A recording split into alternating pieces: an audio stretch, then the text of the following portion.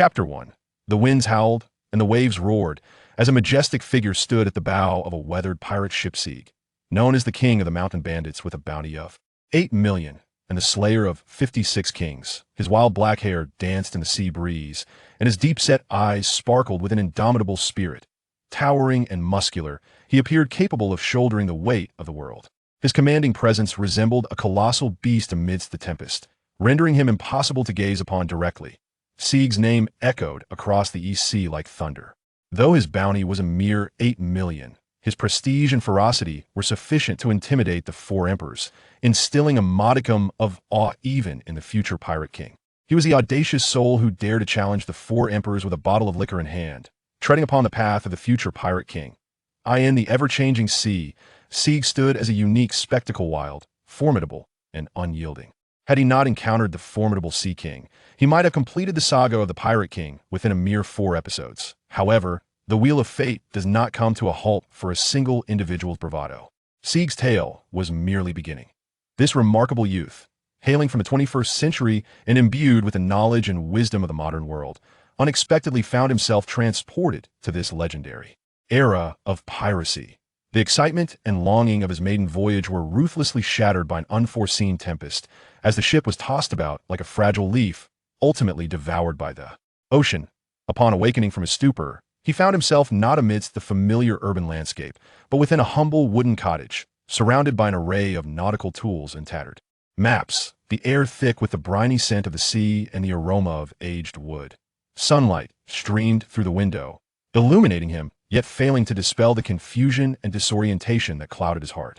His thoughts felt as though they had been thrown into a blender, with modern memories clashing violently against the historical and cultural tapestry of this maritime realm, resulting in a throbbing headache.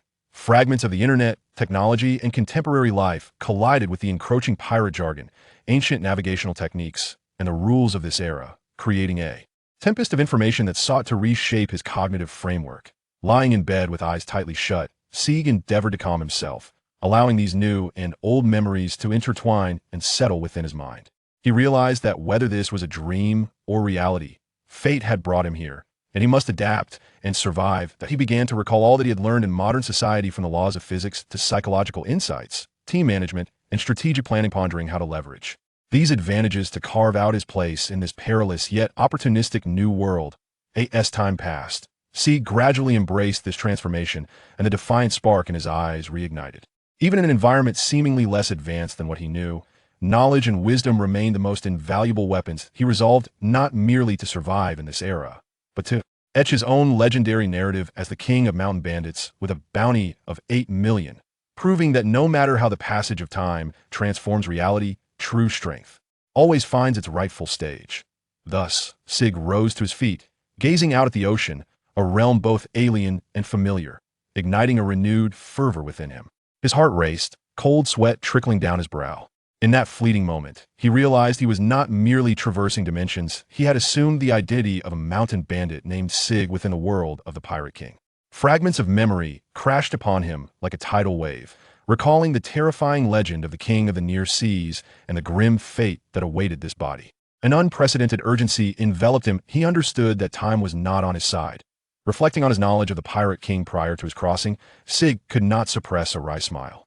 He had often fantasized about becoming a hero akin to Luffy, embarking on the grand voyage to seek the One Piece, yet he never anticipated entering this world in such an ironic manner, burdened by the original owner's misdeeds, entangling the future Pirate King Luffy in his own treacherous legacy, even daring to provoke the formidable Shanks with a bottle to his head.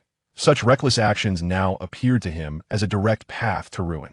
However, he did not succumb to despair. The education of the 21st century had endowed him with exceptional logical reasoning and adaptability.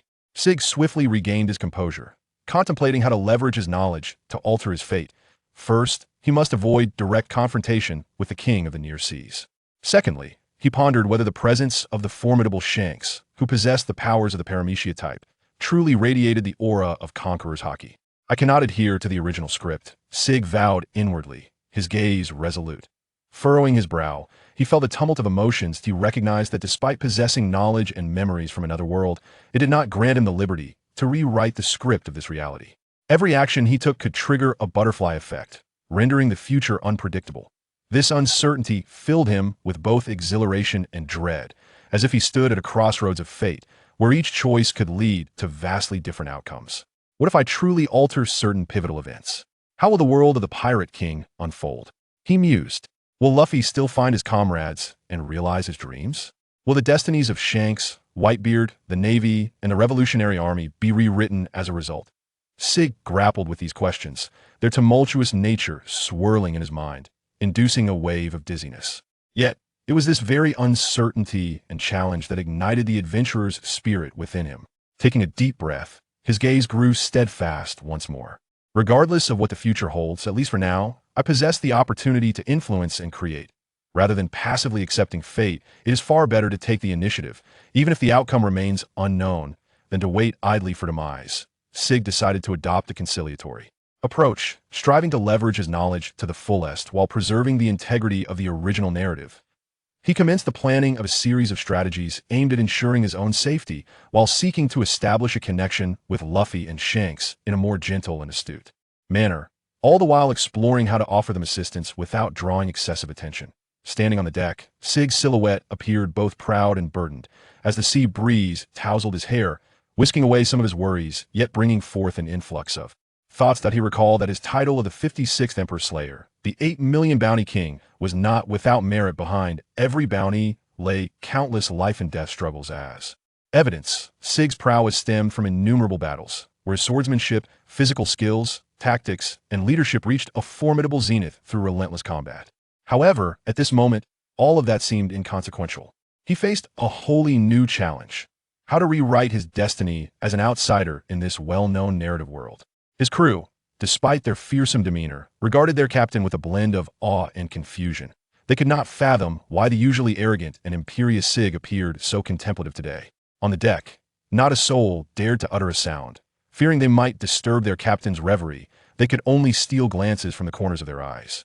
Sig's face alternated between gravity and relief as he grappled with an inner conflict. Suddenly, he turned, his gaze sweeping over each crew member, conveying both sternness and warmth. Sig recognized that possessing a loyal crew is paramount, regardless of the world one inhabits. He spoke, his voice steady and powerful. We have all fought upon these seas for our survival. I, Sig, your captain, have resolved to live not solely for bounty and fear. From this day forth, we shall fight for freedom, for respect, and for the dreams that dwell within our hearts.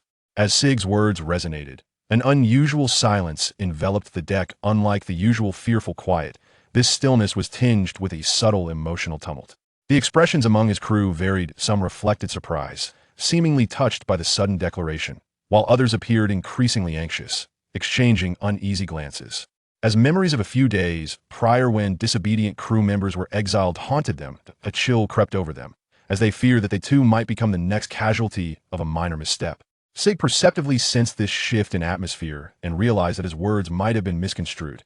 His intention was to inspire collective pursuit of loftier goals, not to incite panic.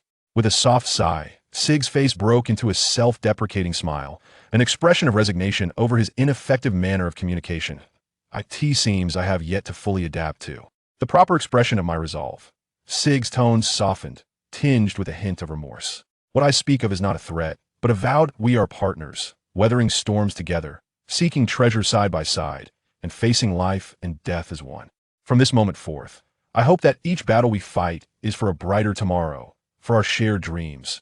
Upon utterance of these words, the atmosphere on the deck gradually eased, the expressions of the crew shifting from tension to relief, even to emotion. They began to reassess their captain, who had once been known for his tyrannical ways, discovering that he seemed to be genuinely changing, becoming more humane and visionary. One of the most rugged men, who typically was the first to respond to Sig's commands, could no longer contain himself. Boss, you are right that we follow you because we believe you can lead us to treasure and a better life. If it's for freedom and dreams, then this rough band of men is willing to fight with all we have. Others nodded in agreement, though their words varied. The steadfastness and trust in their eyes were unanimous. Seeing this, warmth surged within Sig's heart. He realized he had begun to earn their genuine support, rather than mere obedience born of fear. Yet, this willingness to believe remained exceedingly fragile. It would only be when tangible riches were distributed into each person's hands that these brigands, long oppressed by him, would truly comprehend the change within him. Very well, from this day forth, let us join hands, not merely for survival, but for glory and dreams. Transforming these seas into our stage, Sig's words resonated powerfully, his eyes shimmering with an unprecedented light, a reflection of infinite aspirations and unwavering faith in the future. He understood that while words could temporarily unite hearts, it was concrete actions that would ultimately secure trust. Determined, he resolved it was time to manifest his commitment and shatter the long-standing prejudices they harbored. Taking a deep breath, he spoke slowly. I understand that mere words are insufficient to earn your trust. From today onward, we shall share the fruits of our labor. Every gain will be equitably distributed, including the bountiful riches aboard this vessel. At this proclamation, a wave of astonishment swept across the deck. The crew exchanged incredulous glances that in their minds. Sig had always been miserly, fiercely guarding wealth, and now he proposed to divide the riches equally. Such a notion was utterly unfathomable. Some regarded him with suspicion, believing it to be the beginning of a cunning scheme. Others were filled with hope, yet dared not be overly optimistic, fearing that greater hope would lead to greater disappointment. Sig perceived their apprehensions, offering no further words, and strode directly toward the depths of the ship. Before long, he returned to the deck bearing several heavy chests, brimming with glimmering riches. With a gentle touch, he unlatched the treasure chest, allowing the gleaming gold coins to shimmer under the sun's radiant embrace, subsequently distributing them to each individual present. As every brigand clutched their share of the hefty coins, they were momentarily taken aback, tightly holding the tangible wealth that radiated warmth, their astonishment profoundly unexpressed.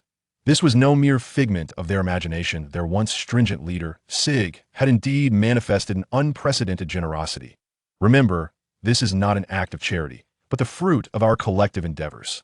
From this day forth, every victory belongs to each and every one of us. Sig's words struck like thunder, resonating with an undeniable weight that dispelled their lingering doubts.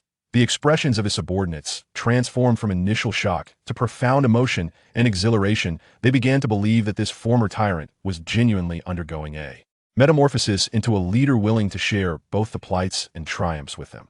This sudden surge of trust and gratitude washed over them like a warm tide, enveloping the entire ship and igniting a fire within Sig's heart.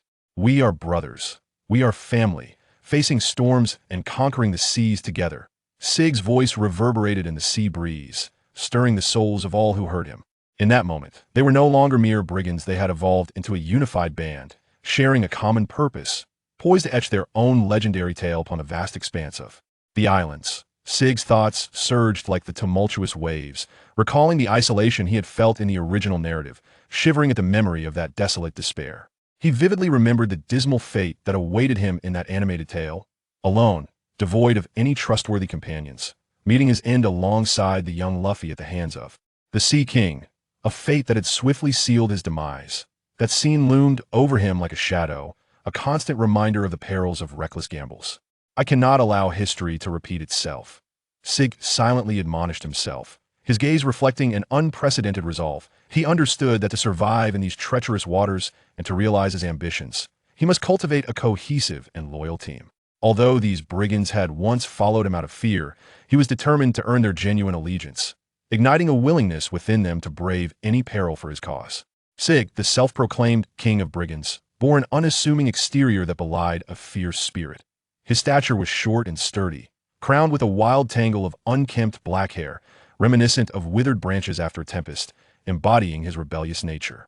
His facial features resembled rugged mountain ridges, with narrowed eyes beneath furrowed brows flickering with a cunning and defiant light, capable of discerning the hearts of men, while remaining indifferent to them. That a smirk perpetually danced at the corners of his lips, a manifestation of his disdain and challenge against the world.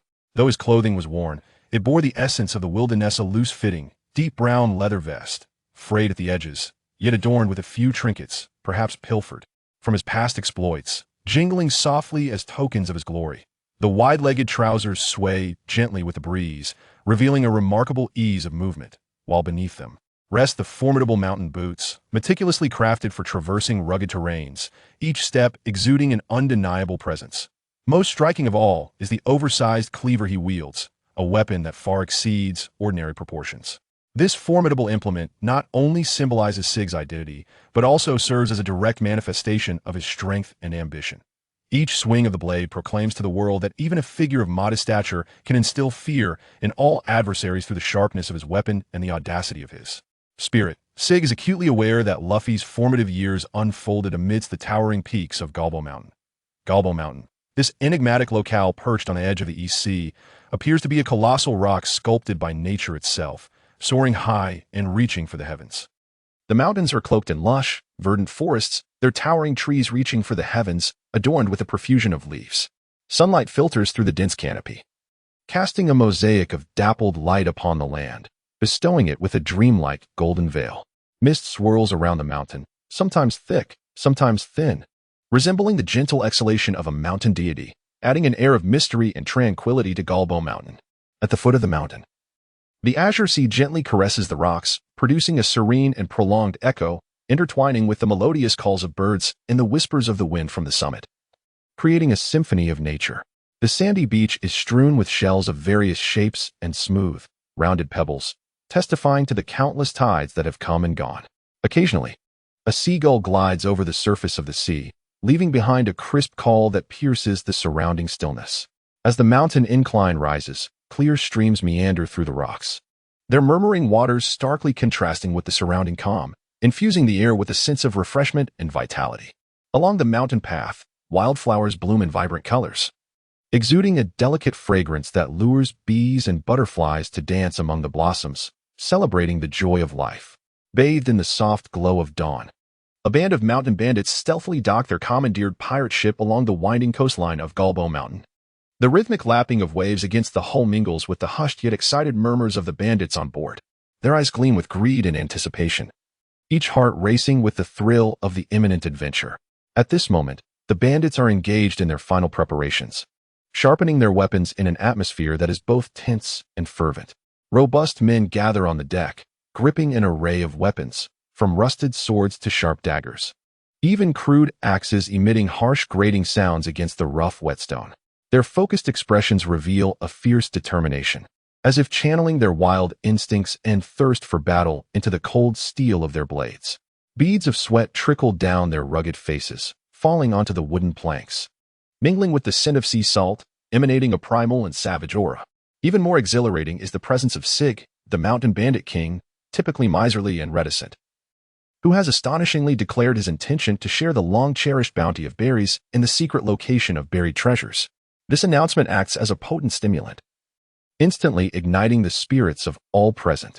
The bandits' movements grow more urgent and vigorous, their eyes ablaze with an unprecedented fervor, driven by an insatiable desire for wealth and glory. They understand that today, they shall not only fight for survival but also for the rare reward that awaits. Thus, each bandit adopts a stance of utmost dedication, displaying not only ferocity in combat but also a profound sense of cooperation and trust among one another, as the entire group is united by an invisible force. Under Sig's leadership, this band of brigands transforms into the fiercest pack of wolves beneath Galo Mountain, poised to surge forth like a tide at a single command, ready to embark on a joyous revelry in pursuit of their coveted treasure. Under the shadow of Gold, Rogers Mountain, Sig stood with an unprecedented sense of vigilance and anxiety coursing through his heart.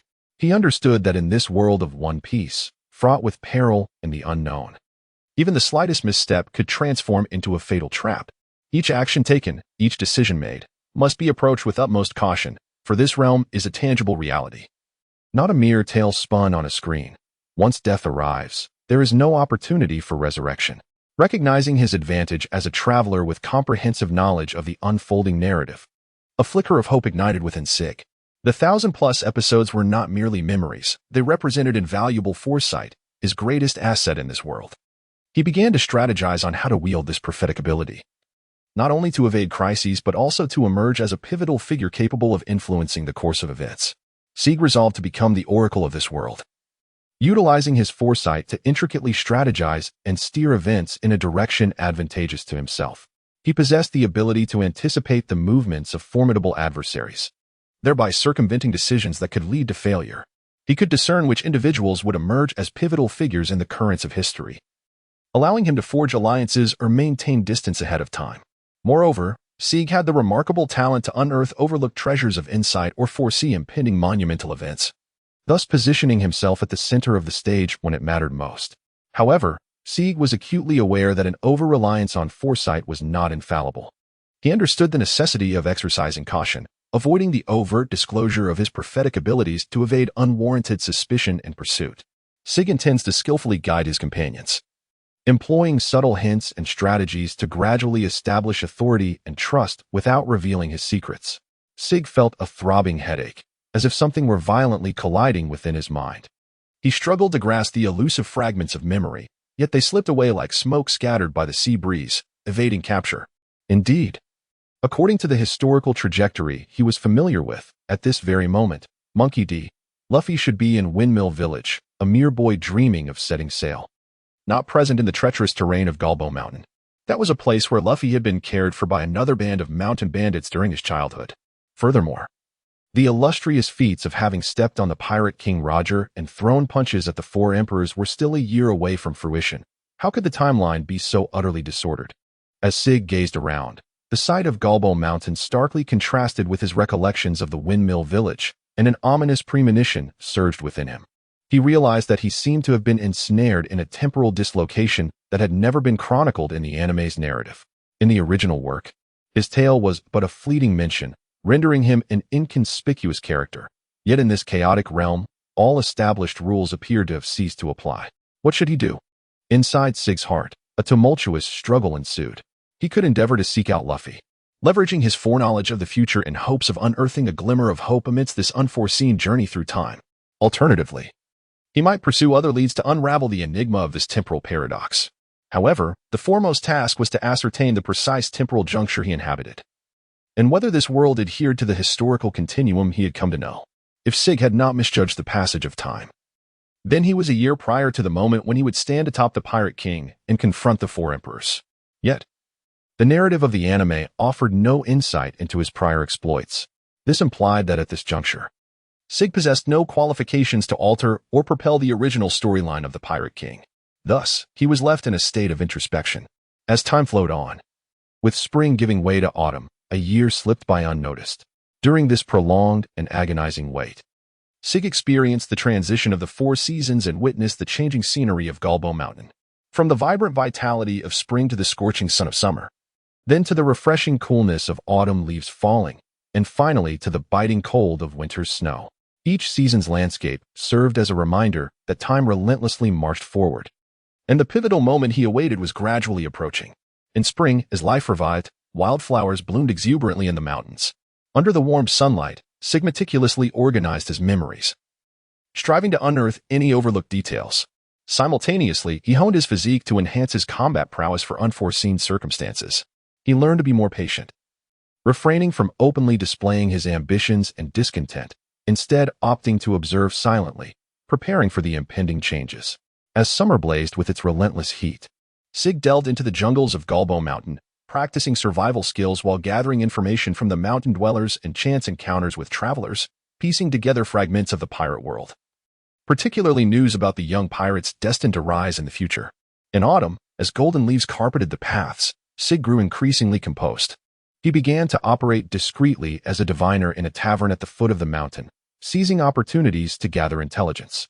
Utilizing his insights into the future, he offered prophecies to others, though often trivial, yet gradually accumulating a measure of credibility and influence. With winter blanketing Galo Mountain in snow, Sig patiently awaited the arrival of another spring, which heralded the revival of life and awakened the burgeoning desire within him, poised for action. Sig summoned his band of mountain bandits, who, after a prolonged period of waiting, appeared somewhat lethargic. However, upon hearing Sig announce their impending journey to Windmill Village in the East Sea, a long-lost spark ignited in their eyes. It was a yearning for the thrill of the unknown adventure and an exhilarating anticipation for the impending rekindling of conflict. Standing at the bow of the ship, Sig gazed at the busy figures of his crew, a surge of indescribable ambition swelling within him. They began to prepare for departure, and the once forlorn pirate vessel, long abandoned, was now imbued with a renewed spirit. The glint of ferocity and wildness ignited in the eyes of the mountain bandits as they hurriedly inspected their weapons, ensuring that each blade was razor-sharp, every barrel of gunpowder was dry and ample, and every sail was intact. Within the cabin, the bandits assisted one another, organizing supplies. As their repressed roars and laughter from a year of confinement intertwined, causing the long silent hold of the ship to resonate once more with the unique clamor of piracy. They passed around flasks, celebrating this moment of renewed voyage. Though smiles adorned their faces, each heart understood that this journey was not merely a simple adventure. It was a quest to follow Sig, to seek a grander dream, an opportunity to alter their fates.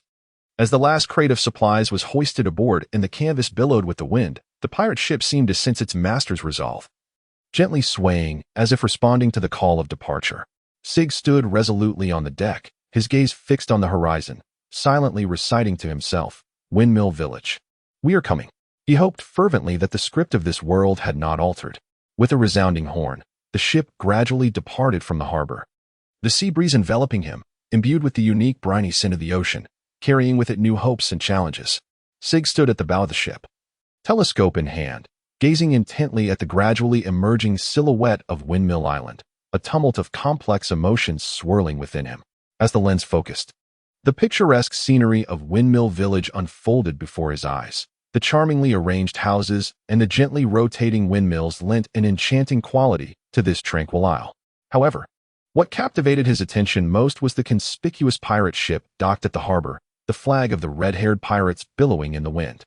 The familiar emblem of 3 rugged black stripes crossed by 2 skull-adorned blades unmistakably belonged to one of the future emperors of the sea, red-haired Shanks.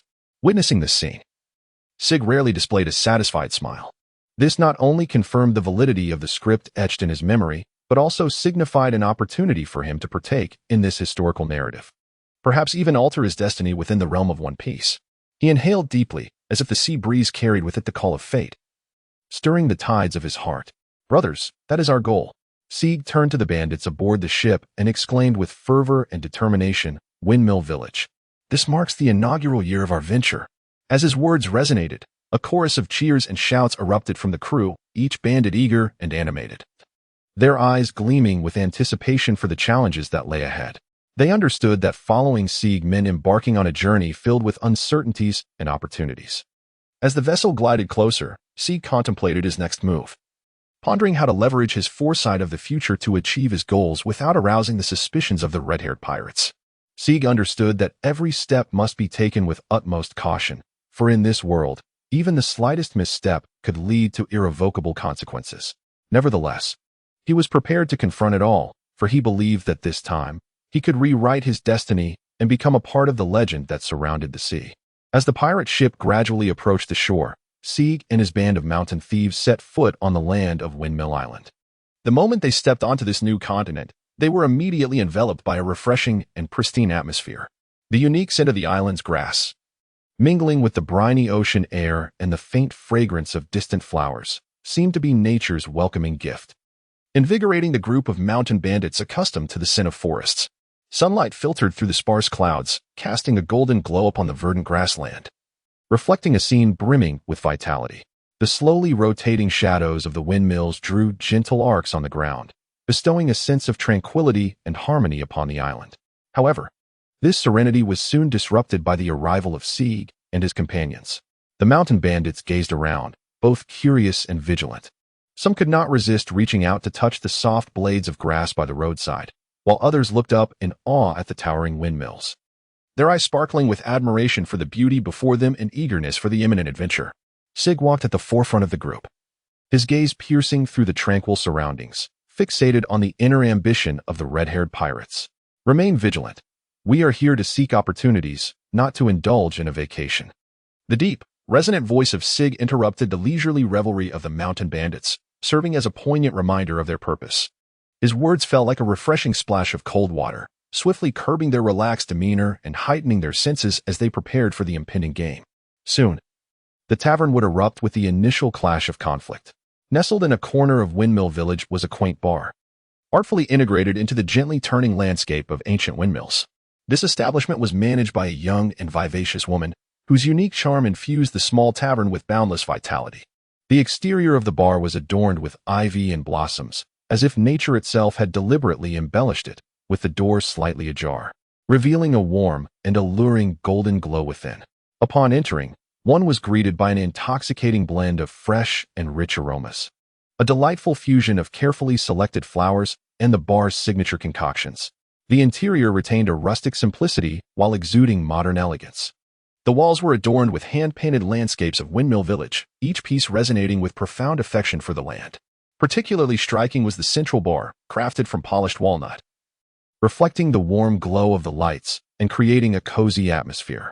Behind the bar stood the youthful proprietress, her smile as warm as the early summer sun. With deft hands, she skillfully mixed drinks. Each shake and pour resembled a silent performance, offering patrons a dual feast for the eyes and palate. Surrounding the bar were several small tables, each with its own distinctive style. Some bore the marks of time, while others were draped in vibrant, hand-woven tablecloths. Comfortable chairs accompanied each table, inviting every passerby to pause and immerse themselves in this serene and beautiful haven. Here, whether a regular of Windmill Village or a traveler from afar, everyone could find a sense of belonging, share their stories, listen to the whispers of the wind, and revel in the unique enchantment of the Windmill Village. The bar welcomed a few exceptional guests, members of the red-haired pirate crew. They arrived with an air of adventure, their remarkable demeanor illuminating the space the moment they stepped inside. Shanks, the formidable pirate renowned across the New World, donned his signature black coat, accompanied by his trademark relaxed smile as he led his crew to a spacious long table capable of accommodating them all. His fiery red hair, akin to a blazing inferno, shone even more brilliantly under the bar's dim lighting. In that moment, he remained unscathed and vibrant, recounting the legends of countless battles fought. His crew followed closely, each seeking their own seats. Ben Beckman, the first mate, exuded a sense of calm and wisdom that stood out in the bar. Meanwhile, Lucky Roo, the ever-hungry carnivore, eagerly perused the extensive menu, his eyes sparkling with excitement as he animatedly discussed the feast that awaited them. The bar's proprietress, upon spotting this band of maritime adventurers, exhibited a flicker of surprise, quickly shifting to a warmer demeanor as she welcomed them.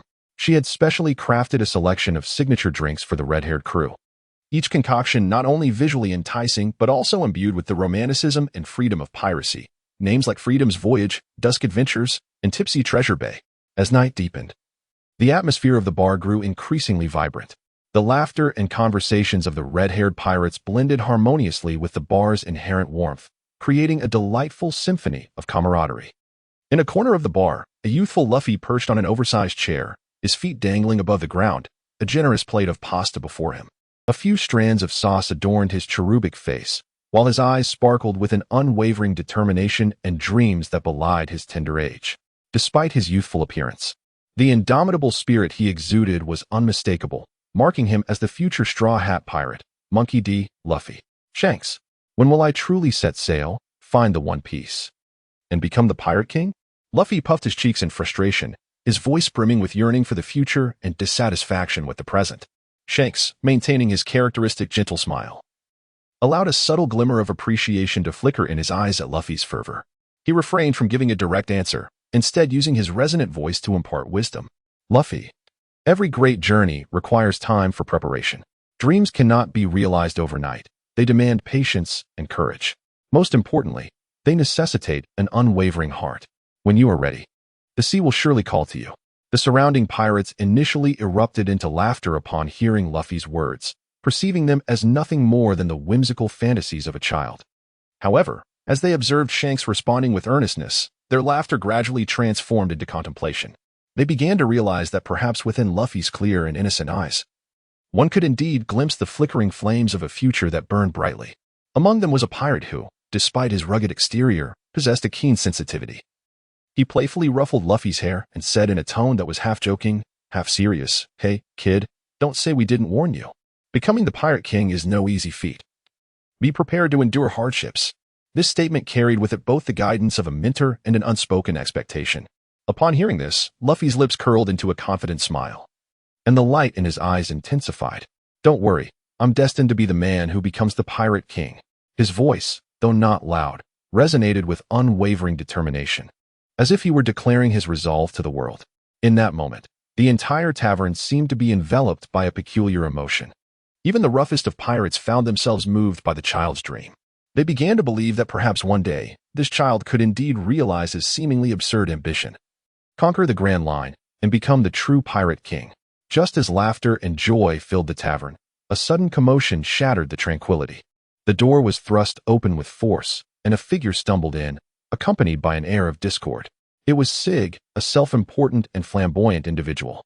His arrival was akin to a cold stone cast into a warm pond, sending ripples of unease throughout the once harmonious atmosphere. Sig, clad in tattered pirate garb with a curved dagger hanging from his waist, strode with an air of arrogance and disdain. His nonchalant gaze swept over every individual present, as if deeming both the members of the red-haired pirates and the ordinary villagers utterly insignificant. His mere presence instantly rendered the atmosphere within the tavern tense. He marched boldly to the bar, wholly disregarding the reactions of those around him, and directly addressed the beautiful yet composed proprietress. "Hey, bring me 10 barrels of your finest liquor." His voice was saturated with command and arrogance, as though the entire tavern should revolve around him. However, in response to such an insolent demand, the proprietress merely shook her head gently, her smile tinged with an undeniable firmness. "I am sorry, sir, but we have sold out of all our liquor." Her tone was calm and resolute, showing no signs of being swayed by Sig's imposing demeanor. Sig's expression darkened in an instant, clearly taken aback by the unexpected rejection, particularly in such an unassuming little bar. He narrowed his eyes, defiantly surveying his surroundings as if in search of the next target for his frustrations. However, the other patrons of the bar remained unfazed by his menacing demeanor. The red-haired Shanks even offered a slight smile, seemingly unperturbed by the unfolding scene. His gaze sparkled with a subtle anticipation of the potential developments to come.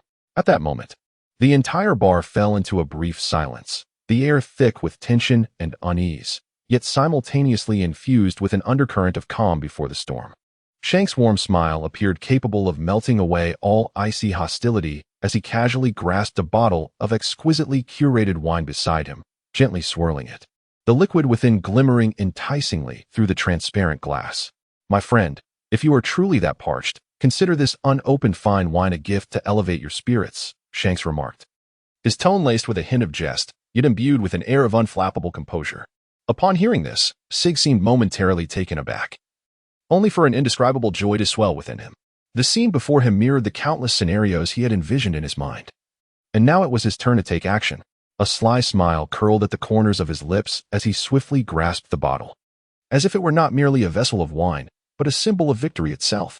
The moment Sig grasped the bottle of wine, an unusual glimmer ignited in his eyes, as if he had uncovered a splendid opportunity to assert himself and challenge authority. In the astonished gaze of the onlookers, he unhesitatingly wielded the precious bottle as a weapon, swinging it violently towards the head of the red-haired Shanks. With a resounding crash, the bottle shattered, amber liquid mingling with shards of glass, cascading down Shanks' signature crimson locks, creating a moment of silence where only the sound of dripping liquor could be heard. Yet, contrary to everyone's expectations, Shanks displayed neither anger nor pain. He simply remained seated on the ground, his ever-present smile still gracing his lips, as if the recent assault was of little consequence to him. His deep-set eyes obscured the emotions they harbored, whether it was tolerance, resignation, or a more intricate sentiment remained a mystery. This composure from the red-haired captain sent the atmosphere of the bar plummeting to a frigid state, the air thick with a palpable tension. Members of the pirate crew were frozen in disbelief, some wide-eyed in shock and fury, while others clenched their fists. Struggling to suppress the urge to confront Sig, Luffy's eyes widened in anger, his small fists balled up, ready to leap to the defense of his idol. Meanwhile, the ordinary villagers recoiled in fear, retreating as they dreaded being caught in the crossfire of this escalating conflict. The very air within the bar felt heavy with apprehension, as each individual awaited Shanks' next move. This sudden incident had frozen expressions in time, all anticipating an uncertain conclusion. In that moment of silence following the assault on Shanks, Luffy could no longer contain his fury and sense of injustice. He sprang from his chair, disregarding the disparity in size and strength, determined to stand up for his hero. However, his youthful impulsiveness and lack of training rendered his actions futile. Despite his reckless demeanor, Sig maintained a sufficient level of vigilance and combat instinct honed over years of maritime existence. It was almost in an instant as Luffy charged towards him that Sig sensed the impending threat and effortlessly sidestepped, swiftly delivering a kick that sent Luffy's small frame hurtling across the room, crashing heavily against the opposite wall of the bar. The sound of Luffy hitting the ground caused a wave of unease to ripple through all those present. Sig, meanwhile, straightened his posture, a sneer of disdain curling at the corners of his mouth, as if mocking Luffy's audacity. "What right do you, a mere rat of the sea, have to flaunt your bravado before me, Sig, whose bounty on the Grand Line is a staggering 8 million berries. He bellowed with contempt. I have lost count of how many brats like you I have taught a lesson. 56? No, certainly more than that. The words of Shanks were steeped in a self-aggrandizing arrogance, relishing in the sensation of displaying power before the multitude. Particularly striking was Luffy, who, though cast down upon the ground, bore a flame of defiance and determination in his eyes, as if this setback had ignited within him an even fiercer resolve. Yet, amidst this palpable tension, Shanks rose with an air of nonchalance, brushing off the dust from his attire, his face adorned with that warm and enigmatic smile.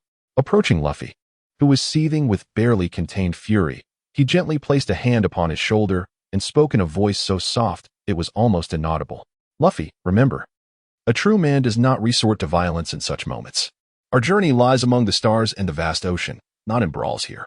Luffy stood frozen, gazing up at Shanks, his eyes reflecting untold stories and profound wisdom, gradually soothing his anger. This gesture from Shanks seemed to signal to all present, prompting a softening of their emotions, though the confusion and bewilderment in their eyes remained unmistakable. Upon witnessing this, Sig reveled in his triumph, swaggering out of the tavern with his band of brigands, not forgetting to cast a derisive glance over his shoulder as he departed. A bunch of feeble pirates. Unable even to retaliate when their leader is beset upon, how utterly laughable. Their laughter reverberated outside the tavern, seemingly proclaiming their victory. Only when Sig and his crew had completely vanished into the night did a subdued laughter arise within the tavern, laced with a complex tapestry of emotions. Admiration for the unflappable Shanks, mingled with confusion and even a hint of disappointment regarding his recent conduct. Shanks' subordinates exchanged knowing glances and murmured among themselves, ultimately breaking into laughter, remarking on how Shanks had appeared rather spineless in that moment. Shanks, seemingly oblivious to the reactions of those around him, merely maintained a serene smile as he approached the bar, nodding to the female proprietor, his expression conveying a silent assurance that all was under control. He then turned to face the crowd, his smile now imbued with a sense of relief and profound understanding. Friends, the drinks are on me tonight. Let us continue to relish this rare moment of tranquility. Remember, true strength lies not in fleeting victories or defeats, but in the calmness and perseverance we exhibit when faced with challenges. Meanwhile, Luffy gazed intently at Shanks, as if he had gleaned a more invaluable lesson from that night than any combat technique could impart. Sig emerged from the tavern, leading his band of brigands. The tranquility of the Windmill village under the night sky standing in stark contrast to the earlier tension within the pub. His followers clustered around him, exuberantly extolling his recent exploits, each recounting tales of their leader's valiant deeds as if Sig had single-handedly instilled fear in the entire red-haired pirate's crew. Boss, that kick of yours was absolutely magnificent. The way you sent that little brat flying was as effortless as kicking aside a mere kitten, one brigand remarked with sycophantic glee, while the others chimed in, seemingly oblivious to the vast disparity between Sig's bravado and the formidable prowess of Shanks. On the surface, Sig maintained an air of composure, a hint of smug satisfaction gracing his lips as he reveled in the flattery of his subordinates. Yet, beneath this fade, his inner turmoil was far from tranquil. His heart raced with increasing fervor, and the scene from moments ago replayed incessantly in his mind, particularly the enigmatic smile of the red-haired figure that instilled within him a sense of dread. Shiga now feels a sense of relief, knowing that the first scene of the script has been performed quite well. The most challenging moment will be when only Luffy comes to ambush him. He ponders what method he should employ to ensure the storyline continues seamlessly. Mere pirates daring to act arrogantly in my territory. However, today they are fortunate. Should I encounter them again, such leniency shall not be afforded. Sig, feigning bravado, attempted to mask his inner turmoil. Deep down, he was acutely aware that despite possessing a bounty of several million berries, which granted him a modicum of fame among the ordinary folk, such an amount was utterly insignificant in the presence of true powerhouses, like the notorious red-haired Shanks. His ostentatious demeanor today was, in fact, a precarious balancing act. A single misstep could lead to dire consequences. A gentle breeze swept through, offering a fleeting chill, and Sig quietly exhaled in relief, grateful for his temporary safety. He admonished himself to act with greater prudence in the future, refraining from impulsive decisions. After all, in this era where strength reigns supreme among pirates, power is the only passport. As for him, the distance to true strength remained vast. Meanwhile, Luffy sat there, his brow furrowed, his eyes flickering with defiance and confusion. He pondered why Shanks, the hero he idolized, who possessed the capability to effortlessly vanquish the mountain bandit Sig, chose to endure such humiliation in the bar rather than take action. A surge of unarticulated anger welled up within him. Feeling indignant on behalf of Shanks and powerless for himself, this emotion brewed inside him, igniting a desire to act. Hence, he resolved to seek an opportunity that night to launch a surprise attack on the arrogant bandit King Sig in order to avenge Shanks. As night fell, the bar's lights glowed vividly against the dark backdrop. Luffy concealed himself in the shadows, cautiously observing the entrance of the establishment.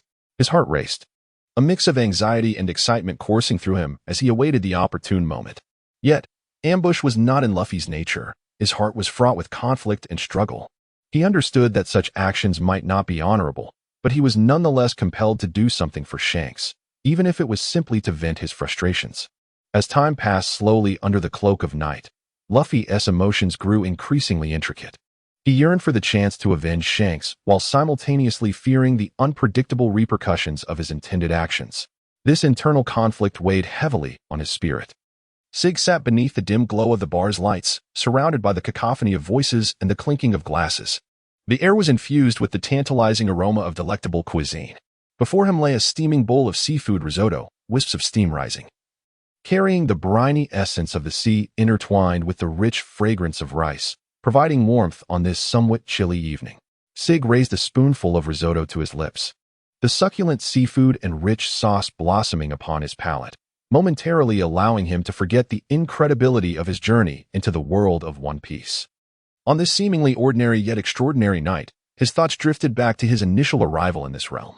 Fortuitously, as a traveler well-versed in the future's narrative and combat systems, Sig understood that establishing himself in this world teeming with formidable warriors necessitated training in the foundational Marine Six styles. He reminisced about the instant acceleration of Soru, envisioning a series of fleeting shadows left upon the deck.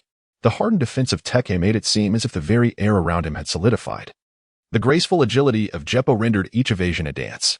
The ethereal buoyancy of the moonwalk allowed him to soar freely above the azure expanse. The air-slicing prowess of Rankyaku possessed the might to tear through an enemy's defenses. The pinpoint accuracy of Shurgon embodied the zenith of power and technique. Sig secretly vowed that with these fundamental yet practical skills, coupled with relentless training and mastery of the Haki of armament and observation, he would become an unparalleled expert in the early stages of his maritime journey. Here, there were no serendipitous encounters with devil fruits nor fateful meetings with legendary swordsmen.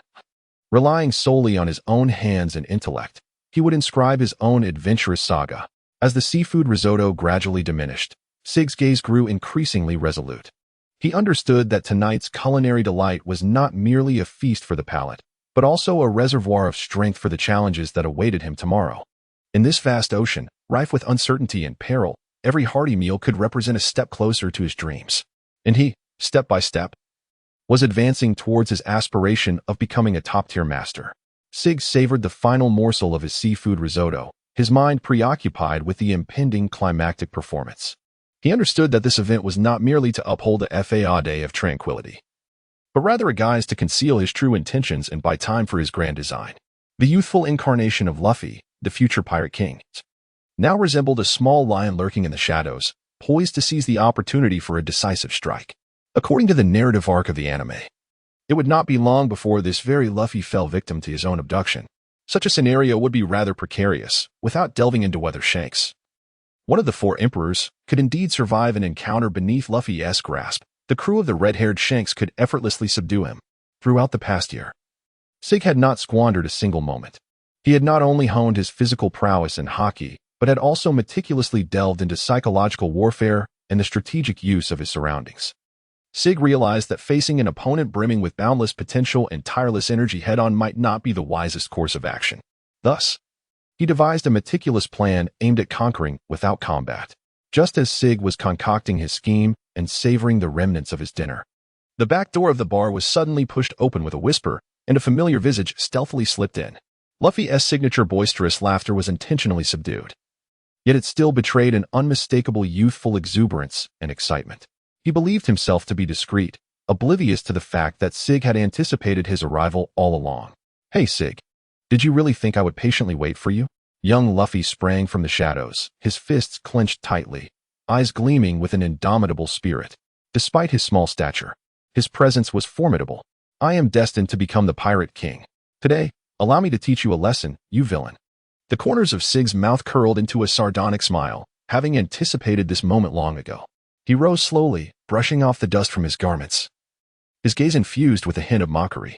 Oh, isn't this the young man who was previously seen mingling with that group of feckless individuals in the bar?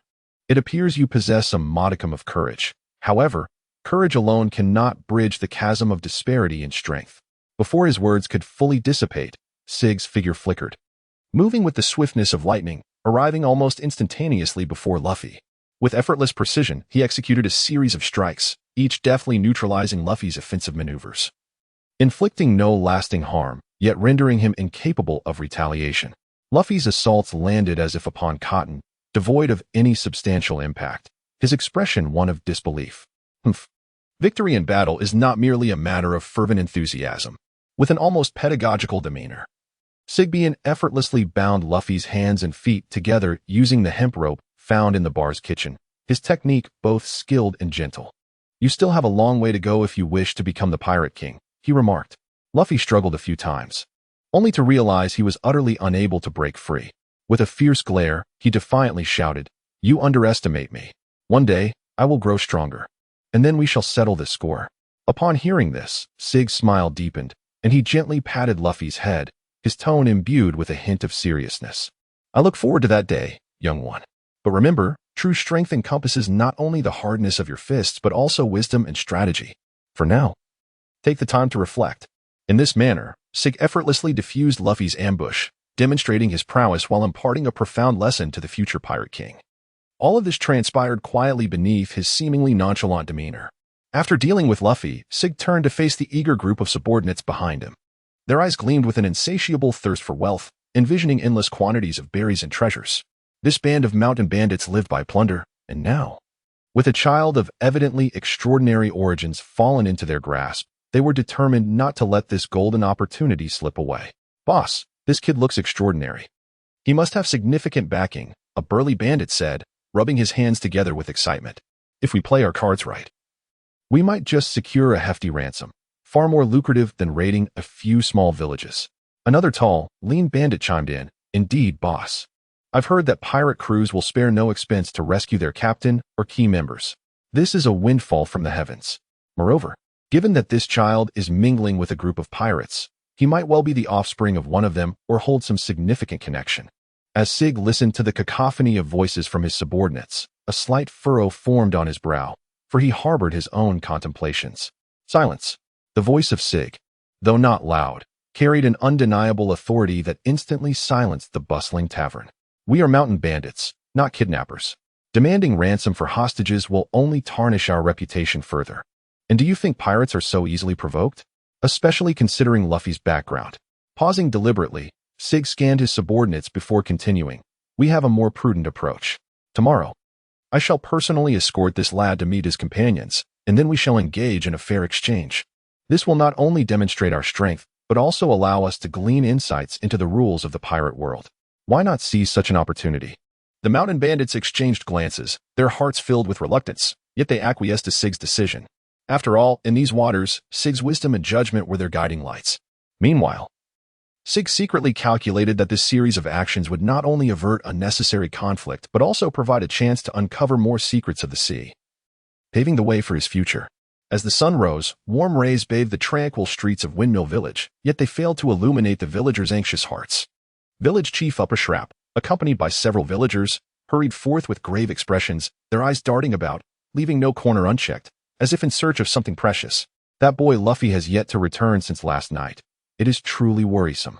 Beads of sweat trickled down Upper Shrap's forehead, his anxiety palpable. He understood Luffy's naturally curious and adventurous spirit, yet such a prolonged absence was indeed unusual. At that moment, word of Luffy's disappearance reached Shanks, who was repairing a ship at the port. He immediately set down his tools, a resolute glimmer flashing in his eyes. "Luffy is missing. We must find him." Shanks' words were succinct and powerful, exuding an undeniable determination. He felt a profound sense of responsibility and obligation to ensure the safety of the boy he regarded as his own. With Shanks joining the search, the morale of the team surged. They split up, some scouring every nook and cranny of the village, while others ventured into the nearby forests and beaches, leaving no potential lead unexamined. As the search by the villagers and Shanks reached an impasse, anxiety and unease loomed over Windmill village like dark clouds, when suddenly an incongruous burst of laughter shattered the silence. Sig led his band of brigands, striding confidently from the distance, their arrival seemingly orchestrated, as if by design or perhaps the hand of fate itself. A triumphant smile adorned Sig's face, exuding a blend of arrogance and provocation. He appeared to revel in the astonished and discontented gazes of the crowd. "Oh, is that not the esteemed village chief alongside the ineffectual pirate captain from yesterday? Just look at your anxious expressions. Are you perhaps in search of some little rascal?" With a mischievous grin, Sig spoke, his words laced with playful intrigue. In an instant, the expression of the red-haired Shanks turned stern, his eyes ablaze like a raging inferno, locked onto Sig.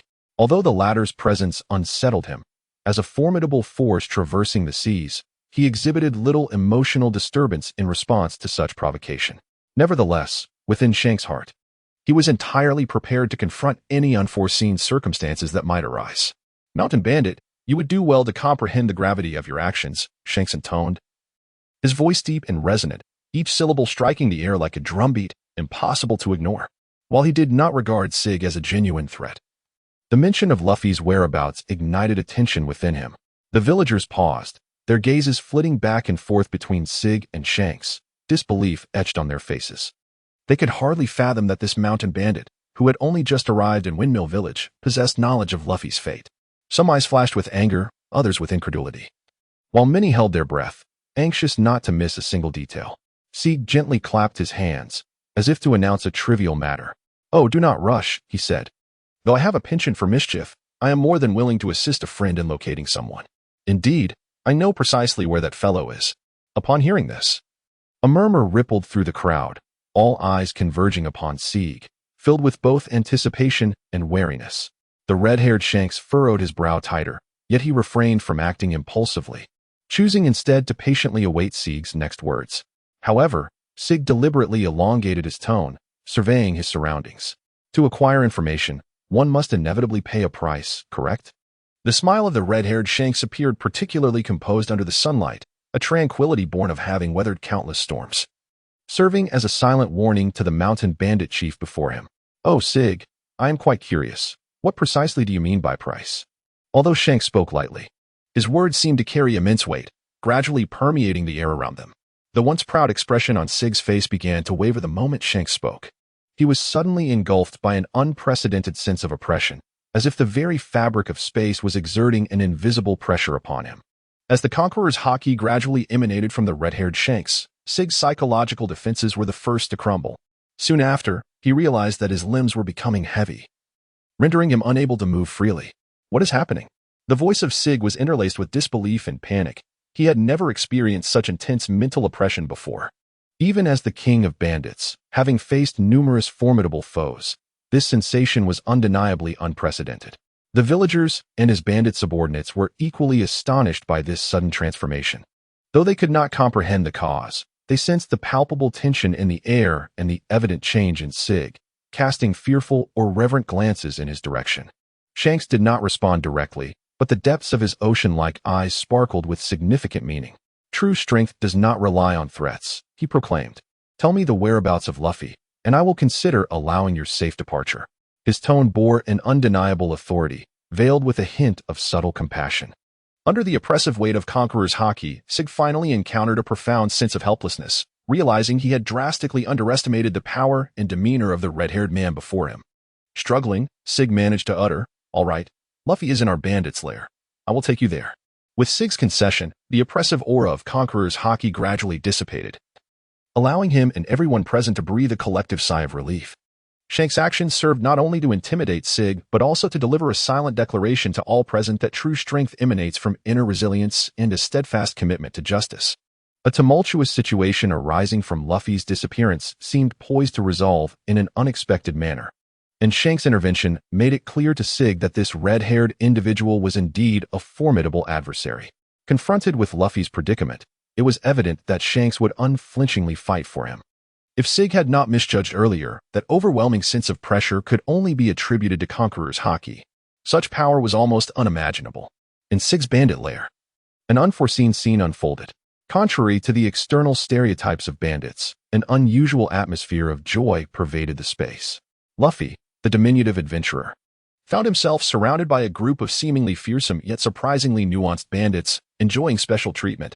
It appeared that while Sig projected an image of toughness and cunning to the outside world, he had his own internal code of conduct, particularly concerning this special young guest. He had issued clear directives. No harm must come to Luffy, not even a single hair. This command arises not only from a certain premonition of the future, but also perhaps from an acknowledgement of the indomitable spirit inherent in this little adventurer. As a result, Luffy is cared for with meticulous attention. The mountain bandits even ingeniously construct a human slide with their own bodies, allowing Luffy to frolic and play, his laughter echoing within the cavernous space. They present their treasured provisions, which, though rudimentary, are imbued with heartfelt sincerity, enabling Luffy to feast with delight. His face radiates with innocent joy as he blinks his large eyes at these seemingly fearsome, yet remarkably kind bandit uncles, a sense of bewilderment arising within him. Could it be that they are not truly villains?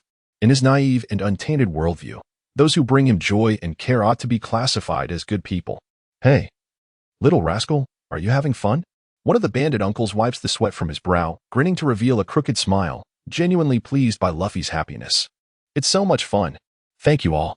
Luffy exclaims excitedly, completely shedding the anxiety and fear he felt upon being captured, replaced instead by trust and gratitude for his newfound friends.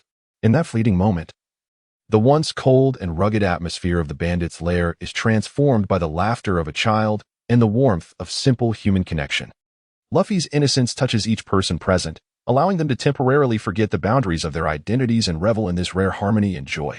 Though the outside world remains fraught with uncertainty and challenges, at least for this moment, they have together crafted a small miracle, convincing a child that even in the most unlikely of places, warmth and kindness can be found, in a dim yet unexpectedly cozy corner of the bandit hideout. Sig's subordinates were gathered around Luffy, their gazes softened, lacking the ferocity of yesteryears, infused instead with a tender nostalgia. While they typically obeyed Sig's commands, accustomed to a life steeped in danger and bloodshed, within the depths of their hearts, each harbored a tender longing for a tranquil existence. Hey, little Luffy, once more?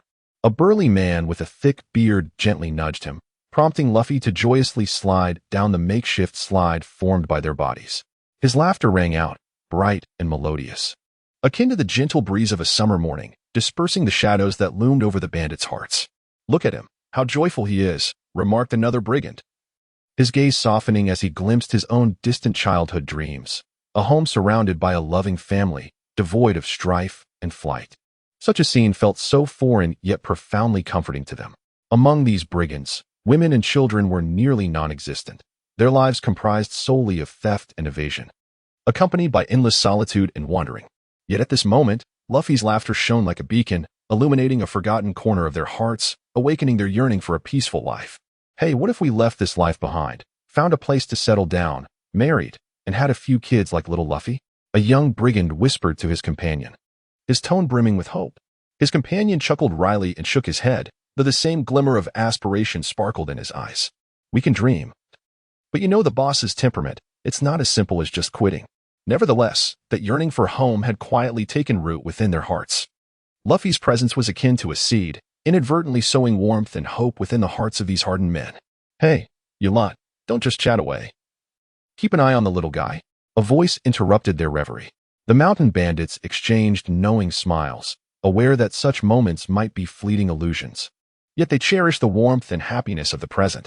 Luffy's laughter became the most beautiful punctuation of this time, allowing these seemingly fierce bandits to experience an unprecedented softness and tenderness. In the warm morning light, Shanks, the red-haired captain, led the villagers and his steadfast crew, following Sig through the winding mountain paths to the hideout concealed within the dense forest. Along the way, their emotions were a tapestry of complexity, filled with concerns for Luffy's safety and a cautious awareness of the unknown that lay ahead. However, upon entering the bandits' lair, they were met with a sight that left them utterly astounded, instantly dispelling their worries. Luffy was joyfully engaged with a group of bandits, who, despite their fearsome appearance, had constructed a makeshift slide with their strong arms. Luffy gleefully screamed and laughed, as if indulging in a unique adventure. The once menacing expressions of the bandits transformed into rare displays of gentleness and affection, their eyes brimming with love and care for the little one. The villagers and crew members exchanged incredulous glances, unable to comprehend the scene before them. The various rescue scenarios they had envisioned, intense battles, arduous negotiations, even tragic sacrifices now seemed entirely unfounded. Shanks wore a subtle smile of relief, seemingly unperturbed by the outcome, instead feeling a profound sense of comfort. "It appears we were overly concerned," he murmured, his voice smooth yet resonant, conveying an indescribable sense of reassurance. The village chief's furrowed brow gradually relaxed. Wiping the sweat from his forehead that had emerged from tension, he remarked, "I never would have imagined these bandits had such a side." Luffy noticed their arrival, leaping from the slide to run towards Shanks, his face aglow with excitement. "Shanks, look, these uncles are actually quite fun." Shanks knelt down, tousling Luffy's hair with adoration in his eyes.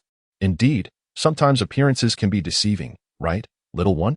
Sig stood aside, observing this heartwarming scene, his heart a tumult of emotions.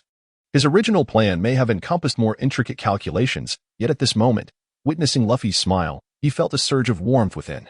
Perhaps, as Shanks had demonstrated, true strength lies not solely in the conquest of physical might, but also in the profound connections and understanding between souls. Ultimately, this unforeseen abduction unfolded towards an unexpectedly harmonious resolution. Sig has already surmounted the two most formidable challenges before him. Moreover, he has extended a courtesy to the future Pirate King, and the presence of the red-haired pirates alongside him adds substantial weight to this gesture. As long as he does not infringe upon the interests of Shanks, the relationship should remain quite amicable. Thus, what the esteemed buggy is capable of, Sig may very well achieve as well. In the atmosphere brimming with laughter and surprise, Sig's actions became particularly captivating. He slowly approached Shanks, his keen eyes seemingly foreseeing the extraordinary ripples that the ensuing conversation would evoke. Gently patting Shanks's sturdy shoulder, Sig's voice resonated with a deep and enigmatic quality, capable of penetrating the din and reaching the very core of the heart.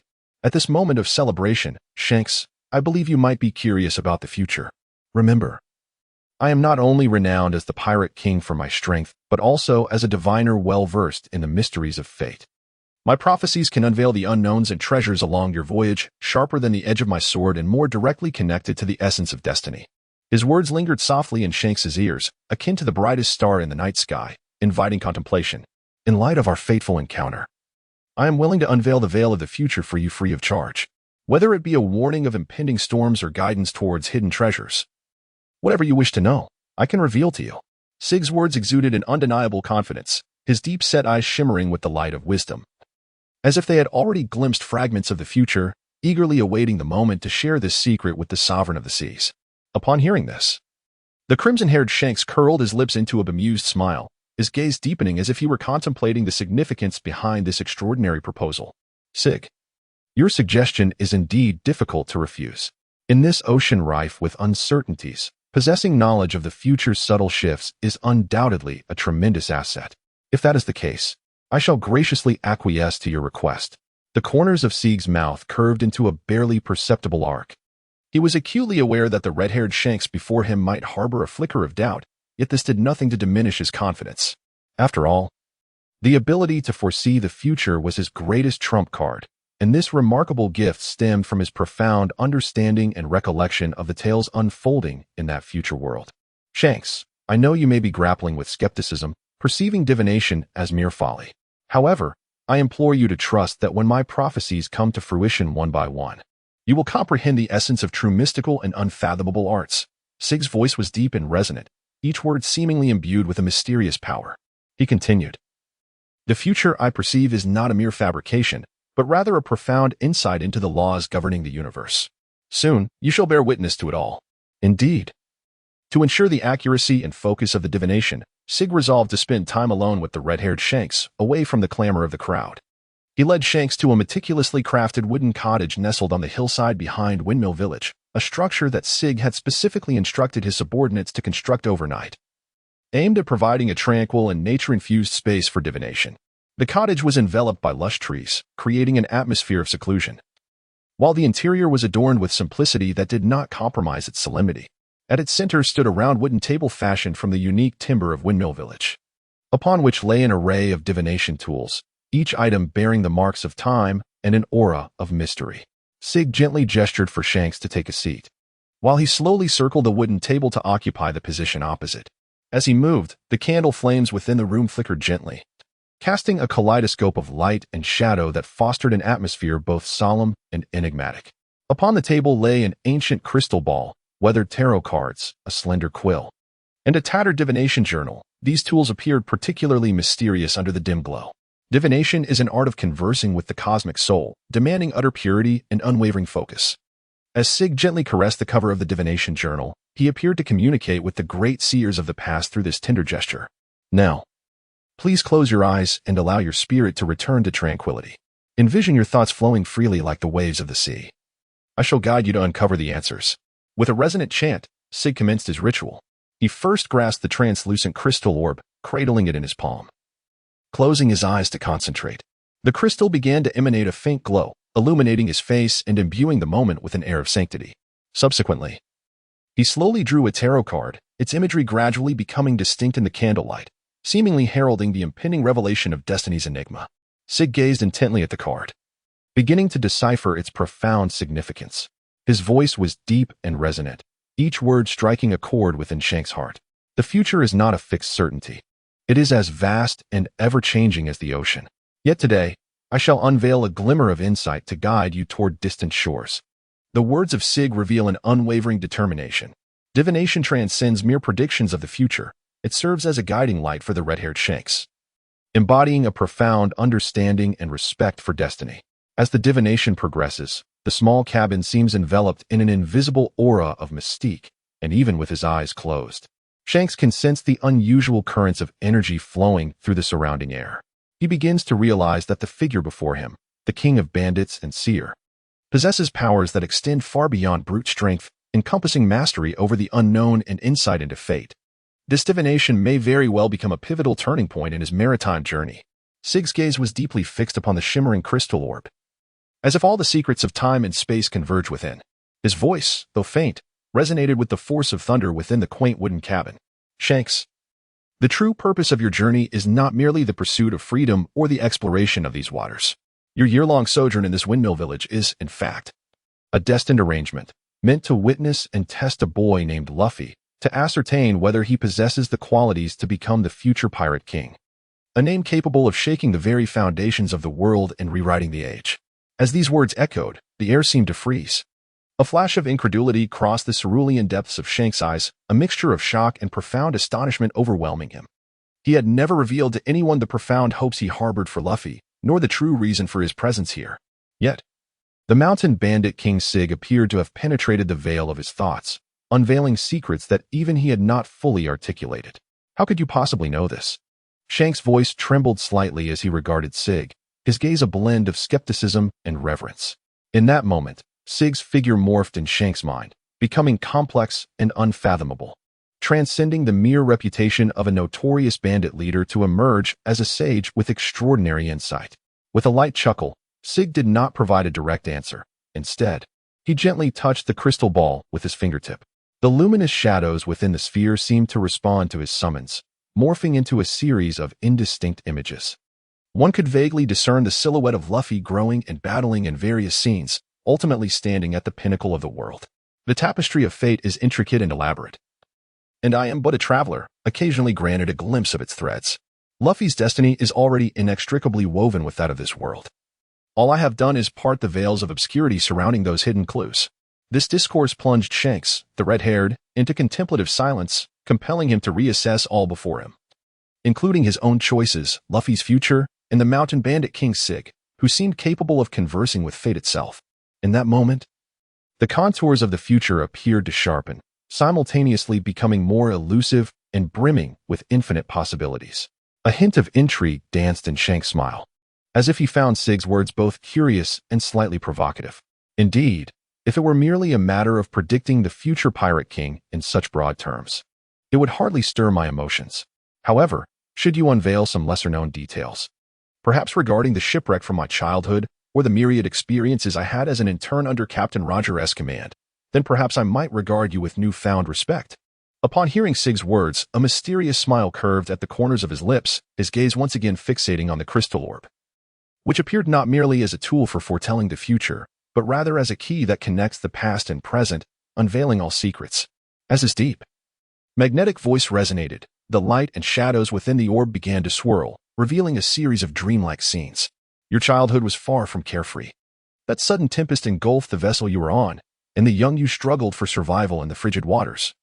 The fear and despair of that moment are memories you are reluctant to revisit. Yet, it was that calamity that forged your indomitable spirit. From that time forth, the ocean became both a perilous threat and a sanctuary to you. As for Roger's ship, you transformed from an inexperienced youth into a seasoned pirate of great knowledge. I recall a time when, to protect your comrades aboard, you brandished a sword against an enemy ship for the first time, despite being battered and bruised. Your resolve and courage caught the attention of Captain Roger. Moreover, during those late-night gatherings, you and your crew shared stories.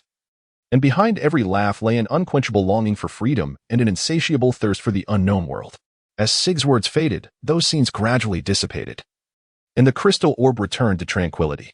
In the eyes of the red-haired Shanks flickered a complex expression, surprise, nostalgia, and profound astonishment at Sig's abilities. He slowly rose, his gaze piercing through the small cabin as if glimpsing his former self and witnessing the broader world unveiled by Sig's extraordinary powers. Incredible! You are indeed no ordinary mountain bandit king, Sig. The power you wield surpasses all imagination. Tell me, how have you achieved all of this? For the first time, a palpable tremor of curiosity and intrigue emerged in Shanks' voice. At that moment, a subtle connection seemed to form between the two legendary pirates as a dialogue regarding destiny, power, and the unknown quietly unfolded.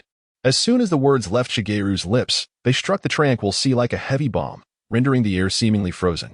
His tone was unassuming, yet each word bore the weight of 1,000 truths, piercing directly into the most sensitive nerves of the red-haired Shanks.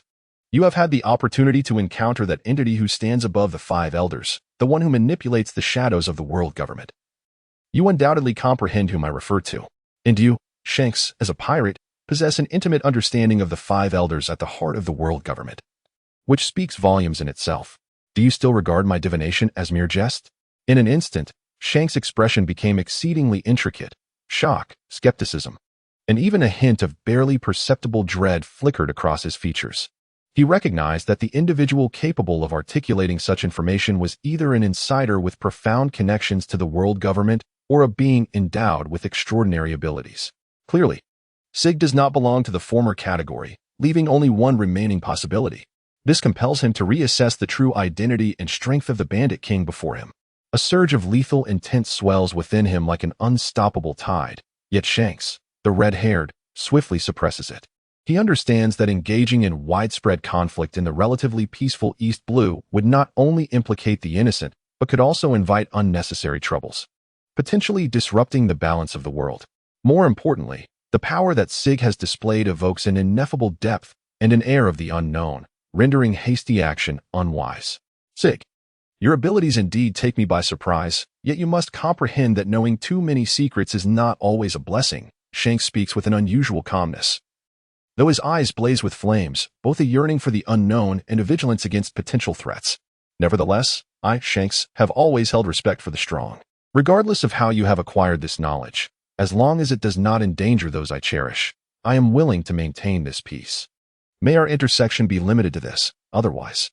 Shanks trails off, yet his unuttered words hang in the air like a sword poised to strike, casting a heavier atmosphere around them. The standoff between the two, although devoid of tangible conflict, renders Sig's heart racing as if it were in a tumultuous storm. A serene smile graced the corners of Sig's lips, as if the earlier startling remarks were merely a commonplace occurrence to him. I bear no intention of boasting, Shanks. In this tumultuous world, forging a friendship with one who can truly understand is a rare and precious fate for a diviner. I hope our encounter may serve to enrich the future of both our paths. His words, gentle yet resolute, seemed capable of penetrating the mists of the heart, reaching deep into the soul. When speaking of Luffy, Sig's gaze deepened, as if it were linked to a distant future.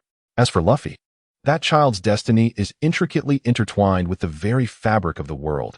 His journey is bound to be magnificent, surpassing our wildest imaginations. And you, as a significant influence in his life, may find yourself grateful for today's acquaintance in the days to come. Red-haired Shanks stepped out of the wooden cabin, the sunlight greeting him so brightly that he squinted, yet within his heart surged a multitude of questions and contemplations. The words of Sig resonated like a stone cast into the tranquil lake of his heart, stirring ripples upon ripples. He found himself perplexed by the unfathomable abilities of a mountain bandit king, and even more bewildered by the destiny that lay upon Luffy's shoulders. A weight so profound that even a diviner like Sig regarded it with utmost seriousness.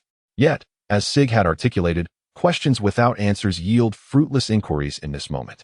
Shanks, the red-haired, quelled the doubts swirling within him and gazed upward toward the azure sky, the vast stage belonging to pirates. He inhaled deeply, making a silent vow that regardless of what fate awaited Luffy, he would stand steadfastly by the side of this young boy until he could stand alone. Emerging as the true Pirate King, the meeting in the quaint cabin, though shrouded in enigmas, seemed to foreshadow the intertwined destinies of Shanks and Luffy, as well as the broader tapestry of the Grand Line. And what of Sig, this enigmatic king of bandits and seer? What path lay ahead for him? In the vast expanse of the East China Sea lies a secluded island, unknown to the world, resembling a pearl inadvertently cast aside by nature, solitary and enigmatic. The island is enveloped in dense tropical rainforest, where towering trees and intertwining vines merge into a verdant ocean, allowing sunlight to filter through the leaves, casting dappled shadows upon the ground. The sea breeze, laden with a briny scent, weaves through the trees, mingling with the island's unique fragrance to create an atmosphere that is both invigorating and subtly wild. On this untouched land, a particular hillside stands out.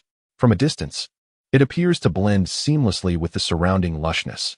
However, upon closer inspection, one discovers a hidden lair of bandits, a secret realm of intrigue.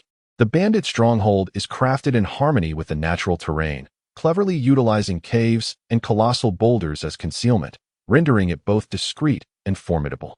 The entrance, seemingly an inconspicuous narrow crevice, is, in fact, a meticulously designed labyrinthine passage that can easily bewilder any outsider lacking a guide. Upon traversing this winding and shadowy corridor, one is greeted by the sight of a small natural basin, the abode of the bandits. At its center lies an expansive clearing encircled by massive stones, designated for gatherings and training. Throughout the day and night, several bonfires burn continuously, their flickering flames illuminating rugged, wild visages. Scattered around the area are humble yet functional wooden dwellings, either embedded in the rock or built against sturdy trees, both concealed and resilient against the elements. The roofs, thickly thatched with reeds, harmonize with the surroundings, making them hard to detect. Within the stronghold, a slender stream meanders, providing a precious water source. Along its banks, rudimentary crops and medicinal herbs flourish, revealing that these bandits, beyond their wild existence, also engage in meticulous cultivation of life. Laughter and song occasionally resonate from the encampment. Although their lifestyle may appear coarse to outsiders, an unspoken camaraderie and yearning for freedom binds them together. As night descends, the stronghold is illuminated by scattered lights, while the distant sound of waves intertwines with the chirping of insects, composing a unique symphony that enhances the mystery and allure of this unknown island. Here, the bandits lead a life isolated from the world. Though regarded as outlaws by society, in their hearts, this island is their kingdom, a sanctuary for their freedom and dreams. Over the past 5 years, Sig, the Bandit King, has radically transformed the stronghold with an iron-fisted approach. He is not only a fierce pirate leader but also a stern commander, determined to mold this unruly band of brigands into a disciplined and formidable fighting force. The objective of Sig is to enable everyone to master the Navy's sixth style, a sophisticated martial art that only the most elite warriors of the Navy can wield. In the initial stages of training, this endeavor proved to be a tormenting and arduous challenge for the bandits, who were accustomed to a life of unrestrained freedom. Each day, from the first light of dawn to the onset of twilight, they were subjected to intense physical conditioning and skill training. The mountains echoed with their labored breaths and low groans of pain, while sweat poured down like rain upon the unforgiving earth.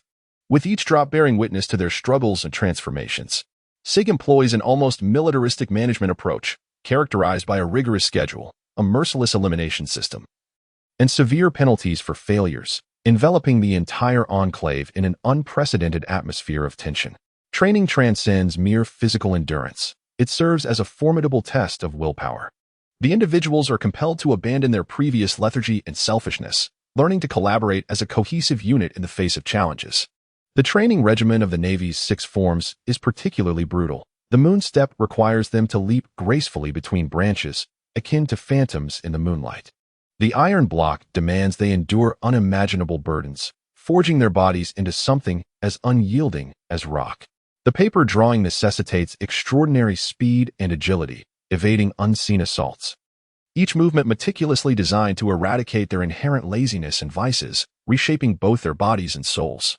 The agony and sweat yield astonishing results. Once, these ruffians, steeped in drunken brawls and idleness, have transformed into warriors with sharp gazes and agile movements. Their relationships have quietly evolved, shifting from mutual suspicion to a bond of life and death. This transformation was an unforeseen boon for Sig. Though the militaristic management is harsh, it instills in them a sense of respect and trust, fostering a formidable cohesion.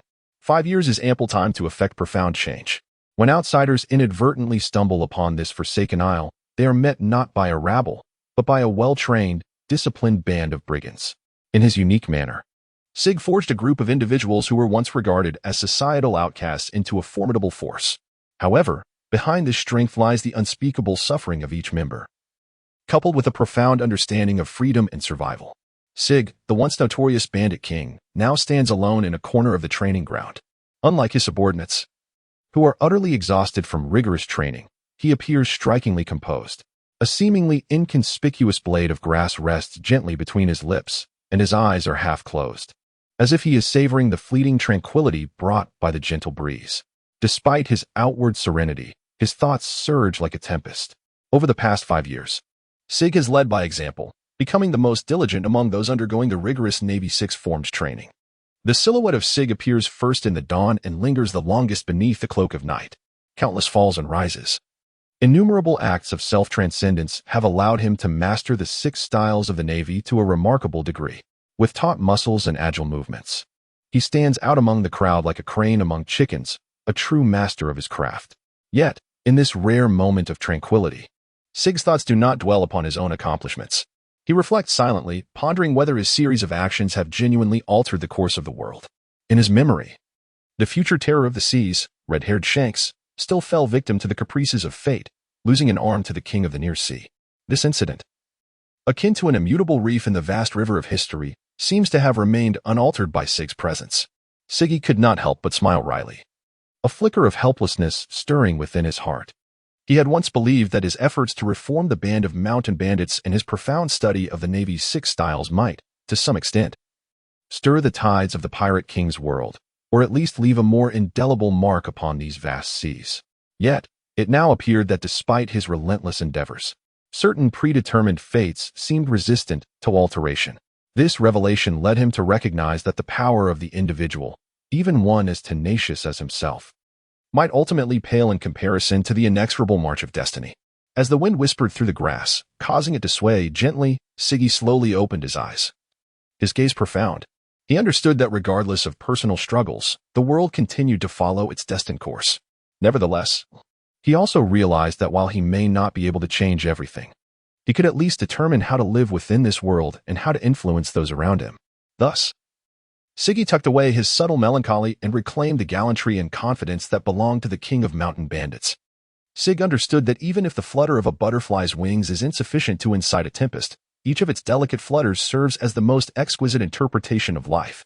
Haki stood atop the highest point of the mountain stronghold, gazing out over the magnificent expanse of the East China Sea, as the setting sun cast a golden glow, elongating his silhouette.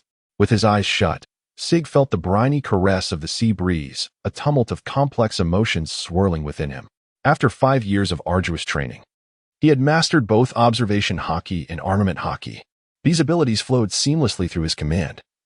Whether it be the acute perception to foresee an enemy's movements or the enhancement of his strikes by enveloping his fists in Haki, rendering him nearly invincible in these eastern seas.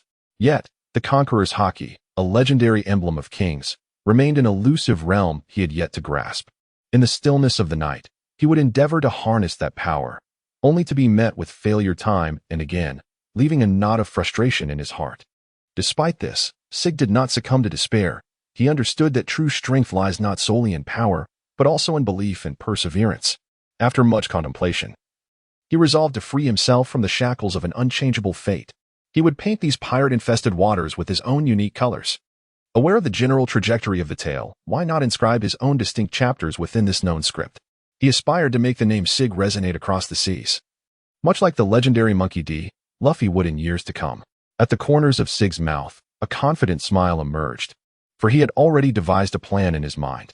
Sig decided to lead his band of mountain bandits away from this unknown island, to confront the formidable warriors of the East Sea, to partake in events that were destined to unfold, and if possible, to intervene in those historical moments he believed could be altered. He did not seek to upend the course of the entire world, but simply wished to leave his mark upon this vast stage, to relish the adventures and freedom that came with being a pirate, and to ensure that the name of the mountain bandit king Sig resonated throughout the East Sea and beyond. Thus, Sig turned around and, addressing the eager bandits gazing up at him, proclaimed loudly, "We are no longer the forgotten bandits. From this day forth, we shall become the storm upon the seas, ensuring that all remember our names, the mountain bandit king Sig and his undefeated fleet. Let us embark toward the unknown, toward legend. And together we shall stir the tides of this world." Upon concluding his speech, a wave of cheers reverberated through the valley, and Sig took his first step toward altering his fate, venturing into the boundless sea of possibilities. As his words echoed, an unexpected joy enveloped the entire mountain stronghold. For years, they had struggled daily in arduous training, relentlessly pushing the limits of their bodies and minds. Their sustenance was not gourmet delicacies, but rather simple grains. And they did not sleep on comfortable beds, but in rudimentary wooden huts, enduring a regimen more rigorous than that of true naval forces. Once, they had been free-spirited pirates. Yet now they had become ascetic monks of the mountains, all due to Sig's unwavering determination and strict discipline. Upon hearing that they could finally leave this island for the expansive ocean, every bandit's eye sparkled with an unprecedented brilliance. They embraced one another with excitement, tears and laughter intertwining to release long-suppressed emotions. Over the years, they had fantasized countless times about escaping this monotonous training, regaining their freedom, and experiencing the true life of a pirate. Now, at this moment, their dreams were on the brink of becoming reality.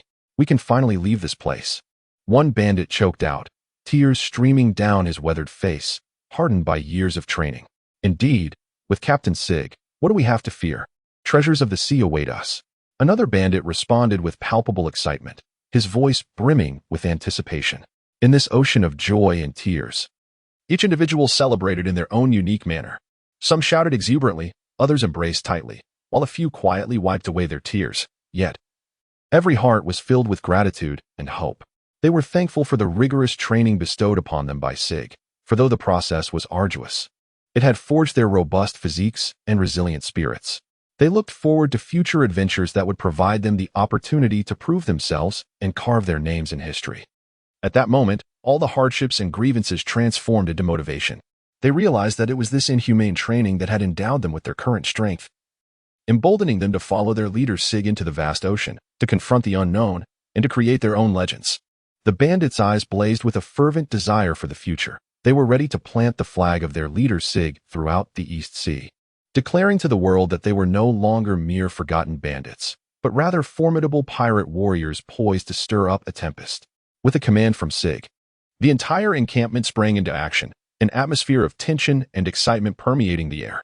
They were not only departing from the place they had called home for 5 years, but also packing everything to embark on a new journey.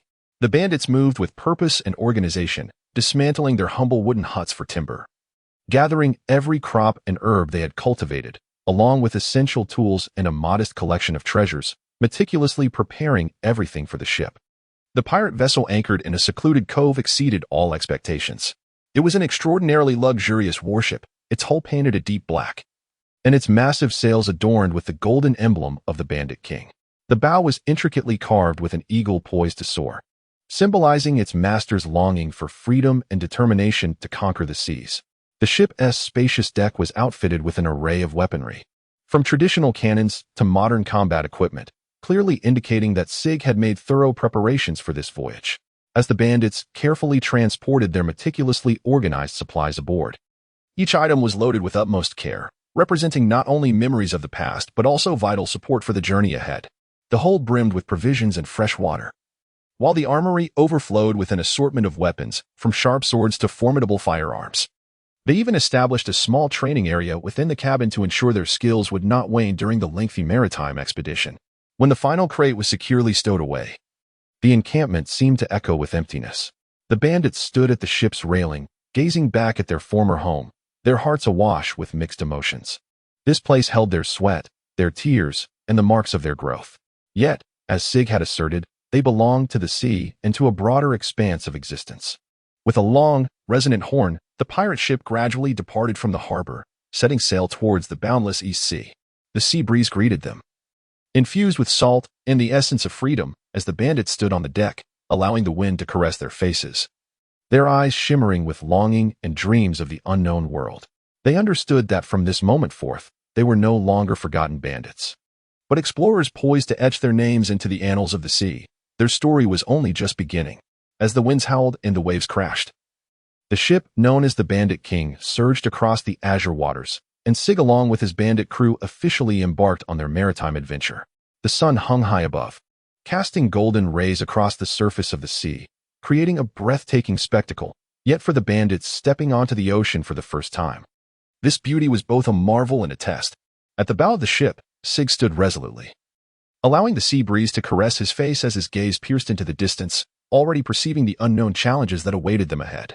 Turning to his companions on board, he noted the pallor on many faces, their hands gripping the railing tightly, clearly unaccustomed to the tumultuous embrace of the ocean, their bodies still adjusting to the force of nature.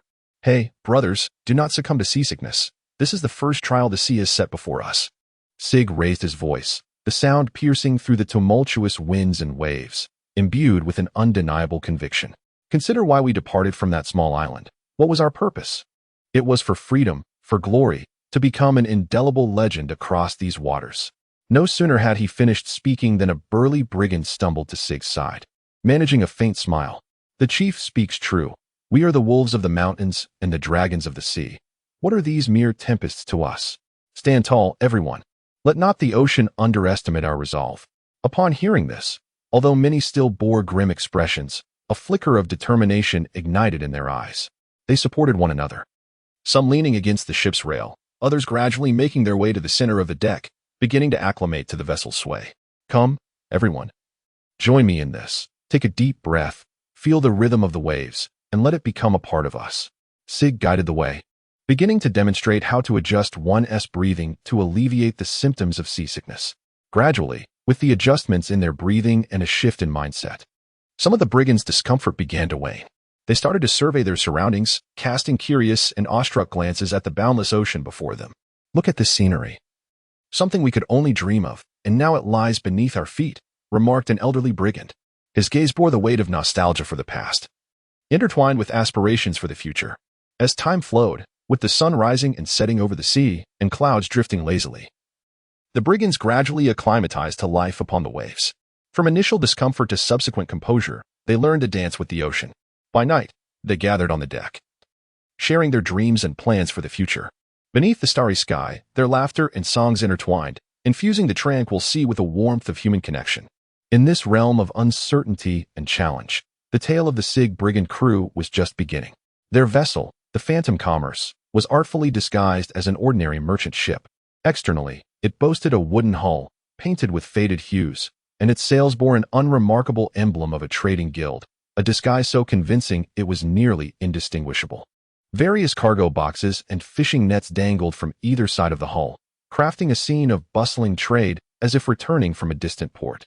However, should other ships draw near, or when the moment was ripe, the Phantom Commerce would swiftly unveil its true nature. The facade of the merchant vessel would peel away like parchment, revealing the predatory visage concealed beneath, with intricate black designs suddenly emerging along its sides. These were a series of fearsome sea monster motifs, starkly contrasting the previous benign image of a merchant ship. The emblem on the sails would instantaneously transform into a blood-red skull flag, flapping fiercely in the wind, declaring its piratical identity.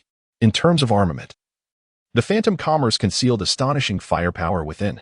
The seemingly innocuous cargo boxes were, in truth, disguised cannon ports. Once the masquerade was lifted, rows of gleaming brass cannons would be revealed, their dark mouths poised to unleash furious flames at a moment's notice.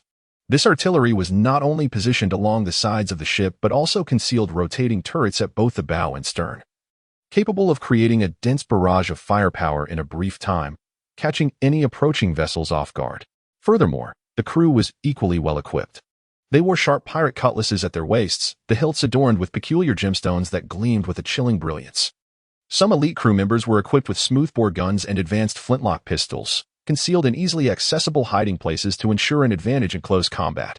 Within the ship's hold lay a clandestine armory, stocked with an array of explosives and specialized weaponry, further enhancing the air of mystery and menace surrounding this pirate vessel. The captain of the Phantom Merchant, a figure known as Ghost Jack, was renowned in the East Sea for his cunning, ever-changing tactics, and his ability to act without leaving a trace. Jack always donned a wide-brimmed hat, his face concealed behind a silver mask, revealing only a pair of piercing eyes that made it impossible to discern his true emotions. Mastering both strategy and deception, he expertly utilized the Phantom Merchant's camouflage to lure unsuspecting prey closer, striking with lightning speed before they even realized the threat. Countless ships had fallen victim to his schemes, yet none had glimpsed the true identity of their assailant. Under Jack's leadership, the Phantom Merchant emerged as one of the most enigmatic and fearsome pirate ships in the East Sea. Its existence served as a warning to all mariners. In the vast ocean, appearances are often the most deceptive. Jack stood upon the bridge of the Phantom Merchant, hands clasped behind his back, his keen gaze peering through a spyglass, scrutinizing the vessels that slowly approached in the distance. When he discerned the enormous letters spelling Mountain Bandit King emblazoned on the side of one ship, a cold smirk crept upon his lips, his eyes glinting with amusement. "Oh, Mountain Bandit King?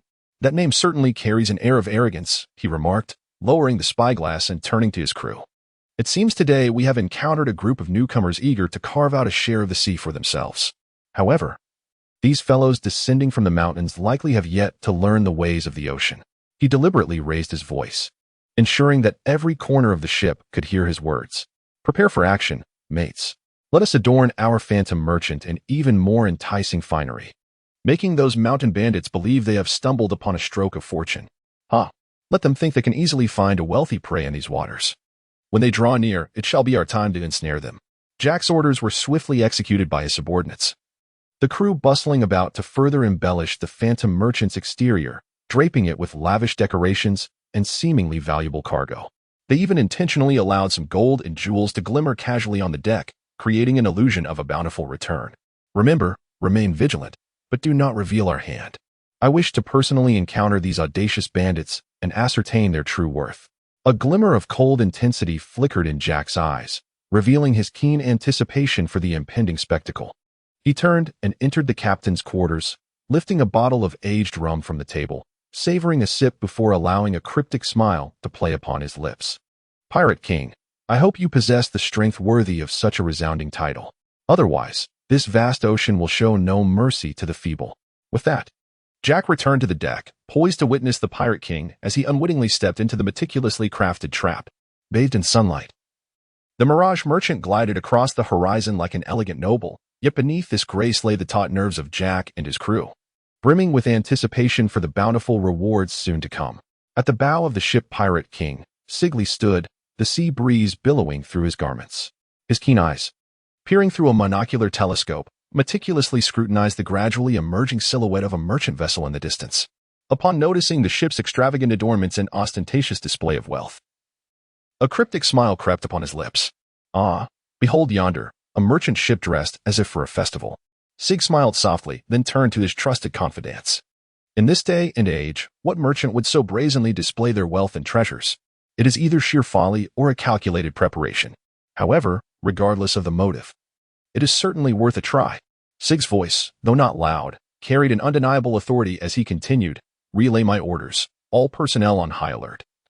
But do not rush into action. First, send a negotiation team to ascertain the intentions of these so-called merchants. Inform them that if they are willing to surrender half of their cargo, we shall grant them a reprieve. However, should they choose to resist or engage in deceit." At this point, Sig deliberately paused, his gaze sweeping over his subordinates, whose eyes momentarily gleamed with a fierce intensity, as if echoing his unspoken words. "Then they must not blame our brothers aboard the Mountain Bandit for their ruthlessness," Sig added, his tone laced with a touch of cold humor. The decision of Sig was swiftly communicated, as several seasoned bandits rowed their small boats towards the illusory caravan. They wore professional smiles, yet their eyes gleamed with malevolent intent, poised to engage in a meticulously orchestrated friendly encounter. Meanwhile, aboard the Pirate King's vessel, the atmosphere was tense, interwoven with a palpable thrill. Each bandit understood that this encounter could either lead to an effortless plunder or mark the onset of a fierce battle. Sig stood there, exuding confidence, seemingly unfazed by the outcome, relishing the sensation of leadership as he strategized amidst the capricious tides of the sea. Sig stood at the edge of the ship, gazing intently at the approaching phantom merchant vessel, his eyes shimmering with an insight that pierced through all veils. As the distance diminished, the expressions and postures of the opposing crew could no longer conceal their true identities. They were far from mere merchants. Instead, they were predators of the sea. Akin to himself, in his heart, Sig pondered that this was undoubtedly a clash between masters, each party probing and seeking out the other's vulnerabilities. It seemed we had encountered kindred spirits, engaging in the clever ruse of playing the pig to eat the tiger. Sig whispered softly to himself, a hint of amusement dancing at the corners of his mouth. In these waters, the intricate game of disguise and counter-disguise unfolds daily, with the victors often being those who possess the foresight to seize the initiative. As the two vessels drew near, Sig and Captain Jack of the Phantom Merchant, both leaders embodying wit and valor, engaged in a silent exchange through their gazes. It was a communion understood only by seasoned mariners, those who had weathered countless storms and battles. Their eyes conveyed mutual provocation, interlaced with a barely perceptible respect. Ultimately, Sig broke the silence. He raised a hand, signaling his crew to halt their advance, and then called out loudly across the water, "Ahoy there, my friends across the way. Since we are all earnestly making our living upon these seas, let us be forthright. I am king of the mountain, Sig, and I presume you are not mere innocent merchants either. Why not engage in a fair trade, or perhaps a spirited contest? What say you?" Upon hearing this, Jack's lips curled into a sly smile, clearly intrigued by Sig's proposal. "Captain Jack of the Phantom Merchant here. Mr. Sig, your suggestion carries a certain elegance. However, as fellow mariners, we ought to understand the rules of the game. How about this? Whoever first compels the other to lower their flag shall claim victory, along with all their treasures and vessels. What do you think?" The atmosphere between the two ships thickened with this exchange, the sea breeze seemingly holding its breath in anticipation of their responses. No sooner had Jack finished speaking than the calmness of the sea was shattered. Both ships sprang into action almost simultaneously, the facade of peace dissolving in an instant. The hull of the Phantom Merchant unfurled on either side, revealing hidden cannon ports, like a slumbering beast awakening, an ominous aura spreading through the air. Meanwhile, the Mountain King was equally resolute, as its own cannon ports emerged one by one, and the pirates on deck swiftly took their positions, the tension palpable and ready to ignite. Boom, boom, boom. The sound of cannon fire erupted like thunder, as flames and thick smoke intertwined over the surface of the sea. The projectiles traced deadly arcs through the air, hurtling toward each other's vessels. The waves, stirred by the explosions, sent towering columns of water skyward, causing the sea to appear as if it were boiling. The acrid scent of battle swiftly enveloped the surroundings. Jack felt a surge of astonishment within. He had presumed the opposing crew to be mere fledgling brigands, yet their adaptability and combat prowess proved to be astoundingly high. As he pondered this revelation, a fleet of agile figures appeared on the deck of the Phantom Merchant as if conjured by specters. The elite forces of the Pirate King's ship had somehow traversed the distance between the two vessels, initiating a close-quarters melee, armed with sharp blades. These marauders moved with remarkable agility, each strike precise and lethal, demonstrating an innate affinity for naval conflict as they swiftly transformed the deck into a battlefield. Though Jack's crew was also well-trained, they found themselves momentarily overwhelmed by the unexpected assault. The clash was intensely fierce, the sounds of metal colliding, shouts of combatants, and the groans of the wounded merged into a cacophony. The battle upon the waves was not merely a bombardment of cannon fire, but a contest of will and skill. Jack had to concede that he had underestimated his foes. This encounter was far more arduous than he had anticipated. In that moment, the laws of the sea were reaffirmed. Within these lawless waters, strength alone held dominion. The ferocity of the conflict surpassed all expectations. In less than a quarter of an hour, the deck of the Phantom Merchant lay in disarray. Jack's crew was either incapacitated or subdued, and the scales of battle had clearly tipped in favor of the Pirate King's forces. The sea breeze carried the heavy stench of blood and gunpowder across the war-torn deck, creating an atmosphere laden with despair. Leaning against the ship's railing, Jack's eyes reflected a mix of reluctance and shock. Surveying his surroundings, he witnessed his subordinates either surrendering or being overpowered, while the warriors of the Pirate King moved with the swiftness of leopards, dismantling the remnants of resistance. The dagger in his hand trembled slightly. Ultimately, Jack inhaled deeply and made his choice. He slowly drew his cutlass from his waist, the blade's tip gently tapping against the deck with a crisp sound before it was deliberately plunged into the wood, embedding itself to the hilt. This gesture signified respect for his adversary, as well as an acknowledgement of his own defeat. Jack raised his head, his gaze resolute as he looked towards Sig, speaking with a tone imbued with complexity and reverence. "Sig, you have triumphed. According to the customs of the sea, I, Jack, concede my wager." Sig stood at the bow of the Pirate King's ship, arms crossed, gazing intently at the distant shore. His expression bore no semblance of triumphant glee. Rather, it conveyed a grudging respect for Jack's bravery. In the realm of piracy, strength dictates all, yet respect and grace hold equal significance. He nodded slightly, signaling his acceptance of Jack's surrender, then instructed his crew to cease hostilities to prevent unnecessary casualties. The surroundings, post-battle, were steeped in an eerie silence, punctuated only by the occasional groan of the wounded and the rhythmic lapping of waves against the hull, accompanied by the labored breaths of both crews. The clouds above were tinged crimson by the setting sun, casting a poignant hue over the fierce conflict that had transpired. On the water's surface, remnants of battle and flickering flames slowly dissipated, heralding the dawn of a new order. Sig stepped forward with measured grace, ascending the deck of the Phantom Merchant with each stride resonating with poise and strength. Approaching Jack, he extended his hand in a gesture of respect.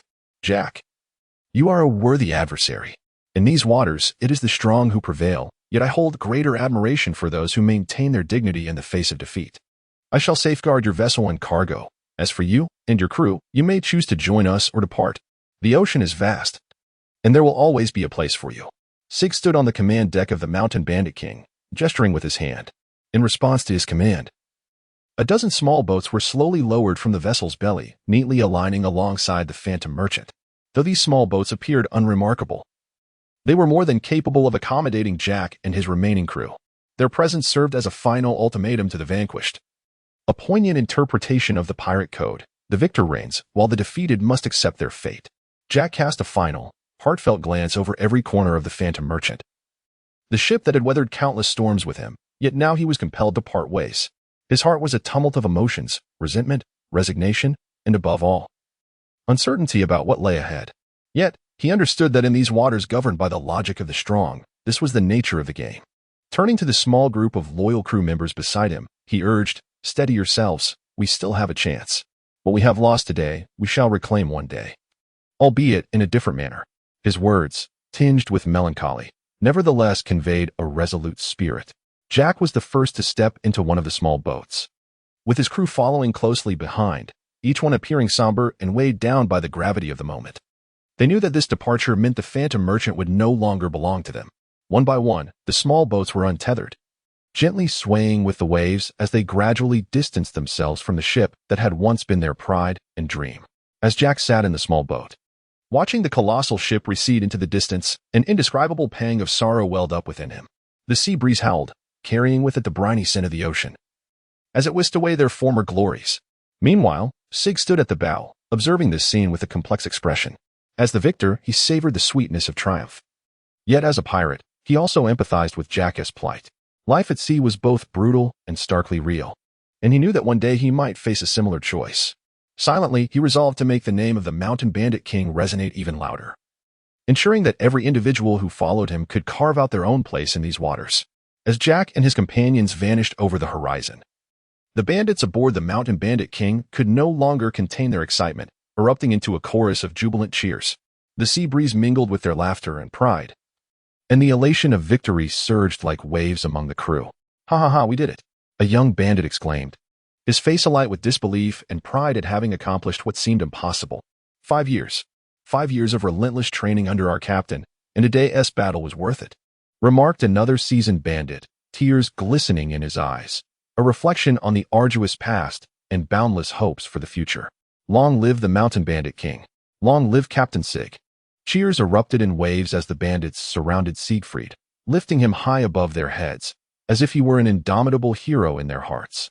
A rare smile graced Sig's face, reflecting a profound appreciation and gratitude towards his comrades, as well as a sense of satisfaction in the success of his strategy.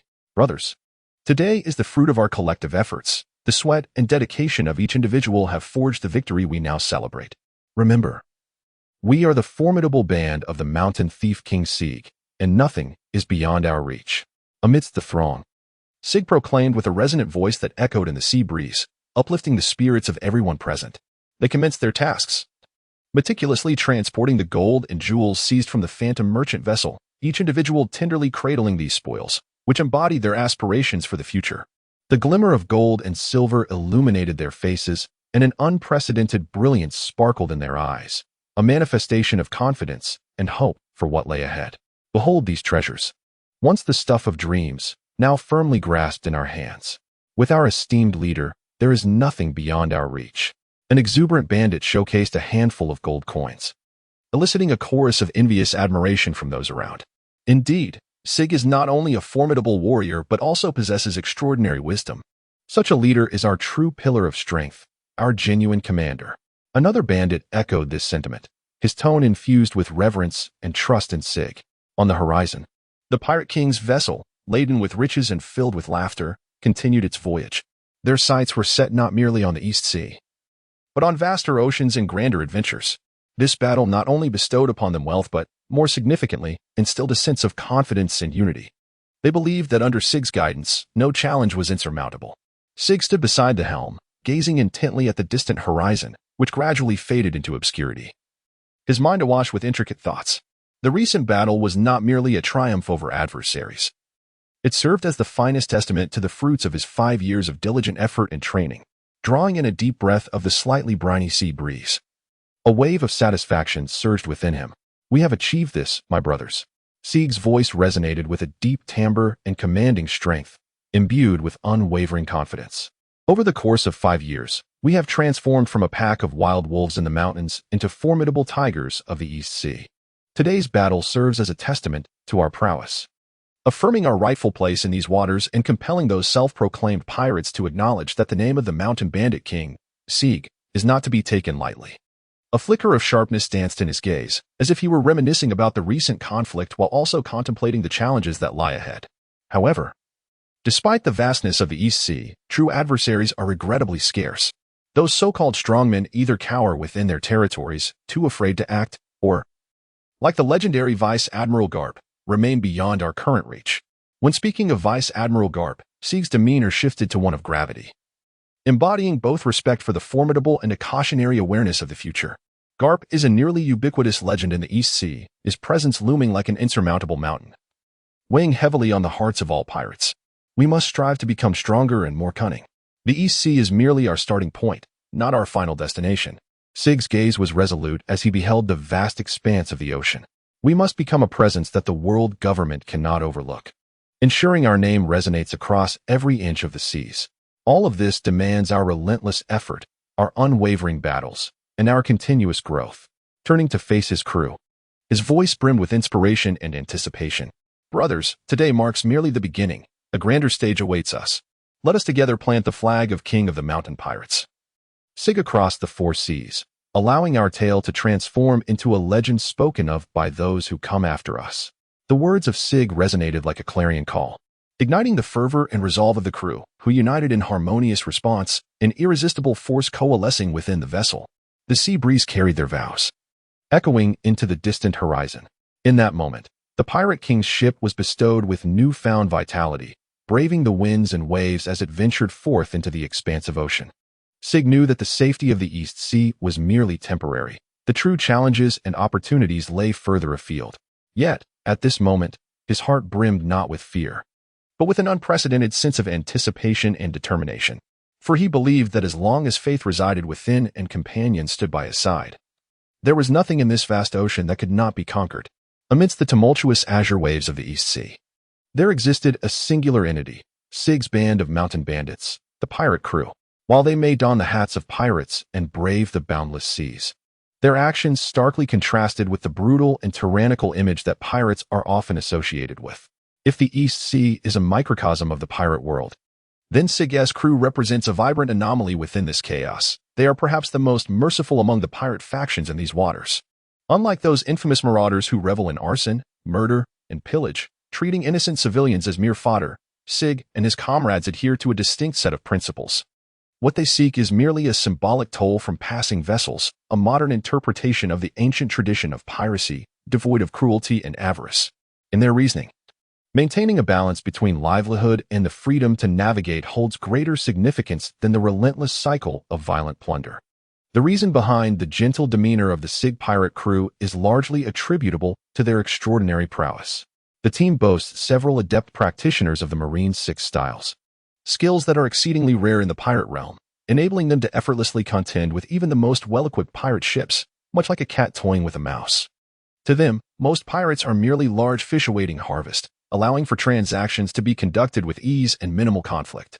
This distinctive approach has elicited a complex array of responses within the pirate community of the East Sea. On one hand, some pirates sneer at them, deeming them insufficiently ruthless and bereft of the primal ferocity characteristic of true pirates. Conversely, many others feel a sense of relief for encountering Sig's crew. In contrast to those who revel purely in destruction, at least signifies the existence of room for negotiation. Thus, a certain subtle assurance of life and property safety is attained. Consequently, the reputation of Sig's Mountain King pirate crew in the East Sea is decidedly intricate, simultaneously a source of trepidation for merchant ship captains and a relatively merciful alternative. Amidst the rampant piracy dominating the East Sea, they uphold their own sense of justice and order in an unusual manner, becoming an intriguing legend of the waters. After months of wandering the seas, Sig's Mountain King pirate crew underwent a profound transformation from forest dwellers to maritime marauders, with their fleet burgeoning. Captured vessels joined their ranks one after another, to such an extent that the original crew allocation to each ship appeared insufficient.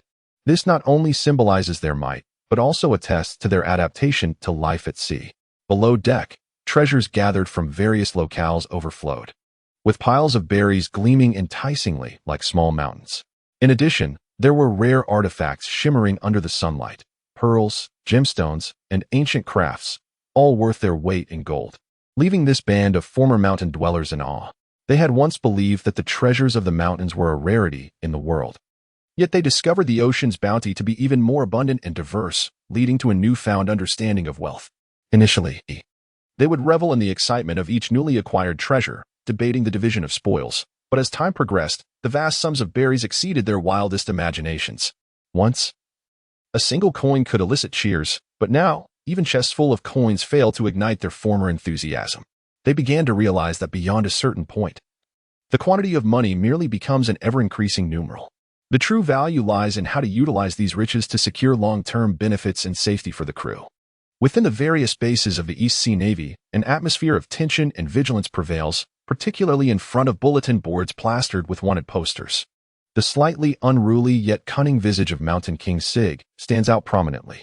As his fame and that of his pirate crew burgeon, discussions within the naval bases become incessant. Especially when his bounty is once again raised, the resultant stir is significant. On a sunny afternoon, in the operations room of a naval base in the East Sea, several majors and colonels huddled around a large tactical map. The map was densely marked with areas of recent pirate activity, with the markings of Mountain King Sig standing out most starkly, circled in vivid red ink, as if silently warning all present. An older colonel, his temples tinged with gray, gently tapped the bounty poster of Mountain King Sig with his finger, furrowing his brow and murmuring to himself, "This Sig truly is a formidable character." To seize a merchant vessel partially, neither completely obliterating it nor allowing it to be disregarded, has rendered him an ominous presence among the merchant ships of the East China Sea, leaving the Navy with scant justification to engage directly. Furthermore, during this period, the bandit King Sig has apprehended numerous other pirates, delivering them to the world government or various naval bases. A younger colonel, his eyes ablaze with an indomitable spirit, interjected, "Indeed, Commander. Engaging in piracy while eschewing conventional methods has caused chaos among the merchant vessels. Upon hearing the name Bandit King, they falter in disarray. We must devise a strategy. We cannot allow this rogue to roam freely." Another officer, a short-haired female colonel exuding competence, shook her head and calmly analyzed. The issue lies in the fact that while Sig's actions appear audacious, he possesses a keen understanding of restraint. Each operation is meticulously calculated, neither provoking the Navy's boundaries nor failing to maximize his gains. Such a strategy complicates the Navy's response in the court of public opinion. After all, opposing a relatively merciful pirate lacks sufficient moral justification. The officers fell into silence, each contemplating how to confront this extraordinary pirate leader. At that moment, an intelligence officer hurried into the room, clutching the latest report, his countenance grave. "Commanders, the latest news indicates that the bounty on Bandit King Sig has risen once more, reaching unprecedented heights. Moreover, according to intelligence, he seems to be preparing for a larger-scale operation. The target remains unknown." The atmosphere in the room grew palpably heavier. The senior colonel inhaled deeply, surveying his colleagues with resolute conviction. "Regardless of Sig's intentions, we cannot remain passive. The tranquility of the East China Sea must be safeguarded by us. Everyone return and prepare. We require a comprehensive plan that not only effectively curtails Sig's brazen maneuvers but also ensures the protection of innocents, thereby preserving the Navy's esteemed reputation." As the command was issued, the officers dispersed, each engrossed in their respective duties. Although Sig's actions appeared unconventional in certain respects, in this world forged from iron and blood, the rules are invariably dictated by the powerful. The confrontation between the East Sea Navy and the Bandit King Sig is quietly escalating, heralding a game of justice and cunning that is soon to unfold across the vast ocean expanse. In every corner of the East Sea, the reputation of the Bandit King Sig has begun to polarize. On one hand, he is a thorn in the side of the Navy, with the ever-increasing bounty on his head attesting to the extent of his threat. On the other hand, he has unexpectedly garnered a considerable amount of admiration and support among the populace, a phenomenon rare in the realm of piracy. The taverns and markets of several small towns have become bustling hubs for the exchange of information, where, during casual conversations, the most discussed topic, aside from daily trifles, is this Bandit King whose conduct deviates from the norm. An elderly bartender, polishing glasses at the bar, leaned in to speak softly to the patrons gathered at a nearby table. "Have you heard? Last month, that rascal Sig intercepted a pirate ship laden with gold and silver. But guess what? He bound all those nefarious pirates and handed them over to the nearest naval base, taking half the treasure for himself." Now, that's quite a novelty around these parts of the East Sea. In another town's marketplace, a group of women, while selecting fruits and vegetables, could not help but discuss Sig. Ever since Sig and his crew have become active in these waters, those pirates who used to prey on merchant ships have certainly dwindled, a middle-aged woman remarked. "My husband runs a merchant ship, and he used to fret constantly. Now, although they still have to pay Sig's toll, at least he can return home safely, which is far better than being plundered by those cold-blooded pirates." This news even subtly infiltrated the lounges of some naval bases. Young soldiers occasionally engaged in hushed discussions, their feelings towards Sig's actions being complex. "Do you think Sig really wants to be a hero?" a curious recruit asked. "Don't be foolish, he's ultimately a pirate." "Just a clever one," an old veteran replied, sipping his tea slowly. "He understands that by refraining from indiscriminate slaughter, especially against the Navy, he can gain breathing room while simultaneously striking down the true villains and earning a bit of renown. But that doesn't mean he lacks ambition. We must remain vigilant." Indeed, Sig's actions have carved a distinctive image amidst pirates, drawing a nebulous line between piracy and justice. Although his deeds remain illegal, to the ordinary populace of the East Sea, Sig, the king of bandits, has at least ushered a semblance of order and tranquility into a realm otherwise plagued by ruthless marauders. This intricate reputation compels the Navy to exercise greater caution in formulating strategies, balancing the need to uphold the law with the necessity of addressing public sentiment, lest their efforts to suppress Sig inadvertently incite a backlash among the people. Thus, the legend of Sig, the king of bandits, continues to surge through the waves of the East Sea, each of his actions subtly shifting the balance of power in this maritime domain. He himself appears to revel in this perilous game, straddling the line between virtue and vice, awaiting the arrival of a greater storm. In a remote corner of the East Sea lies a deserted isle, cloaked in dense jungle, where the moonlight is scarce and the sea breeze carries a briny tang across the clearing. Here congregate a dozen pirate captains, each bearing bounties ranging from millions to tens of millions of berries. Typically, they govern their realms independently, refraining from interference. However, this night, they have gathered for a rare convergence driven by a singular objective: Sig, the king of bandits. The crackling fire at the center illuminates faces marked by anger and gloom. A pirate chief, bearing a scarred visage and a bounty of 89 million berries, breaks the silence with fervor. "Enough. We can no longer tolerate that scoundrel wreaking havoc in the East Sea. That little wretch, with his cunning, has stolen our thunder and severed our streams of income. Today, we must devise a plan to erase him from the map of the East Sea. A murmur of agreement ripples through the assembly. Yet a shrewd pirate with a bushy beard raises a note of dissent. That being said, Sig is no easy adversary. He plays by no conventional rules and always seems to have a trick up his sleeve. Individually, none of us can match him, let alone contend with his cadre of trained subordinates.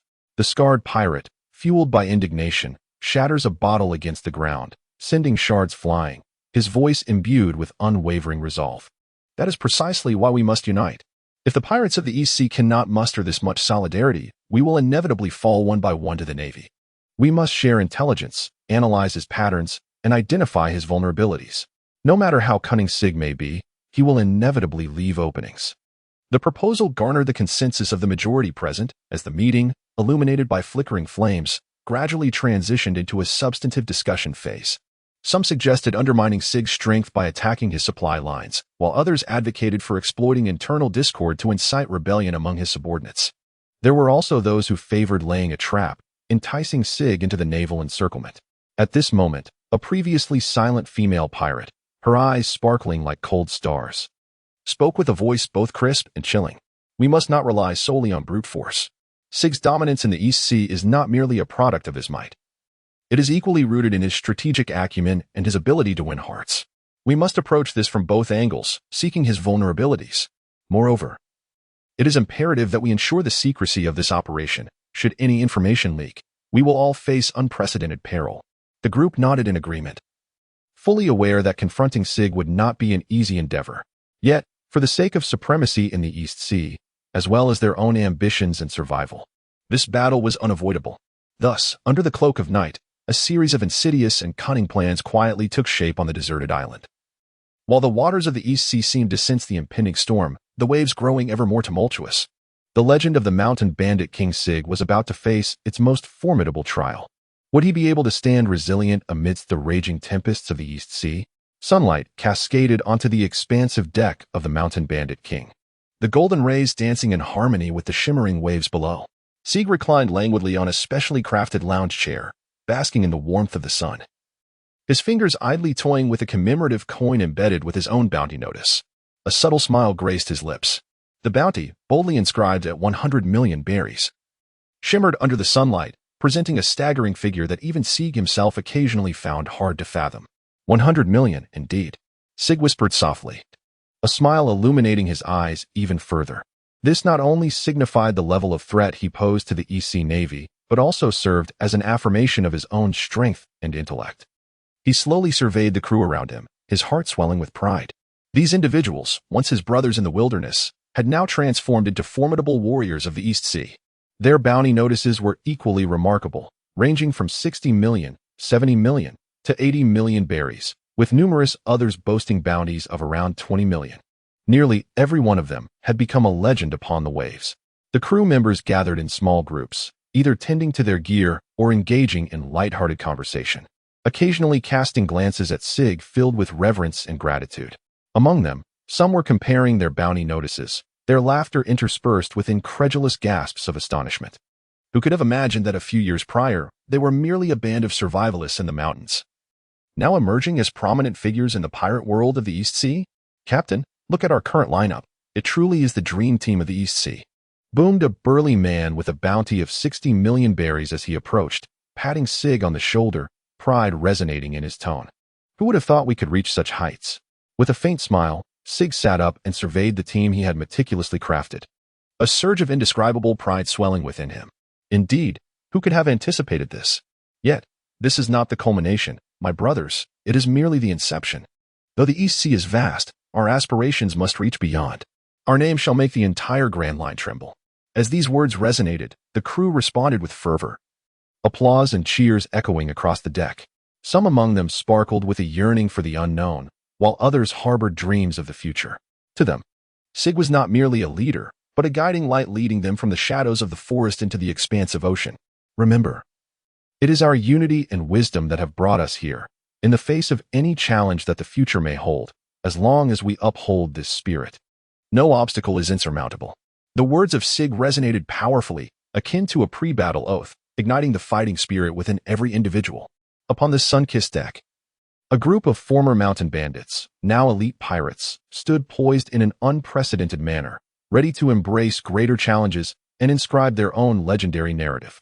Across the islands surrounding the East Sea, whether at the docks of fishing villages or in bustling harbor cities, the bounty of 100 million berries placed on the head of Sig, the Bandit King, became a topic of fervent discussion among the populace.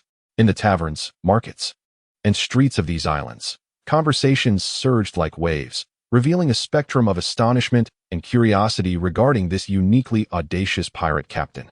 In a quaint fishing village named Low Tide Town, a few seasoned fishermen sat by the shore, the sea breeze gently brushing against them, carrying the briny scent of the ocean. As they mended their nets, they engaged in casual banter. "Have you heard? That Sig, the Bandit King, has a bounty that has soared to 100 million, exclaimed an elderly fisherman, his face etched with wrinkles as he continued his task. 100 million. Did this lad dig up the Navy's ancestral grave? Another fisherman gestured dramatically, eliciting a wave of laughter. But he is different from other pirates. A friend from a merchant ship told me he never harms civilians and tries to avoid the Navy, interjected a young fisherman, his eyes reflecting an unusual admiration. Such sentiments were rare in the East Sea. Meanwhile, at the East Sea's largest trading port, Dawn Harbor, a bustling market overflowed with a myriad of goods and a cacophony of voices. Two merchants took a brief respite by their stalls, also engaging in the discourse surrounding Sig. "What do you suppose Sig is doing? He steals, yet the Navy dares not touch him?" pondered a spice vendor, shaking his head in bewilderment.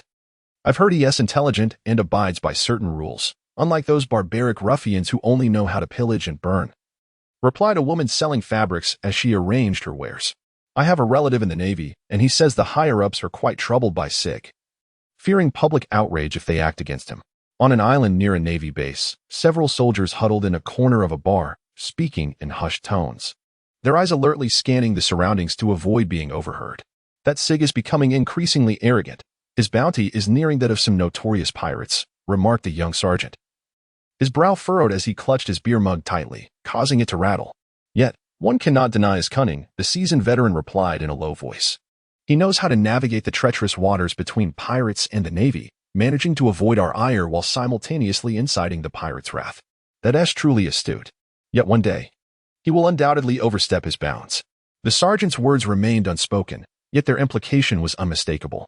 These dialogues flowed like the waves upon the sea, one after another, conveying a myriad of speculations and assessments concerning the notorious Bandit King, Sig. Behind this cacophony of discourse lies the intricate and profound impressions held by the people of the East Sea, and indeed the entire Grand Line regarding this singularly unconventional pirate leader. The name Sig has quietly imprinted itself in every corner of the East Sea. Over the past fortnight, Sig has found himself grappling with a delightful, yet challenging predicament. With the burgeoning fame of the Pirate King and his fleet in the East Sea, the bounty of ships and treasures amassed has far exceeded all expectations. The deck is laden with resplendent riches. Each chest and bag is heavy with wealth, yet this abundance weighs heavily on Sig's heart. Standing within the cabin, before a vast nautical chart, he gently taps his fingers on the table, his brow furrowed in contemplation. The proper management of these spoils has become a formidable challenge before him, while directly offloading them on the black market appears to be the most straightforward approach. The sheer volume is such that even the shrewdest of black market dealers may hesitate to take it all at once, not to mention the unwarranted attention it could attract, potentially revealing their whereabouts and strength.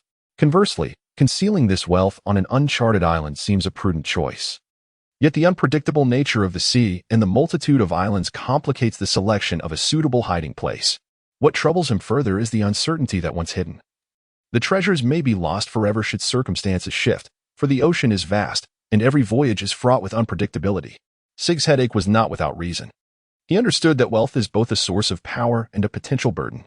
He began to convene a select group of his most trusted captains and advisors for an urgent meeting under the dim light to discuss strategies.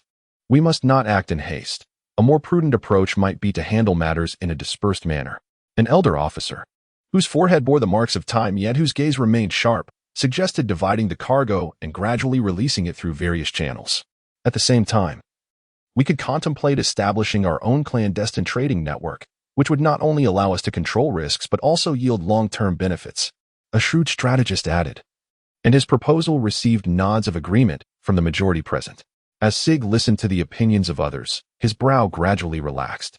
Indeed, relying solely on the external black market is not a sustainable strategy. Possessing their own trading network is the only way to genuinely transform this wealth into a robust support system and a foundation for progress. Very well, it is thus resolved. A portion of the goods will be processed in batches through our existing channels, while we simultaneously commence planning the establishment of our own clandestine marketplace. Ultimately, Sig made a decisive decision, a glimmer of resolve flickering in his eyes. As for the remaining treasures, we must identify a few concealed yet easily markable locations for their discreet hiding, ensuring absolute security.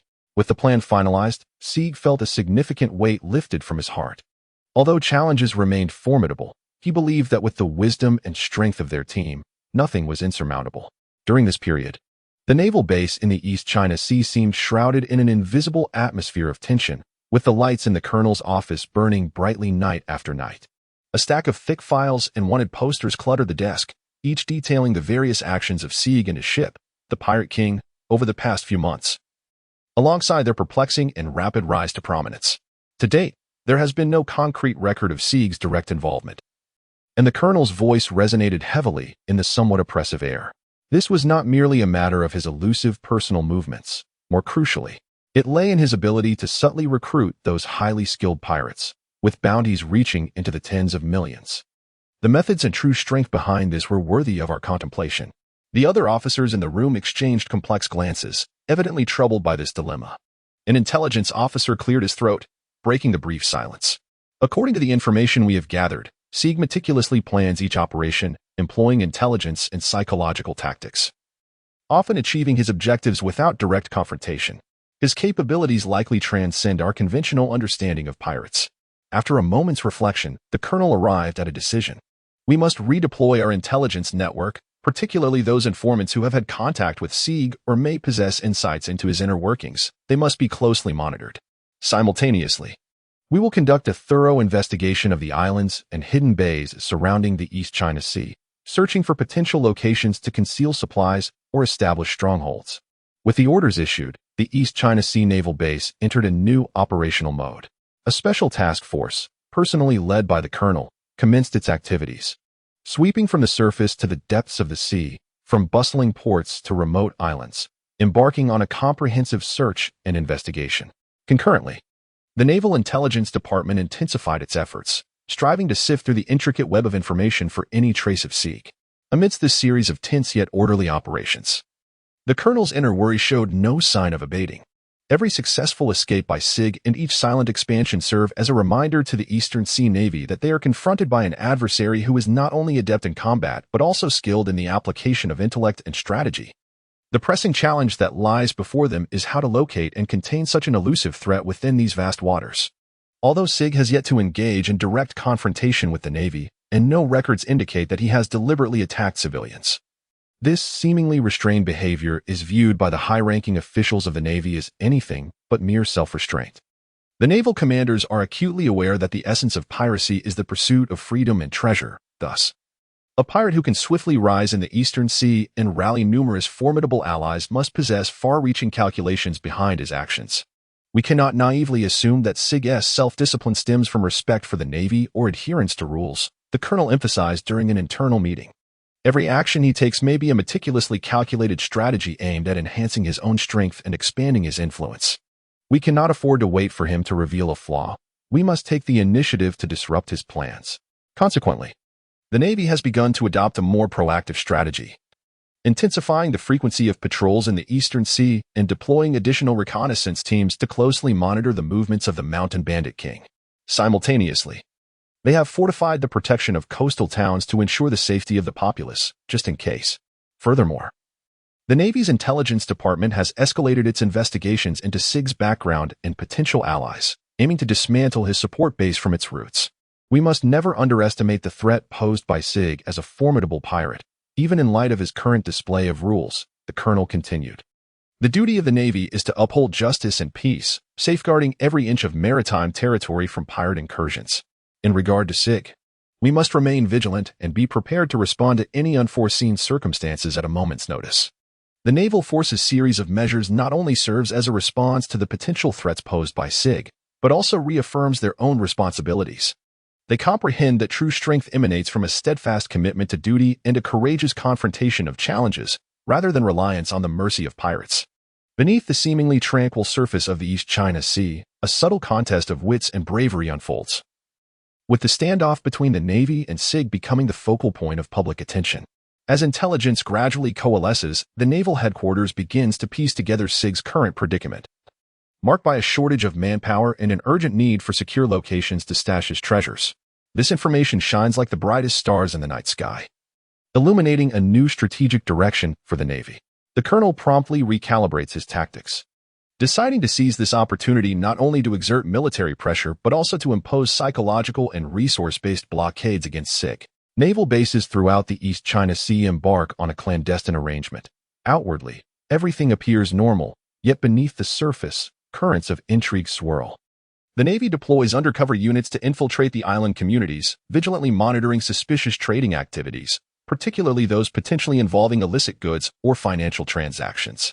Concurrently, through informants and operatives, the Navy gradually weaves an intelligence network that spans the entirety of the East China Sea, aiming to sever Sig's possible financial conduits. We must not only halt his expansion but also instill a sense of pressure that compels him to err, the colonel emphasized in a secret meeting. By meticulously monitoring key islands and striking against dubious transactions, we can gradually tighten the noose around his neck. Meanwhile, the Navy discreetly reached out to local factions willing to collaborate, including discontented small pirate bands and influential merchants, to disrupt Sig's resource acquisition and personnel recruitment. These subtle maneuvers were akin to placing pieces on a chessboard, each move laying the groundwork for the ultimate confrontation. Furthermore, the Navy intensified its reconnaissance efforts on remote and easily concealable islands, particularly those historically used as pirate treasure troves, to preclude Sig from utilizing them as repositories for his riches. They installed covert surveillance devices and deployed camouflaged patrols, ensuring that even the most clandestine actions would not evade the Navy's watchful gaze. Through this meticulous planning, every island in the East Sea seemingly transformed into a chess piece, poised to strike at the opportune moment, delivering a fatal blow to Sig. The Navy's operations were not merely aimed at combating piracy. They served as a testament to all inhabitants of the East Sea that the Navy was the true guardian of these waters, and any attempt to disrupt the peace would find no refuge. After several days of sailing, the horizon appeared as an unchanging vista, monotonous yet serene. To alleviate the tedium of prolonged navigation, Sig proposed an unconventional fishing competition. Instantly, the deck of the mountain bandit ship erupted with unprecedented vitality and laughter. The sea breeze caressed gently, carrying a hint of saltiness, while sunlight danced upon the shimmering surface of the ocean, sparkling with dazzling brilliance. Sig and his crew occupied advantageous positions, their fishing rods glimmering in the sunlight like silver arrows, neatly aligned towards the sea's surface, anticipating the mysteries of the catch. "Hey, Captain Sig, are you certain your fishing skills measure up to your swordsmanship?" A young crew member provocatively remarked with a teasing smile, inciting a ripple of laughter among those nearby at Sig's self-assured demeanor. The corners of Sig's mouth curled into a relaxed smile as he retorted, "Well, that depends on whether the fish are willing to grant me this favor today." However, the outcome of the contest was of little consequence. What truly mattered was the relaxation and joy of the moment, was it not? His words exuded an indescribable charisma, instilling a sense of belonging in everyone present. As the first cheer of "It's a catch" resonated, the fishing competition officially commenced. The crew eagerly engaged in this straightforward contest, whether seasoned sailors or fresh faces, all immersed in this simple yet pure delight. They either focused intently on their fishing rods or exchanged light-hearted banter, with bursts of laughter and gasps occasionally shattering the tranquility of the sea, infusing the vast expanse of the East China Sea with vitality. Time slipped by imperceptibly in this cheerful atmosphere, and the fish occasionally leaping from the water seemed to be enlivened by the merriment, becoming increasingly spirited. Sig, the normally stoic captain, revealed an unseen side of himself, mingling with the crew and relishing this rare leisure. The significance of winning or losing the fishing tournament began to fade. What truly held importance was that amidst the boundless East China Sea, they had discovered a unique joy, one that transcended adventure and combat, embodying the warmth and harmony shared among family. The sea breeze continued to caress them, whisking away the fatigue of seafaring life, leaving behind precious memories shared among the crew of the Mountain Bandit King. As the competition progressed, fish were caught one after another, in a dazzling array of types and sizes, originally intended to enrich the ship's provisions. The crew found themselves in an awkward predicament when they eagerly sought to store their bounty. The storeroom had already been filled to the brim with an exquisite array of treasures. Gleaming gold coins, resplendent gemstones, rare antiques, and invaluable works of art lay quietly, silently narrating the illustrious history of plunder aboard the Mountain Bandit King. Each piece of wealth represented a successful adventure, each a testament to Sig and his crew's evolution from petty thieves in the woods to renowned pirate elites of the East China Sea. It seems we must devise another means to deal with these fish. Sig smiled, glancing around with a mixture of resignation towards their current predicament and anticipation for the future. His smile held a certain openness, conveying to all present that even in what seemed to be a ludicrous predicament, there remained joy worthy of cherishing. The crew exchanged knowing glances, which soon erupted into hearty laughter. They began to improvise, stringing the caught fish together with ropes, hanging them over the sides of the ship to dry. The sea breeze and sunlight gradually desiccated them, transforming the scene into a unique spectacle. Some crew members even jested that the ship, aptly named the Pirate King, was not only a war vessel but also a mobile treasure trove, now doubling as the largest fish-drying station on the sea. This scenario instilled in these former bandits, now elite pirates, an unprecedented sense of dilemma. They commenced a discussion on how to manage their newfound wealth more effectively. Some proposed acquiring an additional ship solely for treasure storage, while others suggested trading with merchants along their route, exchanging portions of their treasure for more portable gold or universal currency. Sig keenly perceived the subtle shifts in the emotions among the crew. With each successful adventure, they amassed not merely wealth, but also a transformation of the human spirit. Once a bandit chief of the mountains, he had now become a renowned elite pirate of the Eastern Sea. Yet, he never forgot that true strength emanates not solely from brute force, but rather from the unity of hearts. On a tranquil night, the sea lay like a mirror, adorned with countless twinkling stars. Sig gathered all the crew members to sit around on the deck, as the sea breeze gently caressed, bringing a touch of coolness, yet enhancing the atmosphere of candid communication. "My brothers," he began, "I am aware of the thoughts that linger in your hearts." Sig's voice, though not loud, resonated clearly in the ears of every individual present. From the mountains to the oceans, we have traversed an abundance of experiences together. From the initial pursuit of dreams laden with freedom and wealth to the possessions we now hold, we have transformed. He paused momentarily, his gaze sweeping across each face, seeking to penetrate their innermost thoughts. Yet, let it be remembered that our present circumstances are a testament to our collective courage and wisdom, as well as the unconditional trust and support we have for one another. While wealth is indeed a blessing, it should never become the shackles that bind us. Sig's words were imbued with a sense of nostalgia, revealing profound contemplation for the future. I, Sig, have never been one to seek comfort in ease. Should anyone feel that they have attained the life they desire or discovered new aspirations, I shall not hold them back. Yet, I must also caution everyone that the world beyond is equally fraught with challenges, and venturing forth alone may not guarantee greater distances. His words resonated with conviction, plunging every crew member present into deep reflection. Sig continued, however, before reaching a decision, I implore you to reflect once more. The Mountain Bandit King is not merely a vessel. It is our shared sanctuary, a haven that shields us from the tempest of life. In the days to come, we can embark together on a journey to explore uncharted territories and weave a tapestry of legends that belong solely to us. The voice of Sig bore a weighty tone, yet it resonated with undeniable resolve. In this world, once one embarks upon this path, many matters can no longer be easily relinquished. Reflect upon ourselves. Who among us does not carry the burden of millions of berries and bounties? Freedom has always come at a cost. A moment's pause allowed the gravity of these words to settle gently into the hearts of all present. I, Sig, never impose my will upon anyone. Should anyone truly yearn for the tranquility of the shore, I wholeheartedly support your departure. However, remember, while life at sea brims with peril, it is also replete with opportunities and glory. Once the decision to withdraw is made, returning to the deck of the Mountain Bandit shall not be a facile endeavor, regardless of the trials that may lie ahead. Under the moonlight, the expressions of the old crew were particularly intricate. They had followed Sig from obscurity to renown, their shared experiences of life and death forging bonds that transcended mere camaraderie. Indeed, as pirates, they reveled in both freedom and wealth, while perpetually flirting with the specter of death. The relentless pursuit by the Navy and the fierce competition from other pirate crews rendered every moment a potential final adventure. At this juncture, the deck was suffused with an ineffable atmosphere, a blend of hope for the future and resignation to the present. In some eyes, flickered hesitation and struggle. As they pondered Sig's words, weighing the delicate balance between freedom and responsibility, safety and adventure. Upon perceiving the situation, Sig's tone softened. We are not only partners but also family. I respect each individual's choices, yet I urge everyone to contemplate with care. We have weathered storms together in the future. Whether it be tranquil or tumultuous, as long as we stand united, no challenge is insurmountable. This declaration felt like a warm current, gently flowing into the hearts of each crew member. They exchanged glances, a mixture of apprehension for the uncertainties ahead and a poignant attachment to their current fellowship. In this moment, they profoundly recognized that whether they continued as pirates in pursuit of thrill and treasure or opted for an alternative way of life, what they possessed transcended mere wealth and fame. It encompassed a bond of camaraderie that was truly irreplaceable. As night deepened and the sea breeze persisted, the crew aboard the Mountain Bandit ship, after much contemplation, arrived at a clearer understanding of the choices that lay ahead.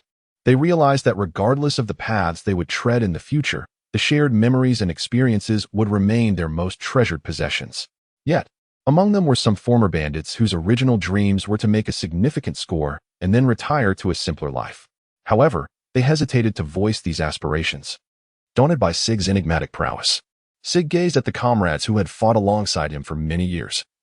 Their expressions revealing a yearning for new beginnings intertwined with a reluctance to part from the past. Drawing a deep breath, his voice resonated with undeniable resolve. I understand that through the storms and calms of these years, we have traversed an abundance of experiences together. I have witnessed the hesitation and longing reflected in your eyes. A faint smile graced his lips, imbued with a sense of release. Thus, I, Sig, shall never be the anchor that weighs you down. From this day forth, I shall bestow upon each of you 10 million berries, as a testament to your toil and loyalty throughout these years, and as the seed capital for your new lives. Upon hearing this, the crew exchanged glances, astonishment and gratitude shimmering in their eyes. Sig continued, As for where you shall go and the lives you shall lead, that is entirely at your discretion. The ocean is vast, and there will always be a piece of land where you can discover the sanctuary of your souls. Remember, as pirates, we are formidable, and in returning to simplicity, you can each carve out your own brilliance. He cast his gaze upon each individual present, etching their likeness into his memory. However, before I grant you your freedom, I have one final request. Please promise me that wherever your paths may lead in the future, you shall live with dignity, never forgetting that we were once members of the Mountain Thief King crew, and that we shared oaths and glories of our own. One by one, the crew nodded, some with tears welling in their eyes, their voices choked as they replied, Captain Sig, your kindness shall remain etched in our hearts for eternity. Regardless of what the future holds, we shall remember your words and live with dignity and integrity. Sig waved his hand, signaling for them to quiet down. Enough with the melancholy. The days at sea are long, and we shall surely reunite one day. Now, go forth and choose an island that captivates your heart, embarking on a new chapter of your lives. Remember, freedom and happiness are the ultimate pursuits we seek. As Sig's words resonated, the crew rose, embracing each other in farewell. The air thick with the bittersweet sorrow of parting and the hopeful anticipation of the future. They understood that this farewell might signify an eternal separation. Yet it also heralded a new beginning. In the ensuing days, as the Mountain Bandit continued its voyage, several crew members disembarked at the islands they passed, carrying the wealth bestowed by Sig, stepping onto the paths they had chosen. Some opted to settle in tranquil little towns, embracing a serene existence. Others envisioned using their newfound riches as capital to embark on audacious entrepreneurial ventures. Each time someone departed, Sig stood at the ship's railing, watching their figures fade into the distance until they vanished from sight. Sig knew that although the number of crew members had dwindled, the spirit and tales of the Pirate King would endure, carried forth by every former sailor. He himself would lead the remaining crew to continue crafting their own legend upon the vast ocean. Sig understood that the turmoil within one's heart could often prove more perilous for a pirate than any external threat. In the ceaseless cycle of battle and plunder, a lack of conviction could render an individual indecisive at critical moments, a hesitation that frequently bore the cost of life itself. Thus, he chose to grant freedom to those crew members who felt the stirrings of doubt, allowing them the opportunity to seek a life that truly belonged to them. He recognized the complex emotions this choice invoked among the remaining crew, one part reluctance to part ways, and the other a contemplation of their own uncertain futures. Nevertheless, Sig did not attempt to sugarcoat the reality of their sorrow. Rather, he opted for an honest confrontation with this grief. On a tranquil night, he summoned the remaining crew. Standing at the heart of the Pirate King's ship, the gentle sea breeze caressing his resolute visage. "Brothers," he began, "the farewells of these past days have imbued each of us with an ineffable weight. Yet, what I wish to convey is that every parting serves as a prelude to a more meaningful reunion." His words resonated with strength and warmth. Each of us possesses the right to choose our own path. This is the dignity of being free. Those brothers who have chosen to depart do so for their own reasons, and we must honor that. As for those of us who remain, it is because the flames of adventure still burn brightly in our hearts, fueling our love for this vast sea. Sig's gaze swept over each individual present, and he continued, "I, Sig, am not the kind of tyrant who retains power through an iron fist. We are partners, we are family. Our unity is founded on shared aspirations and beliefs, rather than fear and coercion. Thus, if one day any of you wishes to pursue a different path, please speak boldly. I shall extend the same respect and support." His words served as a potent tonic, stabilizing the crew's emotions and igniting their inner resolve. Yet, for now, we remain together. So let us continue to forge ahead hand in hand, to explore the unknown, to conquer challenges, and to inscribe the legend of the Pirate King upon the annals of history. May those brothers who choose to depart, no matter where they may roam in this vast world, proudly declare that they once belonged to this magnificent vessel. With that, Sig raised his arm, and the other crew members responded in kind, their resolute shouts echoing into the night sky, a farewell to the past and a warm embrace of future challenges. The air of sorrow was gradually supplanted by a newfound determination and fervor. They understood that as long as the Pirate King sailed the seas, their narrative would not conclude. The following morning, sunlight pierced through the mist, gently cascading upon the deck of the Pirate King, bestowing a golden radiance upon this weathered pirate ship. At the bow of the ship, Sig gazed upon the crew members who were gradually awakening from their slumber. The expressions on their faces had transformed from the melancholy and confusion of the previous day into a newfound sense of determination and hope. He observed that those who had chosen to remain shared glances imbued with an unprecedented brilliance during their conversations. The discourse of the night prior had not only liberated them from their inner burdens, but had also ignited within them an infinite yearning for the future. Within Sig's heart surged a wave of solace and reflection as he realized that the principles of success he had acquired in the world before his journey had unexpectedly found their application in this seemingly rugged pirate realm. It became clear that regardless of the passage of time, the motivation and unity of the human spirit remained the essential catalyst propelling all endeavors forward. Sig pondered silently within himself. He had never imagined that concepts regarding goal setting, team building, and personal development could so profoundly assist him in navigating the discord and unease within his team. These principles not only encouraged the dispirited crew to voluntarily depart, but also fortified the unity and strength of those who remained. Descending from the command platform, he stood alongside the crew, sensing the palpable camaraderie and trust that flowed among them. In that moment, Sig profoundly experienced an unprecedented power, one that did not stem from an augmentation of force, but rather from a resonance of souls and a shared purpose. Today, we embark once more, not merely to explore uncharted waters, but to confront the depths of our innermost selves. Sig's voice resonated across the deck, each word imbued with strength. We are the crew of the Mountain Bandit, the children of the sea. We are no longer bound by the shackles of the past, but rather we strive for the brilliance of tomorrow. The crew echoed in unison, their shouts vibrant and passionate, as if they could stir the very depths of the ocean. In that moment, Sig felt a remarkable transformation take hold. Under the command of Sig, what was once merely a band of pirates has now transformed into an invincible fleet united by a common belief and striving towards a shared goal. Beneath the radiant sun, the sails swell with newfound hope and dreams as the Mountain Bandit King set sail once again, navigating towards the vast expanse of azure filled with the unknown and challenges. Sig, the very soul of this vessel, harbors within him both aspirations for the future and a profound satisfaction and pride born from a deep understanding of human nature. He knows that this journey will be more extraordinary than any that has come before. Standing atop the lookout, Sig gazes over the boundless sea, his brow furrowed with perplexity. By all accounts, the Navy and rival pirate crews should have long since launched a relentless pursuit against him, for the name of the Mountain Bandit King and its captain, Sig, is sufficient to arouse the utmost vigilance from any faction. Yet, at this moment, the sea lies eerily calm. Even the naval patrols, once a frequent sight, are conspicuously absent, and other pirate crews have vanished without a trace.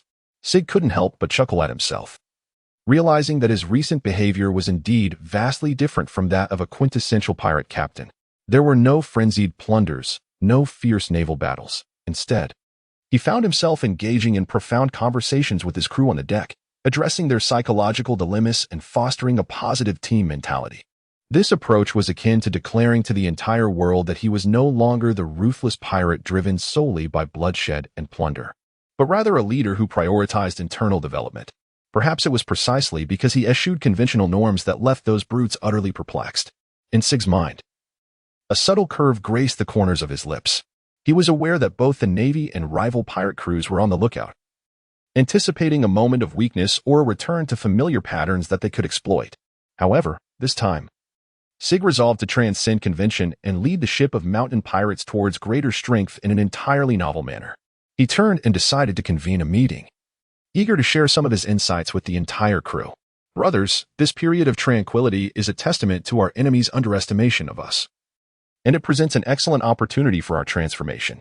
In the past, we triumphed through sheer might and speed. Now, we must augment our approach with wisdom and strategy. We shall demonstrate to them that a true pirate king is not merely invincible on the battlefield, but also adept at navigating the treacherous and capricious seas to carve out his own path. Sig's words resonated deeply with the crew, rekindling the flames of battle in their eyes, yet within this fervor lay a blend of hope for the future and an insatiable desire for exploration of the unknown.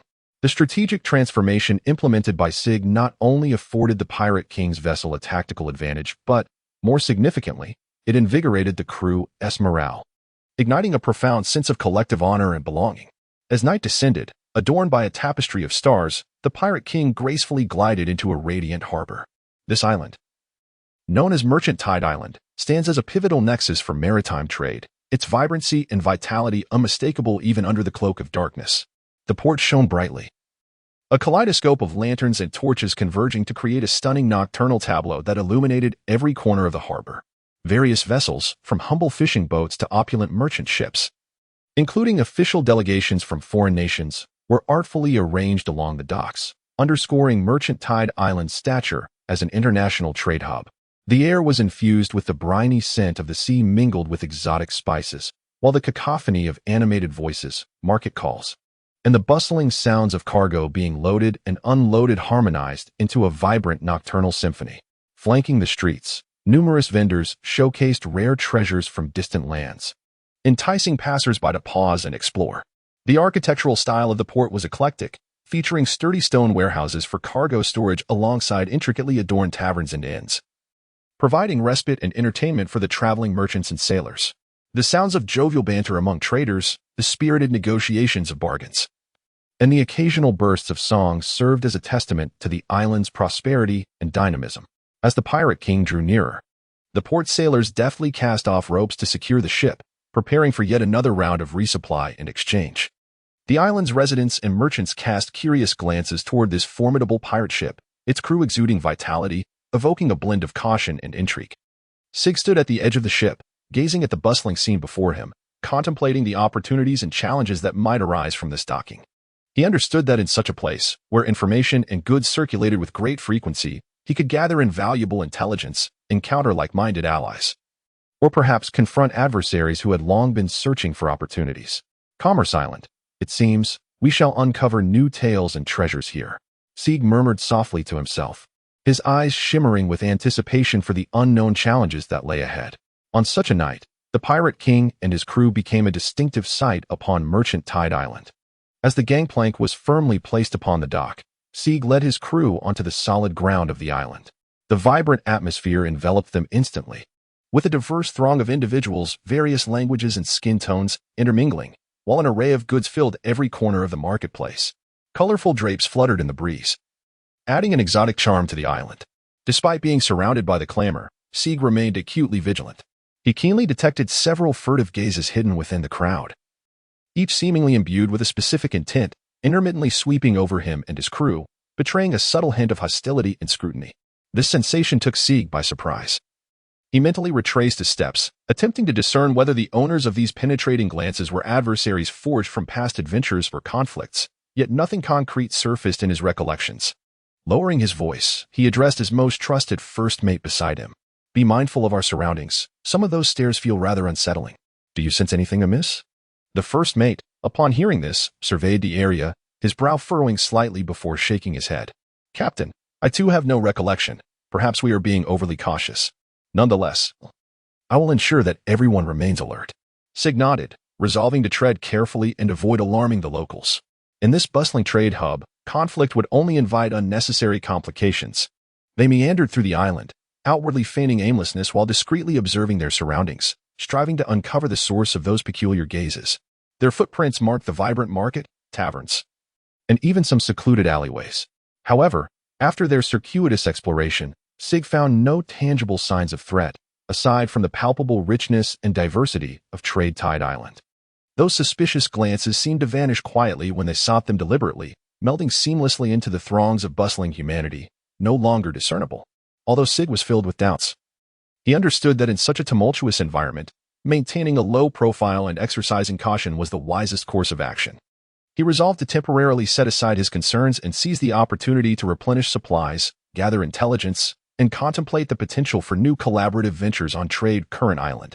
After all, for a pirate crew seeking to alter their course, this place brimmed with possibilities. "We shall proceed according to our original plan," Sig addressed the crew, urging them to exercise heightened caution and report any anomalies immediately. "Tonight, we shall seek out a suitable tavern on this island. Perhaps we might glean some intriguing information from the lips of inebriated patrons." With that, he led the way towards a bustling tavern, resolutely determined to uncover the secrets concealed behind the watchful eyes lurking in the shadows of Tide Island. In a dimly lit alley of Tide Island, several figures stealthily slipped into a secluded corner, distancing themselves from the clamor of the main street's lights and throngs. They exchanged anxious yet exhilarated glances, confirming that no one was paying them heed, and each discreetly raised their wrists, activating the concealed communicators hidden beneath their sleeves.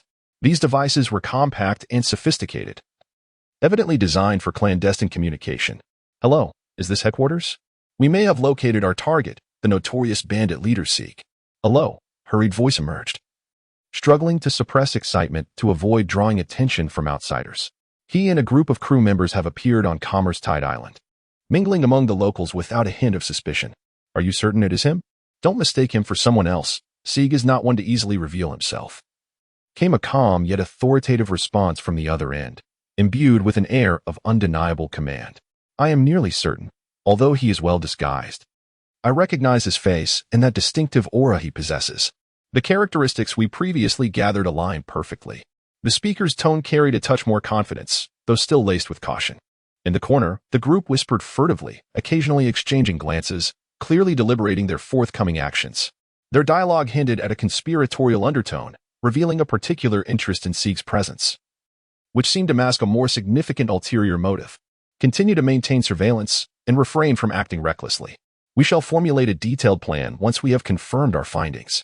Remember, Sig and his crew are not to be trifled with. Every action must be executed with the utmost precision."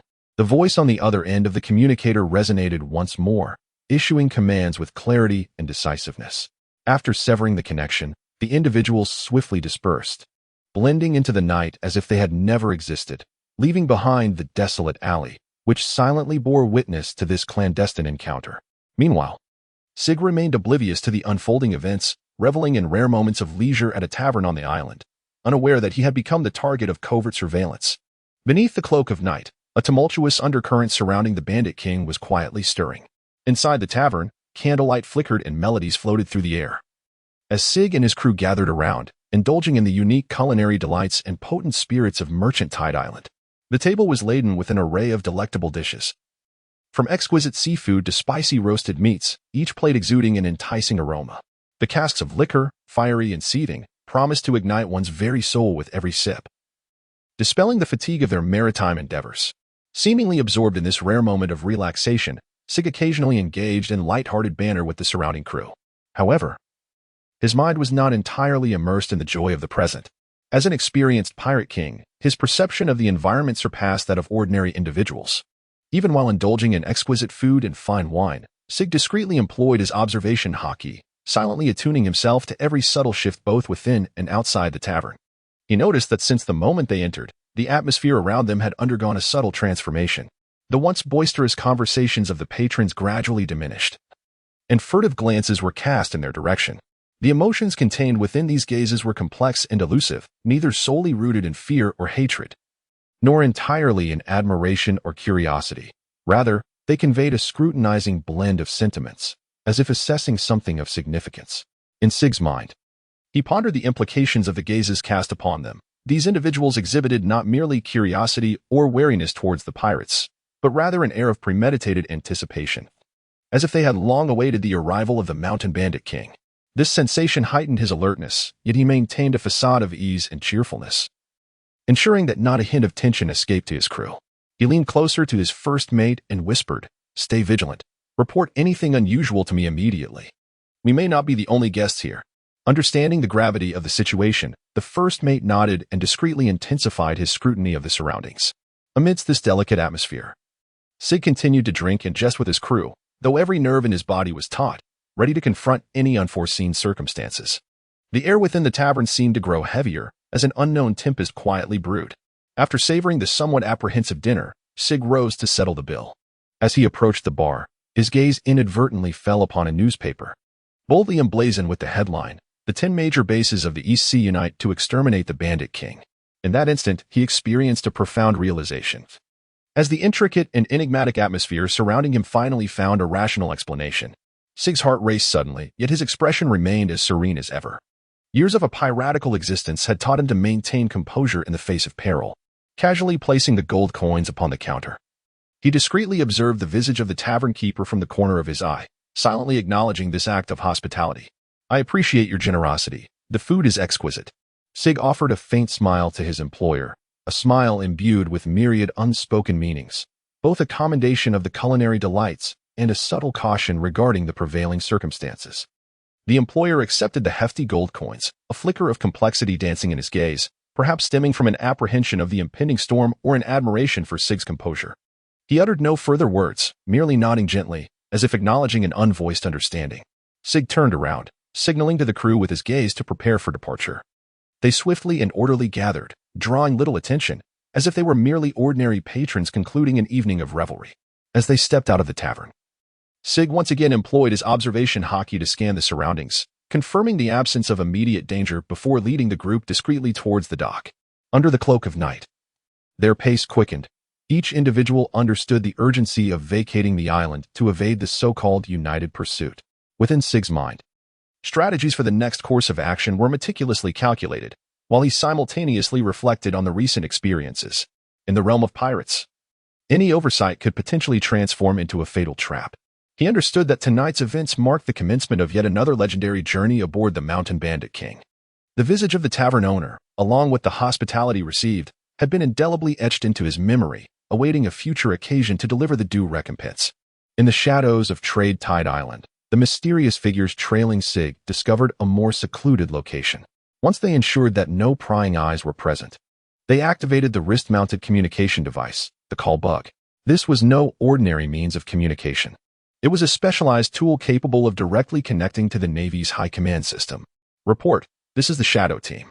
We have confirmed that the Mountain Bandit King, Sig, has indeed appeared on Trade Tide Island, and he seems to have sensed something amiss, as his demeanor has grown cautious," one of them whispered, urgency lacing his tone. "He and his crew are preparing to depart.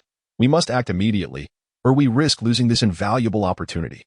On the other end of the call bug, a steady yet authoritative voice responded, "Message received. Continue surveillance and refrain from rash actions. Naval reinforcements are en route. Remember, our objective is to capture Sig alive, avoiding direct confrontation to prevent unnecessary panic and destruction. The stability of the East Sea must not be compromised by this operation." Meanwhile, Sig was leading his crew swiftly through the bustling market, making their way towards the dock. Their strides were resolute and swift, for he had already devised a clear plan. "Listen, brothers," he called out. "I just saw a newspaper headline in the tavern mentioning that the top 10 bases of the East Sea are uniting to hunt us down." Sig lowered his voice, yet it resonated with an undeniable authority. "We cannot remain passive. Staying here will only lead us into a quagmire. At this moment, we must promptly return to the vessel, seizing the cover of night and chaos to facilitate our swift departure." The crew, upon hearing his words, displayed a spectrum of emotions. Some appeared anxious, while others exuded excitement, as the prospect of being pursued by a joint naval operation seemed both exhilarating and challenging. Nevertheless, Their unwavering trust and loyalty to Sig compelled them to follow his commands without hesitation. Prepare the retreat plan and ensure that everyone is aware of their roles and responsibilities. We must move as silently as the night, leaving no trace behind. As Sig spoke, he surveyed his surroundings, ensuring that no one was tailing them. With the deepening night, the crew of the mountain bandits swiftly and orderly made their way back to the port, urgently preparing for departure. The sea breeze carried a tension intermingled with a thrill of adventure. The illustrious pirate, Catalina Rose, was renowned in the pirate world for her beauty and cunning. With a bounty of 65 million berries, she was a symbol of not only breathtaking combat prowess but also a record of high-value plunders. Catalina possessed long, lustrous hair reminiscent of ebony, often playfully tucked behind her ear, revealing her sharply defined features and a pair of mischievous green eyes capable of discerning hidden truths. Her figure was alluring, with curves that exuded an ineffable charm as she moved. A unique fragrance, a blend of floral notes and the briny sea, lingered around her, leaving an indelible impression. Her attire embodied the freedom of a pirate while accentuating feminine grace and allure.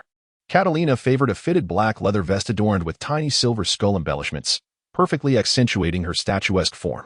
She wore loose red pirate trousers, embroidered with golden compass designs along the sides, the cuffs casually tucked into knee-high black leather boots edged with sharp silver, combining practicality with a touch of wild beauty. A broad belt encircled her waist, adorned with an array of small pouches and a finely crafted dagger, serving both as decoration and a weapon in combat. Most striking was the necklace she wore around her neck, a string of precious gems and ancient coins, each gem symbolizing a significant victory, showcasing her accomplishments and wealth. From her left ear dangled a unique silver earring, shaped like a miniature treasure chest, concealing her most cherished secrets. Catalina Rose, this resplendent pirate, was not merely a captivating sight upon the sea, but also a source of consternation for countless pirates and naval officers alike. Her wisdom, courage, and irresistible allure set her apart as a legendary figure in the world of piracy. Just as Sig and his crew were anxiously preparing to depart from Merchant Tide Island, an unexpected figure appeared on the deck of the Mountain Bandit. Catalina Rose, the fabled and resplendent pirate, emerged from the shadows of the night, gracefully leaping onto the ship's railing, standing in the gentle breeze, undeniably captivating. Her presence instantly froze the atmosphere on board, as all eyes converged upon this uninvited guest. A glimmer of surprise briefly flickered in Sig's eyes, soon replaced by a cautious appraisal.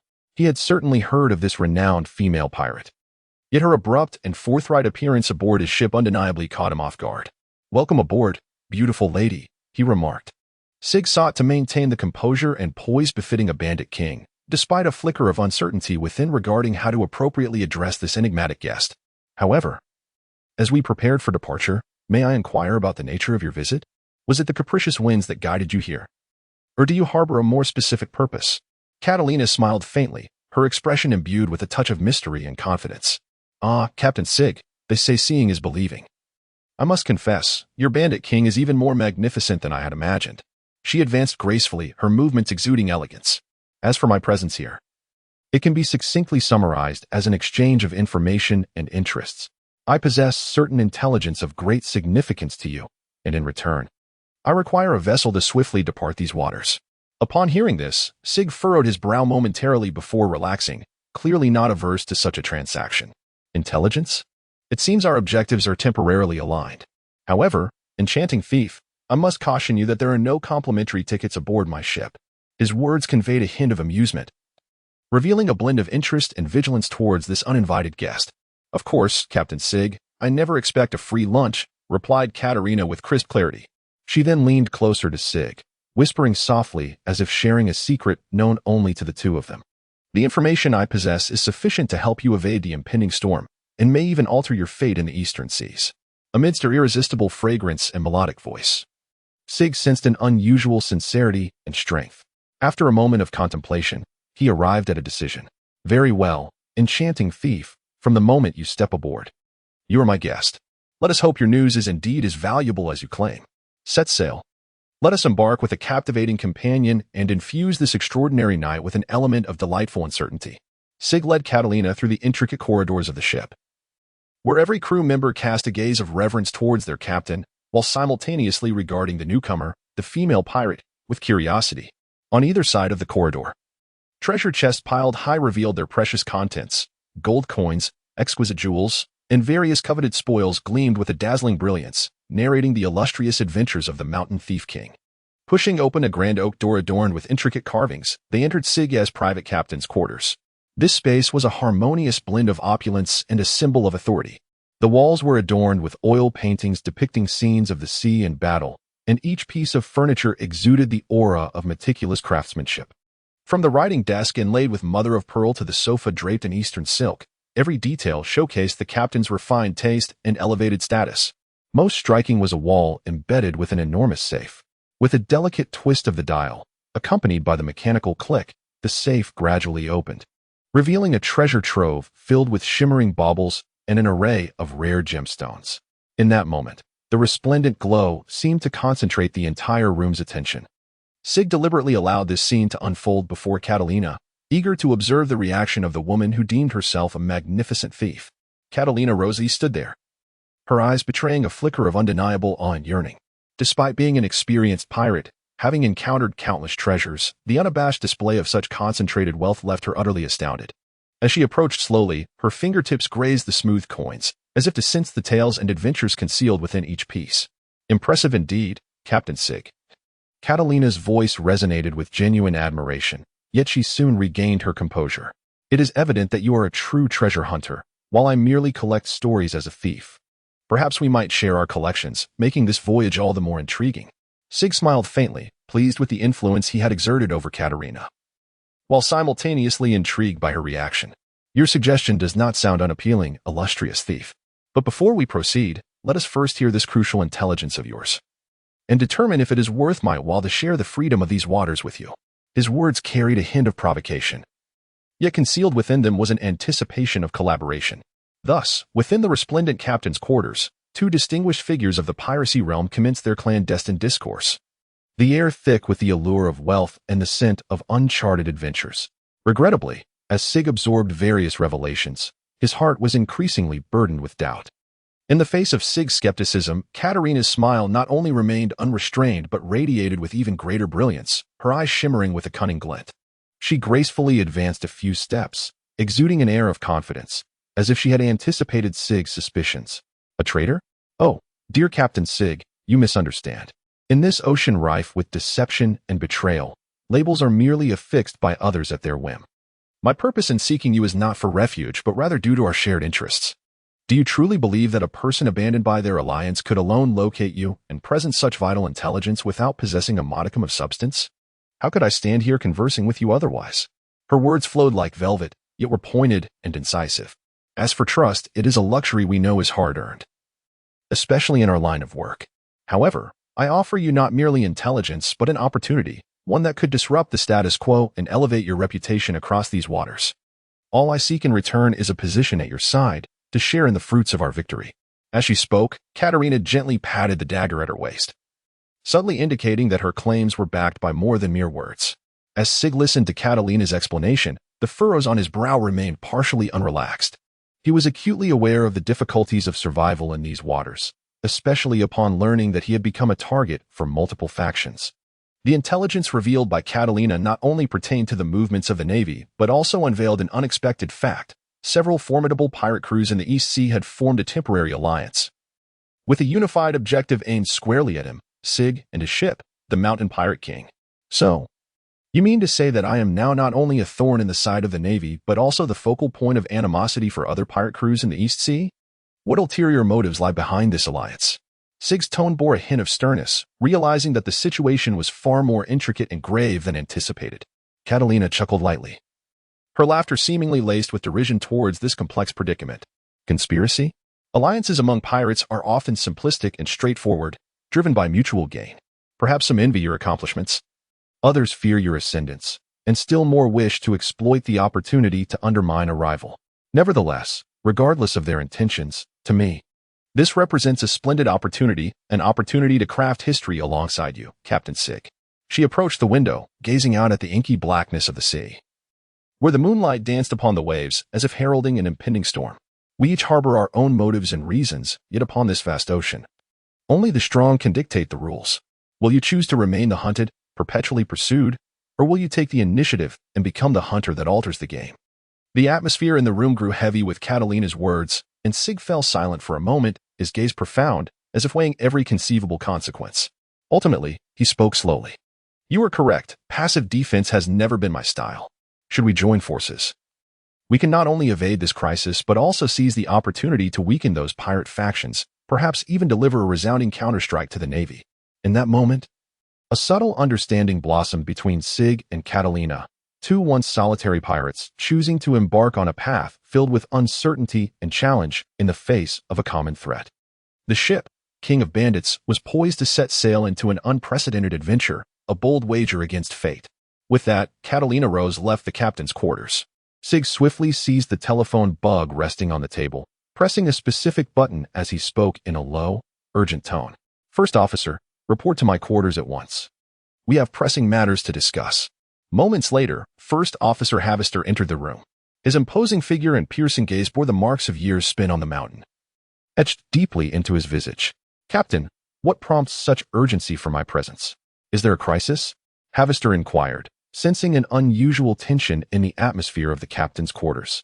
Sig gestured for Havis to take a seat, and then succinctly recounted the remarkable appearance of Catalina Rose and the astonishing intelligence and collaboration proposal she had brought forth. His gaze was profound, reflecting deep contemplation. The news delivered by this exquisite rogue was of great significance, not only the Navy, but several formidable pirate crews from the East Sea were also eyeing us with intent. We must evaluate how much of her collaboration proposal is sincere and what risks it may conceal. After listening, Havis furrowed his brow, pondering for a moment before speaking. Captain, although Catalina appeared alone, her ability to accurately convey such a wealth of insider information indicates a formidable intelligence network behind her. We indeed require such a source of intelligence to navigate the impending crisis, yet we cannot dismiss the possibility that she may have her own ulterior motives. Sig nodded in agreement. We require additional information to ascertain her credibility. You may discreetly investigate her background, particularly her past behavioral patterns and affiliations with other pirate crews. Simultaneously, we must prepare a dual strategy. Should we decide to collaborate, we must ensure she poses no threat to us.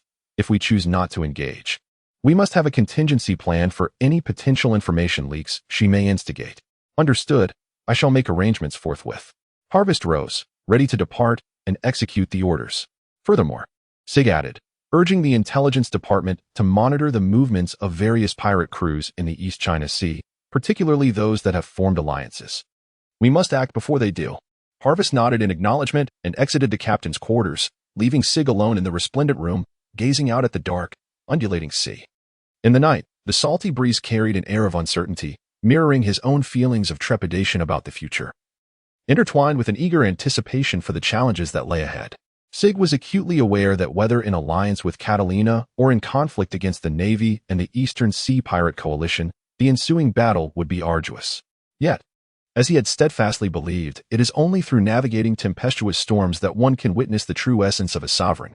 Catalina stood poised on the deck, her hair dancing in the night breeze, her gaze radiating resoluteness and confidence. From her exquisite timepiece, a diminutive communication snail emerged, specifically designed for clandestine dialogues, discreet yet efficient. She spoke softly into the snail, instructing them to cease their pursuit of Captain Sig. With my presence, matters will be handled with utmost precision, allowing them to conserve their efforts for other troubles. Her words conveyed an undeniable authority and a commanding presence. Without awaiting a response, she swiftly concluded the communication, the snail retracting into her watch as if nothing had transpired. Catalina turned her gaze toward the vast ocean, a knowing smile gracing her lips. In her realm, each strategic move was a meticulously calculated outcome, and her collaboration with Sig was not merely a response to the immediate crisis, but a vital component of her long-term aspirations. Trusting in her judgment and capabilities, she understood that in this sea rampant with pirates and watchful naval forces, only by seizing the initiative could one truly establish a foothold. Not far off, aboard a Navy patrol vessel, the dim yellow light illuminated several anxious sailors gathered around an antiquated communication snail. Their expressions varied, each one impatiently awaiting directives from their superiors. The message relayed from the other end doused their fervor for pursuit like a bucket of cold water. Cease the chase of the mountain thief king and leave it to a mysterious third party. This abrupt command detonated like thunder, causing a tumult within the cramped confines of the cabin. A brash young ensign was the first to voice his dissent. How can this be? We have been tracking them for so long, so close to a breakthrough. Why must we suddenly abandon the chase? His voice was laced with frustration and indignation. A seasoned lieutenant, stifling his own discontent, responded with measured calm. An order is an order, ensign. We must adhere to the decisions of our superiors. That Catalina wields considerable influence within the pirate realm. If she can indeed resolve this matter, it would alleviate our burdens. No sooner had he spoken than the communication snail rang out again, this time summoning an urgent conference among different naval bases.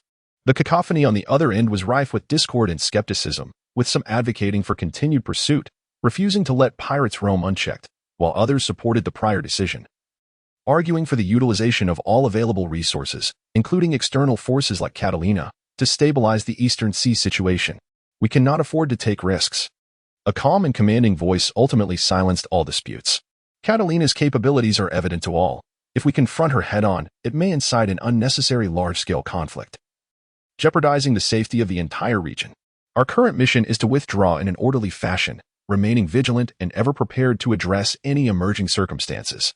As the final words resonated, the conference call concluded, leaving the naval officers aboard the patrol boat exchanging glances before ultimately acquiescing to the command. The small vessel gradually turned away, distancing itself from the wake of the Pirate King's ship. Under the shroud of night, they became mere specks in the distance, disappearing into the boundless horizon of the sea. Meanwhile, aboard the Pirate King, unaware of these events, Catalina continued to orchestrate her plans. A smile gracing her lips as she recognized that each of her actions nudged the situation towards her anticipated outcome. In this ocean rife with unpredictability, Catalina was crafting her own blueprint of power and freedom. As dawn broke, the first rays of sunlight spilled onto the deck of the Pirate King, heralding the commencement of a new day. Unlike the usual gloom and monotony, today's atmosphere was imbued with an unusual vitality. Catalina, the unexpected female pirate, shattered the long-standing tranquility in the predominantly male ambience aboard the ship. As the morning mist dissipated, her silhouette became strikingly prominent in the early light. Clad in a form-fitting athletic outfit that accentuated her alluring curves, her long hair was simply tied back, with strands dancing in the breeze, adding an element of untamed beauty. On the deck, she commenced her daily physical regimen, each movement a perfect amalgamation of strength and grace. With every motion, her muscles glimmered in the sunlight, beads of sweat cascading down her cheek, splattering onto the deck with a crisp sound, reminiscent of a clarion call awakening the dormant spirits. Her figure leapt in the morning light. Each jump, push-up, and kick radiated an indescribable power and beauty, a rhythm that danced with the waves, igniting the air around her with palpable heat. The surrounding pirates, some lurking in the shadows, others feigning nonchalance as they passed by, could not conceal the awe and desire glimmering in their eyes. For these men, seasoned in the art of battling the sea's tempests yet seldom encountering women, Catalina's presence was undoubtedly a breathtaking spectacle, stirring long-buried impulses and passions within them. Their gazes followed her every move, some even unconsciously swallowing hard, exchanging incredulous yet exhilarated glances. However, despite the subtly charged atmosphere brought upon by Catalina's workout, she remained exceptionally focused, oblivious to the surrounding stares. The world had narrowed down to just her and the vast ocean. Every breath and every droplet of sweat silently proclaimed her existence and strength, igniting fervor aboard the male-dominated pirate ship. Under the morning light, everything on the deck appeared vividly alive. Catalina's exercise captivated nearly all the male pirates' attention. They clustered around, both overtly and covertly, striving to maintain a semblance of distance to avoid drawing too much attention, yet their hushed whispers betrayed their excitement.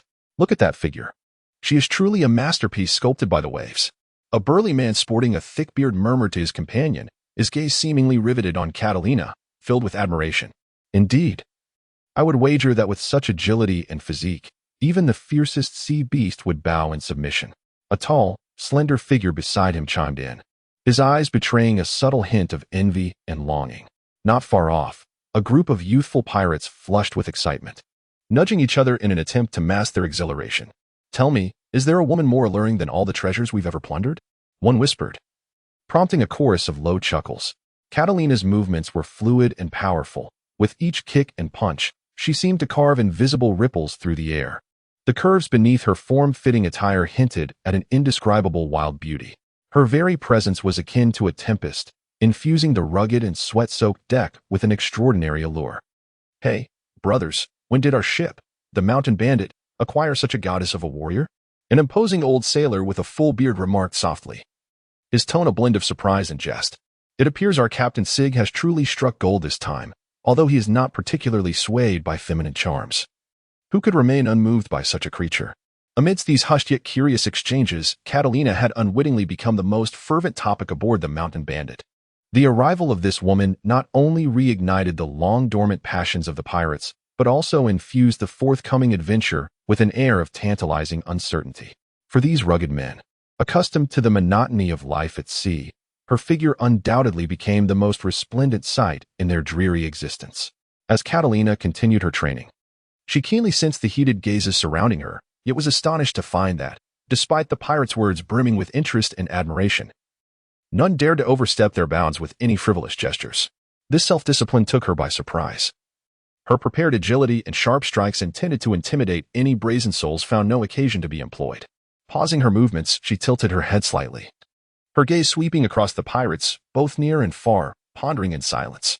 Although their eyes bore the primal desires of men, more prevalent was a sense of respect and reverence, sparking her curiosity about the enigmatic Captain Sig.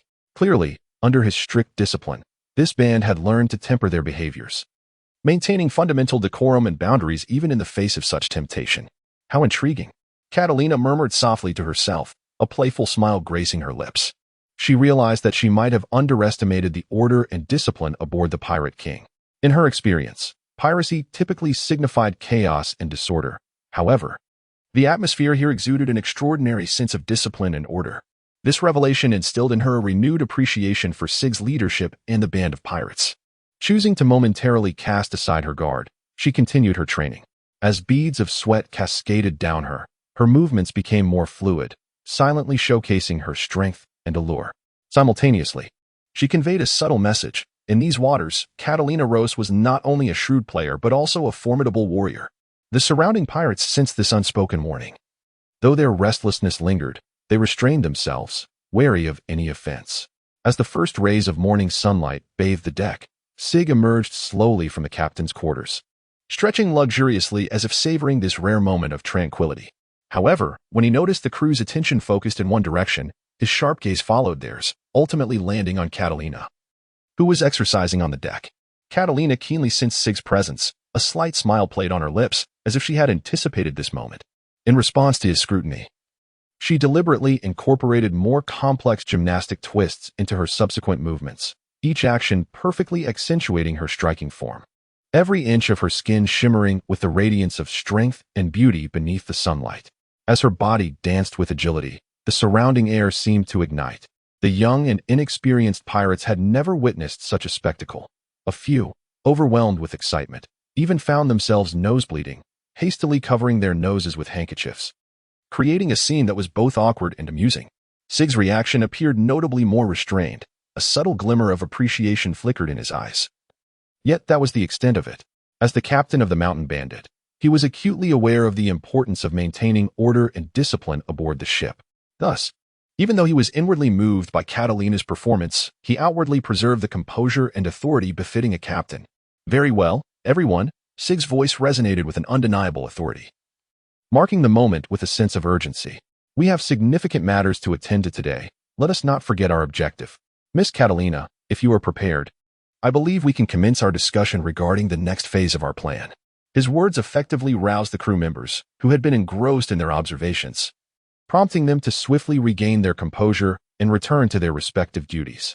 Meanwhile, Catalina gracefully concluded her morning exercises and approached Sig, their gazes meeting in silent affirmation, as they readied themselves for the challenges that lay ahead. As Sig and Catalina departed the deck and entered the captain's quarters to engage in their crucial discussion, the atmosphere remaining on the deck transformed into one of light-heartedness and vivacity. The pirates, who moments ago had been holding their breath in rapt attention, now relaxed, exchanging playful banter, particularly directed at the young lad who had just been rendered speechless by Catalina's stunning presence. Look at our little Jack, blushing like a freshly caught lobster, with a nosebleed that could paint the ship, bellowed a burly man with short hair, eliciting a chorus of laughter from those around. Jack's face turned crimson as he wrestled with a blend of embarrassment and indignation, retorting, "Hey, you, if it were you, how would you fare?" That's a true beauty. The likes of a female pirate king who could withstand such allure. Oh, really? I would love to witness your composure next time Miss Catalina puts on such a display. We shall have you in the front row. What do you say? Another pirate chimed in, inciting a new wave of hearty laughter. Amidst the joviality, the camaraderie among the crew appeared to deepen as the tense atmosphere dissipated entirely. For them, these moments of levity were precious. They not only alleviated the monotony and peril of life at sea, but also fortified the bonds within the team. Catalina's arrival inadvertently became the freshest and most captivating topic aboard the ship. Her unique charm not only stirring hearts but also igniting the imaginations and expectations of these rugged men for the thrilling adventures that lay ahead. Seated within the captain's quarters, Sig pondered the forthcoming plans with Catalina. His thoughts, however, would occasionally drift toward the deck outside, where peals of laughter and playful banter resounded. Unconsciously, a frown creased his brow as a subtle unease flickered through his mind. In the past, the male crew aboard the Mountain Bandit ship often raised raucous noise. Yet that atmosphere was pure and straightforward. Now, with Catalina's presence, it was as if a stone had been cast into the tranquil sea, stirring up ripples upon ripples. It appeared that my crew had indeed been deprived of female company for far too long. Shiga couldn't help but wear a bitter smile, secretly acknowledging that even he, the captain impervious to the allure of women, found himself captivated by Catalina's charm. How much more so for those young crew members? Sig gazed through the captain's cabin window, his eyes fixed upon the boundless ocean, lost in a myriad of thoughts. To establish his renown in these tumultuous waters, a mere ship and a band of fervent crewmen would be woefully insufficient. Action was imperative. The world must come to recognize that the Mountain Bandit King was not simply an ordinary pirate vessel. It represented a formidable force capable of overturning the established order, instilling fear and respect in both pirates and navy alike. The discussion between Sig and Catalina concluded, leaving him with a deeper understanding of the female pirate. It was evident that Catalina was not merely in pursuit of wealth or power. What she truly yearned for were challenges and adventures. The exhilarating sense of glory that comes from leaving her legendary mark upon the vast seas. Sig must concede that her vision is indeed exceptional.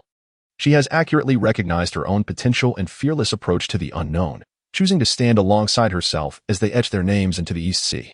This evening, we shall confront a formidable challenge. As Sig stepped onto the deck, he surveyed the gathered crew with a steady and powerful voice. Ghost Island is not merely a symbol of wealth, it is a test of our strength. I am aware that each of you joined the Pirate King's ship in pursuit of excitement, the quest for freedom, or perhaps to fulfill a cherished dream. Tonight is our opportunity to prove ourselves, to ensure that our names are etched in the annals of the East Sea and the entire Grand Line. He cast a deliberate glance at Catalina, whose eyes reflected both trust in her as a companion and anticipation for the challenges ahead. Lady Catalina will join us in our endeavor. Her experience and skills will be an invaluable asset to our cause. Remember, tonight we do not fight for personal gain, but for our collective glory, to secure our place in these waters. Sig's words ignited the crew's fighting spirit, their vows resonating through the heavens. Catalina stood beside them, her eyes shimmering with anticipation and resolve for the impending battle. This was not merely a confrontation. It marked the inception of a legendary saga shared with every member of the Mountain Thief King. As night fell, the sea breeze carried a hint of chill. Yet it could not extinguish the fervor and passion burning aboard the Mountain Thief King. Sig and Catalina stood side by side at the bow of the ship, gazing into the unknown darkness ahead, their hearts brimming with an unprecedented sense of light and determination. This battle would determine their future and herald a new chapter upon the sea. Deep within Ghost Island, in a vast cavern constructed of ancient stones, flickering firelight cast shadows upon a dozen figures. Their faces bore grotesque scars and adorned an array of peculiar pirate trinkets, each exuding an unusual aura.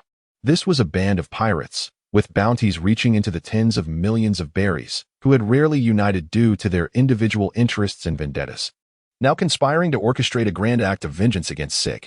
At the cavern's center, pirates gathered around a long table fashioned from sturdy tree trunks, upon which lay tattered maps, wine jugs, and scattered remnants of food. The air was thick with a peculiar blend of salty seawater and gunpowder, and the murmur of conversation echoed ominously in the depths of the space. "Will that woman truly bring that boy?"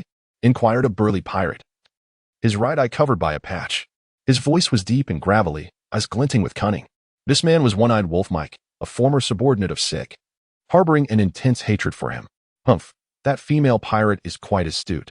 She cannot possibly be oblivious to the trap we have set, scoffed Lilith. Draped in a crimson cloak, her face adorned with strange totems.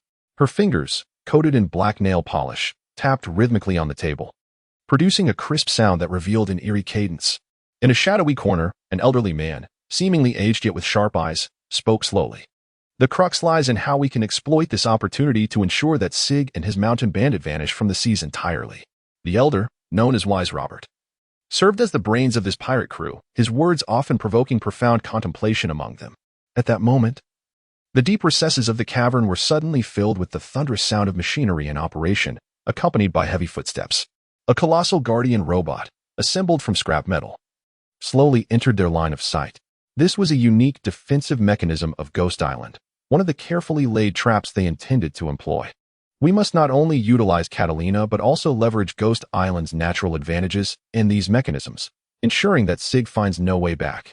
The speaker is a gaunt man, perpetually adorned with an enigmatic smile, known as the Mechanist Jackson. His fingers glide gently over a nearby map, which intricately details the convoluted terrain of Ghost Island and the myriad traps they have meticulously laid. Within the cavern, the flickering flames cast a dim light, revealing an array of weapons and skeletal decorations adorning the walls, amplifying the eerie and sinister atmosphere. Oil lamps are embedded in the surrounding rock walls, their feeble glow dancing among the crevices, conjuring countless watchful eyes that surveil the machinations unfolding. Remember, our objective transcends merely acquiring Sig, for we also seek the treasures aboard the Mountain Bandit King. Mike raised his goblet, and the others echoed his gesture. The sound of iron fists clashing against glass reverberated throughout the cavern, a solemn vow to their resolve and avarice. As the night deepened, the plans of this band of pirates began to crystallize. An ominous aura seemed to pervade every corner of Ghost Island, awaiting the arrival of the Mountain Bandit King, heralding a thrilling confrontation soon to unfold. In the eyes of these formidable marauders, each island they conquered stood as a flag planted in the vast ocean, symbolizing their dominion and glory. Each ruled one or two islands, akin to monarchs of miniature kingdoms, reveling in boundless wealth and exalted status. Yet, even such powerful pirates find themselves constrained by the boundless expanse of the ocean, where the elusive sea routes act as invisible chains, binding their ambitions and greed. Sig, the audacious scoundrel who roams the seas with impunity, is infamous for his cunning and cruelty. He often extorts the cargo of passing vessels under the guise of protection fees, audaciously demanding half of their treasures. Such actions undoubtedly constitute a direct affront to the authority of these marauding pirates, challenging their very limits. Merchant ships, which should serve as a source of their wealth, are now coerced into sharing their bounty with Sig, an intolerable humiliation. Driven by self-interest, the flames of anger and vengeance burn ever brighter within this band of pirates. They are acutely aware that in these waters, strength dictates everything, and mercy is synonymous with weakness and failure. Thus, they commence clandestine preparations, meticulously strategizing, with each member contributing their unique skills and resources. From covert intelligence gathering to the setting of lethal traps, and from honing weapons to readying their ships, each step reveals their unwavering determination and anticipation for the impending conflict. On Ghost Island, the atmosphere is taut with tension and expectation. Within the pirates' encampment, the forge blazes day and night, blacksmiths laboring tirelessly to craft sharper weapons and superior gear for their brethren. In the tactical chamber, maps are densely marked, as strategies and schemes are incessantly rehearsed. Meanwhile, the patrolling pirate fleet bolsters its vigilance, ever poised to confront Sig's arrival. Although these pirates may often squabble amongst themselves, they exhibit an unprecedented unity in the face of a common adversary. They understand that only by eradicating the malignant Sig can they reclaim control of the seas and safeguard their interests from further infringement. At this moment, they resemble a pack of predators, poised to strike, awaiting their prey to fall into the trap before delivering a lethal blow. The twilight of Sig's era appears to be quietly approaching. Sig stood upon the deck, the night breeze caressing him, and his steely gaze appeared even more piercing under the moonlight. Despite fighting alongside Catalina, he remained ever vigilant, not allowing even the slightest rustle to escape his notice. In the realm of pirates, trust is a luxury, particularly in such perilous times. Catalina, we both understand that upon the vast ocean, trust is often the most costly wager.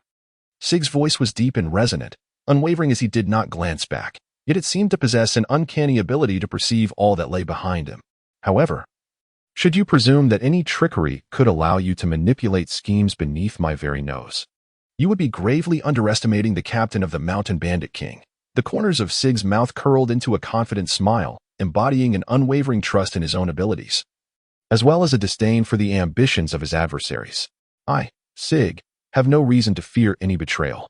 Even you, possessing extraordinary strength and cunning. Should you harbor ulterior motives, I alone am more than capable of confronting them.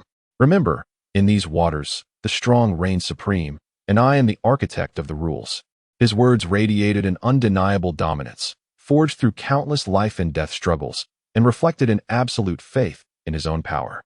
To Sig, Catalina's arrival was merely a pawn in his grand design, a piece with potential yet firmly within his grasp.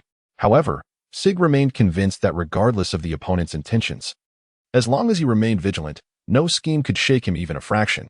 The sea breeze continued to blow, carrying with it the salty tang of the distant unknown. Sig's gaze pierced through the night, foreseeing the imminent battle and his indomitable figure standing resolutely upon these waters. Confronted with the forthcoming challenges, he harbored no fear, only a fervent desire for victory and an unwavering belief in his own strength.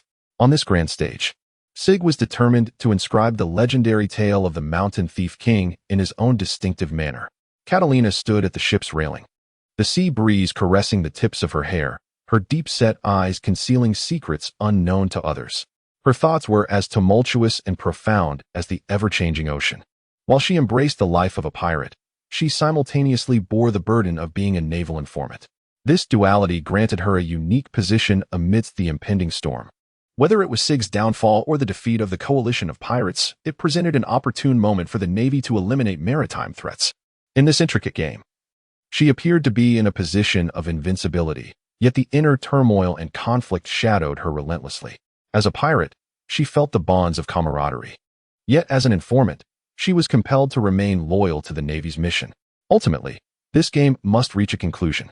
Catalina whispered, her voice, though soft, was imbued with resolute determination. To ensure that events unfolded as planned, it was imperative to provoke an early clash between the two factions, allowing the collision of their forces to reach a crescendo. She was, indeed, the pivotal spark.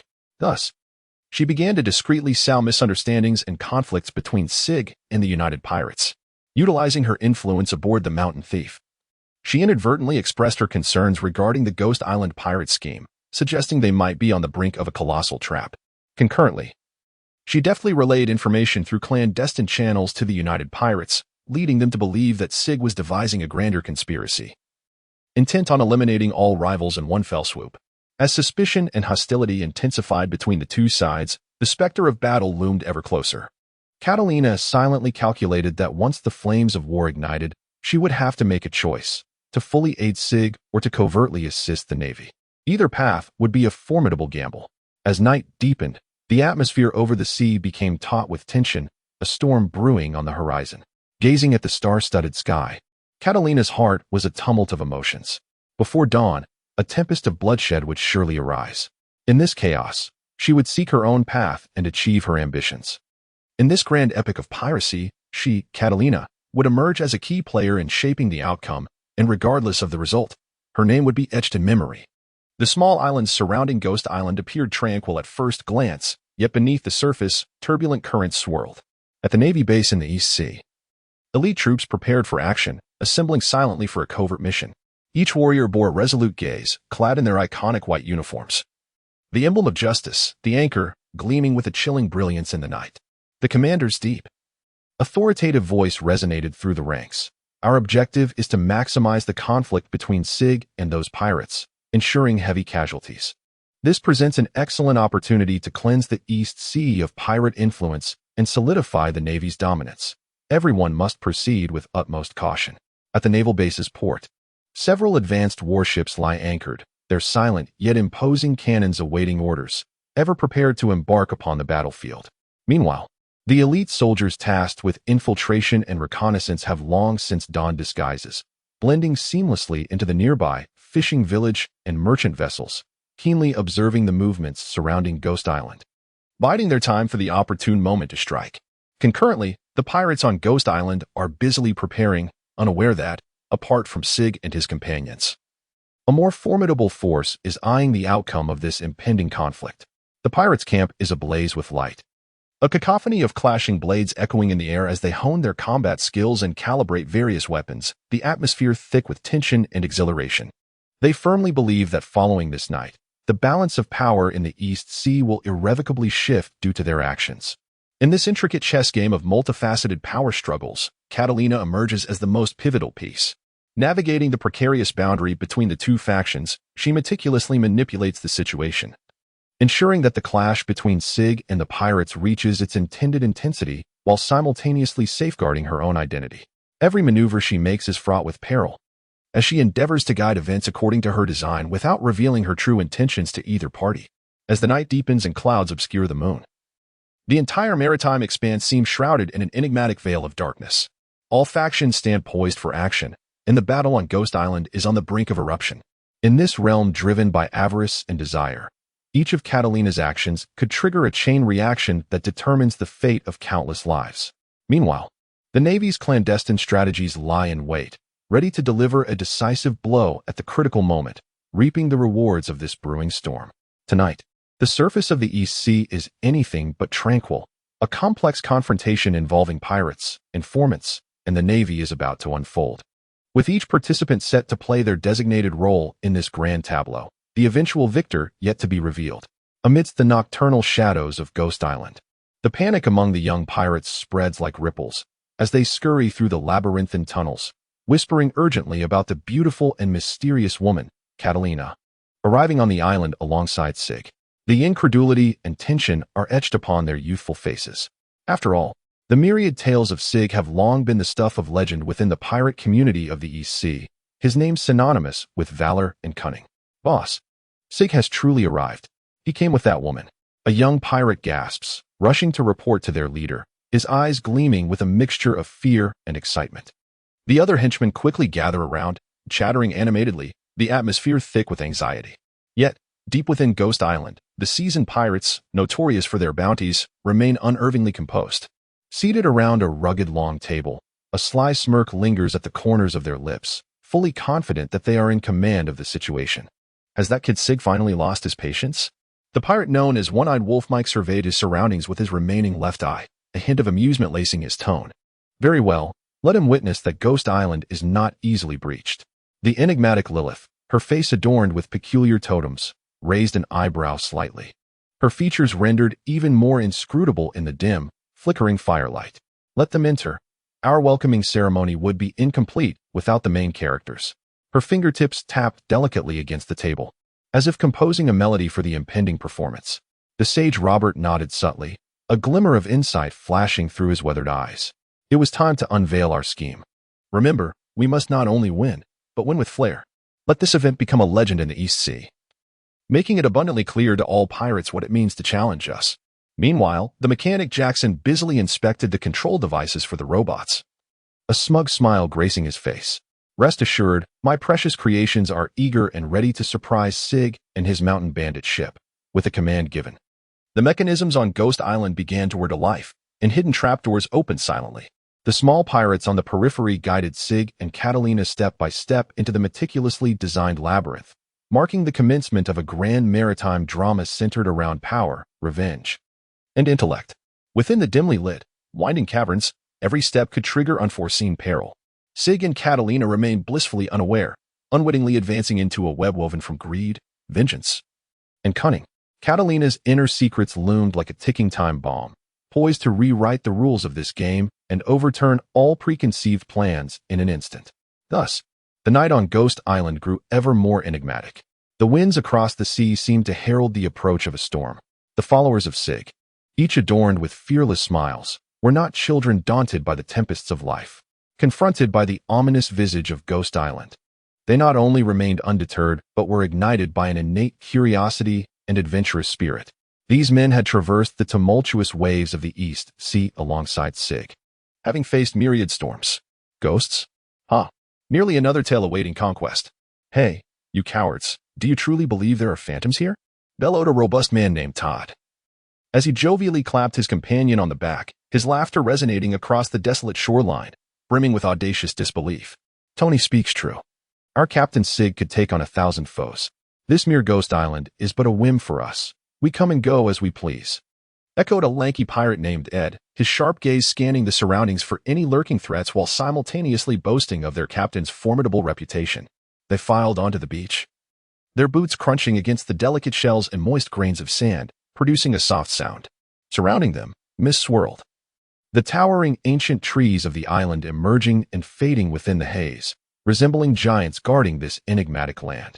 The coastline of Ghost Island was adorned with grotesque black rocks, draped in vivid green moss, enhancing the eerie ambience. From a distance, the occasional call of an unknown bird pierced the air, crisp yet hauntingly solitary. Look over there. Does that massive stone not resemble a ghastly visage? A young pirate exclaimed, pointing towards a strangely shaped rock nearby, his voice tinged with both excitement and unease. Upon hearing this, others gathered around, some feigning nonchalance to scoff, while others scrutinized it earnestly, their minds racing with trepidation. What is there to fear? Even if true phantoms exist, they would flee at the sight of our bandit king, Sig, declared Bart, a bearded pirate, as he brandished his curved sword, its blade glinting ominously in the dim light, his tone infused with unwavering faith in their leader and disdain for the unknown. They pressed deeper into the island, each step taken with caution, yet projecting an air of indomitable bravery. A few in the group even initiated a wager to see who could first discover a ghost on Ghost Island, with the loser obligated to treat the others to a night of rum.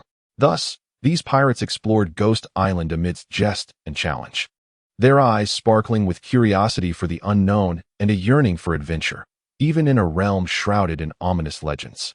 Their laughter rang out, a resounding declaration to the seas that nothing could impede Bandit King Sig and his crew. Yet, was Ghost Island truly merely a facade of bravado? Only time would unveil the truth. Sig and Catalina descended the ship's ladder side by side, their steps light as they approached not the treacherous Ghost Island, but a grand banquet. Sig, I have heard whispers that ancient treasures and some incredible secrets are concealed upon that island, Catalina remarked, her voice tinged with excitement. Having long awaited this adventure, if we could uncover those legendary trinkets, it would not only validate my sincerity but also elevate the reputation of your pirate ship to great heights. Sig raised an eyebrow, a glint of shrewdness flickering in his gaze. Oh, is that so? Then allow me to discern the caliber of the letter of allegiance you speak of. However, Catalina, I trust you are not attempting to deceive me. You see, I abhor being misled. Catalina smiled gently, her expression imbued with confidence and composure. Rest assured, Sig, Catalina, have always been a woman of my word. Nevertheless, true treasures are often accompanied by immense peril. Are you prepared to embrace the challenge? The moment they set foot on Ghost Island, the very air around them seemed to grow heavy with foreboding. The ancient trees loomed overhead, casting an ominous shadow, while the weathered statues, eroded by time, recounted tales of past grandeur and sorrow. Along the path, peculiar symbols occasionally appeared upon the rocks, enticing adventurers to delve deeper into the unknown. Look, those markings, Catalina pointed to an inconspicuous stone wall, adorned with ancient inscriptions. Sig surveyed the enigmatic symbols with a wary heart, yet he could not deny the acumen and knowledge possessed by Catalina. He nodded in acquiescence, choosing to follow her guidance, while discreetly instructing his subordinates to remain vigilant, prepared for any unforeseen circumstances. As they ventured deeper, Ghost Island gradually unveiled its mysterious and perilous nature. Ancient traps sprang forth from the ground, nearly ensnaring a pirate in their grasp. Beneath the seemingly tranquil surface of the waters, turbulent currents concealed unknown creatures. Each narrow escape further solidified Sig's respect for Catalina's capabilities, yet his doubts lingered in the recesses of his mind. If fortune favors us this time, Catalina, I shall bestow upon you the reward you truly deserve. As Sig walked, his tone carried a rare sincerity. Yet, he warned, should any treachery be discovered, my ship shall not harbor traitors. Catalina responded with a composed smile, fully aware of the gravity of this trial.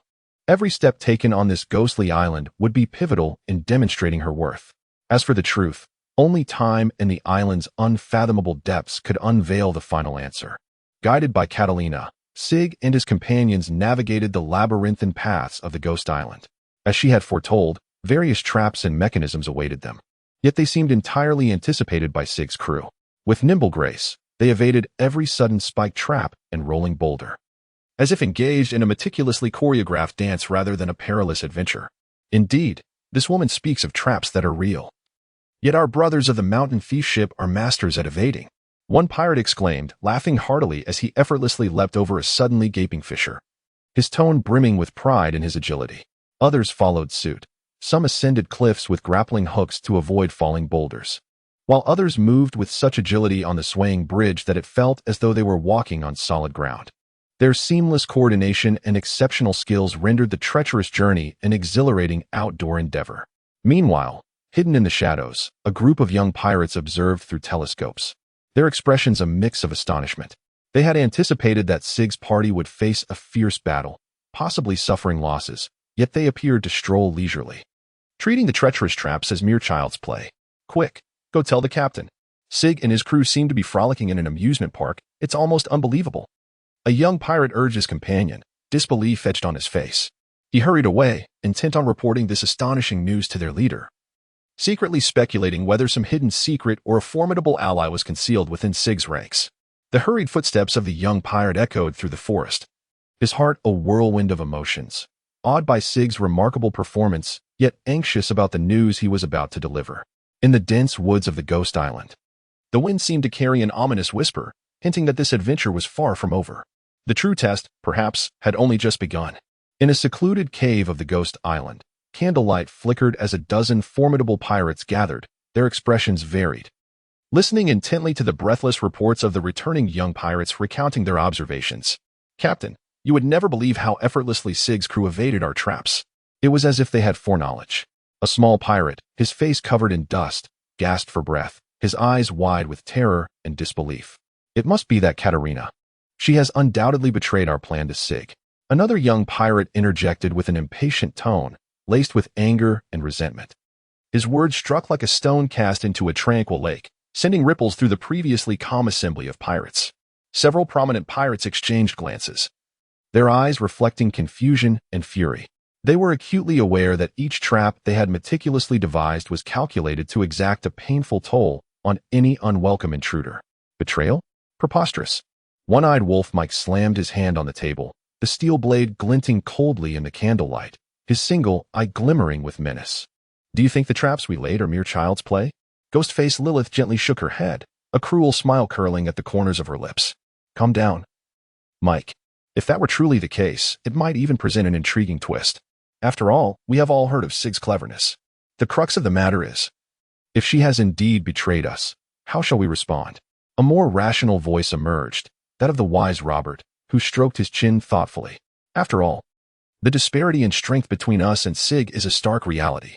Just as the discussion swirled, a hot-tempered pirate could no longer contain himself. He rose abruptly, swinging his steel blade, the cold light flashing. The previously chattering pirates fell silent, their heads rolling lifelessly to the ground, blood soaking the rough stone floor. Shut up, you worthless fools, only capable of mindless speculation, he roared, his eyes filled with murderous intent. Regardless, since Sig has arrived, they shall not escape easily. We are prepared to give them a surprise. This violent act rendered everyone present silent, the cave filled only with heavy breaths and the crackling of the burning candle. Each pirate understood that the forthcoming battle would be exceptionally brutal, not merely for wealth and vengeance, but for survival and dignity in these treacherous waters. The night on Ghost Island was shrouded in a thick aura of malevolence. A storm was brewing. Wise Robert cleared his throat softly, his features appearing even more aged and profound in the flickering candlelight. He slowly rose, speaking in a tone bordering on indifference.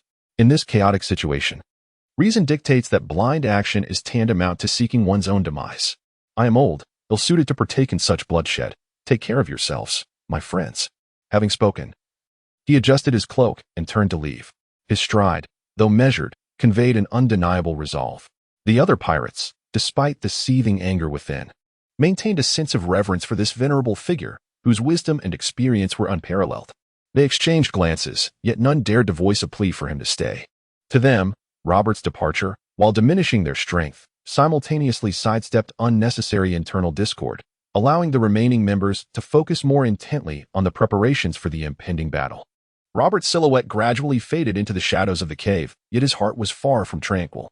Years of experience had taught him that when the situation became murky, the wisest course was often to withdraw temporarily and observe from the sidelines. Little did he know, however, that this time, his choice would lead him into a more perilous predicament. as he planned to quietly sail away from Ghost Island in search of a safe haven to await developments. He noticed the wind direction on the surface of the sea was peculiar, and the currents had become unusually turbulent. Initially, he dismissed it as a mere natural phenomenon until he caught sight of flickering lights on the horizon, signal lights unique to the Navy.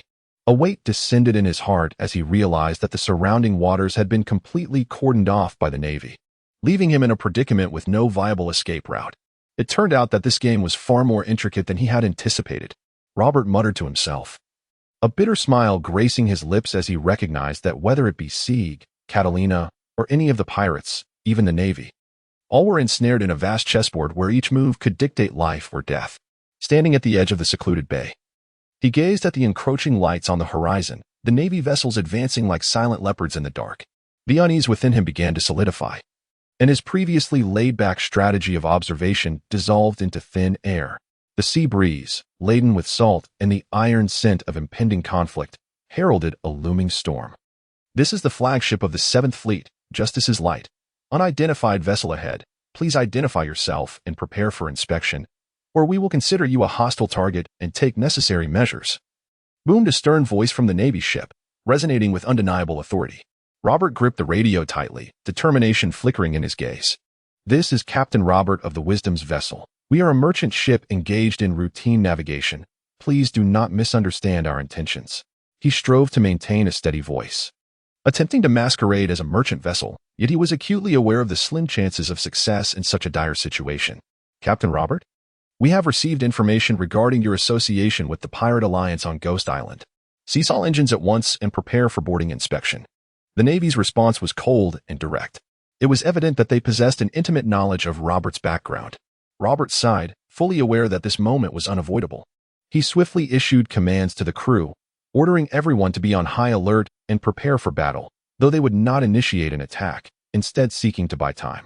In the face of the Navy's overwhelming might, resistance was undoubtedly futile, yet every second of delay could offer the crew a slim chance of survival. The naval fleet quickly closed in, several large warships encircling the modest vessel, the Wisdom, while the harsh glare of searchlights mercilessly illuminated it, rendering it visible against the night. The cannons gradually adjusted their aim, targeting the seemingly defenseless craft, as an atmosphere of imminent tension permeated the air. This is your final warning, Captain Robert. Surrender at once. The ship's announcement echoed once more, accompanied by the deep rumble of engines, a testament to the Navy's resolute determination. Robert fully understood that the fate of total annihilation was now unavoidable. He chose silence as his response, a tumult of complex emotions surging within him. Turning to his crew, the loyal faces that had followed him filled him with guilt and sorrow. Under the overwhelming firepower of the Navy, any resistance appeared futile. The vessel of Wisdom ultimately succumbed to a barrage, transforming into a sea of flames. The resounding explosions reverberated across the waves, illuminating the night sky and casting light upon the cruel laws governing this maritime expanse. The Navy's actions were swift and efficient, leaving no room for reprieve. This maritime pursuit culminated tragically for Robert and his entire crew.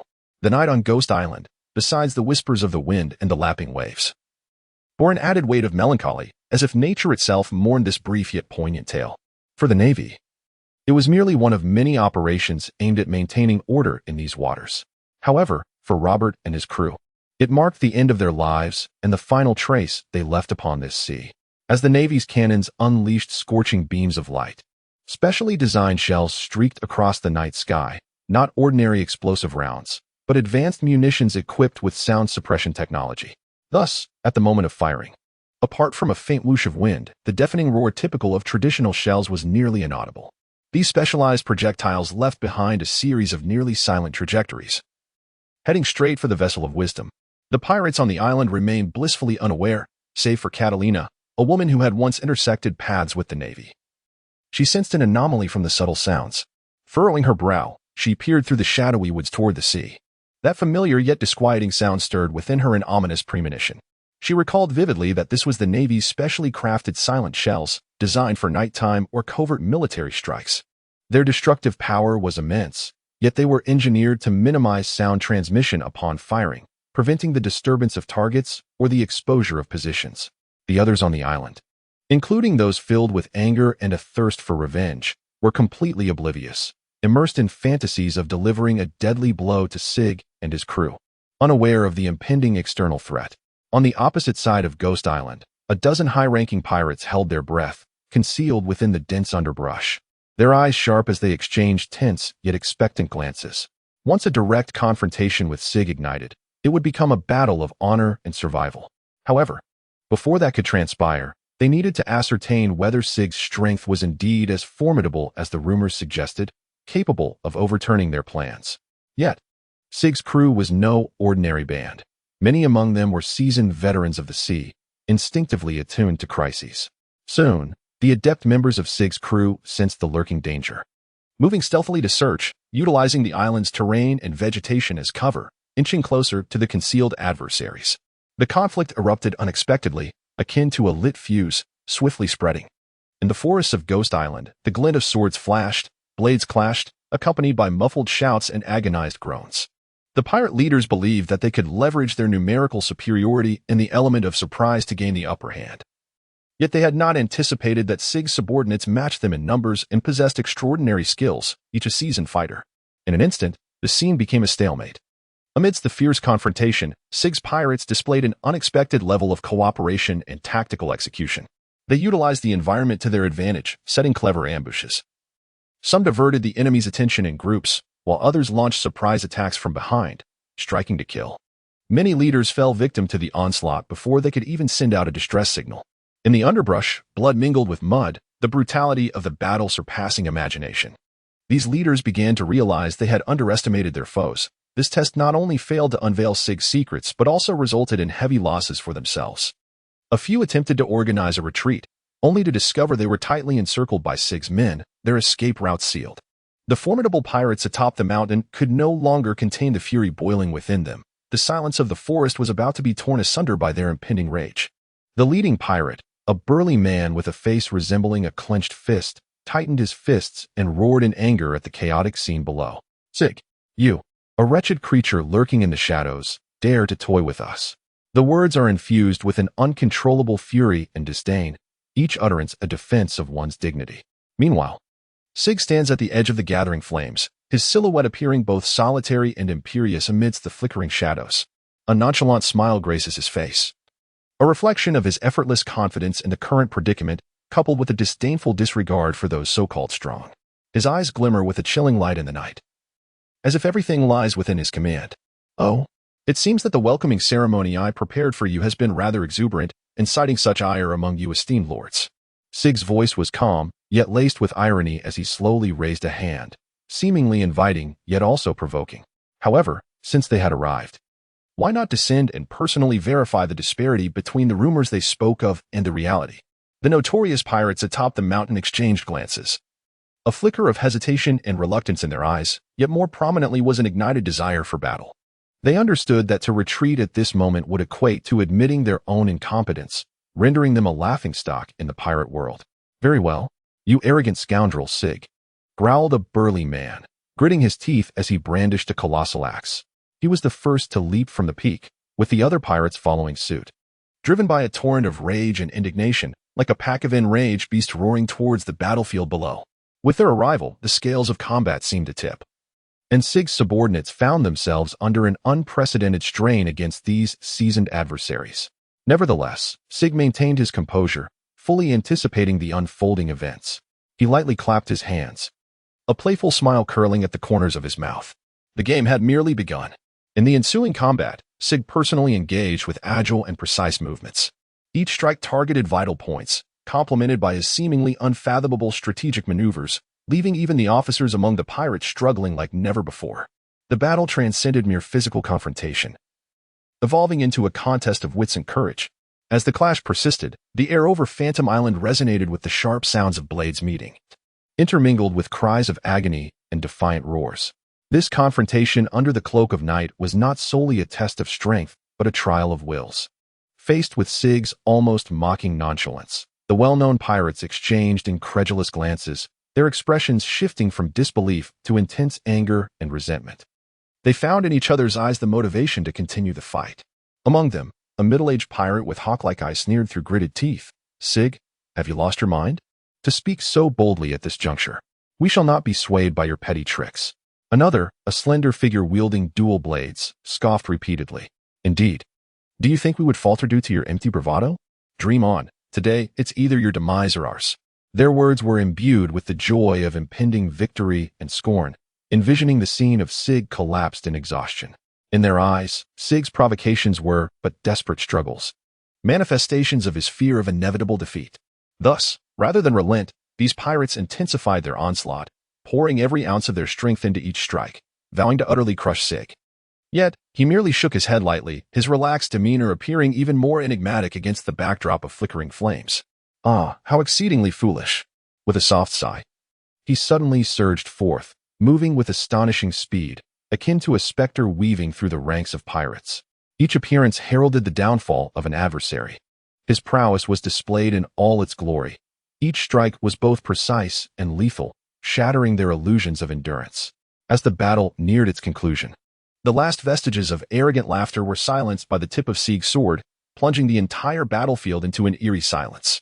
Sig stood in the center, surrounded by a faint aura of bloodshed, yet he remained remarkably composed. All that had transpired was merely a trivial interlude. He raised his hand once more, this gesture imbued with an undeniable authority. Do you still believe you possess the right to oppose me? His voice, though not loud, resonated in the ears of everyone present, akin to a decree that shattered the last vestiges of hope among the once cocky pirates.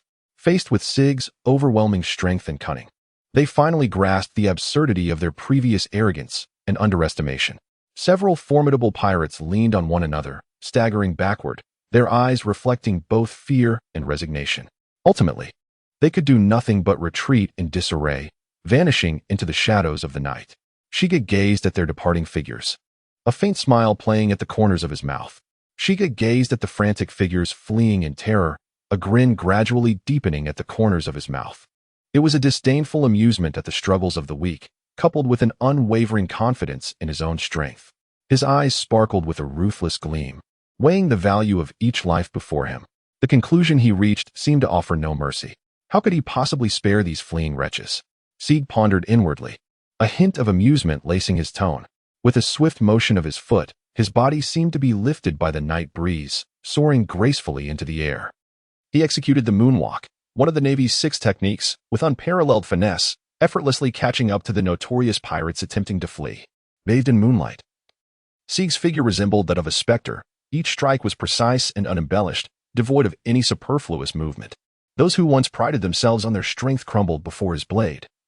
As fragile as straw men, their heads falling with ease and splattering the ground with crimson blossoms. The swordsmanship of Sig is not only a precise mastery of power, but also an artistic interpretation of death. Those once arrogant sea pirates now lie powerless beneath the edge of his blade. The bounty of several tens of millions, in the presence of Sig, is merely a cutting board beneath my hands, to be sliced as I please. Sig whispered softly, each word imbued with a chilling indifference and ruthless detachment. His attitude towards life mirrored that of an artist regarding their own creation, cold yet intensely focused. To him, this was not only a demonstration of power, but also the most direct response to those who underestimated him. As for the bewilderment and disbelief in the eyes of the notorious pirates as they faced their demise, they brimmed with a resentment towards fate and astonishment at Sig's might. They may have pondered why a seemingly youthful pirate could wield such terrifying strength, and why their meticulously crafted plans ultimately became mere playthings in another's hands. In response to these queries, Sig merely smiled faintly, continuing his stride as their voices dissipated into the wind. Must I elaborate on how I, Sig, conduct my affairs? The words exude an air of aloof indifference. For him, a victor owes no explanation to the vanquished. In the realm of the powerful, it is strength that speaks volumes. Behind Sig, a trail of cooling corpses is left in his wake, accompanied by the scent of blood scattered by the night breeze. Ghost Island is once more engulfed by darkness, returning to silence. Yet, Sig's legend has deepened in the hearts of many, becoming a new myth in the world of pirates due to the battles fought this night. Catalina, a clandestine informant within the Navy, concealed behind a hidden rock, gazes in astonishment at the astonishing scene unfolding on the battlefield below. Her hands instinctively cover her half-open mouth, shock rendering her breathless. Her heart races, nearly leaping from her chest as an indescribable fear and awe intertwine within her. This naval intelligence officer, typically known for her composure, now struggles to maintain her calm. How is this possible? She murmurs, her voice barely discernible, almost swallowed by the surrounding winds. Before her eyes, those formidable pirates, even the high-ranking officers of the Navy, who must be approached with caution, now lie vanquished beneath Sig's blade, as if toys in a child's hands. This obliterates her understanding of power and delivers a profound shock to her worldview. Catalina's hands tremble slightly, sweat trickling down her forehead as an unprecedented chill envelopes her, an overwhelming fear of the unknown. Even as numerous Navy bases from the East Sea join forces to encircle this island, Sig's displayed prowess suggests that such encirclement is mere bluster. Her gaze follows Sig's agile and lethal movements. Each flash of his sword heralds the fall of yet another notorious pirate. Catalina's breath quickens. At this moment, the man known as Sig has yet to reveal his full strength. This sensation is more terrifying than a direct threat, for it hints at an unfathomable abyss, one that dares not be glimpsed. In her panic, Catalina's legs nearly give way, forcing her to lean against the rock to prevent herself from collapsing. The scene before her makes it clear that she is not merely witnessing a battle, she is witnessing the dawn of a new era. One unveiled by the man named Sig, filled with uncertainty and potential. Her eyes reflect a mixture of fear, reverence, and a subtle curiosity. As a naval informant, she comprehends the value of this intelligence, yet she also understands the tempest that would ensue should this information become public. Catalina's trembling fingers find the snail phone tied to her wrist. The small creature vibrates under her touch, emitting an urgent call. Taking a deep breath, as if steeling herself, she brings the snail phone to her ear. Instantly, a commanding voice from the naval warship encircling Ghost Island resonates on the other end, urgency palpable. Report the situation. What transpired on the island? Why did communication abruptly cease? Catalina swallowed hard, her voice betraying an unmistakable tension and shock. Commander, the situation is dire. Sig, the man notorious as the Mountain Bandit King, he single-handedly nearly vanquished all the formidable pirates who came to subdue him. Our encirclement seems utterly futile against him. The voice on the other end fell into a brief silence, soon followed by a flurry of urgent inquiries. What did you say? Alone? How is that possible? Which of those pirates is not endowed with cataclysmic power? Provide the details. I need you to recount everything in full. Catalina took a deep breath, striving to maintain a steady tone as she meticulously described every detail of what she had witnessed. The agile prowess of Sig, coupled with his precise strikes, rendered the formidable pirates before him as fragile as mere paper. The narrative resonated with incredulity, yet it was a truth that could not be denied. On the other end of the line, in the command room of the naval warship, a dozen senior officers surrounded their superior, their faces gradually paling as they absorbed Catalina's report. Some furrowed their brows, others widened their eyes in disbelief, while a few shook their heads, struggling to accept the reality before them. The atmosphere seemed to thicken, punctuated only by the faint sounds emanating from the communication device. Each officer's countenance reflecting a tapestry of emotions: shock, skepticism, fear, and a profound anxiety regarding the unknown force they faced. A middle-aged officer with a distinctive mustache shattered the silence with a somber voice. This sounds akin to the emergence of a demon from a myth. Are we truly prepared to confront such an adversary? His words fell like stones cast into a still lake, sending ripples that prompted the other officers to engage in hushed discussions, each displaying signs of unease. The commanding officer, eyes tightly shut, massaged his temples in an attempt to organize his thoughts. Regardless of our state of preparedness, the facts lay bare before us. Immediately notify headquarters, request reinforcements, and activate the highest level of emergency response measures. Simultaneously, we must reassess Sig's threat level. He has evidently surpassed our initial expectations. His tone exuded an undeniable resolve. Yet the worry etched upon his brow betrayed a deep-seated anxiety. Catalina, listening through the communication device, felt as though her heart was gripped by an invisible hand, her breaths becoming increasingly labored. What she conveyed was more than mere intelligence. It marked a pivotal turning point that would alter the East Sea and the entire pirate world. As a witness to this moment, she would forever be haunted by the shock and terror it instilled within her. As the call concluded and the receiver was gently placed back, the atmosphere within the senior officer's tent ignited like a barrel of explosives, erupting into a cacophony of voices, expressions of astonishment, queries, and, predominantly, discussions steeped in disbelief. To single-handedly confront and vanquish so many pirates? Who, exactly, is this Sig? A young officer murmured in incredulity, his voice tinged with palpable fear. Have we underestimated his strength? Is there some dark secret behind him? An older officer furrowed his brow, voicing his suspicions, which resonated with others in the tent. No, this is not merely a matter of strength. It is our severe lack of intelligence regarding him. The mustachioed middle-aged officer slammed his hand on the table, rising with a glint of determination in his eyes. Our understanding of him is likely superficial. Sig has transcended our wildest imaginations. The debate within the tent grew increasingly fervent, with some questioning the veracity of the intelligence provided by Catalina, suspecting it might be a cunning ruse. Others reflected on the naval strategy, pondering whether they had embarked on a misguided path from the very beginning. Every face bore a grave expression. Some pressed their lips tightly together, others incessantly drummed their fingers on the table, while a few paced back and forth, consumed by anxiety. Amidst this turmoil, the tent's master, a high-ranking officer, remained silent, his gaze deep in contemplation of more profound issues. At last, he raised his hand, signaling for silence. Gradually, the cacophony within the tent subsided. Enough. What we require now is composure. His voice, though calm, resonated with undeniable authority. Regardless of who Sig truly is, his presence has posed a significant threat to us. Catalina, though she operates in the murky realm of espionage, has consistently provided us with reliable intelligence to this point. I have faith that she will not falter this time. He scanned the room, ensuring that all had absorbed his words. As for losing oneself, it is a trial every undercover agent may face, but we must not question their loyalty based on that. Our imperative now is to recalibrate our strategy, enhance our intelligence gathering, and request greater support from our superiors. Sig's emergence serves as a stark reminder that this world is far more intricate than we had presumed. It is time to reassess the adversary that confronts us. As Sig's blade descended gently, the brazen spirit of the last pirate was extinguished in an instant, leaving behind a lifeless body crumpling to the ground.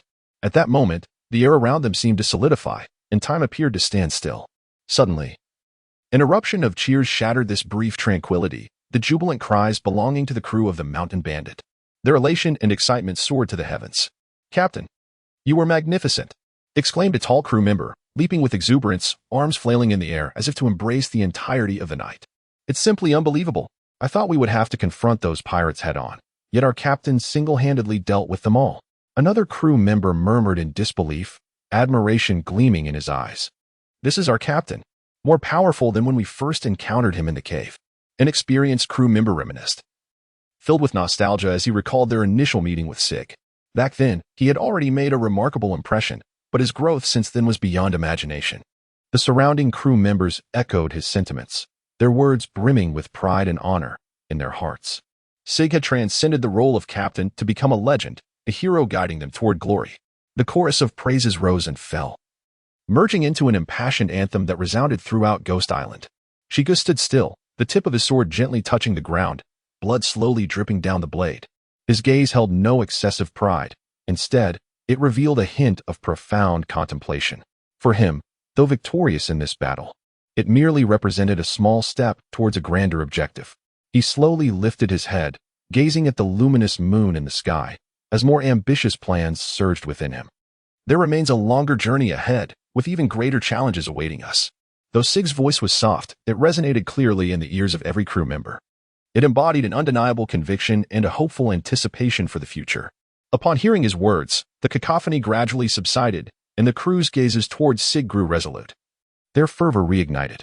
Indeed, as long as they followed their captain, there was no ocean they could not conquer. A crew member's loud proclamation echoed like a clarion call, invigorating everyone and elevating the morale of the entire team to its zenith. Sig, the man revered as the Mountain Bandit King, wore a faint smile at the corners of his mouth. With such loyal and courageous companions, nothing was deemed impossible. Beneath the cloak of night, the banner of the Mountain Bandit ship fluttered triumphantly in the wind, heralding the onset of a new journey, a legend awaiting their creation. Catalina, with a deft hand, smoothed her wind-tousled hair, restoring her usual poise and allure. Stepping lightly from her concealment, the prior tension and fear seemed non-existent. A captivating smile graced her lips, and applause rang out, crisp and melodious, imbued with an air of flirtation. "It was truly unexpected, Captain Sig, how profoundly inscrutable your prowess is. The blend of charm and strength is utterly enchanting." Her voice flowed like honey, each syllable wrapped in temptation, complemented by the deliberate sway of her hips, exuding an irresistible allure. She approached step by step, her eyes glinting with a mischievous sparkle, as if silently conveying some unspoken suggestion. Captain Sig, what are your plans moving forward? Do you require the counsel of a woman who is both intelligent and beautiful, or assistance in other realms? Her words dripped with unmistakable innuendo, each utterance seemingly carrying an unspoken invitation. Yet, in the face of Catalina's enchanting demeanor, Sig exhibited an extraordinary calmness and detachment. Shigu appears to be a monk who has transcended the mundane world, remaining indifferent to the temptations of the outside realm. With a calm demeanor that belies an undeniable authority, he surveyed his surroundings. Ladies and gentlemen, do not be hasty in admiring the scenery. We have come here with purpose. Let us thoroughly investigate and see what valuable items these individuals have left behind. Remember to collect their identification, especially that of the notorious pirates. We can exchange them for bounty from the government. The words of Sig reveal a pragmatic philosophy. He seems to possess a unique understanding and strategic utilization of power, wealth, and even allure. He does not directly respond to Catalina's proposal, yet neither does he outright reject it, leaving her ample room to interpret his intentions. His gaze ultimately rests upon Catalina, devoid of a smile, yet imbued with a profound scrutiny as he assesses her worth, transcending mere superficiality. Catalina perceives a subtle shift in Sig's unusual expression, yet she swiftly reverts to her playful smile. This man before her is not easily manipulated. Gaining his favor necessitates greater wisdom and cunning. With a gentle nod, she obediently steps aside, though the glimmer in her eyes betrays her readiness for further action. Whether motivated by self-interest or an inexplicable curiosity and desire for challenge. Standing to the side, Catalina observes with keen interest the actions of Sig's subordinates. To her astonishment, these pirates, who ordinarily command the seas with tempestuous authority, exhibit remarkable organization in the aftermath of battle. Their roles are distinctly defined. Some scour for spoils. Others gather the insignia of the notorious, while yet others methodically clear the battlefield, ensuring no trace of their movements remains. This starkly contrasts her previous stereotypes of the powerful, who typically care only for conquest and destruction, dismissing subsequent trifles. It becomes evident that they are not merely machines of slaughter, for the sake of wealth and long-term gain. They are willing to humbly engage in these seemingly inconspicuous tasks. Catalina ponders this revelation, feeling a burgeoning respect for Sig and his subordinates' discipline. Such strength, if solely directed towards plunder, raises the question, why have there been no reports of civilian massacres or large-scale confrontations with the Navy to date? There must be deeper considerations and principles at play. Driven by curiosity and a thirst for knowledge, Catalina resolves to approach this enigmatic man further. Forgive my boldness, Captain Sig. She inquires, your crew appears formidable. Why, then, have there been no recorded instances of harm to civilians or direct encounters with the Navy? Is there a particular belief or strategy underpinning this? As she poses her question, she deftly employs her charm, hoping to leave a lasting impression on Sig, while simultaneously unraveling the mystery that lingers in her mind. Sig's sidelong glance was profound, capable of discerning the depths of the human heart. We adhere to our own principles. Speaking slowly, his voice carried an undeniable authority. Strength is meant to safeguard what one holds dear, rather than for senseless destruction. The common people are innocent. They should not bear the burdens of war. As for the Navy, we avoid direct confrontation unless absolutely necessary, for we have grander ambitions. Unwarranted battles merely hinder our progress. These words plunged Catalina into contemplation. She began to realize that Sig and his pirate crew were not as simplistic as they appeared. Behind them lay a more intricate ideology and long-term vision, perhaps the very reason they thrived and expanded in treacherous waters without being utterly demonized. How intriguing this has become. Catalina mused, her interest and curiosity towards Sig igniting like an uncontrollable wildfire.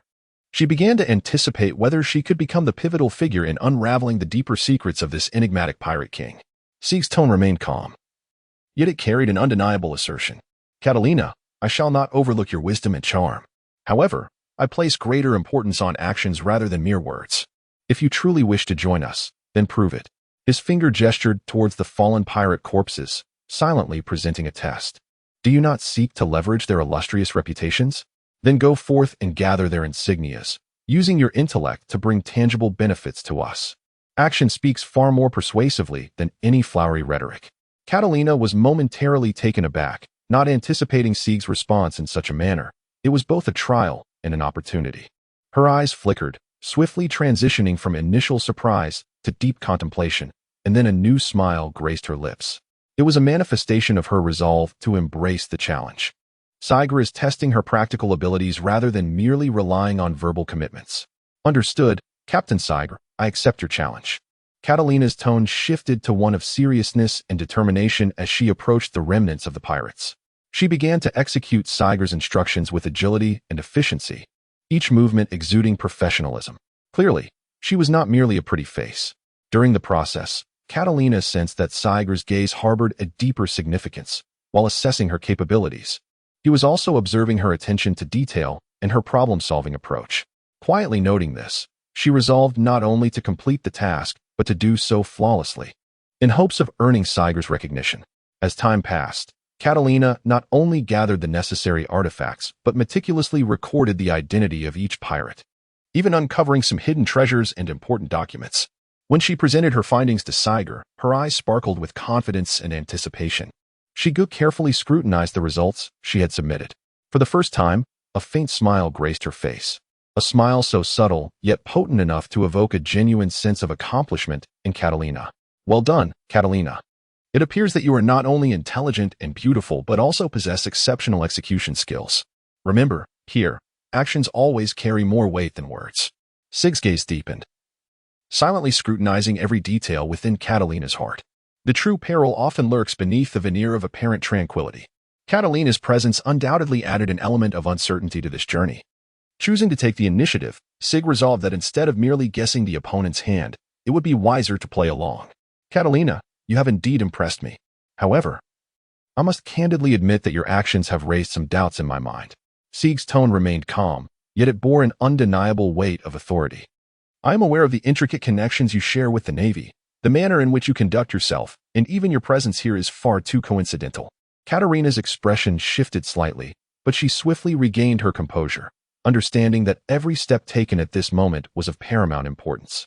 Indeed, Sig, you possess remarkable insight. It is true that I have had dealings with the Navy, but that is a matter of the past. Today, I stand before you because I have chosen my own path, independent of the Navy's directives. My abilities and my intellect are at your disposal, eager to assist you in achieving grander aspirations. Upon hearing this, Sig's lips curled into a cryptic smile. What a remarkable choice. However, regardless of your origins, once aboard the Mountain Bandit King, you must adhere to the established rules. Do you comprehend? I permit your presence. Yet every action of yours shall be scrutinized until you prove yourself to be a trustworthy ally. Catalina nodded. This was the most favorable outcome, at least for the time being. I understand. Captain Sig, rest assured, I shall demonstrate my loyalty and worth through my actions. Thus, Sig commenced orchestrating the next phase of his strategy. On the surface, all appeared routine, yet beneath, currents of intrigue surged.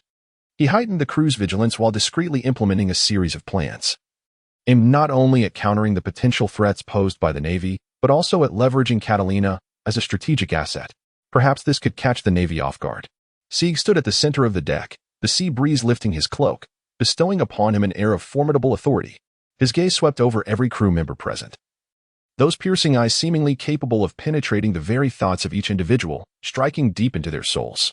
Despite having just endured a resounding victory, Sig was acutely aware that complacency breeds lethargy, and the true challenges always lurk ahead. Today's triumph is the fruit of our collective toil, worthy of celebration. Yet it must not lead us to arrogance. Sig's voice resonated deeply and powerfully, echoing in the ears of all present. I have witnessed your valor in battle firsthand and feel an immense sense of pride. Nevertheless, the cessation of hostilities does not imply that we can lower our guard. How much of the 6 styles of the Navy do you recall? In real combat, how many can wield them with proficiency? How many times have I had to intervene personally to avert disaster?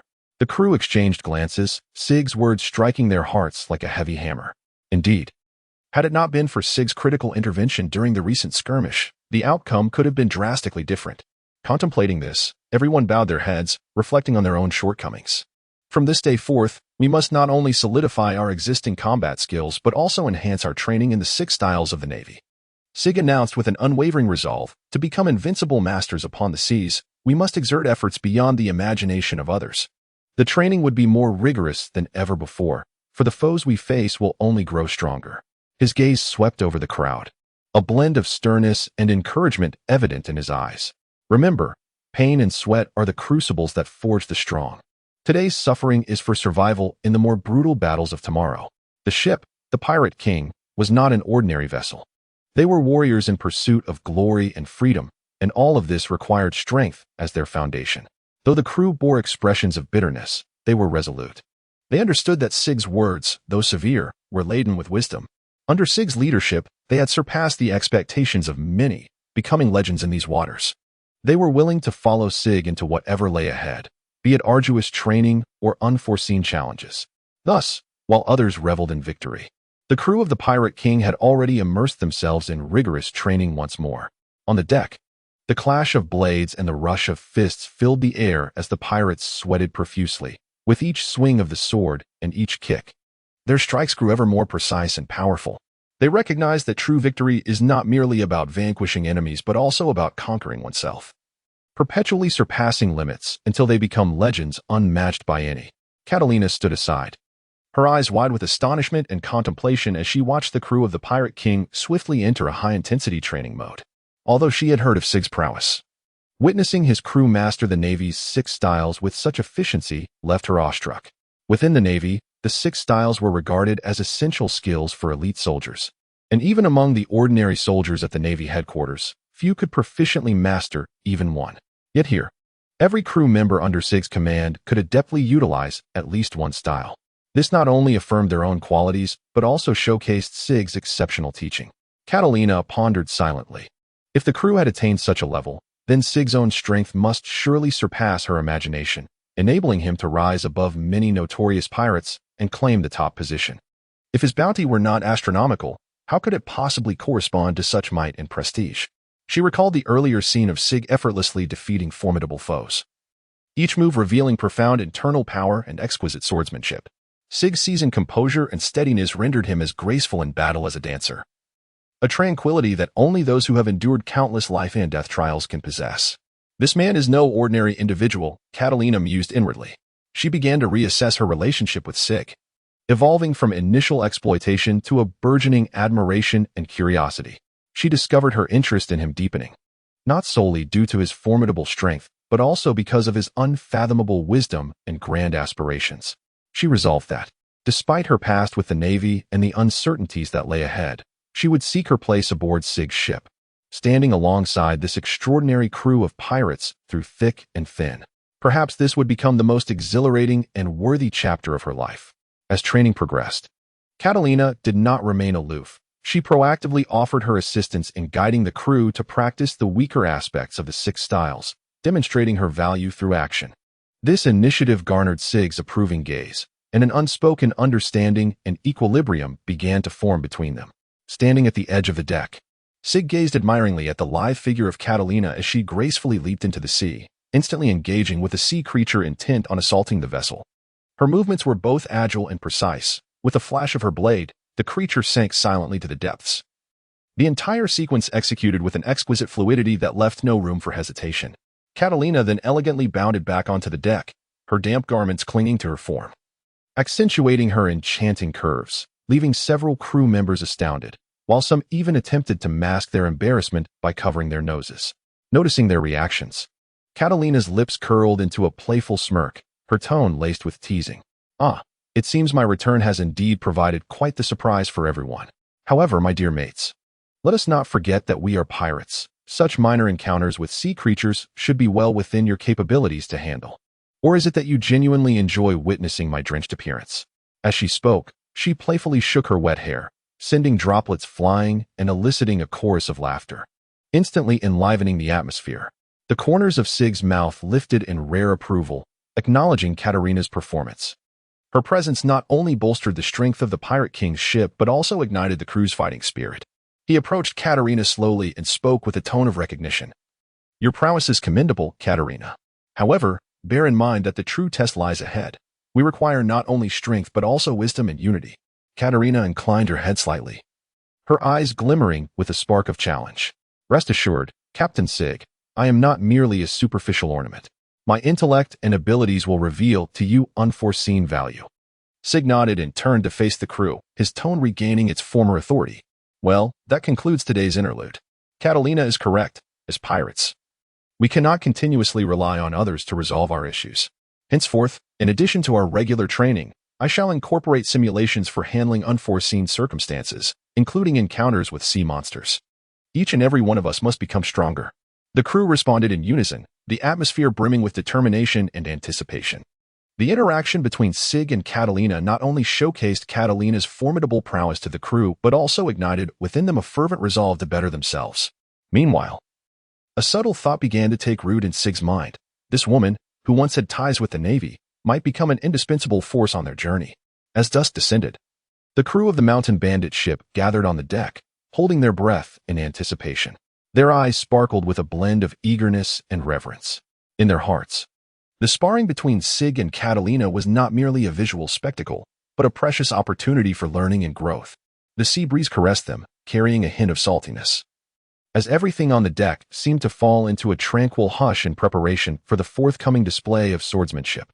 Higuma and Catalina stood facing each other, their gazes intertwined, a silent understanding lingering between them. Each drew forth their longsword, the tips gently meeting as if marking the commencement of an ancient ritual, heralding the onset of a wordless contest about to unfold. "Let it begin." Sig spoke softly, his tone imbued with an undeniable resolve.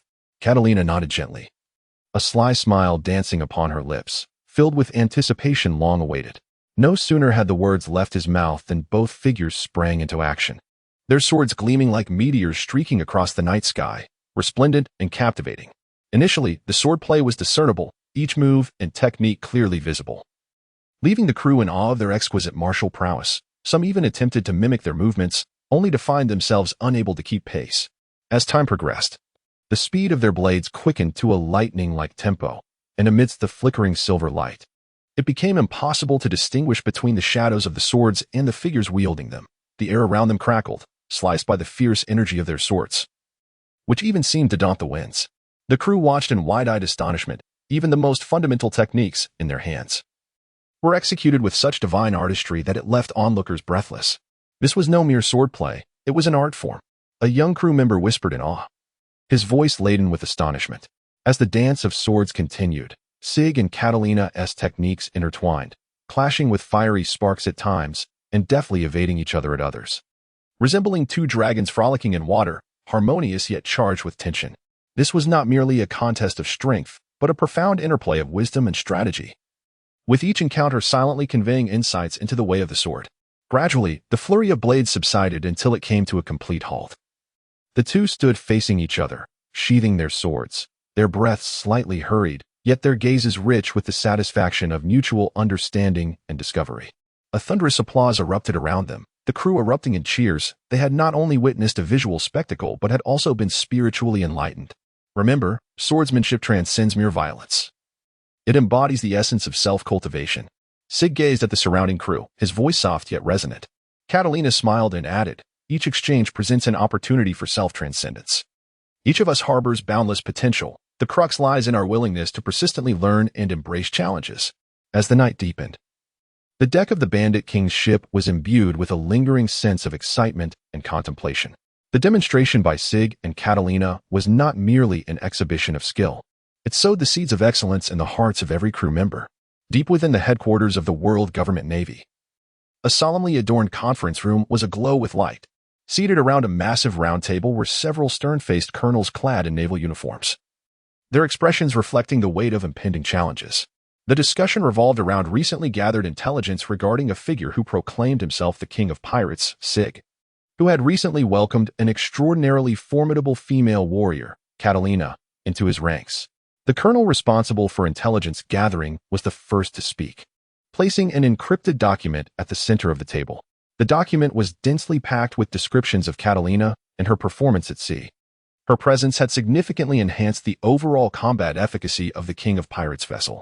Another colonel, a seasoned veteran marked by several battle scars, furrowed his brow and, after a moment of contemplation, remarked that if the intelligence was accurate, Catalina was not only a masterful warrior but also appeared to possess a certain level of cunning and leadership.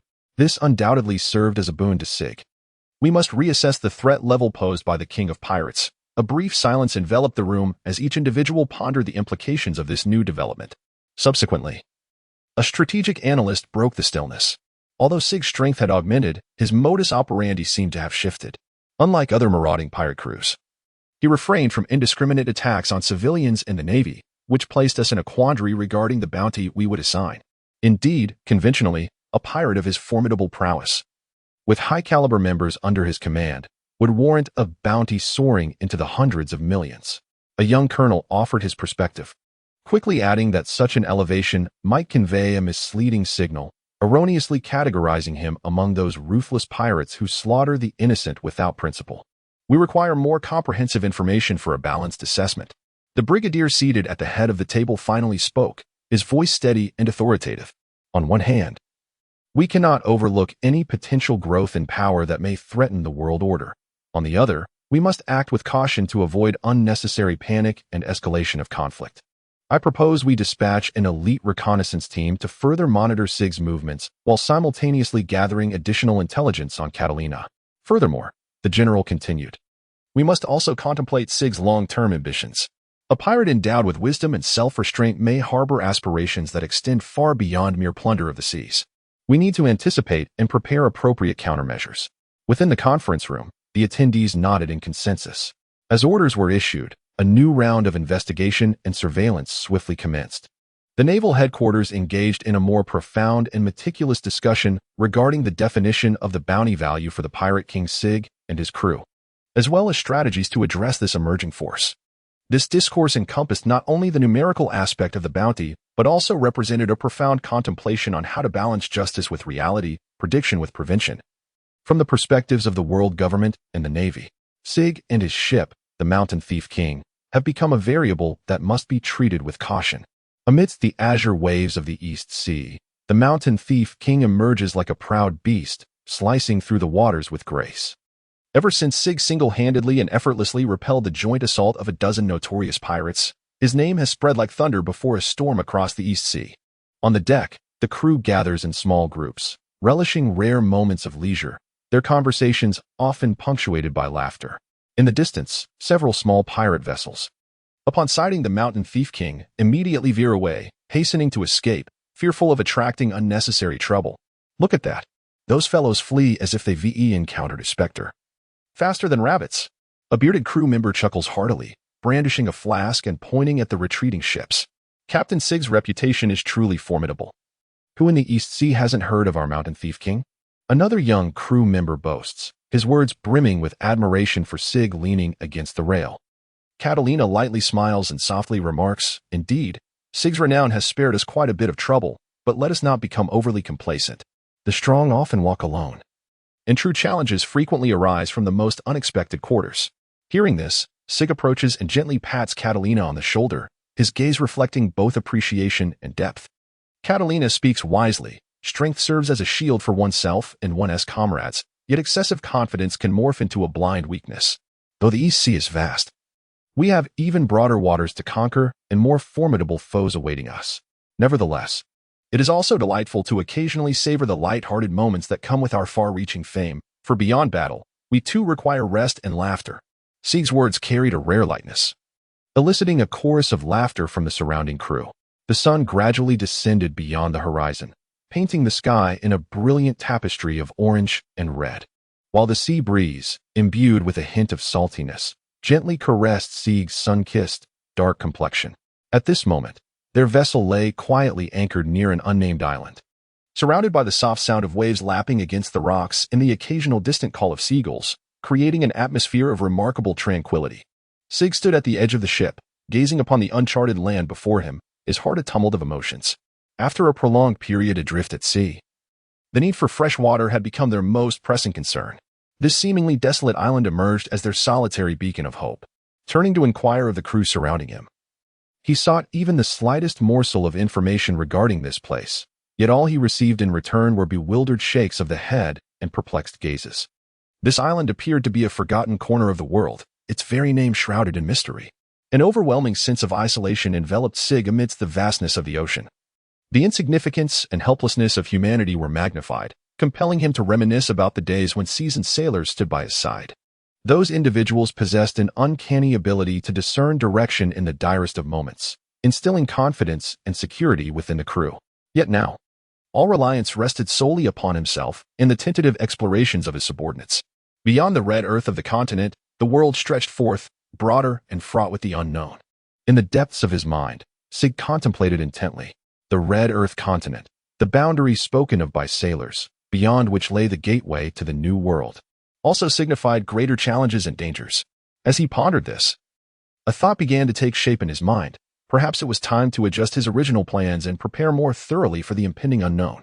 Just as the sun sank completely beneath the horizon, leaving only a trace of twilight at the edge of the sky, Sig led several crew members deep into the heart of the island, wielding makeshift torches to seek the elusive traces of fresh water under the faint illumination. The dense tropical foliage appeared especially profound in the night, and the occasional calls of unidentified creatures stirred a sense of vigilance within them.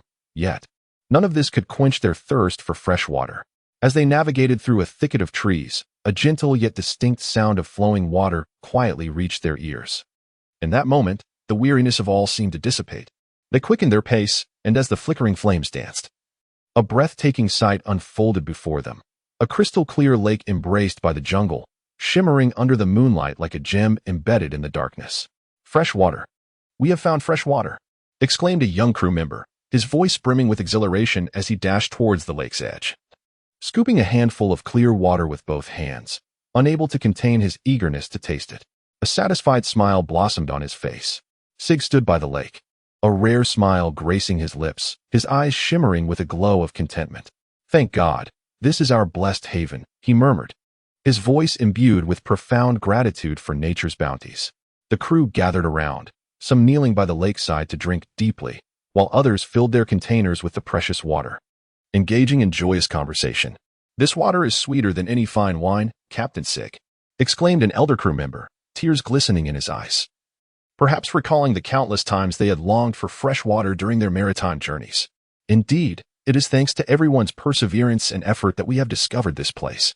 Sig gently patted the sailor's shoulder, his encouraging words conveying a sense of strength. "Now, let us cherish this gift, rest well, and at dawn tomorrow, we shall begin to stockpile fresh water while also exploring this island to see if there are other resources that may be of use to us." The sailors nodded in agreement, their faces alight with smiles that brimmed with hope and confidence for the future. As night deepened, the joyous laughter and relaxed atmosphere around the campfire seemed to transport this corner of the island far from the world's turmoil. However, beneath the seemingly tranquil surface of the lake lay secrets yet to be uncovered. As darkness enveloped the scene, pairs of enigmatic red eyes began to emerge from the depths, silently watching the shore like ghostly flames in the night. These eyes belonged to a vast and mysterious species, their bodies cloaked in rough scales that glimmered with a chilling sheen under the moonlight. These creatures moved silently through the water, their enormous forms creating not even the slightest ripple, as if they were an integral part of the lake itself, perfectly blending with the night, observing every movement on the shore. Meanwhile, Sig and the sailors were immersed in a rare moment of relaxation. They gathered around the campfire, sharing food and discussing plans for future adventures, occasionally erupting into laughter, completely unaware of the impending danger drawing near. The flickering light of the fire danced upon their excited faces, reflecting their anticipation and longing for the unknown journey ahead. "Come, let us toast to our good fortune today." Sig raised the wooden cup in his hand, filled with a simple fruit wine, and the crowd responded, their cups clinking together, producing a crisp sound. This was a unique celebratory gesture among sailors. Just as the atmosphere of joy reached its zenith, a vigilant crew member suddenly changed his expression, vaguely sensing that something was amiss in the surrounding ambience. He paused his actions, straining to listen intently, attempting to discern the source of his unease. But aside from the gentle lapping of the waves against the shore and the laughter of his comrades, all seemed to return to tranquility. However, at that moment, the lake's surface suddenly stirred with subtle ripples, as if something was quietly approaching. Sig sat beside the flickering campfire, the rum in his hand glimmering with an enticing amber hue under the dancing flames. He took a gentle sip, attempting to dispel the subtle unease within his heart with the warmth of the alcohol. As a seasoned pirate, Sig had an unwavering trust in his instincts. However, this evening he couldn't help but question whether he was perhaps overly anxious. He gently closed his eyes, attempting to concentrate and extend his observation haki to envelop the entire island, including the seemingly tranquil lake. Initially, only the whispers of the sea breeze, the crackling of the campfire, and the jovial laughter of the crew echoed within his perception. Yet gradually, a subtle and ineffable tremor began to linger at the edges of his consciousness, as if some unknown entity lurked beneath the lake's surface, silently observing them. As Sig opened his eyes, a slight furrow formed on his brow. The vigilance within him prevented complete relaxation. Surveying his surroundings, he noticed that the crew remained engrossed in their revelry, oblivious to his unease. With a self-deprecating smile, he mused, "Which lake is devoid of fish? Where there are fish, how can there be no bubbles? Perhaps I am simply too sensitive." Rising, he approached the campfire and poured himself a generous cup of rum. Tilting his head back to gulp it down, allowing the fiery liquid to glide down his throat, imparting a fleeting sense of numbness and release. The alcohol seemed to possess a certain enchantment, easing the tension in his nerves and gradually dissipating the doubts in his heart. Perhaps I truly need to learn to let go and embrace relaxation in such moments. In the depths of his mind, Sig pondered silently, striving to cast aside the subtle unease that lingered within him as he rejoined the jovial banter of the crew. Yet, deep down, an acute intuition continued to gently tug at his consciousness. The uncharted ocean and islands were eternally shrouded in secrets and challenges unknown to mankind. Amidst the laughter and merriment, a slightly inebriated crew member stumbled towards the lakeside, intending to relieve himself. Clutching a half-empty bottle of rum, he intermittently raised it to his lips, savoring the last vestiges of intoxication that the alcohol provided. Under the moonlight, the lake lay as tranquil as a mirror, starkly contrasting with the revelry by the bonfire, exuding an air of serene stillness. "Hey, even the lake is drinking with me," he jested, completely oblivious to the fact that his actions were quietly shattering the peace. However, just as he was about to indulge himself, an unusual crimson glow suddenly emanated from the lake bed. It was as if the waters had ignited a myriad of red lanterns, casting an enchanting yet bizarre reflection that danced with the rum bottle in his hand. Initially, he attributed the sight to the effects of alcohol, chuckling softly as he continued to relish his drink. Yet, the crimson light did not wane. Rather, it intensified, expanding in his vision as if each beam concealed a pair of enormous eyes, coldly scrutinizing him through the water. The intoxication dissipated rapidly, a chill coursed down his spine, jolting him into clarity as he nearly dropped the bottle. "What is this?" he murmured, his gaze fixated on the increasingly bright and encroaching red light. A wave of unprecedented terror surging within him.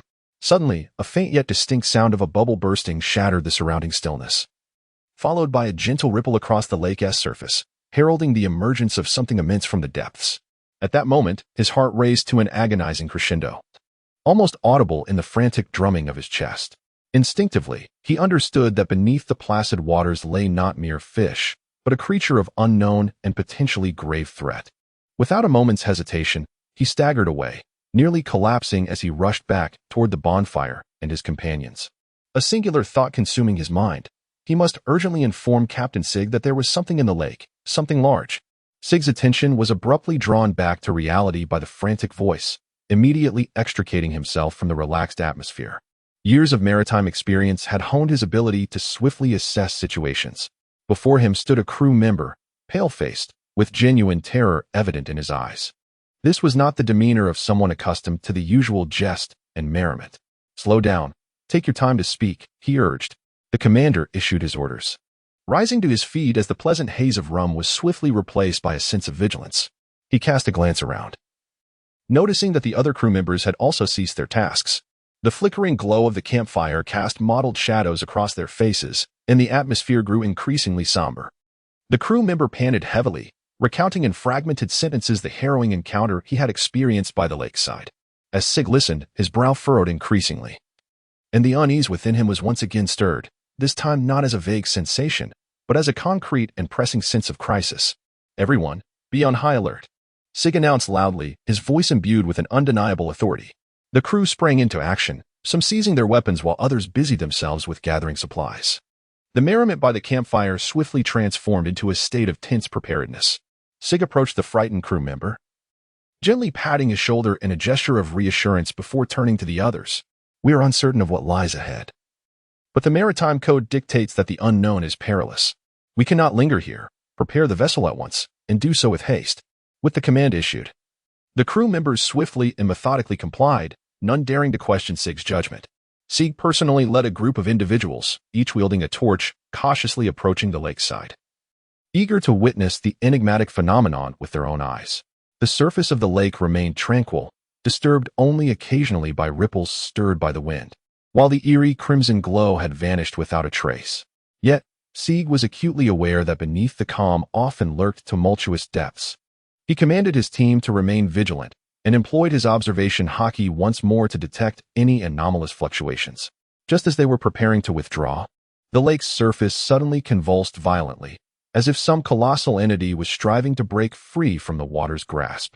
In that instant, even Sig could not help but draw a sharp breath. Before them emerged a creature of unimaginable size, its skin shimmering with an extraordinary luminescence. The eyes that had previously seemed to lurk behind the red light now coldly fixed upon them, exuding an aura of impermissible authority. Retreat. Without the slightest hesitation, Sig ordered his men, simultaneously drawing his sword in preparation for the worst. The crew retreated swiftly, without a moment's doubt, fully aware that, in the face of such an unknown creature, fleeing was their wisest course of action. At the rear of the formation, Sig stood resolute and unwavering in the glow of the flames. Although he had commanded the entire crew to retreat, he did not immediately follow suit. Instead, he chose to hold the rear, his longsword shimmering with a steely brilliance under the cloak of his armed Haki, a testament to his unwavering resolve. "Go on.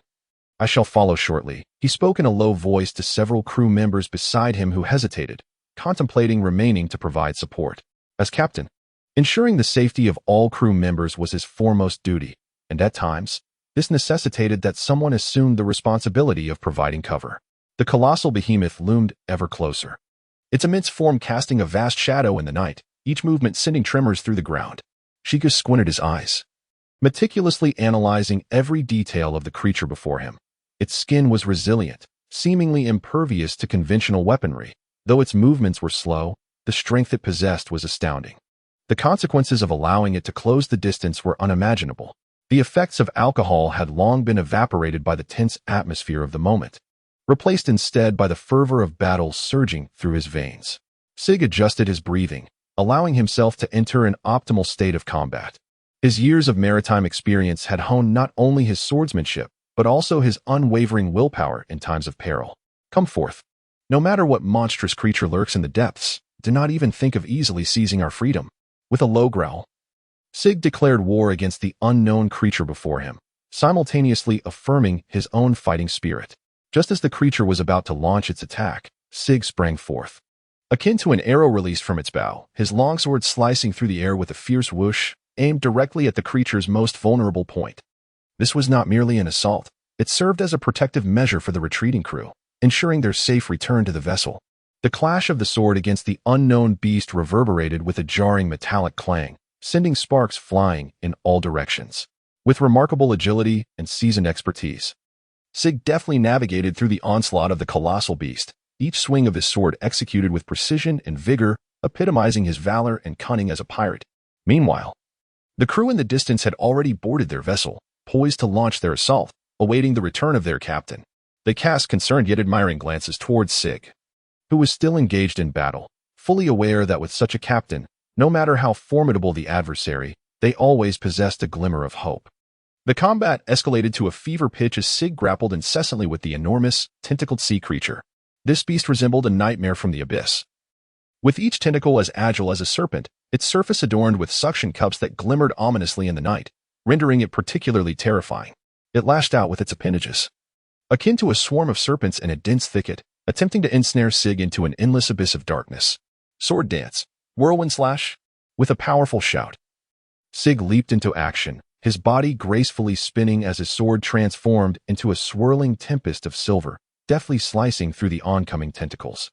Each strike was accompanied by a shower of sparks and the thunderous crack of severed appendages, filling the air with the briny scent of seawater and the pungent aroma of marine beasts. Sig's swordsmanship is not only swift but also imbued with exquisite variations in rhythm, enabling him to carve out a space for survival amidst the relentless onslaught. The sea beast, unwilling to concede, emitted a deafening roar, its entire form quaking violently as countless tentacles cascaded down like a torrential downpour, seeking to engulf Sig. "Is this the wrath of the abyss? Then allow me to witness your limits." With a fierce gaze, Sig's entire body was enveloped in an enhanced aura of armament Haki, a subtle blue luminescence shimmering upon his skin, a testament to the zenith of his power. Wave cutter, whale slash. Sheikah concentrated all his strength at the tip of his sword, reminiscent of ancient warriors challenging colossal sea beasts with a powerful leap. His figure soared across the sky, akin to a meteor slicing through the night. The long sword aimed directly at the center of the sea creature's massive head. In that moment, time seemed to freeze. The blade clashed with the beast's formidable shell, producing a heart-stirring roar, sparks flying and illuminating half the sky. As this strike landed, the creature's enormous body quivered slightly. Its tentacles' assault noticeably weakened. Sig, seizing the opportunity, relentlessly pursued the foe, his blade slicing through the air in an unbroken cascade of deadly strikes. Each swing was accompanied by the anguished roars of the sea beast, causing the scales of battle to tip. Not far away, the crew's eyes were fixed on this breathtaking confrontation, their hearts racing with each clash, filled with both trepidation and hope. Sig's valiant display transcended the mere confrontation with a formidable sea creature. It served as a testament that, regardless of the adversities encountered, with unwavering faith and courage, no obstacle is insurmountable. Ultimately, as the last tentacle drooped feebly, the colossal form of the beast gradually succumbed, marking the conclusion of the fierce battle. Sig stood resolutely at the center of the battlefield. Though weary, his eyes shimmered with the light of triumph. His figure loomed larger in the hearts of the crew, transforming into an immortal legend. On the battlefield, Sigly stood with his chest heaving, breathing heavily, yet unable to conceal the excitement etched upon his face. Sweat mingled with seawater, cascading down his resolute features, dripping onto the land fractured by the remnants of the battle. Inwardly, he marveled at the rarity of such a balanced contest, particularly in the East Sea, often regarded as a novice's maritime haven. This experience has bestowed upon him a newfound appreciation for the profundity and enigma of these waters. Oh, East Sea, what untold secrets do you still harbor? Sig murmured to himself, his gaze filled with both reverence and anticipation. Just as he became lost in contemplation, the atmosphere around him suddenly grew eerie. The once tranquil lake was no longer serene. From its depths, pairs of blood-red eyes slowly emerged, resembling the most ominous stars in the night sky, silently observing all at the shore. An unsettling and peculiar aura seemed to permeate the air, a thirst for blood and a resonance of the remnants of battle. It appeared that the conflict had not truly come to an end. Sig cautiously gripped the sword in his hand, surveying his surroundings. The number of eyes was steadily increasing, each revealing the predatory greed and cunning of their owners. The lake's surface rippled gently, accompanied by a series of low, ominous gurgles, as if some creature beneath the water was stirring. Lured by the sanguine scent wafting from the shore, poised to launch a new wave of assault. The eye of the abyss, perhaps? Intriguing. The corners of Sig's mouth curled into a cold smirk, and the fighting spirit within him was reignited once more. The true challenge, it seemed, was only just beginning. He swiftly inspected his gear, ensuring that each weapon was ready to confront any eventuality that might arise. If this was the trial bestowed upon me by the East Sea, then I, Sig, gladly accept. His declaration rang out, piercing the night sky, echoing between the islands, inciting further responses from the crimson-eyed beings, as if they were acknowledging his courage and resolve in this manner. Sigrid stood by the lakeshore, exuding an undeniable aura as he gazed intently at the eerie crimson glow emanating from the water's surface. Within him resided no trace of fear, only an insatiable yearning to test his limits and an ardent passion for challenge. True strength never shies away from adversity. Rather, it seeks to transcend itself amidst trials. Swords wail, lake's edge slash. With a thunderous roar, Sig surged forward like a wraith gliding along the lakeside. His sword carved a brilliant arc through the air, striking down fiercely upon the tranquil surface of the lake. In this singular moment, he not only harnessed the entirety of his strength, but also infused it with a profound comprehension of the art of the sword. As the tip of his blade made contact with the water, it seemed as though space itself was cleaved in twain. The lake's surface was instantaneously torn asunder, sending a towering column of water skyward, revealing the shadowy abyss beneath. Arise, whatever your essence may be. Today, let us engage in a spirited contest. The voice of Sig reverberated across the lake's surface, a blend of provocation and defiance, yearning for a more formidable opponent, desiring to validate the fruits of years of rigorous training through combat. The crimson eyes beneath the lake's depths grew increasingly dense, accompanied by a series of furious growls. The water began to churn violently, as one after another, the monstrous sea creatures, spurred by the surge of wrath, surged forth from the depths. They varied in form. Some were adorned with tentacles, others bore impenetrable shells, while colossal fish, brimming with animosity and hostility towards the intruder, propelled themselves towards Sig. Faced with such a multitude of distinctive adversaries, Sig did not falter. Instead, a glimmer of exhilaration ignited in his eyes. This would be the ultimate test of his physical prowess and indomitable spirit, perhaps the very opportunity he had long sought, the catalyst for his ascension to greater heights.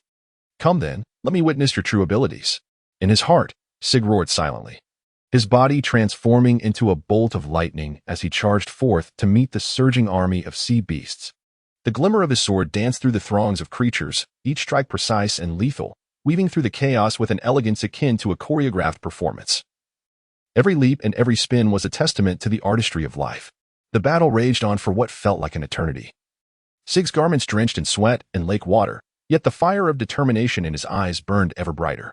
In this seemingly hopeless struggle, he was not merely confronting external foes, but engaging in a profound dialogue with himself, delving into the depths of his soul to unearth an indomitable will and an insatiable quest for power. The fatigue of combat weighed heavily upon him, every muscle protesting, as if to remind him that he was nearing his limits. Yet, in that very moment, the long-suppressed emotions within him reached a boiling point: rage, a thirst for challenge, and an insatiable desire for victory. These emotions coalesced into a formidable force, roiling within his heart, yearning for release. A thunderous roar erupted from Sig's chest, transcending mere anger. It was the awakening of his conqueror's Haki.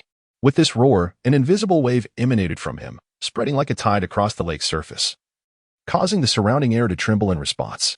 The intensity of this power was so overwhelming that even the sea beasts, whether gravely injured or clinging to life, felt an unprecedented sense of oppression. Their eyes, once filled with greed and ferocity, were now replaced by profound fear and submission, acknowledging the absolute authority of the natural order. In a panic, they retreated into the vastness of the lake, too intimidated to provoke him further. The manifestation of the conqueror's Haki transformed Sig's demeanor, casting him in a majestic light under the morning sun, making him appear grander than ever before, as if the entire world yielded to him in that moment. With closed eyes, he reveled in this newfound power, a validation of his will and an elevation of his strength. Conqueror's Haki, this was the true essence of my potential, Sig murmured to himself, a satisfied smile gracing his lips. He realized that this was not merely the awakening of a power, but rather the crowning of his beliefs, a reward earned through countless battles and self-challenges. As the sea beasts retreated, tranquility returned to the battlefield. Sig took a deep breath, steadying himself. Although the awakening of Conqueror's Haki marked a significant milestone, it was merely the commencement of his journey. Ahead lay a multitude of challenges awaiting his sword. At that moment, Sig's figure seemed enveloped by an invisible force, his gaze shimmering with an unprecedented resolve and pride. As his will solidified, an indescribable aura of pressure suddenly erupted from him.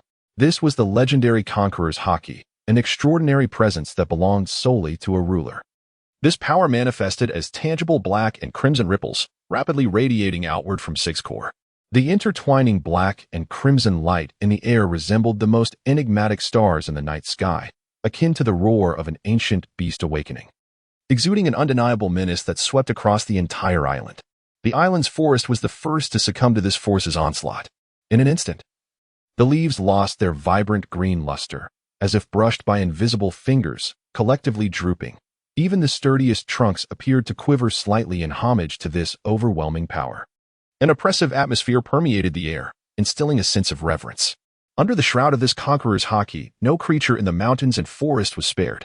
Birds that had been joyfully chirping on the branches were now ensnared by an unseen net, their wings drooping helplessly as they fell from the sky, plunging into a profound slumber. Likewise, the beasts of the land, whether the cunning fox or the valiant wild boar, involuntarily halted, eyes shut tight, their massive forms slowly collapsing, plunging the entire forest into an eerie silence. The sky seemed equally shaken by this power. Clouds gathered, and the interplay of black and crimson light with the somber heavens created an apocalyptic tableau.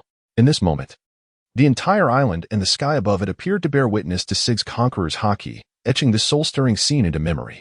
Such a spectacle was not merely a direct manifestation of Sig's power, but also a silent proclamation of his royal stature, instilling fear in all who sensed this moment, allowing them to grasp the essence of true dominance.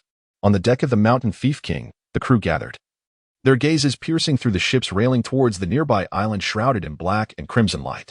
Each face reflected astonishment and confusion, yet more prominently, an uncontrollable excitement and pride.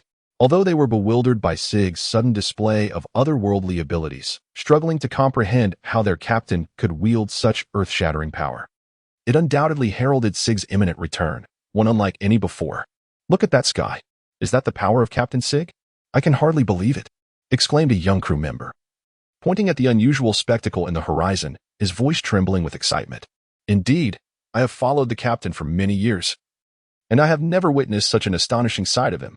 This is surely the legendary Conqueror's Haki." In the eyes of an elder crew member, a glimmer of reverence sparkled, his tone brimming with affirmation. Within the cabin, several sailors gathered around a tattered map, their conversation imbued with anticipation. "The captain has truly made a groundbreaking move. Upon his return, the reputation of our ship, the Mountain Bandit King, shall undoubtedly resonate throughout the entire sea. Indeed, who would dare to underestimate us henceforth?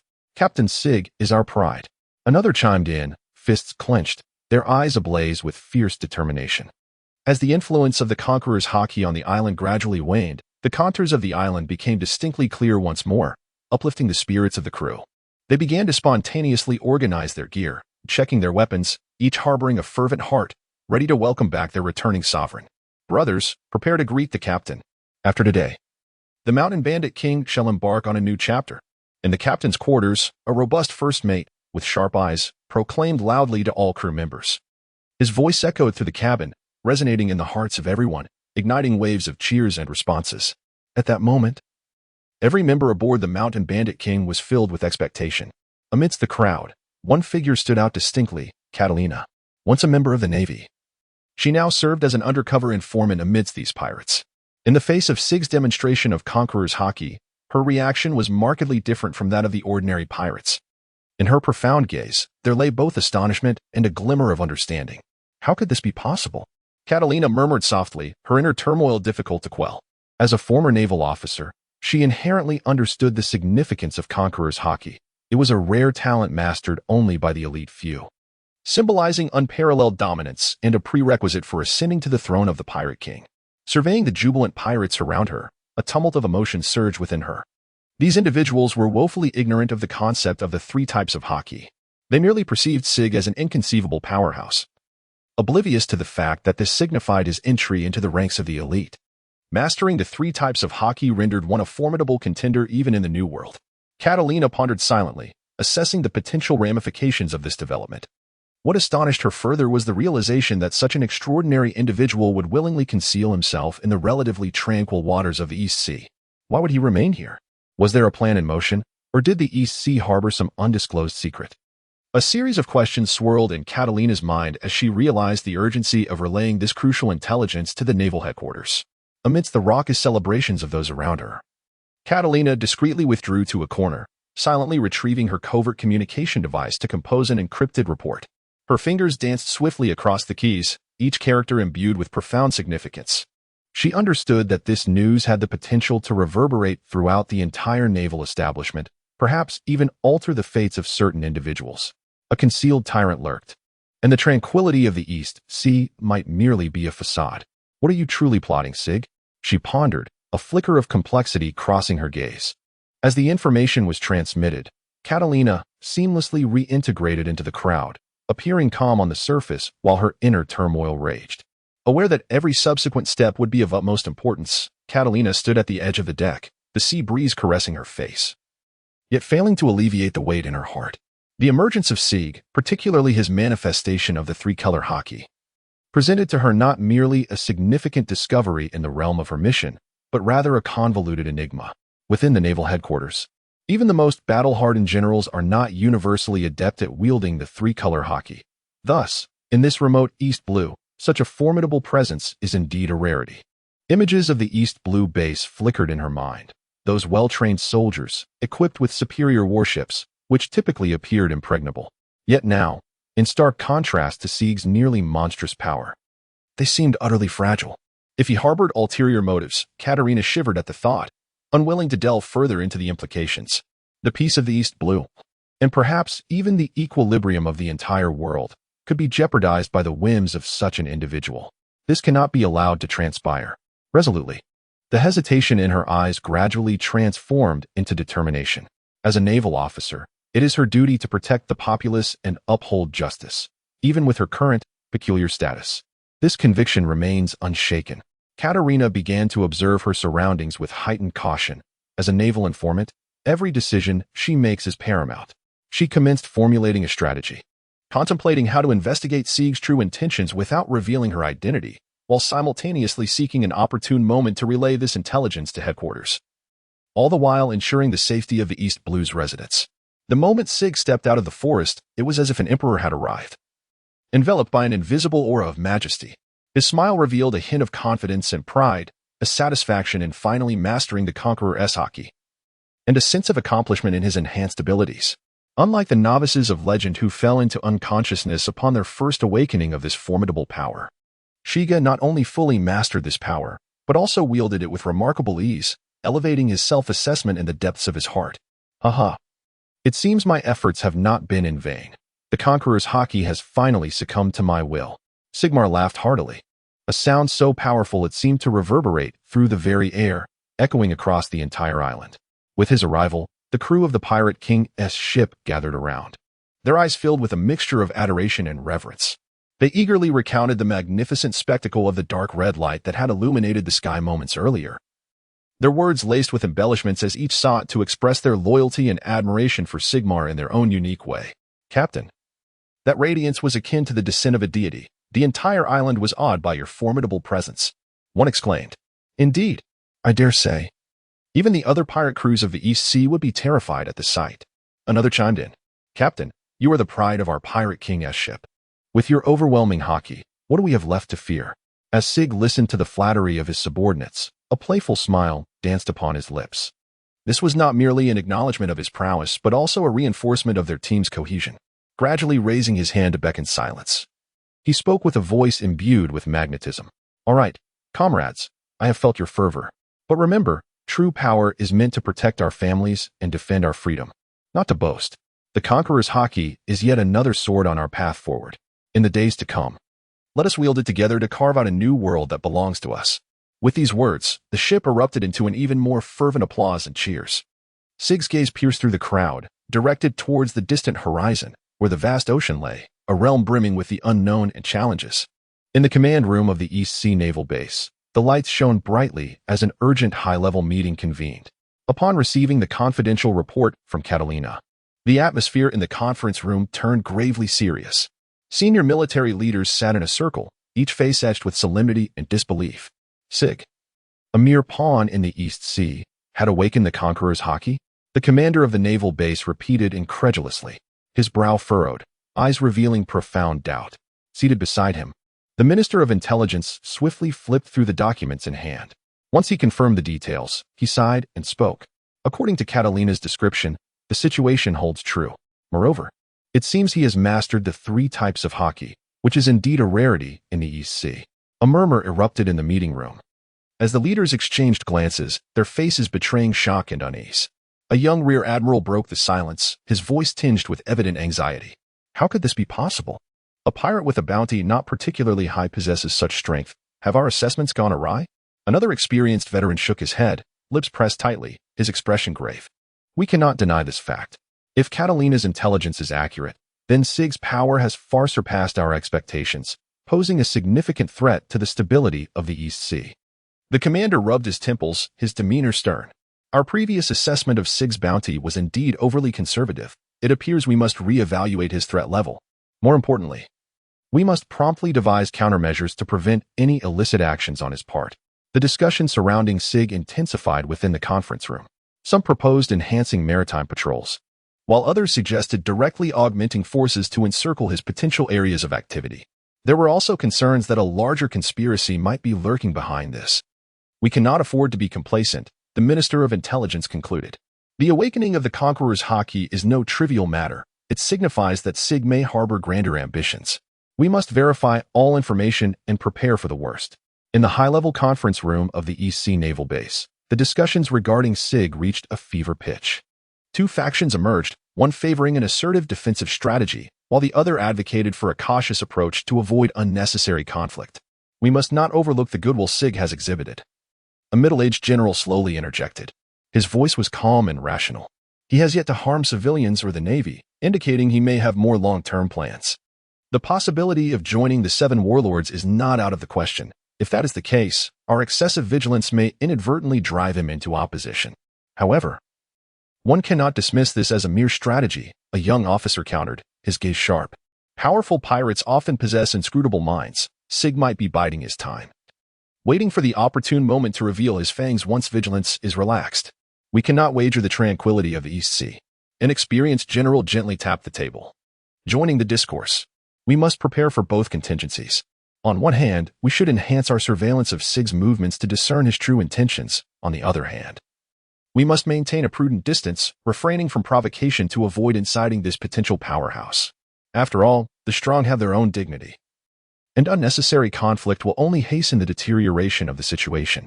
The Minister of Intelligence nodded in agreement, adding, meanwhile, we could explore informal channels to probe Sig's genuine objectives. Should he express an inclination to join the seven warlords, we might seize the opportunity to steer him towards a path advantageous to us. Nonetheless, dissenting voices persisted. Such an approach carries significant risk. If Sig indeed harbors ambitions of dominating the East Sea, would we not be nurturing a tiger at our door? The most prudent course of action remains to fortify our base S defenses, ever ready to confront potential threats. Within the conference room, two opposing viewpoints clashed fiercely, leading to an ongoing debate. Ultimately, the commander-in-chief provided a summation. We require further intelligence to make an informed judgment. Concurrently, I shall report this situation to superiors, seeking additional directives and support. Until we receive clear instructions, we must remain vigilant yet refrain from blind actions to prevent unnecessary misunderstandings. Ladies and gentlemen, the peace of the East Sea requires our collective guardianship. With the issuance of orders, although the meeting concluded, discussions regarding Sig and corresponding strategies quietly unfolded within the Navy. Each individual harbored their own considerations, casting a veil of uncertainty over the future of the East Sea. Catalina stood at the bow of the ship, gazing at the increasingly distinct outline of an island ahead. The sunlight graced her face, yet could not mask the perplexity etched upon her brow. With a soft sigh, the maritime journal in her hands fluttered gently in the sea breeze, its pages whispering tales of the casualness and uncertainty of this voyage. Captain Sig, we are nearing an unknown island. Catalina raised her voice, ensuring her words penetrated the clamor from the deck and reached the depths of the cabin. Moments later, Sig strode forth with purpose, his eyes alight with curiosity and excitement for the unknown. An unknown island? Huh. Is this not the very essence of piracy? The thrill of exploration? Each voyage is an adventure into the uncharted realms of the world. Sig's tone was imbued with confidence and a carefree spirit, showing no signs of unease despite the absence of a navigational plan. Catalina raised an eyebrow, choosing not to contest Sig on the matter of the sailors any further. Instead, she proposed, perhaps we should first circumnavigate the island for preliminary exploration and mapping, at the very least to ascertain the fundamental characteristics of this isle, to avoid unnecessary perils. Sig contemplated for a moment before nodding in agreement.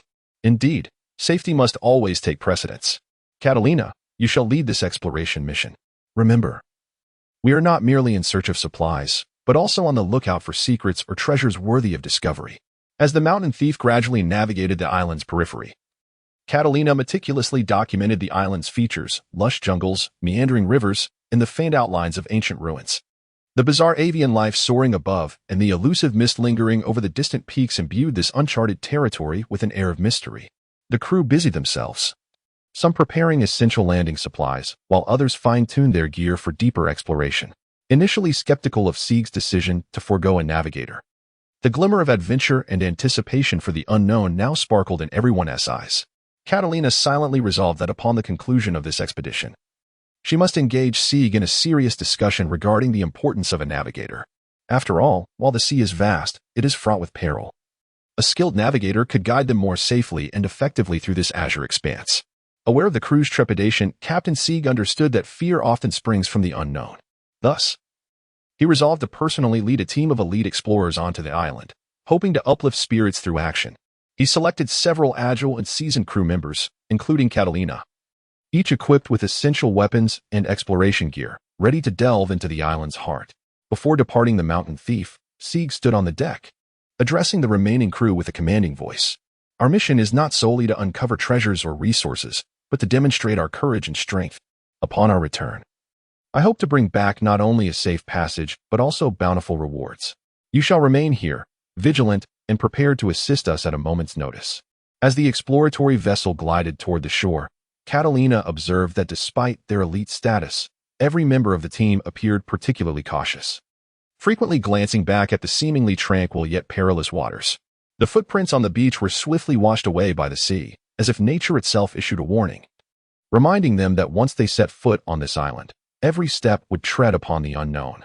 Within the island, the verdant tropical rainforest obscured the sunlight, allowing only scant rays to penetrate through the foliage, creating a dim and enigmatic atmosphere. The team advanced cautiously, leveraging their mutual understanding and professional skills to evade potential traps and dangers. Catalina gripped her dagger tightly, her keen observational skills attuned to any subtle shifts in the surrounding environment. Suddenly, an unusual sound shattered the forest silence, causing every nerve in their bodies to tense instantaneously. Sig quickly gestured for everyone to take cover. They concealed themselves behind dense foliage, holding their breath as they focused on the direction of the sound. Before long, a colossal creature, previously unseen, slowly emerged into their line of sight. This was an unknown sea beast adorned with vibrant plumage and sharp claws, evidently larger and more ferocious than any creature they had encountered before. In the face of this sudden threat, Sig calmly assessed the situation and whispered to those beside him, "Remain silent and withdraw slowly. We must find advantageous terrain before making further plans." The team members swiftly and silently obeyed this command, their movements almost synchronizing with the breath of the forest as they gradually distanced themselves from the creature's range of activity. This encounter served as yet another reminder to all that this island was far from the tranquil facade it presented. It concealed countless unknowns and challenges. In his heart, Sig pondered deeply, the scene before him imparting a profound understanding of the perils lurking within the New World. Even the East Sea, renowned as the weakest of oceans, conceals unknown dangers that are astonishing in their magnitude. This seemingly ordinary deserted island harbors extraordinary creatures that even seasoned adventurers dare not underestimate. This led Sig to envision the distant realm of the New World, teeming with formidable beings. What marvels and challenges could it possibly hold? It appears that the East Sea is merely a corner of the vast maritime tapestry, with the true trials yet to unfold. Whispers of the sea resonate. Gazing through the dense treetops, it seems as though one could traverse countless mountains and rivers, directly beholding the legendary Red Earth continent and the New World. The tone embodies both a reverence for the unknown and an insatiable yearning and excitement. We, the pirates of the East Sea, are often underestimated by outsiders due to the reputation of our waters. Yet what I have witnessed today reinforces my conviction that, regardless of the sea, there lies a power capable of overturning the very fabric of reason. Turning to the elite crew members who followed him, Sig exclaimed, "The notorious pirates of the New World face horrors and challenges that are perhaps beyond the realm of imagination. It is no wonder that many struggle to find their footing on such a brutal stage." At these words, a glimmer of agreement flickered in Catalina's eyes. Indeed, we must not underestimate the ocean's depth and vastness simply because we are in the East Sea. This experience serves as both a sobering reminder and a precious treasure for us. Only by continually confronting and overcoming the unknown can we grow stronger. Catalina's emotions mirrored the glistening surface of the sea illuminated by the rising sun, shimmering with anticipation and excitement. She recognized that this expedition was not merely a journey to satiate personal curiosity, but a remarkable opportunity to gather invaluable intelligence for the naval base. Her notebook was already filled with meticulous accounts of the island's unique ecological characteristics, potential resource points, and even the behaviors of those peculiar creatures. This wealth of information is crucial for enhancing the Navy's understanding of uncharted waters and formulating more precise strategic deployments. Catalina thought to herself that this report would undoubtedly attract attention upon her return. Perhaps it could even serve as a pivotal step toward her promotion. The sense of accomplishment imbued her with a lightness in her step, granting her an unprecedented sense of security even upon the unknown and potentially perilous isle. After all, with the indomitable Sig at her side, a profound sense of safety enveloped her. On this desolate island, the sky loomed in a somber hue of grayish-blue, while the sea breeze, laden with salt and solitude, swept across this seemingly forgotten corner of the world. The island was overgrown with weeds, and amidst the withered branches and fallen leaves, a scarcely trodden path emerged, the only remnant of nature's memory of past tumult. The surrounding stillness was punctuated only by the dull thud of waves crashing against the rocks, and the distant, occasional cries of seagulls, further enhancing the desolation. In this profound silence, a foreboding atmosphere began to permeate. Concealed beneath the shadow of an abrupt rock formation were a pair of keen, hawk-like eyes, piercing through the darkness. Intently fixed on a figure not far away, a pirate of around 60 years. His existence seemed as forgotten by time as this desolate isle, yet he struggled valiantly to survive. Clad in tattered garments, the original color of which had long since faded, he bore the marks of countless storms and battles. His attire, a patchwork of various scraps, bore witness to the ravages of time. Beneath the worn fabric, his gaunt frame appeared particularly emaciated, each rib seeming to strain against the skin, narrating tales of prolonged deprivation and the hardships of life. The most pungent aspect was the noxious stench emanating from him, a confluence of the salty tang of seawater, the grime of a body long overdue for cleansing, and an undertone of decay, rendering him nearly unapproachable. This odor encapsulated the essence of his years adrift at sea, chronicling countless brushes with death and the despair of solitary survival. Nevertheless, his eyes sparkled with an indomitable spirit and cunning. They reflected the unique brilliance of a once mighty pirate, undiminished even in this desolate expanse. His hands, calloused and scarred, gripped a seemingly rudimentary yet weathered curved knife, poised to confront any imminent threat, be it the cruelty of nature or an unknown adversary. On this forsaken island, the old pirate and his tale resembled a fragment of desiccated history. As the leader of the team, Sig possesses an almost primal intuition. At this moment, despite the seemingly tranquil surroundings, he can distinctly sense an unusual gaze piercing through the dense underbrush, fixating intently on him and his companions. This sensation is subtle yet precise, akin to a cheetah detecting the slightest tremor on the savannah. In pursuit of the source, Sig gracefully unfolds his form and employs one of the Marine Six styles, the moonwalk. His movements are fluid and rapid. Almost in the blink of an eye, he ascends into the air, standing firmly above the low-hanging clouds, surveying all below. Bathed in the sunlight, he finally identifies the source of the concealed gaze, the old pirate previously described, whose visage appears even more weathered in the night, his eyes wide with fear. When the old pirate suddenly looks up and sees Sig hovering like a specter in the air, the weathered features of his face drain of all color. In his understanding, only a marine elite could wield the Marine Six styles with such ease.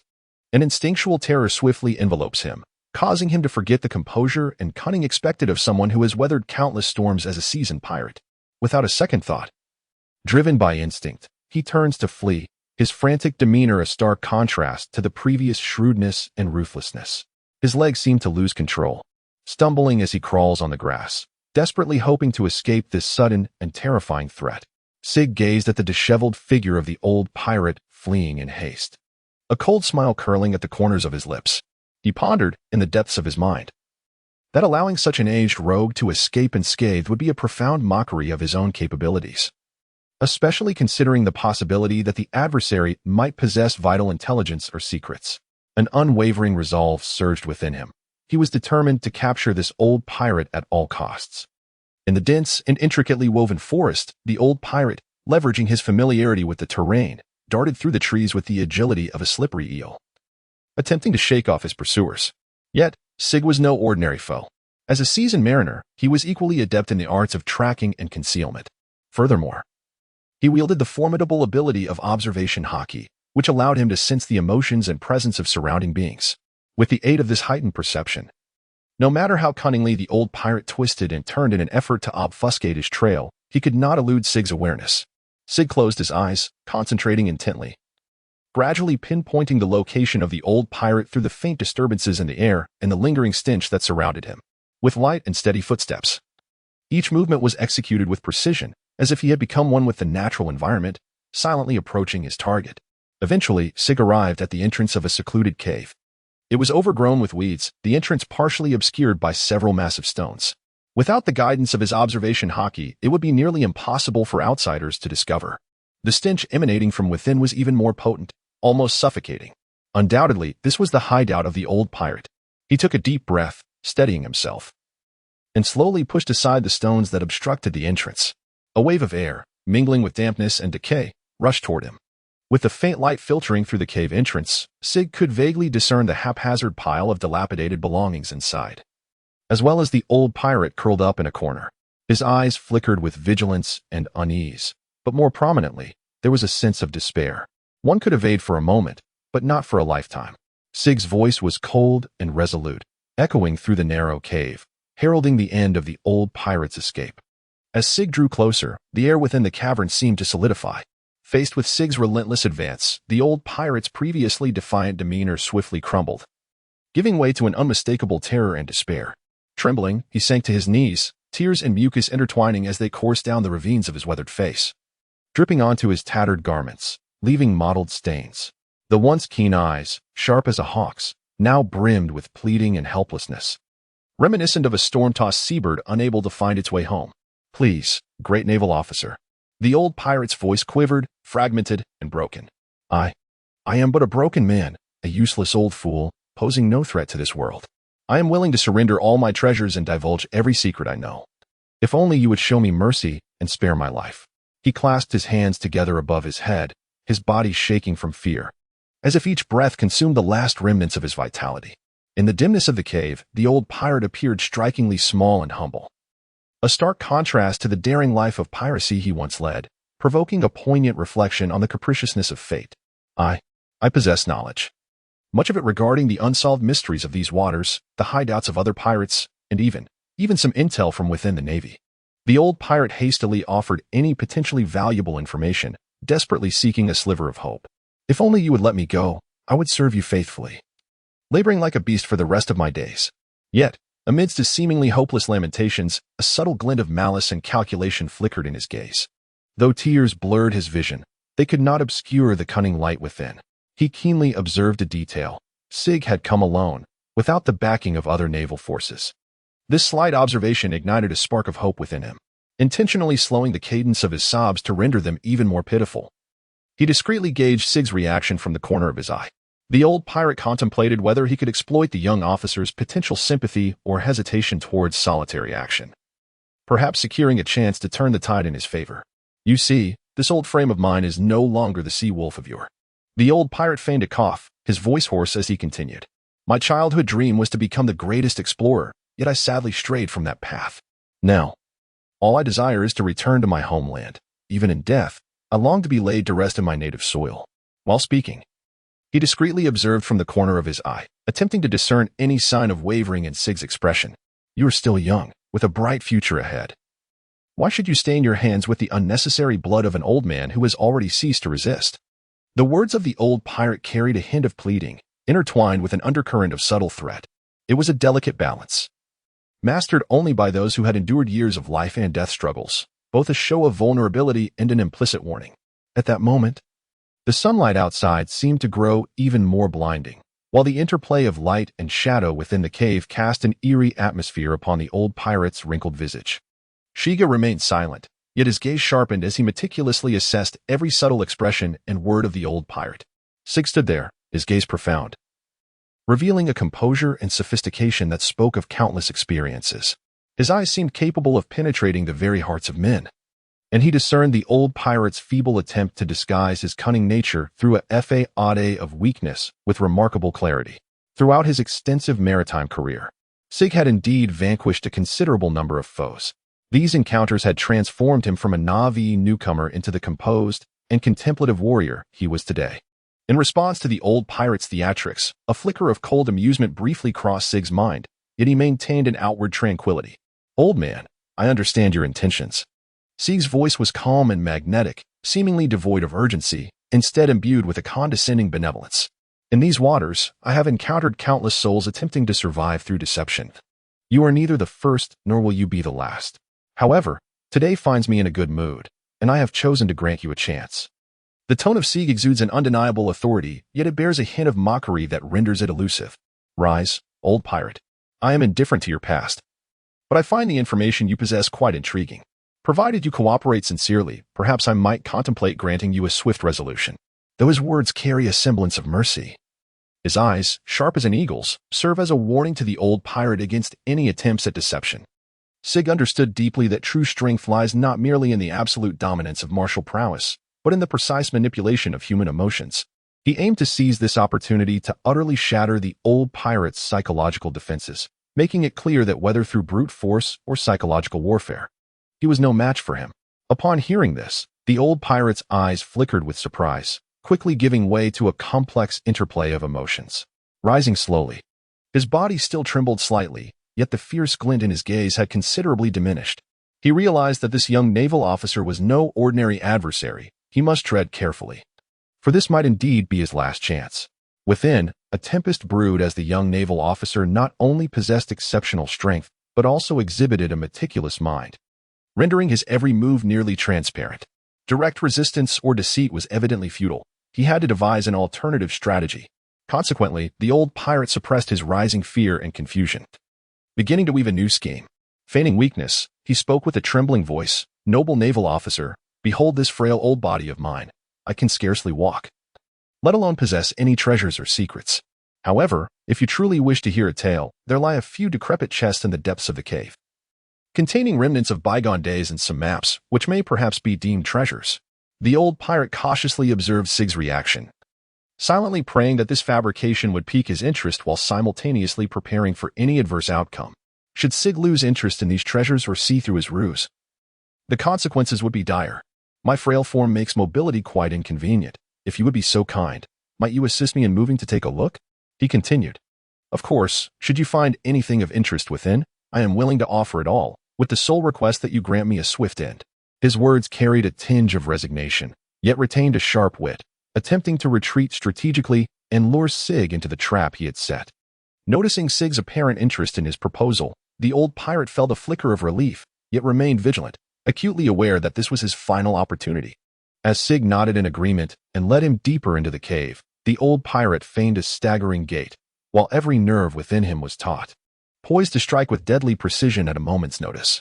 Though Sig appeared outwardly relaxed, in truth, his observation Haki shadowed him closely, enveloping the old pirate, leaving no subtle movement unnoticed. A cold smirk graced his lips, for he had long seen through the old pirate's intentions, merely biding his time for the opportune moment to retaliate. At last, as they ventured deeper into the cave, the instant Sig's back was fully exposed to the old pirate, the latter deemed the moment ripe, a fierce determination flashing in his eyes. With a fierce clench of his jaw, he seemed to condense years of resentment and frustration into this singular strike, unleashing a thunderous roar. The sea beast howled. Accompanied by the roar, he surged forward, intent on delivering a fatal blow to Sig with all his might. However, just as he made his move, Sig, as if endowed with eyes in the back of his head, deftly pivoted, his sword unsheathing in a flash. A glimmer of cold light pierced the air, which seemed to suspend for a brief moment, followed by a dull thud as the old pirate's left arm fell to the ground, blood gushing forth. His face contorted in pain and shock. "Humph, your years as a pirate have led you to forget the fundamental rule of survival. Never underestimate your opponent," Sig coldly remarked, sheathing his sword, his gaze devoid of any compassion. This strike served not only as a lesson but also as a warning, showcasing his absolute prowess and calm judgment as an elite. The old pirate, clutching his severed limb, collapsed to the ground, his eyes betraying a mixture of fear and resentment. He realized that his defeat was inevitable, and all his schemes were rendered futile in the face of such overwhelming strength. Within the cave, the echoes of the old pirate's agonized gasps mingled with Sig's composed commands. This confrontation concluded in a manner that bordered on brutality. The old pirate, in his agony, began to whimper various pleas for mercy. Upon hearing the words, Sig's gaze turned as sharp as a blade, slicing through the darkness as he approached the old pirate with deliberate slowness, towering over him and peering down at the contorted face twisted by pain and despair. The air around them seemed to freeze, with only the old pirate's labored breaths and the occasional drip of blood shattering the oppressive silence. "Oh, is it only now that you think to plead for mercy? How exceedingly tardy that seems." Sig's voice was calm and indifferent, akin to the chilling winter wind that pierces to the bone. "Yet your life has lost its value to me, unless the information you provide piques my interest." Upon hearing this, the old pirate's eyes flickered with a glimmer of hope as he endured the searing pain, hastily speaking with a voice trembling from excitement. "I know a secret, one regarding the treasure concealed deep within these waters, said to be buried by a king of an ancient realm. It is rumored to contain not only mountains of gold, but also lost weaponry and priceless gems. Only a true nautical chart and a secret incantation can reveal the location. And I possess knowledge of the whereabouts of the chart." Sig's brow furrowed imperceptibly, as this information indeed piqued his interest. Lowering himself, a glimmer of scrutiny sparkled in his eyes. He urged the old pirate to continue. Sensing an opportunity akin to grasping a lifeline, the old pirate hurriedly elaborated. The nautical chart had been divided into 3 segments, each concealed on a different island. with a guardian family entrusted with their protection for generations. Only by gathering all 3 fragments could the complete route be reconstructed. I can reveal the location of the first fragment. It lies hidden at the heart of Ghost Island, perpetually shrouded in dense fog, making it nearly inaccessible to outsiders. On the island stands an abandoned lighthouse, beneath which the first part of the nautical chart is concealed within its base. Sig paused for a moment, weighing the veracity of the old pirate's words. Ultimately, he rose to his feet, a barely perceptible smile gracing his lips. Very well, I shall consider your information. But remember, should you dare to deceive me, your fate will be far more tragic than merely losing an arm. Upon hearing this, a complex emotion of relief and gratitude flickered in the old pirate's eyes. He understood that for the time being, he had preserved his life. Yet, every word he had spoken moments ago was nothing but nonsense. The old pirate's consciousness began to blur, as if the world before him were shrouded in a dense fog, rendering everything unreal. He attempted to struggle, only to find that his body no longer obeyed his commands. Even the pain felt distant and indistinct. It was not until a chilling sensation enveloped him that he realized his head had been severed from his body, helplessly rolling upon the earth. His vision swirling until it finally settled upon those indifferent eyes. Sig, did you truly take me for a fool? The voice of Sig resonated in my ears, imbued with an ineffable coldness and disdain. Fortunately, I have indeed ventured to Ghost Island, where, I assure you, there are no lighthouses, nor even a solitary figure in sight. At such a moment, to dare deceive me, you have truly chosen the wrong adversary. The spirit of the old pirate seemed to freeze at that instant, unable to fathom how his meticulously woven deception could be so easily unraveled, with the ultimate cost being the cessation of his existence. He yearned to express his fury, to utter curses, yet all thoughts dissipated like mist, fading away with the vanishing of consciousness. The air was filled only with Sig's indifferent words, akin to a verdict from another realm, proclaiming the finality of this treachery and betrayal. Perhaps death is a more merciful fate, at least for someone like you, who need not endure the humiliation of having their lies laid bare. The words of Sig seemed to punctuate the brief yet intense confrontation, marking its conclusion. As he turned to depart, only the gradually cooling corpse and the scattered lies remained, bearing witness to yet another brutal chapter in the history of this forsaken isle. The cave fell silent once more, with only the wind, weaving through the crevices of the rocks, emitting a mournful wail that seemed to murmur countless unfinished tales of the sea, alongside the dreams and avarice of pirates forever lost in the dust of history. Sig trudged out of the cave, his steps heavy with burden. There was no joy of victory upon his face, only a tangle of complex emotions. Sunlight filtered through the treetops, casting a dappled glow upon him, yet the shadows within his heart remained undiminished. In these waters, each person harbored their own secrets and pasts, often laden with weighty and bloody histories. Abandoned by his own crew, he could only seek refuge in this desolate place, struggling to survive. With a disdainful snort, Sig expressed little sympathy for the aged pirate, his feelings more a reflection of humanity's grotesque nature. The act of deceit, which ultimately hastened one's demise, was truly lamentable. Recalling the search on Ghost Island, Sig couldn't help but sneer. A dozen seasoned pirate crews, each a ruthless character forged in the crucible of peril, possessed a sense for treasure keener than that of hounds. The cursed isle, shrouded in mystery, could not evade their meticulous scrutiny. Secret chambers, hidden passages, and even every inch of soil were turned over in their relentless pursuit. Not a treasure map nor a single gold coin was unearthed. A treasure map? What a farce! Sig muttered to himself, a sardonic smile curling at the corners of his lips. If that old coot truly possessed a treasure map, he would have long since absconded with it, rather than descending to such a woeful state. The so-called treasure was merely a bait employed by people of his ilk to lure their prey. A gust of sea breeze swept through, carrying with it the briny scent, dissipating some of Sig's inner turmoil. Gazing into the distance, the azure sea shimmered, seemingly narrating tales of freedom and adventure. Catalina furrowed her brow, her gaze following the direction in which Sig had vanished, her unease surging like an undercurrent. She found little to commend in this man's reckless approach. His impulsive actions, devoid of any foresight, left her feeling both anxious and apprehensive. To her, Sig's recklessness was akin to gambling the safety of everyone involved. What if this were an enemy's ploy to draw them away from safety? Catalina whispered to herself. Though her voice was soft, it betrayed a profound concern. In these treacherous waters, even the slightest oversight could lead to catastrophe. The bandits around her appeared to harbor a blind trust in Sig. Some lounged about nonchalantly, as if Sig were an invincible deity of war. This only deepened her sense of isolation and helplessness. Sig's footsteps left a tapestry of varying depths etched into the dense jungle, each stride exuding an air of unhurried confidence. As if the beast of the wilderness had returned to its rightful domain. Sunlight occasionally pierced through the thick canopy, casting a mosaic of dappled shadows that intertwined with his solitary figure, creating a stark tableau. Not far away, by the flickering campfire, a band of mountain bandits sat encircled. Their laughter and chatter resonating through the desolate landscape, infusing this silent jungle with a hint of vitality. However, as Sig's silhouette gradually emerged at the periphery of their vision, the clamor of conversation waned, giving way to a profound stillness. The first to sense Sig's return were a few of the bandits, who instinctively twitched their noses.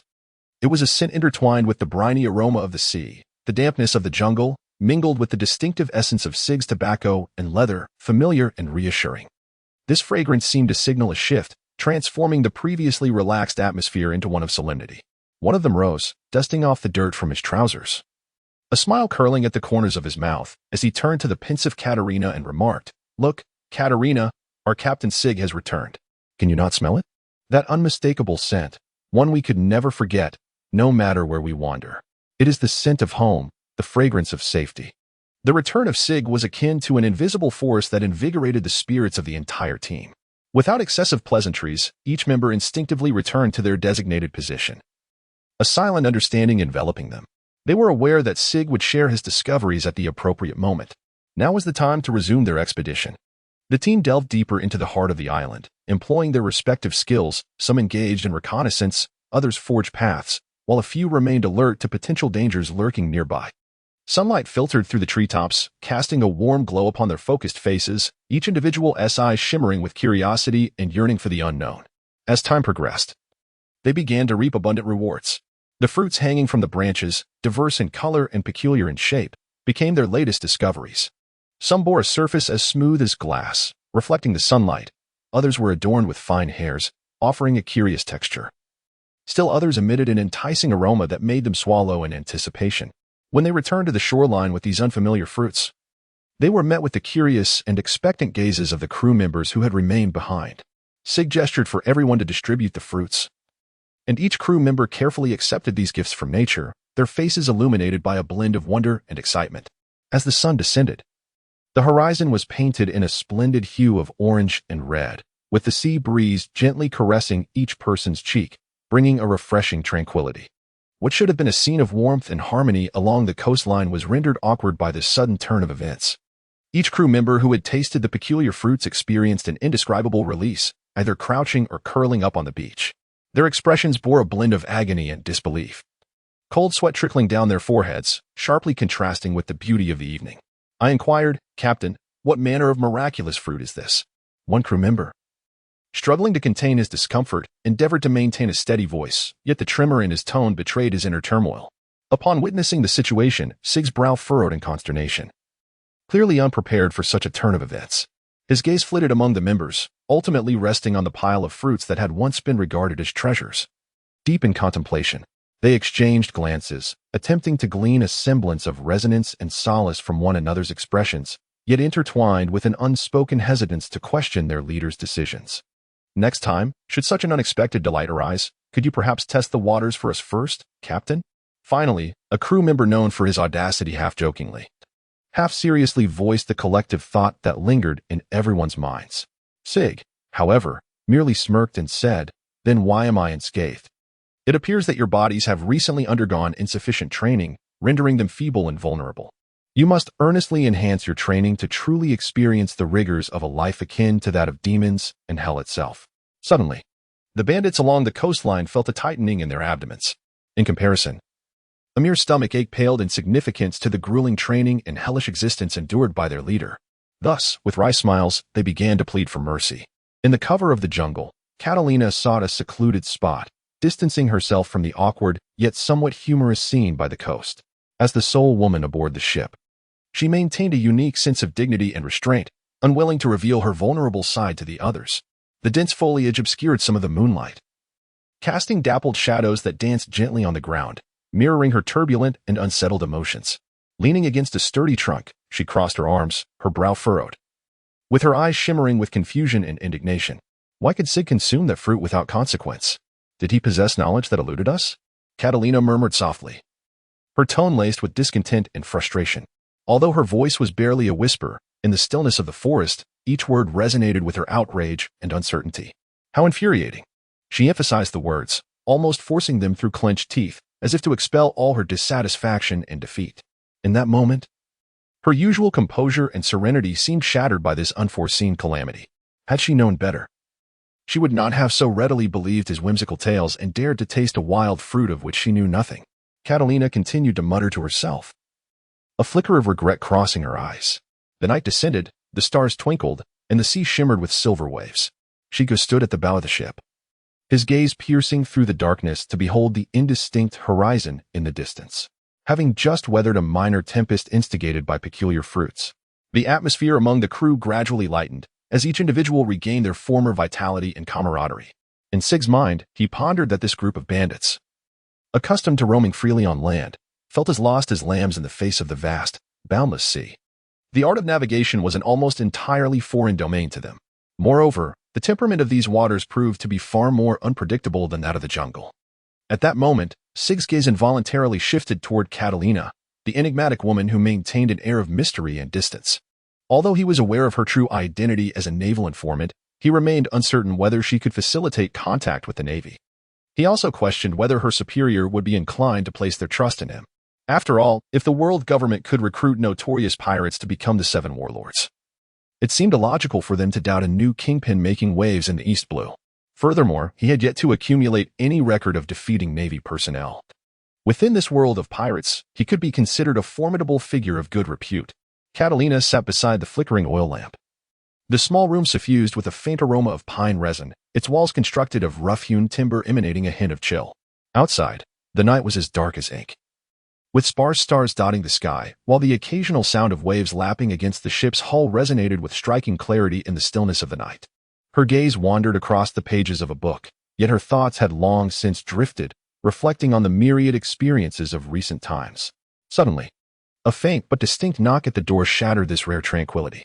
The sound felt particularly jarring in the dead of night, prompting Catalina to furrow her brow in surprise. Since she had been assigned to this small chamber deep within the ship's quarters, few had sought her out, let alone at such an hour. Setting aside her worn book, a collection of maritime legends with a cover so frayed that the title was barely discernible, she rose and approached the door with silent steps. Placing her hand on the doorknob, a twinge of hesitation crept into her mind. Who could possibly visit at such an inopportune moment? Was it a crew member mistakenly knocking? Or could it be Sig coming to discuss something else at this ungodly hour? Taking a deep breath, she slowly opened the door, revealing a dim light beyond.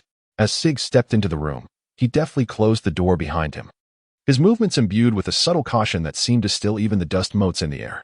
Beneath the glow of the lights, his smile appeared both enigmatic and gentle, a stark contrast to his usual air of imperiousness. Catalina, I am aware that your knowledge of our vessel runs deep. A rare sincerity tinged Sig's tone as he directly addressed the matter at hand, devoid of unnecessary pleasantries. We find ourselves ensnared in a predicament.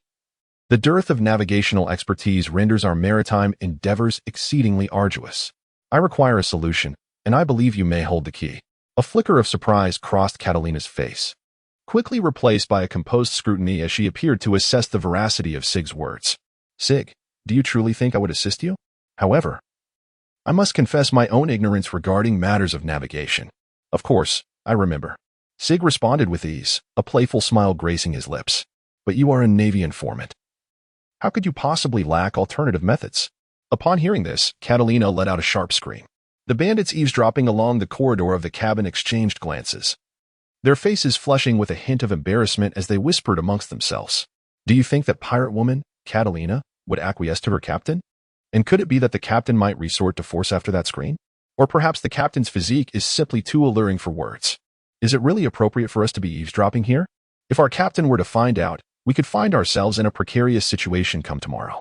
The bandits exchanged furtive glances and stealthily retreated from the cabin corridor, taking up positions at the end of the cabin like sentinels, anxious to prevent any unwitting intruders from disturbing their captain's momentous affairs. Catalina fell silent for a moment, surveying the humble surroundings before meeting Sig's penetrating gaze, which seemed to see right through her. Unsure yet astonished, she replied, I am a notorious pirate with a bounty of tens of millions. How could I possibly be connected to the Navy? It appears that peculiar fruit you consumed has affected your brain. I should summon the ship's doctor to examine what has transpired with your mind. Sig, unable to restrain himself, grasped Catalina's hand and calmly spoke. I am aware of your affiliation with the Navy, and I know about that wristwatch communication device you possess. I, too, could be a staunch supporter of the world government. What matters cannot be negotiated or discussed. Conscience aside, do I possess any record of slaughtering civilians or attacking the Navy? I am indeed a good person. In an instant, a flicker of panic crossed Catalina's eyes, but she took a deep breath, as if making a momentous decision, her expression gradually returning to its usual composure and resolve. She raised her gaze to meet Sig's, her eyes reflecting a blend of resignation and relief, her lips curling into a bittersweet smile. Very well, Sig, you have triumphed. Indeed. I am an informant for the Navy, and I do have means to communicate with the outside world. However, you must understand that this does not imply I will readily assist you, let alone betray the Navy to which I am loyal. Upon hearing this, Sig's smile deepened, seemingly unfazed by Catalina's candor. A wise choice, Catalina. I never anticipated that you would easily turn against us, yet we share a mutual necessity to survive in these waters. We can strike a bargain. You will assist me in contacting the Navy to acquire the navigational information we require, and in return, I shall ensure your safety and permit you, an undercover naval operative, to remain among us. Catalina's eyes widened in disbelief, her voice tinged with an unmistakable astonishment. Are you truly considering allowing me to stay aboard, a naval informant cohabiting with a band of pirates? Are you not concerned that I could betray you at any moment or disclose your whereabouts to the Navy? Her words revealed a conflicting sentiment, a blend of skepticism and curiosity, eagerly awaiting a plausible explanation. Sig let out a light chuckle, his eyes glinting with a blend of confidence and cunning. Catalina, we both understand that the rules of this vast ocean are dictated by the powerful. The very fact that I dare to allow you to remain speaks volumes of my considerations. Firstly, in your current predicament, where could you possibly flee to if you were to betray us? Secondly, I, Sig, act with discernment. We are not the type to indiscriminately slay the innocent. At least in this regard, our objectives do not conflict with those of the Navy. Furthermore, with you by our side, should we encounter the Navy's relentless pursuit, you may very well become our trump card, wouldn't he, you agree? His words carried a subtle provocation, testing Catalina's limits. Sig turned to the window, gazing out at the moonlit expanse of the sea, where the waves rolled and whispered tales of endless stories. Moreover, I trust my instincts. You, Catalina, are not merely an ordinary informant. Within you lies the answer I seek, as well as the key to our survival in these waters. Catalina fell silent, compelled to concede that Sig's words held a measure of truth. As she surveyed the modest yet brimming with untapped potential room, a tumult of emotion swirled within her. Indeed, she had her own plans, her own secrets. This opportunity might indeed present an unforeseen turning point. Exhaling slowly, her gaze steeled with determination. Very well, Sig. I shall promise you this. But remember our pact. Should I discover you have betrayed your word, I, Catalina, shall show no mercy. Sig turned around, a profound smile gracing his lips. So it is settled, Catalina. Remember, on this journey, we are both gambling. Let us hope we have placed our bets wisely. The night deepened, the sea breeze carrying a hint of chill, yet the atmosphere within the cabin shifted subtly due to their unexpected collaboration. The colonel of the East Sea base sat behind his expansive desk, the brightly lit room starkly contrasting with the darkness outside. Beneath furrowed brows, weary eyes betrayed a deep-seated anxiety. His fingertips gently massaged his temples, attempting to alleviate the near-explosive headache. Scattered across the desk were various documents and maps, detailing recent pirate activities in the East Sea and the Navy's deployments and countermeasures. However, what troubled him most was the report concerning Catalina. The blank pages seemed to silently interrogate him about the mission's failure. Catalina, where on earth are you? He silently pondered. This exceptional informant, whom he had meticulously trained, had always been a standout in the intelligence network, relaying information that was often precise and timely. Yet now, it was as if a star in the night sea had abruptly extinguished, without warning, without news, filling him with unprecedented unease. The colonel's fingers trembled slightly on the intercom button, an ominous premonition washing over him as an unexpected communication request surged forth. He hastily connected the call. The familiar mechanical voice came through. Yet it was Catalina's urgent yet composed words that followed. Colonel, it's me. Time is of the essence. Please record swiftly. His heart tightened, as if gripped by an invisible hand, and breathing became exceptionally laborious in that moment. He quickly adjusted his emotions, striving to maintain a calm and steady tone. Despite the turmoil raging within, Catalina, listen to me. First, confirm your safety. What is your current situation? Is there any possibility of immediate evacuation? A hint of bitterness tinged Catalina's voice, yet it also revealed her unwavering resilience. Evacuation is temporarily impossible.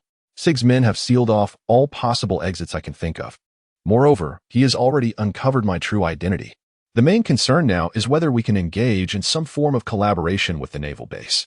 This was precisely why Sig had sought her out, and the nature of his demand was. The colonel pressed his lips tightly together, the lines on his forehead deepening further as Catalina's words hung in the air. He realized that Sig's request, superficially insignificant, a mere sailor, harbored intentions as unfathomable as an abyss. Weighing the pros and cons in his mind, the colonel understood that any collaboration with pirates posed a challenge to the Navy's principles. However, if this opportunity could be leveraged to infiltrate the enemy's ranks, to gain critical intelligence, perhaps even to dismantle the entire criminal network in one fell swoop, such temptation is nearly irresistible. Catalina, are you certain that Sig has made only this one request? The colonel's voice was low and cautious, each word meticulously chosen. This did not align with his usual manner. Was there some hidden scheme at play? Catalina paused momentarily on the other end before responding with conviction. I understand your concerns, Colonel. From my observations, it appears that Sig's actions are part of a grander scheme. Perhaps the sailor he seeks is merely a means to establish a foothold for collaboration with the Navy, ultimately facilitating his broader ambitions. However, I believe this also presents an opportunity for us to exploit. The colonel closed his eyes, a multitude of strategic deployments flashing through his mind. It was a perilous move, but at times, one must tread upon the edge of a blade for the greater good. When he spoke again, his tone held a newfound resolve. Very well, we shall prepare according to Sig's request. However, Catalina, you must ensure your safety and find the right moment to withdraw. Simultaneously, we require further intelligence to ascertain Sig's true intentions. Understood, Colonel. A hint of barely perceptible gratitude lingered in Catalina's voice. I will remain here, striving to gather more intelligence. Rest assured, as long as I draw breath, I will not allow the East Sea to descend into darkness. As the call ended, the colonel sat alone in his office, the surrounding silence amplifying the weight upon his shoulders. After hanging up, he stared intently at the disarray of documents on his desk, his thoughts racing. Sig's proposal for collaboration must be reported to Navy headquarters for deliberation by the higher-ups. This was a decision that could set off a chain reaction, impacting not only the stability of the East Sea, but potentially influencing the entire Navy's strategic framework. The following morning, in the conference room of the East Sea base, the colonel faced high-ranking officers and intelligence officials dispatched from Navy headquarters, meticulously recounting the intelligence provided by Catalina as well as Sig's terms for collaboration. The atmosphere in the room was tense, each expression marked by gravity. Ladies and gentlemen, we are confronted not merely with a choice, but a gamble. The colonel's opening remarks struck at the heart of the matter. Sig's demands appeared straightforward, yet beneath the surface, currents were swirling. We require a sailor who can earn Sig's trust, ensure our own safety, and simultaneously relay vital intelligence to us. The discussion unfolded rapidly, with a myriad of opinions intertwining and clashing. Some advocated for the deployment of seasoned veterans, asserting that only they could thrive in a perilous environment. Conversely, others proposed the utilization of newcomers, citing their relatively untainted backgrounds that would not easily arouse suspicion. Yet, regardless of the suggestions, the conversation inevitably circled back to the central dilemma of ensuring the safety of the selected personnel. A senior official from the intelligence department spoke slowly, suggesting that we might consider selecting from the Navy personnel who voluntarily engage in high-risk missions for specific reasons. Among them are individuals imbued with a profound sense of responsibility and a spirit of sacrifice, coupled with sufficient intelligence and adaptability. More importantly, we require a plan that allows for a complete withdrawal when necessary. With this statement, the discourse in the conference room took a new direction. The colonel inhaled deeply, presenting a bold idea. We could establish a false identity, arranging for a Navy officer well-versed in navigation and specially trained to adopt the persona of a former Navy member seeking adventure after a personal decision to retire. Simultaneously, we must equip him with the most advanced covert communication devices, ensuring he can maintain contact with us at all times and activate an emergency extraction plan at critical moments. The selected navigator was named Allison Harvey, a woman in her 30s, with a cascade of brilliant golden hair and striking blue eyes. Her appearance and demeanor always drew attention amidst a crowd. Allison possessed an alluring figure, her curves flowing and vibrant like the waves of the sea, evoking admiration. As she received the clandestine order from Navy headquarters, she stood by the window of a quaint wooden cabin on the shores of the East China Sea. Morning light streaming through the panes to illuminate her sun-kissed skin, reflecting a resolute and determined expression. At the moment she read the command, a flicker of barely perceptible excitement and anticipation danced in her blue eyes. This mission represented not only a supreme challenge to her personal capabilities, but also a testament to her steadfastness and practice of her former Navy convictions. The inherent danger. 100%. This was precisely the life she had longed for since leaving the Navy. Allison murmured softly to herself, a subtle smile gracing her lips. Since her forced retirement, due to familial circumstances, she had never truly distanced herself from the ocean. A yearning for adventure churned within her like relentless waves. This mission afforded her the opportunity to don her battle attire once more, safeguarding the azure expanse in a different manner. With alacrity, Allison prepared her gear. Slipping into a carefully chosen ensemble, a fitted sailor's shirt paired with loose shorts, striking a balance between professionalism and allure. A multifunctional tool belt adorned her waist, and sturdy sailing boots encased her feet. Her golden tresses were gathered into a high ponytail, a few strands dancing in the wind, lending her an air of audacity and vigor. Taking a deep breath of the briny air, she cast her gaze toward the distant horizon, which served as both her starting point and the destination of her new journey. Allison understood that this undertaking was fraught with uncertainty and peril, yet, akin to her beloved sea, the more tumultuous the waters, the stronger her desire to explore and her resolve to fight. Thus, she resolved to embark anew. Under the guise of a full-retired sailor. So be it, Allison whispered to herself. With that, she turned and stepped into the sunlight beyond the door, each stride imbued with determination and fearlessness. Shiga stood upon the deck of his flagship, arms crossed, his keen gaze surveying the horizon through dark sunglasses, exuding an air of nonchalance. The crew busied themselves with various tasks on the deck, while he reveled in the refreshing sea breeze, his mind replaying a recent occurrence that struck him as utterly absurd. Is it not peculiar, one might ponder, that such coincidences truly exist in this world? Sig murmured to his aide beside him, his tone laced with evident sarcasm. A contemplative smile danced upon his lips, as if he found both humor and resignation in this unexpected stroke of fortune. Not long ago, an unassuming sailing vessel gradually entered his line of sight. On board, the strikingly beautiful blonde and blue-eyed navigator, Allison, seemed to have appeared solely for his benefit. Her arrival coincided perfectly with the discussions he had held yesterday with Catalina regarding the need for sailors. This sudden gift left Sig with a tumult of emotions. Could this truly be divine intervention, or did the naval officers believe they could simply gloss over the matter with such a gesture? Sig shook his head in self-deprecation, a trace of a cold smile gracing his lips. To him, such a level of scheming was not only crude but an outright affront. Yet, he couldn't shake off an inkling of an unusual aura surrounding the situation. After all, in the grand line, nothing was ever truly coincidental. First mate, convey my orders to properly host our unexpected guest. I wish to meet this enchanting navigator in person and discern the true intentions behind the Navy's facade. Sig commanded, his eyes glimmering with a cunning light. He resolved to play along with the scheme. Since the opportunity had presented itself, it would be prudent to first observe her capabilities before determining the subsequent course of action. Before long, Allison was brought before Sig, undeniably altering the atmosphere on the entire deck. Sig surveyed her from head to toe, a playful smile gracing his lips, while his mind concocted further schemes and strategies. Welcome aboard, beautiful navigator, he said. I am Sig, and I hear you are in need of a vessel, while I happen to be in search of an exceptional navigator. There was a playful mockery in Sig's words, as everything lay firmly within his grasp. Sig squinted her eyes, scrutinizing the self-proclaimed mariner before her with keen interest. She spoke with such ease, recounting tales of how she lost her companions amidst the tempest and how she drifted here all alone. The sincerity in her gaze and her slightly haggard visage almost rendered her story believable.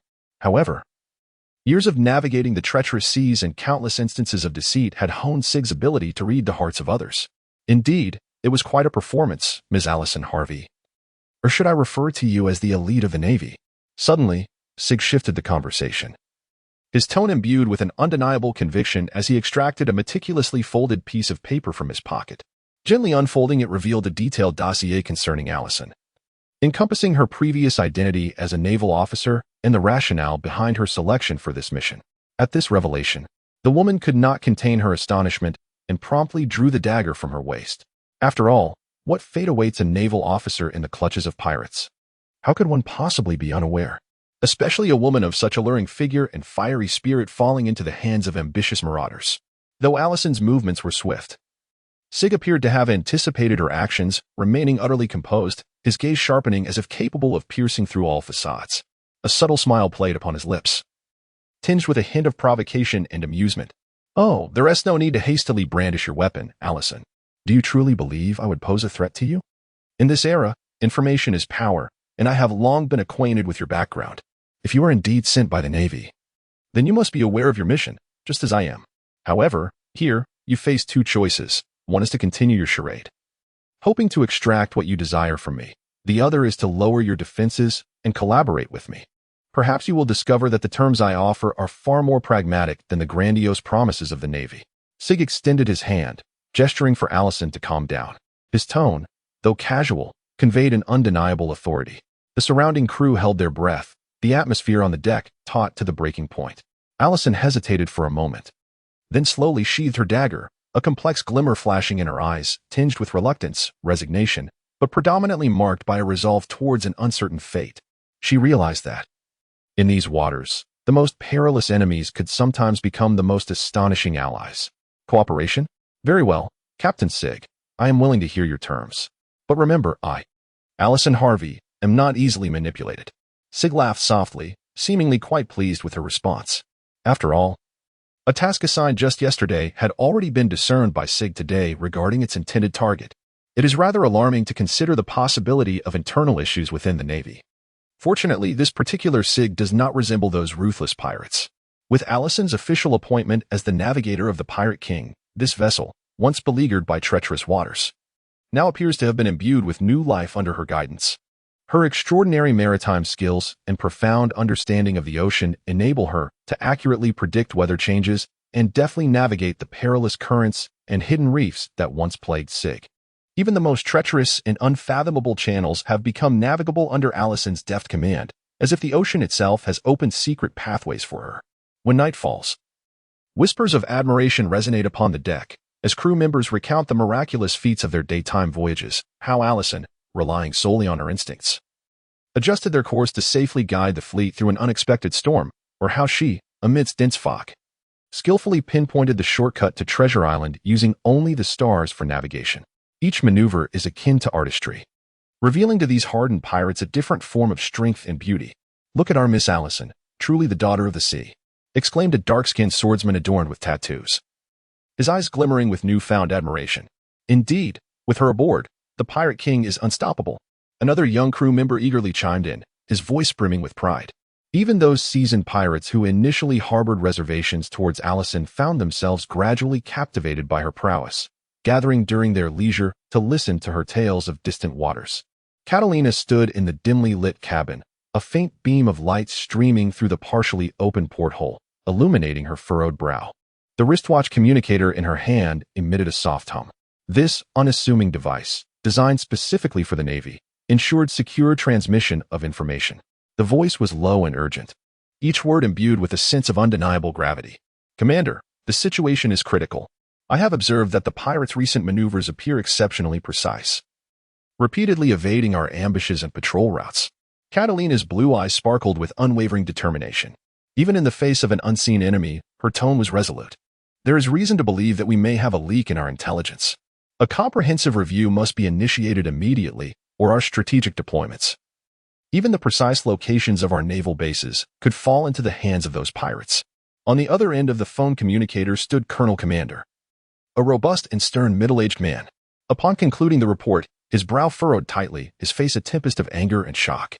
The dim yellow light within the base cast a heavy glow upon his grave features. With a sudden, forceful fist strike upon the desk beside him, a resounding thud echoed, causing the papers atop it to tremble. This was an utterly intolerable act of betrayal.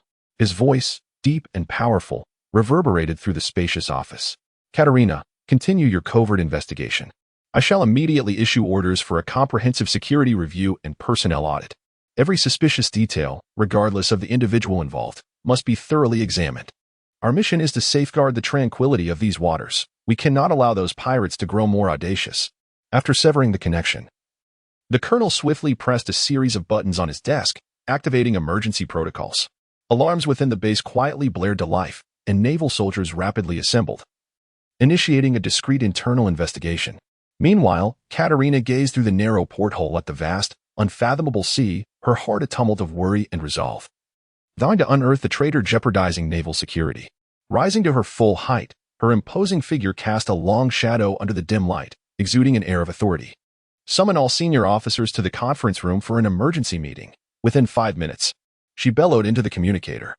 The authority in her voice left no room for delay among those receiving the command. Turning to her aide, her words were concise yet powerful. Contact the intelligence department. I require all communication records, surveillance footage, and the list of all personnel entering and exiting the base over the past month, along with their movements, for a thorough analysis to uncover any possible leads.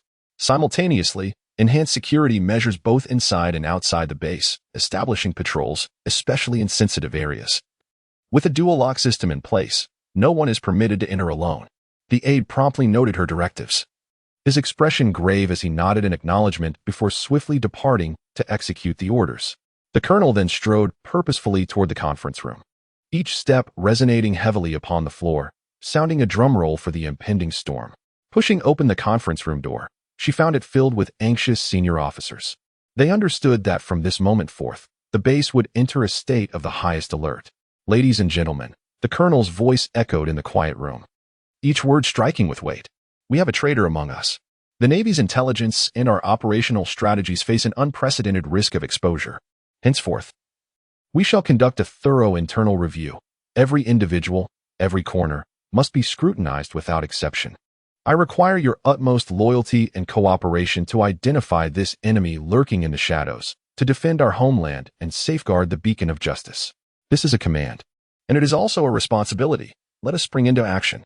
As the words reverberated, a solemn and resolute response erupted in the conference room. Days turned into weeks, and despite the investigation team laboring tirelessly, sifting through mountains of documents, interrogating numerous personnel, and even meticulously reviewing all external communications, it was disheartening to find that everything seemed to proceed according to protocol, with no discernible signs of a leak. This grand inquiry, akin to a stone cast into the depths of the ocean, stirred only fleeting ripples before returning to a state of calm.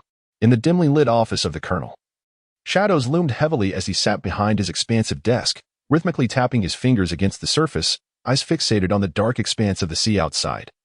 His heart laden with an ineffable sense of frustration and rage. The unresolved enigmas swirled around him like phantoms, refusing to dissipate. How could this be? He muttered to himself, his voice low and burdensome.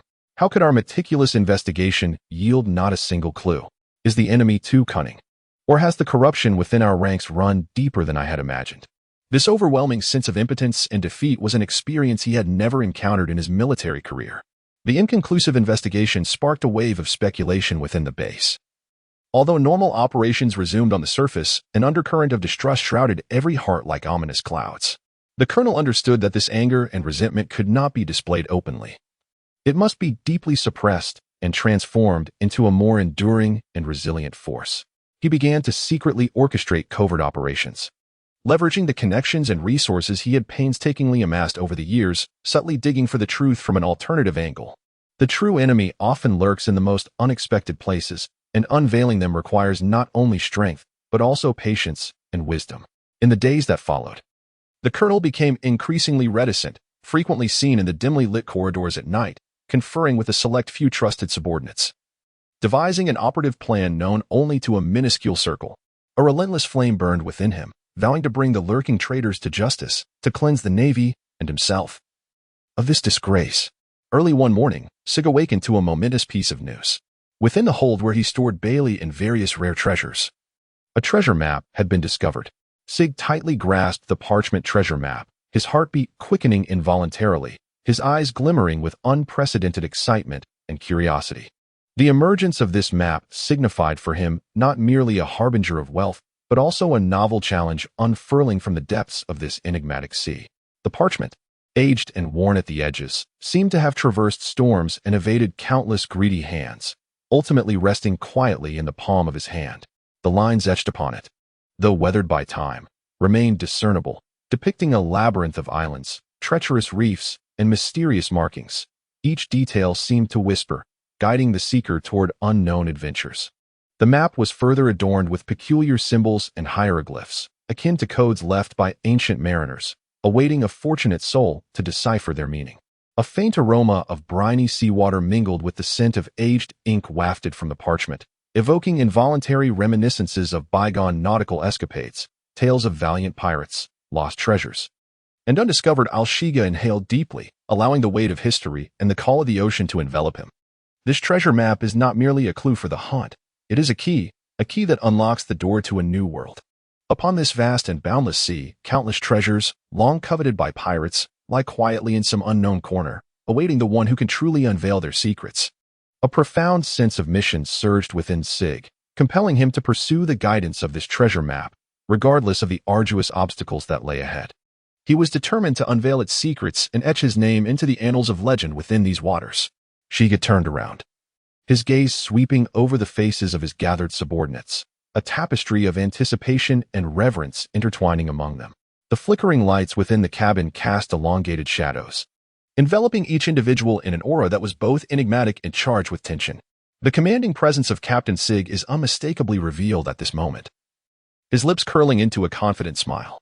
He speaks slowly. How can one discern the truth without delving into the matter? In these waters, countless souls spend their entire lives in relentless pursuit of the elusive treasure map, yet they scarcely graze the edge of the treasure itself. However, we are different. We possess the audacity, the resolve, and most importantly, we hold this map. Sig raised the treasure map in his hand, showcasing the banner that would soon lead them to glory. Legendary treasures are often accompanied by immense risks, yet by following me, Sig, we shall defy convention and forge our own epic tale. His words resonated powerfully, igniting a surge of fervent roars and applause within the ship's cabin. Prepare the vessels and inspect the gear. We must act swiftly. Remember, this journey is not solely for the treasure, but to affirm that we are the bravest and wisest explorers upon these seas. Sig's voice reverberated through the ship's cabin, each word resonating like the resounding beat of a war drum heralding departure.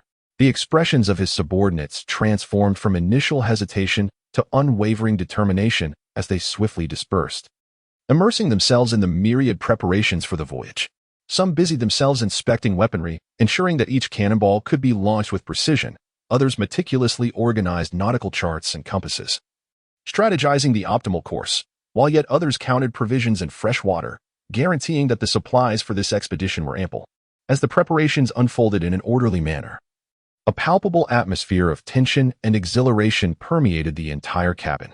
Sig's gaze once again settled upon the weathered treasure map, his fingers gently tracing the small circle within that had perplexed many. To most, this detail might merely appear as an inconspicuous symbol, perhaps mistaken for a casual flourish by an ancient cartographer or a distinctive mark of nautical charts. However, in Sig's keen eyes, it unveiled an extraordinary significance. Do you truly believe this is merely an ordinary mark? Sig's laughter carried a hint of triumph. No, this was by no means a mere coincidence. This small circle concealed a profound secret. It could signify the location of an exceptionally rare devil fruit. In the realm of pirates, devil fruits are unparalleled treasures, bestowing extraordinary abilities upon those who consume them, serving as emblems of power and status. Moreover, the elusive and undiscovered devil fruits represent the ultimate prize that countless pirates yearn for. Sig continued to elucidate it. Consider this. What treasure could possibly rival the allure of an uncharted devil fruit? This pursuit transcends mere wealth. It embodies a monumental ascension of power. His subordinates exchanged glances, their eyes alight with a rekindled greed. Indeed, if this treasure map leads to an unprecedented devil fruit, the significance of this expedition would far surpass that of any material riches. The Sig pirate crew shall be the pioneers in unraveling this enigma. Envision the moment we seize this power. What force could ever hinder our dominion over these waters? Sig's words ignited the flames of ambition within the hearts of everyone in the cabin, akin to a spark kindling a fire. The seasoned sailor, Allison, took hold of the treasure map that bore the dreams and speculations of the crew. Her gaze was sharp and focused, piercing through the mist of time to reveal the location of a distant secret. Allison's fingers traced the map's winding lines with care, each pause seeming to measure position and distance in her mind. Allison mused, her voice tinged with an unmistakable thrill. The cartographic technique employed in this map was notably archaic, utilizing a coordinate system that diverged from modern conventions, yet it was not devoid of hints. Pointing to a small circle marked on the map, she continued, "This marker, if we assume it is based on specific astronomical phenomena or seabed topography." With that, Allison retrieved the nautical log and celestial charts from the side, commencing a meticulous comparison. Leveraging her years of accumulated maritime knowledge alongside the subtle details on the map, she endeavored to reconstruct the precise location indicated. Look here, these delicate wavy lines may represent the direction of ocean currents. And those star patterns should guide us through specific constellations for navigation. As time passed, beads of sweat began to form on Allison's brow. Yet her eyes sparkled with the fervor of a hunter drawing nearer to the truth. Finally, she struck the table with determination, declaring, "I have arrived at a preliminary conclusion. This location should be at the periphery of the East Sea G202 base." At this revelation, the crew collectively inhaled sharply. The mere mention of a naval base was enough to instill dread, for it lay within an uncharted region of the nautical maps, a place feared by any pirate. Yet Sig merely smiled faintly, his eyes glinting with a challenge. Faced with the skeptical gazes of her companions, Allison remained remarkably composed, her eyes steady and clear, revealing no hint of retreat. Among this band of freedom-loving adventurers, her former allegiance to the Navy served as a double-edged sword, engendering distrust while simultaneously bestowing her with irreplaceable expertise. "I know what you are thinking," Allison began, her voice calm yet imbued with undeniable authority. "But remember, having chosen to journey alongside you, my loyalty lies here." She gently patted her heart, which surged with a tumultuous energy akin to the roiling waves of the sea. In an instant, the attention of all the pirates was drawn to this alluring declaration. The G202 naval base indeed presented an unexpected locale, yet treasure maps do not lie. They often lead us to the most unforeseen places imaginable. Sig stood up, surveying his companions aboard the vessel. His deep-set eyes conveyed an undeniable authority. "I trust Allison's words. She was once in the Navy, yet that does not imply she would betray us. Remember, we are treasure-seeking pirates, not cowards shackled by the past. If we cannot even dare to undertake such a modest risk, how can we speak of conquering the seas and claiming the glory that rightfully belongs to us?" Sig's words resonated like an invisible force, rekindling the team's confidence. Although a twinge of apprehension lingered within, the pirates were, after all, intrepid seekers of storms and opportunities. Gradually, they set aside their doubts and began to deliberate on how to artfully elude the watchful eyes of the Navy and reach their destination, fraught with both temptation and peril.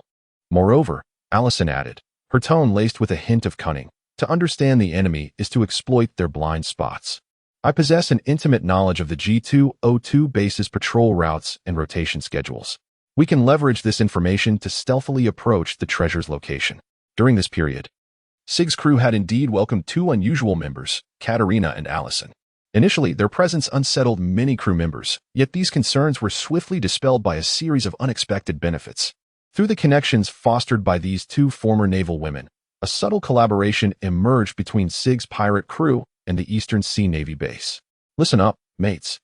At a general meeting," Sig explained, "I am aware that you all have opinions on this matter, but let us not forget that in the world of pirates, there are no eternal enemies, only perpetual interests. Catalina and Allison have opened the door for us to engage with the Navy, which is immensely beneficial for our long-term development." Pausing, he surveyed the room to ensure every crew member was listening attentively. "By eliminating some bothersome pirate crews, we not only reduce our competition, but also gain valuable intelligence, resources, and even convenient passage from the Navy. Such dealings are certainly advantageous, are they not?" Indeed, since the inception of their collaboration with the naval base, the Sig pirate crew has reaped numerous benefits. They acquired critical navigational charts that delineated the Navy's patrol blind spots, allowing them greater freedom in their operations. On several occasions, they even received advance notice of significant naval maneuvers, enabling them to deftly evade perilous confrontations. Although Catalina and Allison possess unique identities, they have undeniably demonstrated their worth. Not only do they provide expert advice on tactical planning, but they also leverage their understanding of the Navy's internal workings to help the pirate crew sidestep many unnecessary troubles.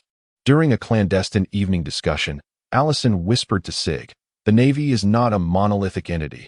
At times, their internal conflicts present us with excellent opportunities to exploit. Sig smiled and nodded, fully aware that in this tumultuous and ever-changing sea, adaptability and innovation are the keys to survival. This collaborative relationship with the Navy, though fraught with peril, has paved a path for the Sig pirate crew towards broader horizons. Aboard this swaying pirate ship, Sig sat alone on the deck, gazing at the starry sky, his mind swirling with myriad thoughts.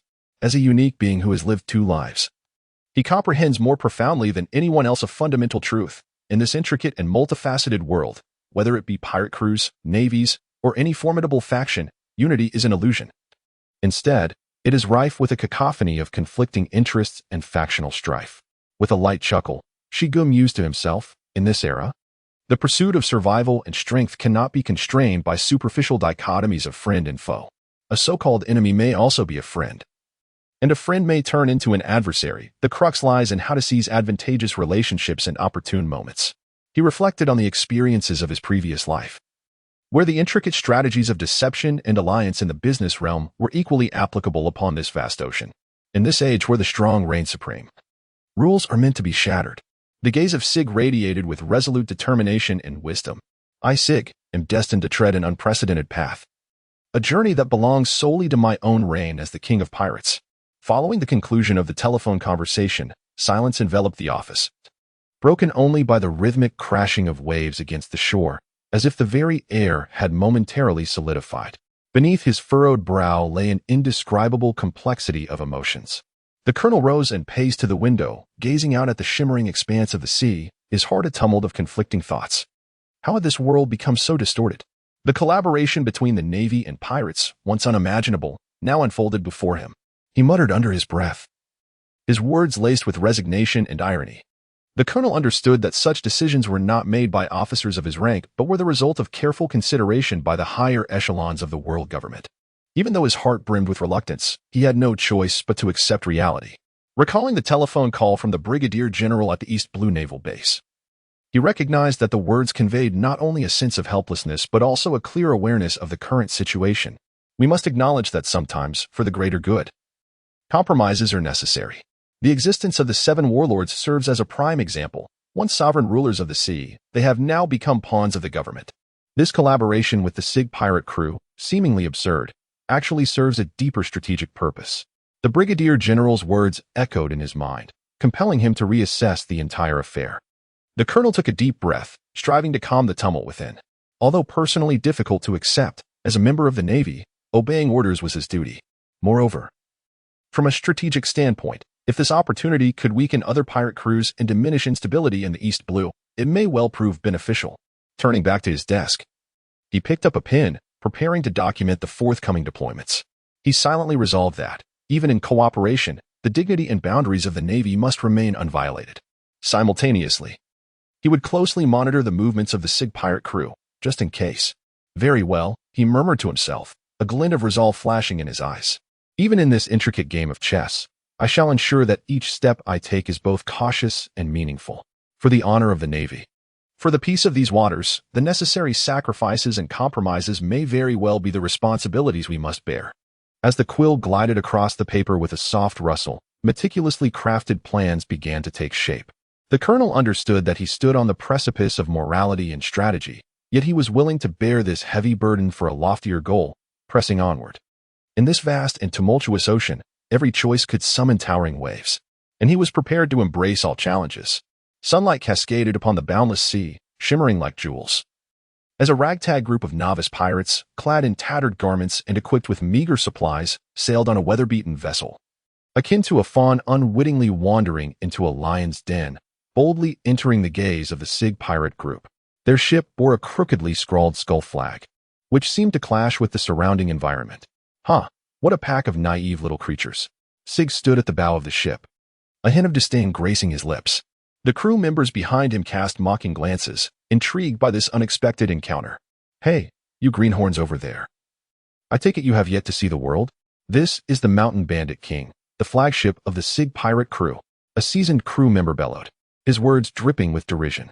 The novice pirates, upon hearing this proclamation, momentarily wore expressions of shock before swiftly transforming into looks of furious embarrassment.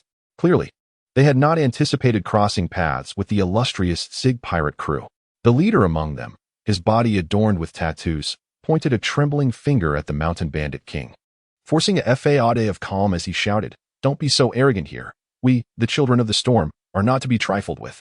Sig shook his head, a flicker of pity crossing his eyes, only to be swiftly replaced by an insatiable lust for battle. He slowly drew the sword from his waist, its blade glinting ominously in the sunlight. "Engaging with you lot personally seems somewhat extravagant, yet, given my rather pleasant mood today, I shall consider it a diversion to enliven this dreary voyage." With a commanding word from Sig, the ship, the Bandit King, began to accelerate gradually, akin to a beast poised to pounce, heading straight for the group of novice pirates. As the vessels drew nearer, the air was thick with a palpable tension and excitement. "Come forth, little ones, and witness how true pirates engage in combat." The deep, resonant voice of Sig carried an undeniable authority. The outcome of this battle was devoid of any suspense, yet for these novice pirates, it might serve as an indelible lesson. The confrontation unfolded swiftly, with the crew of the mountain bandit ship displaying remarkable prowess. Despite the desperate resistance of the fledgling pirates, the disparity in strength led to their rapid defeat. The skirmish concluded even sooner than anticipated, leaving behind only the dilapidated sailboat drifting upon the waves, accompanied by a few lingering curses of discontent that floated through the air. Sigly stood at the bow of the ship, gazing at the fading figure of defeat in the distance, feeling little sense of triumph within. Sig stood resolutely at the center of the deck, his back turned to the blazing sun, rendering his shadowed visage even more formidable. He surveyed the surroundings, where novice pirates lay bound and helpless, their struggles futile beneath the relentless midday sun.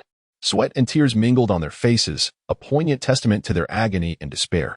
The sea breeze, laden with salt and coolness, offered no respite from their torment. It is a bitter reality that the weak in this world are destined to serve as mere stepping stones for the strong.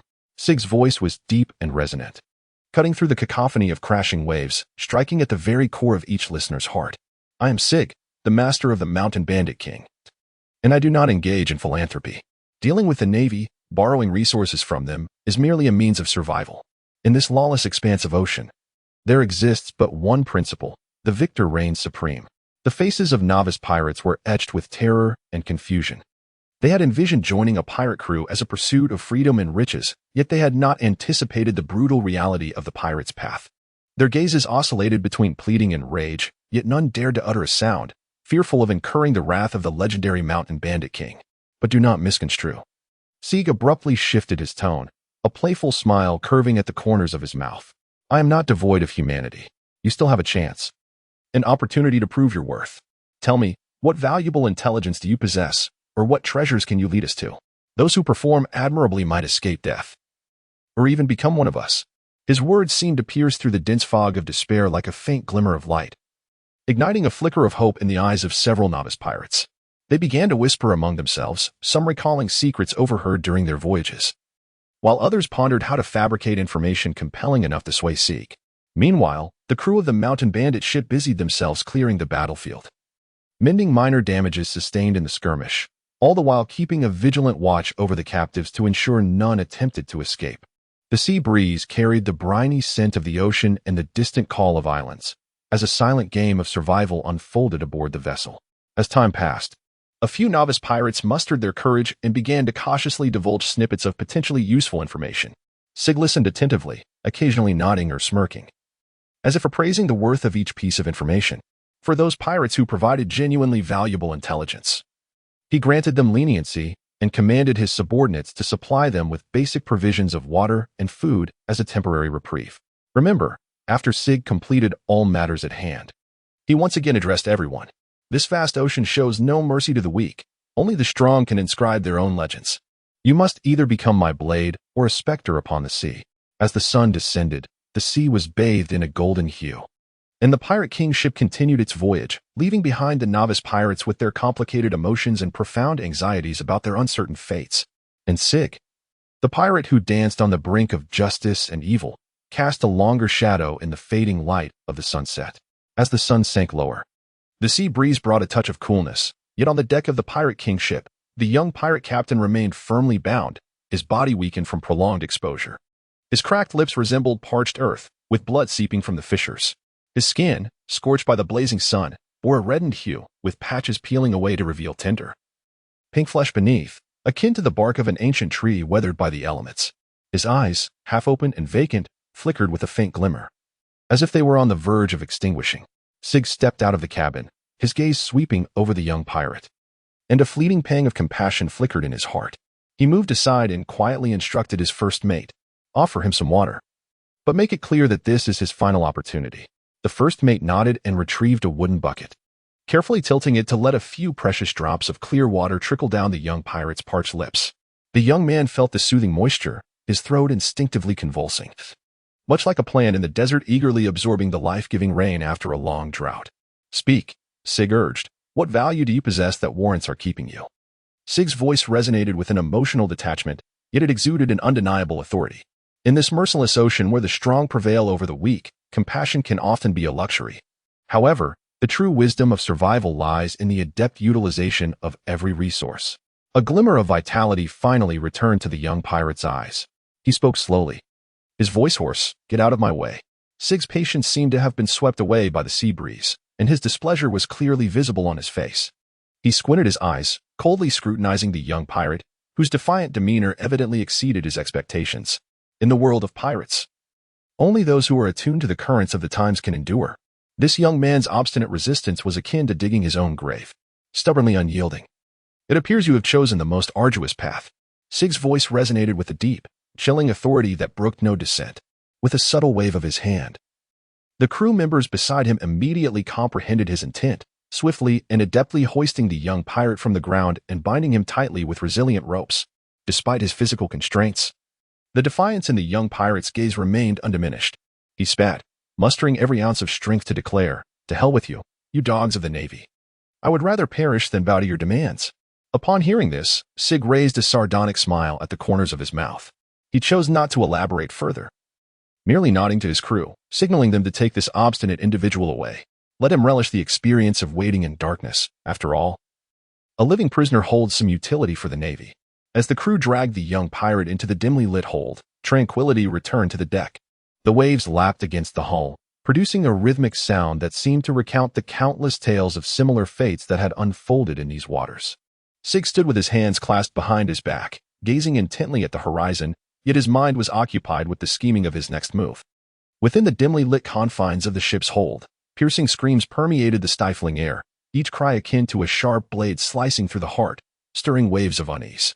The lamentations of the young pirate captain were not merely expressions of physical torment, but rather a desperate plea teetering on the brink of mental collapse that sent shivers down the spine of any who heard it. On the deck, the young pirates exchanged anxious glances. Some were pale, their bodies trembling involuntarily.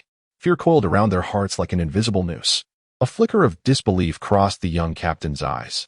He had anticipated nothing but endless torment and interrogation, yet he was taken aback to discover, within this dark, rust-laden ship's hold, an unexpectedly modern device, a vintage yet fully operational tape recorder. The screams on the tape echoed repeatedly, crafting a spine-chilling atmosphere. And that voice was unmistakably not his own. This sudden turn of events ignited an indescribable sense of bewilderment within him, as he stepped unwittingly into a meticulously arranged labyrinth of deception, observing the two pirate crew members assigned to guard him stifling their laughter. Their expressions reminiscent of spectators at a farcical performance, the young captain realized that this entire scenario was a psychological warfare meticulously orchestrated by Sig. He could not help but curse inwardly.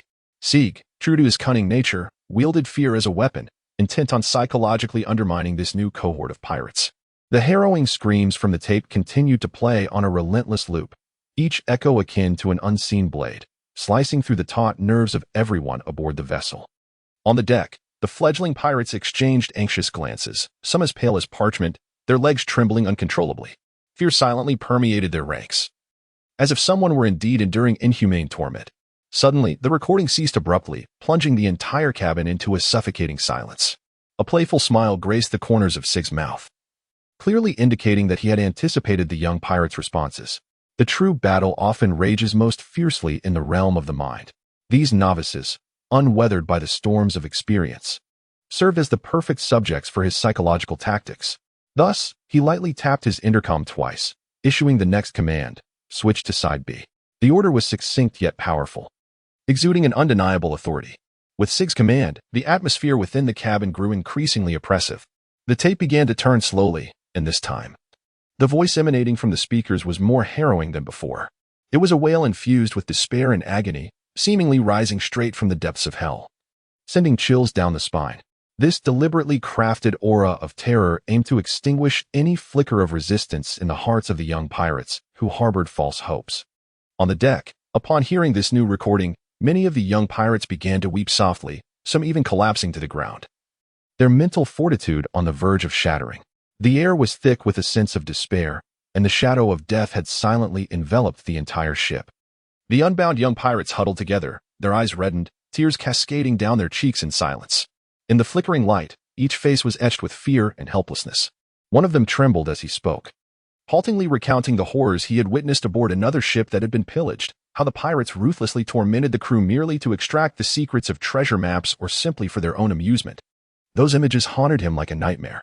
Now, the same terror descended upon them. Our captain must be enduring unimaginable suffering, he choked out, his voice laden with panic over the uncertainty of the future. If he cannot escape, what hope do we have? His words fell like a stone into still waters, stirring ripples of anxiety. The other pirates began to murmur among themselves, their faces reflecting despair for the future and impotence in their current plight. They realized that, in the eyes of these formidable pirates, their lives were as inconsequential as weeds, with life and death hinging on a mere thought. We once dreamed of the stars and the sea, yet we never imagined it would come to this, another pirate whispered, tears blurring his vision. How could those with bounties exceeding 100 million care for our lives? We may have long been marked as sacrifices. The dialogue came to an end, leaving only the sounds of muffled sobs and heavy breaths on the deck, where a pervasive sense of despair hung in the air. They clung to one another, seeking warmth and solace from their companions, yet each heart was acutely aware of the futility of such comfort. They began to recognize that the true battle was only just commencing, not against an external foe, but rather against the inner fears and despair that threatened to consume them. Catalina, a woman clad in a pristine naval uniform, exuded an undeniable resolve as she navigated through the crowd, making her way directly towards Sig, who stood shrouded in shadow. In that oppressive and tense moment, her presence seemed to usher in an unusual aura, with a gaze that was direct and piercing. She fixed her eyes upon Sig and inquired, "Sig, what compels you to act in such a manner? What benefit do you derive from intimidating these young pirates?" Facing Catalina's inquiries, Sig displayed not a hint of disarray. Instead, he responded with an almost mechanical indifference. "Humph. Handing these miscreants over to the Navy merely results in their confinement within the dismal confines of Impel Down. There, they shall utterly lose their freedom, existing in a state worse than death. What I am doing now is merely allowing them a glimpse of fear beforehand. Thus, when they ultimately fall into the hands of the Navy, they will be far more docile, making them easier to manage. Furthermore, aboard the ship of the Mountain Bandit, a cadre of terrified pirates will hardly stir up any turmoil. Is this not a clever strategy that both simplifies matters and demonstrates authority?" Catalina, upon hearing this, furrowed her brow, clearly unable to reconcile herself with Sig's callous reasoning. Taking a deep breath, she endeavored to persuade him through rationality and justice. However, responding to violence with violence is not a sustainable solution. Your actions will only incite greater fear among the populace and erode their trust in justice. The Navy's duty is to uphold peace, not to engender further dread. We ought to pursue more humane resolutions, guiding them towards redemption rather than brutally obliterating their spirit. Sig laughed coldly, his gaze flickering with an acknowledgement of the harsh realities of the world. Naval officer, ideals may be splendid, yet reality often proves to be far more unforgiving. In this merciless sea of survival of the fittest, compassion can frequently become a fatal vulnerability. Everything I do is driven by the instinct to survive, to ensure that my crew can secure a foothold in these waters. Justice? It is a luxury too extravagant, oftentimes. Fear serves as the most effective rule. The dialogue between the two encapsulated a clash of fundamentally opposing beliefs. One, a representative of the Navy in pursuit of justice and peace, and the other, a pirate captain adhering to the law of the jungle. In the shadowed space of confrontation, their standoff transcended personal ideologies, representing a profound conflict between two worldviews. Sig gazed at the retreating figure of Catalina, who stormed away in indignation. Each resolute step echoed a series of sharp sounds upon the deck, seemingly articulating her dissatisfaction and disappointment. Once she departed, Sig remained rooted in place. The smirk that had adorned his face gradually fading, replaced by a profound and intricate expression, despite appearing to have the upper hand during their verbal skirmish as time elapsed. The contempt he harbored for Catalina's ideals of justice began to yield to a subtle unease. He started to realize that although he possessed advantages in strength and strategy, the loyalty of his crew was not without its vulnerabilities. The bandits, many of whom hailed from impoverished backgrounds and had initially joined Sig's ranks to escape destitution, were quietly undergoing a transformation. They had once dreamed of returning home in glory after a single adventure. However, after prolonged periods adrift at sea, confronted by relentless violence and fear, their original aspirations began to waver. Catalina's words pierced through the long-accumulated gloom in their hearts like a faint ray of light, awakening within them a yearning for an alternative existence. Although Sig did not explicitly state it, he could perceive a subtle shift in the atmosphere aboard the ship. Those who had previously remained silent under his iron-fisted rule began to engage in hushed conversations, contemplating whether there existed a lifestyle beyond mere plunder. They commenced to question the necessity of perpetuating fear and violence as the sole means to establish their footing in these waters. This undercurrent of sentiment instilled in Sig an unprecedented sense of threat. The maintenance of control hinged not solely on brute force. More crucially, it relied on the hearts and minds of his subordinates. He began to reflect on whether he had become too engrossed in the game of power, neglecting the genuine needs and aspirations of those he commanded. Sig's internal struggle was intense. On one hand, he was bound by the harsh realities of survival, while on the other, he felt a faint resonance with the ideals of justice that Catalina exemplified. One fateful night, as the lights of the cabin extinguished one by one, Sig found himself alone on the deck, gazing at the starry sky, his heart swirling with unprecedented complexities. As time passed, the presence of Catalina and Allison aboard the Bandit King became increasingly influential. Drawing upon their naval backgrounds, they painted a contrasting vision of the future to the bandits who had mastered the 6 styles under Sig's tutelage. In a secluded corner of the deck, or during the stillness of the night, Catalina and Allison gathered with these bandits, sharing their myriad experiences as naval officers. They recounted the glorious moments of executing justice, the protection of the innocent, and the pride of growing within the disciplined naval framework. Their words were imbued with a fervent love and dedication to the cause of justice, moving all who listened. Though the bandits had learned remarkable skills like the 6 styles under Sig's guidance, a lingering doubt about the application of these abilities resided deep within them. The arrival of Catalina and Allison opened a window for them, revealing that such power could be wielded for protection rather than plunder, to forge heroes instead of infamy-ridden pirates. Imagine, Catalina passionately urged, if you were to apply this strength to safeguard the peace of the seas, to become respected warriors rather than feared marauders, how honorable that would be.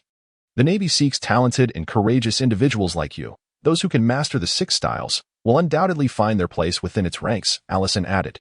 Moreover, the Navy offers more than just a career. It signifies a home, a large family united by a common purpose and belief. There, your skills will serve justice, and your names will be remembered for protecting others rather than inflicting harm. These words stirred ripples within the hearts of the bandits. They began to envision themselves clad in pristine naval uniforms, standing on the side of justice, receiving the admiration of the populace, rather than hiding in fear and sin. The glimmer of aspiration sparkled in the eyes of some bandits as they began to question their past choices, filled with newfound hope for the future. This transformation did not escape Sig's notice. Observing the subtle changes among his subordinates, he felt a tumult of emotions. On one hand, he worried about the gradual erosion of his authority. On the other, he began to reflect, pondering whether, as Catalina and Allison suggested, there indeed existed a brighter path worthy of their exploration. At times, Shiga feels that the bonds among people have frayed, making it difficult to lead the team. Perhaps, more often than not, the connections between individuals gradually fade away, ultimately leading them to part ways. Sig stood upon the deck, the briny sea breeze caressing his face, while the stars in the night sky seemed to bear witness to the tumultuous decisions swirling within his heart. His fists clenched tightly, his gaze shimmering with a resolute yet intricate brilliance. This expedition in pursuit of the treasure map marked a pivotal juncture in his life. He had silently resolved that, upon discovering the treasure, he would present those crew members harboring dissent with a final choice, either to continue alongside him on the well-trodden path or to pursue the radiant future spoken of by Catalina and Allison. In Sig's heart, this was not merely a strategy, but a means of self-affirmation. He firmly believed that true strength lies in independence, even when solitary. One can carve out their own legend upon the tumultuous seas. He envisioned a future unencumbered by the discontent and hesitation of his crew, where actions would flow more freely. Decisions would be made with greater resolve, and power would be concentrated. Unshackled from burdens, he would navigate the oceans with the agility of a cheetah, realizing his ambition to dominate the world. A cold smile curled at the corner of Sig's mouth, a smile that concealed both confidence and anticipation for the future. When he, either alone or accompanied by his steadfast subordinates, navigated a vessel laden with treasures through the tempest, emerging before the astonished crowd, the world would be left in awe. In that moment, all who had once doubted him would come to understand. The name Sig stands as a symbol of the unassailable ruler atop the mountain. Yet, beneath this cold resolve lies an almost imperceptible solitude. After all, he once believed that the crew he meticulously forged would serve as family, accompanying him until the world's end. However, the chasm between reality and aspiration is ever present, and he has begun to accept that sometimes sacrifices and relinquishments are inevitable in the pursuit of loftier goals. As night deepens, Sig turns and strides into the ship's cabin, leaving behind the endless waves and the star-studded sky. His silhouette seems to bear the weight of impending change and an unknown destiny. Tomorrow will herald a new day, and Sig will continue his voyage toward the predetermined objective nestled in his heart. Meanwhile, Catalina sits under the dim glow of a lantern, her pen scratching diligently across the pages of her journal, meticulously recording the day's observations, particularly concerning Sig's behavior, ever since their true identities were uncovered. She and Allison have feigned compliance while secretly seeking opportunities to relay information to the commanders at the Eastern Sea Base, hoping to one day dismantle this pirate faction and restore peace to the waters. This evening, her mood is especially heavy, for she has discerned a significant habit of Sig's, one that may serve as a critical clue derived from the analyses of numerous colonels at the Eastern Sea Base. Catalina knows well that each report could prove pivotal in altering the course of events. Therefore, she chooses her words with utmost care, ensuring the precision of her information. In her journal, she writes, "Today, Sig's influence among the crew seems to have waned, starkly contrasting his autocratic demeanor with the crew's awakening to ideals of justice. Notably, I increasingly suspect that there exists a limitation to Sig's power. He only acts decisively at critical moments, and each battle appears to be fleeting. Together with the research from the Eastern Sea Base, we speculate that his special techniques may only last for a few minutes, presenting us with a potential breakthrough." Pausing here, Catalina gazes out at the inky blackness of the sea, her heart a tumult of emotions. She feels a flicker of solace at this discovery, as it may well be the key to defeating Sig. Yet she is also troubled by the potential consequences of this intelligence, a looming conflict, and the possibility of casualties. Taking a deep breath, she continues to write, "Colonel, we must proceed with caution. By fracturing Sig's manpower and diminishing his direct control, we may be able to seize him during those fleeting moments. However, it is imperative to ensure the plan is meticulously crafted to minimize the sacrifice of innocence. I firmly believe that the light of justice and peace shall ultimately illuminate these waters." Upon completing her records, Catalina carefully tucked away her diary, preparing to find an opportunity to disseminate this crucial information. This necessity arose primarily because Catalina's wristwatch phone had long since been confiscated by Sig. In such dire circumstances, both Catalina and Allison were compelled to resort to more clandestine and traditional means of communication. Written records became their sole channel for transmitting intelligence, and ensuring the secure delivery of this information emerged as their greatest challenge. After finishing her diary, Catalina turned to Allison, and they exchanged a resolute glance. Allison quietly remarked, "Though paper correspondence may seem antiquated, it often proves to be the least detectable method. We must identify a reliable moment to surreptitiously send this intelligence from the mountain thief." They began to devise a secretive transmission plan. Catalina suggested that as they approached the treasure map location near the naval base, they could utilize the cover of night, pretending to conduct a routine supplies inspection while discreetly concealing the notes containing their intelligence within the supply crates. Allison would be responsible for creating a minor commotion to divert Sig and his associates' attention, thus granting Catalina invaluable time. A few nights later, the opportunity finally presented itself. On a tempestuous evening, Allison deliberately dropped a barrel of fresh water on the deck, inciting considerable upheaval. Sig and his confidants were engrossed in managing the sudden incident, while Catalina swiftly took action amidst the chaos, stealthily stashing the precious pages of notes into a prearranged supply box, discreetly covering it with an unremarkable piece of canvas. The following day, as the Mountain Bandit approached the waters near the naval base, a supply ship arrived as scheduled, causing Catalina and Allison's hearts to race with trepidation. During the transfer of goods, those few pages lay quietly among the cargo, awaiting discovery. When night fell once more, Catalina and Allison stood by the ship's railing, gazing at the distant lights of the naval base, silently praying. They were uncertain whether those pages would successfully reach the hands of the colonel at the East Sea base. But at the very least, they had done their utmost. In that moment, their commitment to justice and fidelity to their mission were more resolute than ever before. All of this transpired in silence, unbeknownst to Sig, who remained absorbed in the excitement of soon finding treasure, entirely oblivious to the fact that every action of his had already been surreptitiously recorded and was gradually making its way to the opposing camp through the most ancient means. In a supply reception area of a naval base, amidst the bustling activity, an unusual tension lingered in the air. A group of sailors busily cataloged items from the recently received supply box, their movements both swift and meticulous as they searched for something. Just as they were on the verge of losing hope, one sailor uncovered a seemingly inconspicuous envelope nestled at the bottom of a pile of spare parts. He immediately halted his task, his eyes gleaming with surprise and caution, quickly reporting his find to the officer nearby. The news swiftly reached the base commander, a seasoned captain who instantly recognized the potential significance of this intelligence. Orders were immediately issued to summon all colonel-level officers stationed at the base to witness this moment that could alter the dynamics of the East Sea.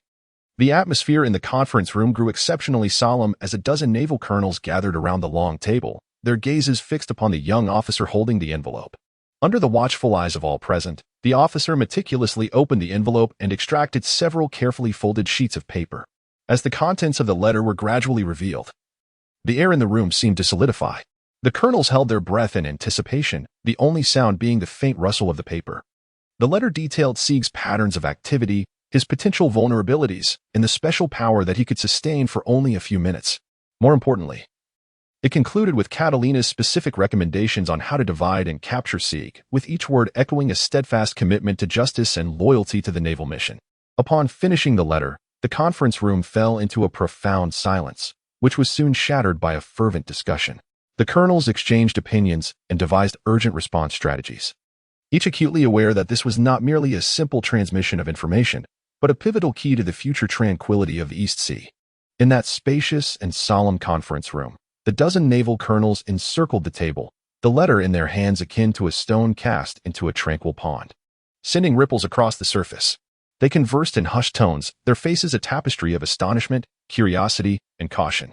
An elder colonel was the first to break the silence, his voice steady as he remarked that the information provided by Catalina was of utmost importance. The reason Sig had only acted at a crucial moment was likely due to the time constraints of his powers, presenting us with an unprecedented opportunity. A relatively younger colonel immediately responded, "Indeed, if we could leverage this opportunity to devise a trap, we could act during the fleeting window of his waning strength, significantly minimizing our losses while effectively enhancing our chances of capturing him." The discussion grew increasingly fervent as a colonel, appearing to be a strategic expert, shared his insights. We must also consider how to discreetly undermine his personnel without alarming Sig. The notion of disseminating the principles of justice, as mentioned by Catalina, could serve as our weapon. We could clandestinely support those crew members who harbor doubts about Sig, guiding them to create internal rifts. At that moment, a female colonel, skilled in psychological warfare, added her thoughts. Simultaneously, we must prepare psychological tactics that would instill a sense of instability within Sig's ranks, compelling him to make mistakes out of anxiety. Once he begins to doubt his crew, no matter how formidable his strength, the weight of suspicion will hinder his full potential. During the discussion, a technically inclined colonel also proposed a support plan from a technological standpoint. We could employ advanced listening devices and reconnaissance methods to closely monitor the movements of the Mountain Bandit King. The moment we detect signs of Sig's weakening forces, we shall initiate the encirclement plan. As the discussion deepened, various strategies and plans gradually took shape, transforming the colonel's initial expressions of uncertainty into resolute determination. Despite the monumental challenges ahead, Catalina's intelligence illuminated a glimmer of hope, rendering the seemingly impossible task of defeating Sig attainable. As the meeting drew to a close, the highest-ranking officer, a brigadier general, stood up to summarize. "We face an enemy who is cunning and powerful, but justice and wisdom are our most formidable weapons. The bravery of Catalina and Allison has already illuminated our path forward. Now, our task is to meticulously lay our plans, awaiting the opportune moment to decisively take down Sig and restore peace and order to the East Sea. With a command issued, the colonels rose in unison, each departing to execute their orders, as a meticulously crafted scheme against Sig silently commenced. With the plan solidified, the naval headquarters swiftly mobilized, transmitting information through the encrypted telephone bug network to the G202 naval base at a rapid pace. At the base, situated near the treasure site, the naval officers, upon receiving the notification, immediately entered a state of emergency, each acutely aware that the impending confrontation with Sig was not merely a decisive battle, but a turning point for the future security of the East Sea. The ringing of telephone bugs echoed throughout the base, each connected call conveying urgency and gravity. In a brightly lit operations room, the highest commander of the base received the final directives from the naval headquarters, his face etched with seriousness and resolve. Understood, headquarters. We will immediately mobilize all available resources to ensure that G202 base becomes a solid backbone for this operation. Within 2 days, we will be fully prepared to welcome Sig's arrival. After the commander hung up the phone, he promptly summoned his core team to begin devising a concrete action plan. Meanwhile, a flurry of activity enveloped both the inside and outside of the base. Soldiers diligently and methodically transported ammunition and calibrated equipment, while engineers meticulously inspected the fortifications to ensure absolute security. The intelligence department worked tirelessly, utilizing all available resources to further analyze Sig's movements and potential operational patterns, striving to gain a strategic advantage. Within the Navy's radio waves, encrypted commands traversed between various vessels and the base, creating an invisible thread that tightly interconnected the naval forces across the East China Sea, weaving a web for the impending decisive battle. At the heart of this vast network lay the G202 naval base, an ostensibly ordinary place poised to witness a significant moment in history. Additionally, the Navy discreetly reached out to friendly forces in the nearby waters, seeking their assistance and intelligence sharing, aiming to establish a surrounding encirclement against Sig in the expansive East China Sea. All of this unfolded in a tense yet orderly manner, with every effort dedicated to ensuring that when Sig stepped into the treasure location, he would find himself ensnared in an inescapable trap. In the following 2 days, the G202 base transformed into a colossal gear, with each component interlocking seamlessly, operating with remarkable efficiency as everyone contributed their part toward the impending showdown. The air was thick with tension and anticipation, as each individual harbored a shared belief. Justice would ultimately prevail, and the peace of the East China Sea must be safeguarded. Amidst the vast, boundless expanse where azure met depth, the ship Mountain Pirate King glided like a solitary leaf upon the waves, navigating the peaks and troughs with an air of defiance. Captain Sig stood at the helm, the sea breeze tousling his unruly hair, while his piercing eyes appeared particularly profound under the afternoon sun. Every wrinkle on his weathered face seemed to chronicle the storms and glories of his past. As he surveyed his surroundings, Sig keenly detected the strange glances cast by his crew. Within those gazes lay a blend of greedy desire for the unknown treasure, intermingled with subtle currents of disloyalty and betrayal. A chill unfurled within him, akin to the cold sea water silently creeping across the deck, eroding every inch of warmth. Sig understood well that aboard this vessel, loyalty had become the rarest of treasures. Behind the eyes of each crew member lay their own schemes and desires. They followed him perhaps solely because they believed that the mountain bandit would lead them to greater riches. Yet, once their goals were achieved, former comrades could swiftly transform into the blades of betrayal.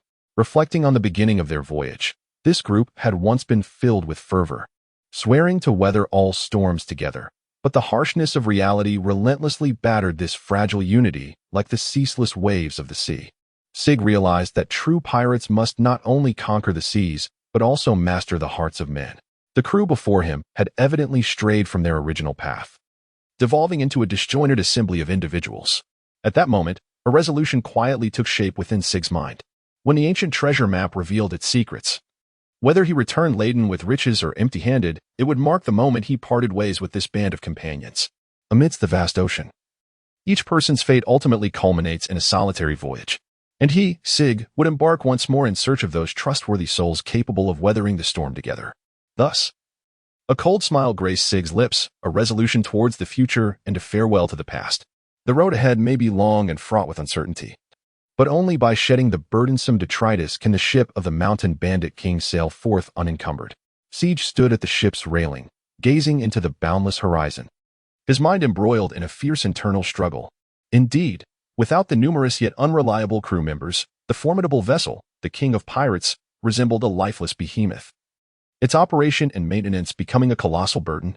The strength of one individual, no matter how valiant, could not single-handedly navigate a ship that demanded the collaboration of many. He couldn't help but think of the solitary swordsman, Dracul Mihawk, who, with sheer tenacity, bravely sailed the vast seas alone.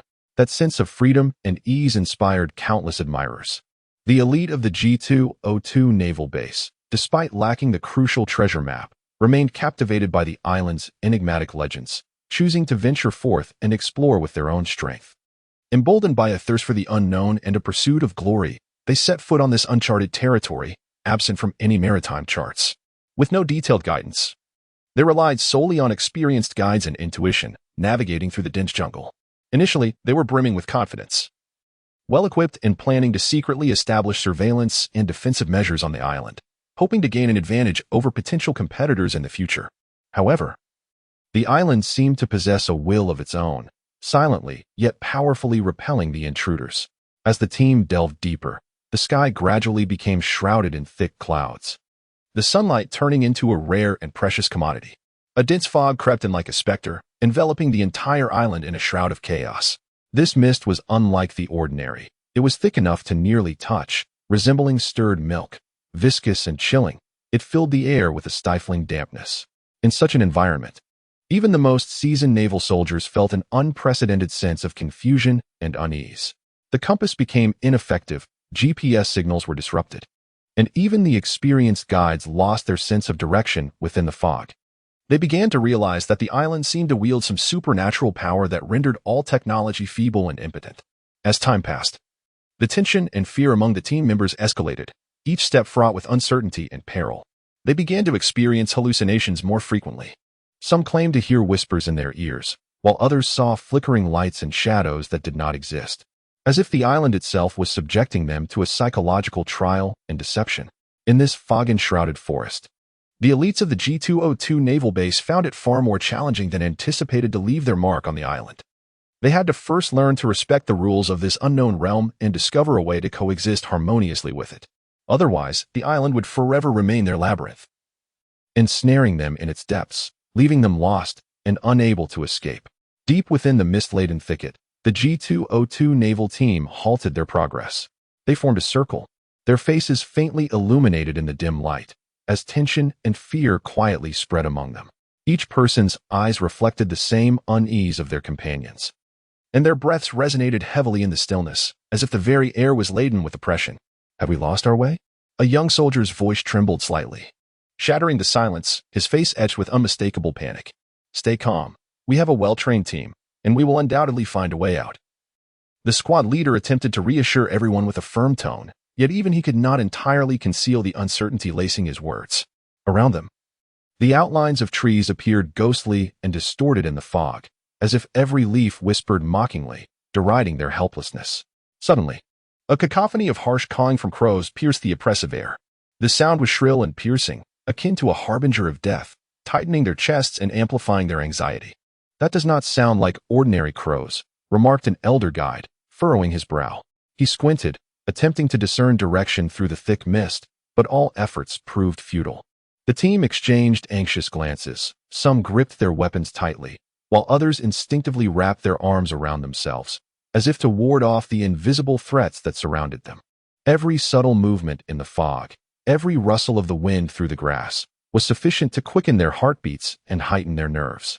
We must unite, focus our minds, and utilize all our survival skills, the squad leader reasserted, his voice resolute and powerful, striving to rekindle the team's fighting spirit and cohesion. Remember our training. We are not easily vanquished. However, just as the leader's words faded, a denser shroud of mist surged forth, wrapping around them like a tangible hand, further diminishing their sight and sense of direction. The cawing of the crows rose and fell, forming an eerie symphony that imbued the entire scene with an ominous and uncanny atmosphere. The commanding voice of the base chief emerged from the fog, imbued with an undeniable authority and determination, penetrating the soldier's fear and unease. His visage, illuminated by the dim light, appeared particularly resolute, with flames of unwavering resolve igniting in his eyes. We are the elite of the G202 naval base. How can we be intimidated by mere tales of ghosts? Muster your courage. Let us showcase our strength. His words resonated like the beating of war drums, inspiring the fighting spirit in each individual. Then, the base chief inhaled deeply. As if a surge of power coursed through him, an arcane technique known only to a select few within the Navy, the Conqueror's Haki. This force enveloped his hands instantaneously, and even the dual blades he wielded seemed entwined with an invisible energy. The blades began to emanate a dark luster, revealing an extraordinary aura. Behold, this is my signature technique, the Sky Splitter. As the leader of the base grew, he let out a commanding shout. With a swift motion, he brandished his twin blades, unleashing two razor-sharp arcs of light that sliced through the dense fog. The once viscous mist, akin to milk in its thickness and nearly impenetrable, was effortlessly cleaved apart before this formidable force, revealing a distinctly visible pathway. The team members' astonishment and reverence were palpable. They bore witness to the leader's prowess, and their trepidation was significantly alleviated by this awe-inspiring display. Although visibility remained limited after the fog parted, it at least provided a glimmer of hope, illuminating their path forward. Keep up. We cannot afford to waste time hesitating here. The leader's voice resonated once more, striding confidently ahead. His blades were poised to confront any potential threats that might arise. Under his guidance, the morale of the team surged, and each member followed closely, their steps growing ever more resolute. Despite the leader's extraordinary display of strength in forging a path through the dense fog, his mind remained acutely aware of the complexities at hand. The island appeared to harbor some extraordinary force, one that could ensnare even the most elite of naval forces in dire straits. Listen, everyone, cease all exploration activities immediately. Our foremost priority is to ensure a safe retreat.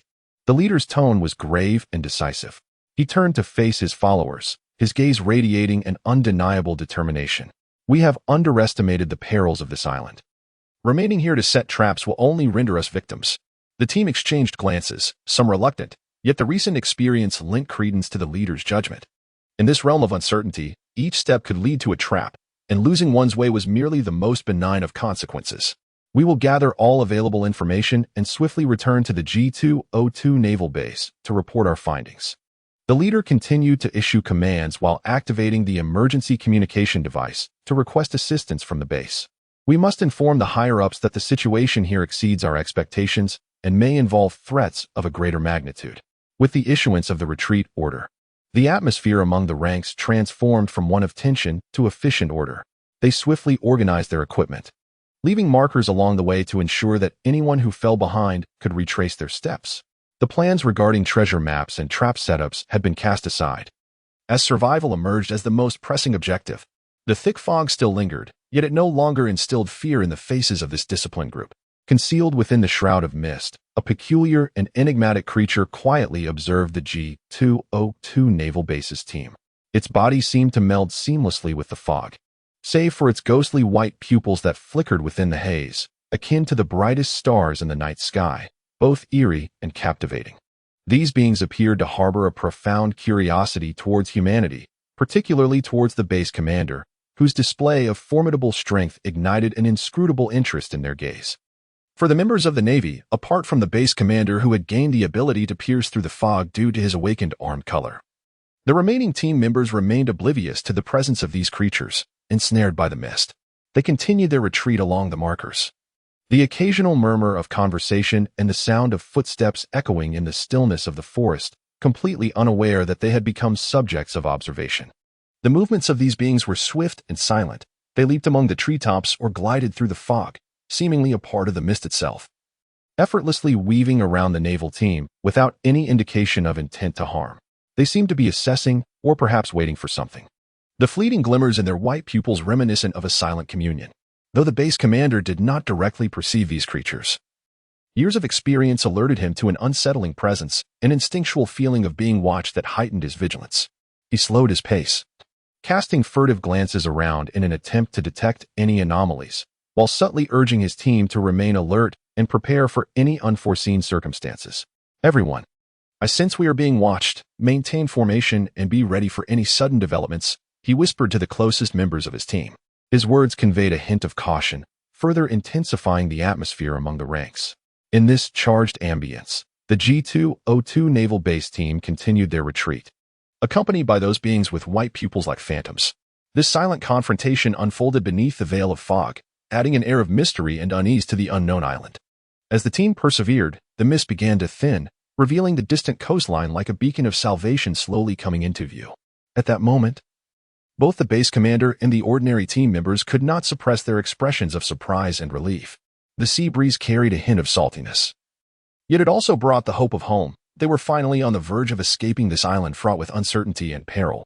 "Look, our ship," a young soldier, brimming with excitement, pointed towards a naval vessel in the distance, his voice trembling slightly with exhilaration. The familiar hull shimmered in the sunlight, radiating a glimmer of hope, rendering it the most beautiful sight at that moment. The commanding officer, whose brow had been furrowed in worry, finally relaxed, inhaling deeply before addressing his team. "Well done, everyone. We have persevered. Remember, the lessons learned today will become our invaluable treasure." Sometimes, acknowledging one's limitations is not a sign of weakness, but rather a manifestation of wisdom. The team exchanged glances, their eyes reflecting a mixture of relief from having survived and a resolute determination for the future. They began to quicken their pace, eager to return to the ship and escape this enigmatic expanse of sea. As they made their way to the shore, no one mentioned the treasure map or the plans for traps again. Each person understood implicitly. The experience they had undergone was profound enough, requiring no further words. The moment they stepped onto the gangway, an indescribable sense of safety washed over them. The naval crew swiftly assisted them aboard, sealing the hatch as if to leave behind all the mysteries and peculiarities of that enigmatic island. As the vessel gradually sailed away from the coast, they glanced back. The island, shrouded in thick mist, blurred once more, until it vanished from their sight. The crew exchanged smiles, each smile laden with a complex amalgamation of emotions, reverence for the unknown and joy for their survival. As the naval ship distanced itself from the mysterious island, the commanding officer of base G202 quickly returned to his seat, preparing to report the details of this expedition to his superiors. What he had experienced transcended mere fog and uncertainty. There were events that defied conventional understanding. All of this needed to be conveyed accurately to facilitate sound decision-making. Inside the bridge, the lights blazed, and the atmosphere was tense. The commanding officer faced the holographic communication screen, where a stern-faced brigadier awaited his report. Taking a moment to steady his breath, he began his account. "Brigadier, our preliminary exploration of the unknown island did not proceed smoothly. We encountered unprecedented circumstances, beginning with the fog, a thick and disturbingly dense mist that severely obstructed our visibility and hampered our navigational equipment. Even more bizarre was the presence of what appeared to be some form of life concealed within the fog, possessing white pupils and capable of observing us closely without being detected by most of the team. I suspect that these entities may possess advanced cloaking abilities or have merged seamlessly with the mist." The commanding officer paused to ensure that the information was received accurately before continuing. "Using my armed Haki, I was able to momentarily slice through the fog to confirm the existence of these beings, yet they did not exhibit any aggressive behavior towards us. This suggests that they may harbor a certain purpose towards us or are observing us due to some unknown rules. Furthermore, the internal environment of the island is exceedingly complex, making it easy for one to lose their way. I believe there exists some supernatural force there that exerts influence over unauthorized intruders." The brigadier general attentively listened to the report from the base commander, his expression reflecting deep contemplation. He inquired, "What do you believe lies behind these creatures and the mist? Is it related to the treasure we seek?" The base commander shook his head, responding, "It is currently indeterminate, but it is certain that the island is anything but simple. It may involve phenomena that our current science cannot elucidate, perhaps even a forbidden realm from ancient legends. The tale of treasure may merely serve as bait to lure adventurers, concealing greater secrets or dangers behind it." Understanding this, the brigadier general pondered momentarily before issuing an order. "You have performed admirably. Immediately lead the team back to base. We must assemble a team of experts to conduct an in-depth analysis of the data gathered from this expedition. Simultaneously, I will report to higher authorities to consider whether a more advanced investigation of that area or the establishment of a warning system is necessary. Remember, safety is paramount. We must not underestimate the forces of nature and the unknown." The base commander nodded, feeling a quiet sense of relief. Though this report had concluded, the exploration and study of that mysterious island had likely only just begun. Every member of the naval base, including himself, would learn a valuable lesson from this experience.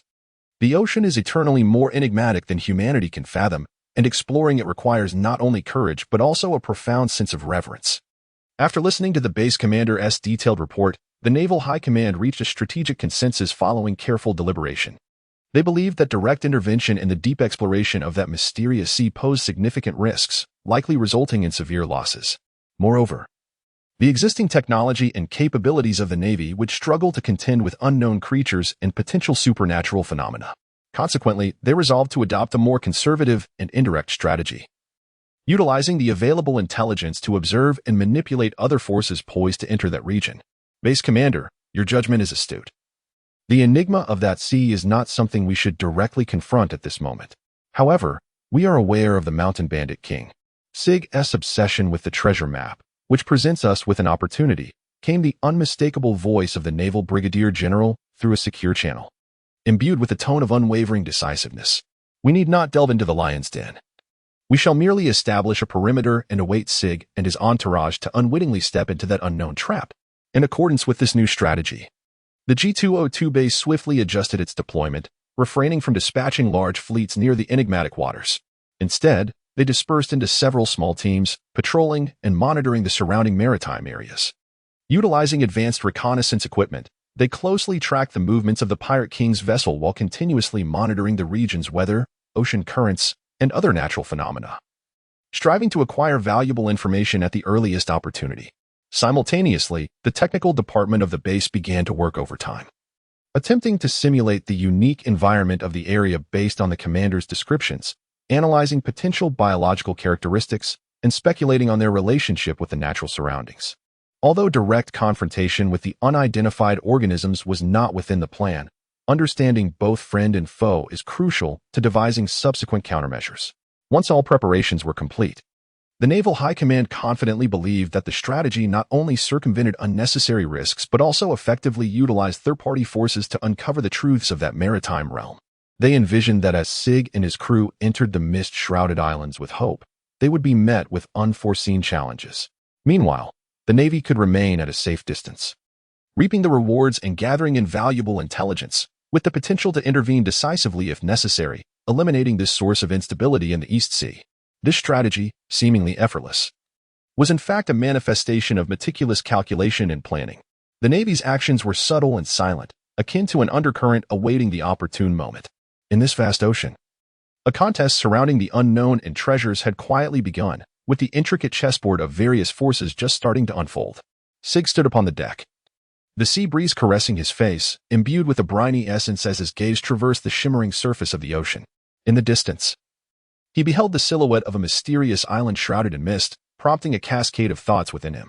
He could not help but ponder, if he were to discover the fabled devil fruit upon that isle, should he dare to consume it? The devil fruit, one of the ocean's most enigmatic treasures, bestows extraordinary abilities upon its bearer, yet exacts the irrevocable cost of forfeiting the ability to swim. Sig understood that each fruit symbolized an unknown power, potentially formidable or amusingly trivial. Contemplating this, he couldn't help but let out a wry smile, secretly devising his plans. If it were a fruit of the natural type, such as the flame fruit or the lightning fruit, it would undoubtedly elevate him to the status of an unrivaled sovereign of the seas. In Sig's mind, he envisioned himself wielding the forces of nature, gazing imperiously upon the world, his eyes shimmering with fervent desire. Yet, what if, he pondered, those whimsically absurd fruits were the outcome? For instance, consuming one might transform him into a merman, or perhaps into a slippery oil, rendering him the subject of ridicule upon the seas. At this thought, Sig shuddered involuntarily, his lips twitching in dismay. After all, a pirate's reputation holds paramount importance. Who would wish to become the jest of casual conversation? Caution, it seemed, was imperative. Shiga quietly resolved to gather as much information as possible regarding the devil fruits on that mysterious island before setting foot on its shores. He intended to rely on the intelligence network of his subordinates, as well as his own instincts, to discern which fruit was worth the risk of pursuit. Knowledge is power. To act blindly without a thorough understanding is simply not in my nature. Sigrid murmured to herself, her gaze growing increasingly resolute. Sig stood at the helm, firmly gripping the wheel, his piercing gaze traversing the evasive eyes of his crew, a palpable tension hanging in the air. As the expedition towards the mysterious island advanced, The atmosphere aboard the vessel grew increasingly delicate. Once comrades united in the wild, many now harbored thoughts of retreat, with some even whispering clandestinely about defecting to the Navy, hoping to absolve themselves of their past transgressions in exchange for a pristine future. What a bunch of spineless wretches. In his heart, Sig secretly cursed. Yet his face remained impassive. Fear and greed are the two eternal facets of human nature. Those who truly aspire to achieve greatness must learn to master these emotions rather than be ensnared by them. If any among you believes that following me, Sig, offers no prospects, you may step forward now. I shall not compel you to stay. The voice of Sig resonated across the deck, deep and powerful, each word striking like a hammer upon the hearts of those present. He paused deliberately, surveying his surroundings with piercing eyes, attempting to draw out the wavering hearts under the weight of his silence. Yet, despite the tumult within, an eerie stillness enveloped the deck. No one dared to respond to Sig's challenge at that moment. They all understood that Sig was not one to easily forgive betrayal, and even a flicker of doubt could lead to unforeseen consequences. Very well, since you have chosen to continue following me, cast those foolish thoughts into the sea to feed the fish. Sig's words carried an undeniable resolution. We are brigands, free hunters of the sea, not timid creatures cowering in fear. Catalina's navy may harbor deserters, but aboard my ship, Sig, only warriors are welcome. With that, he turned his gaze towards the island shrouded in mist, his eyes shimmering with determination and ambition. Treasures, devil fruits, whatever it may be, as long as it empowers us, I shall not let it slip away. Remember, only the strong can inscribe history, while the weak are destined to be forgotten by it.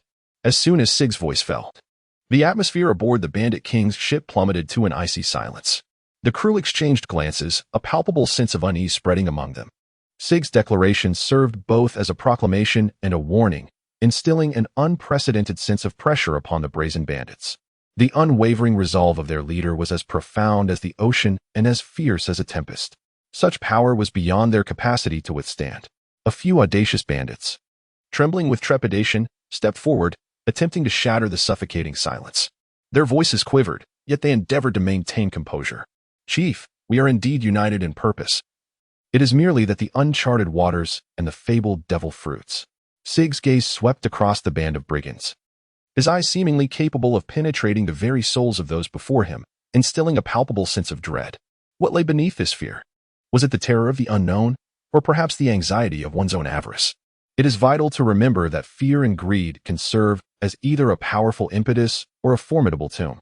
We are brigands, existing on the perilous edge where life and death intertwine.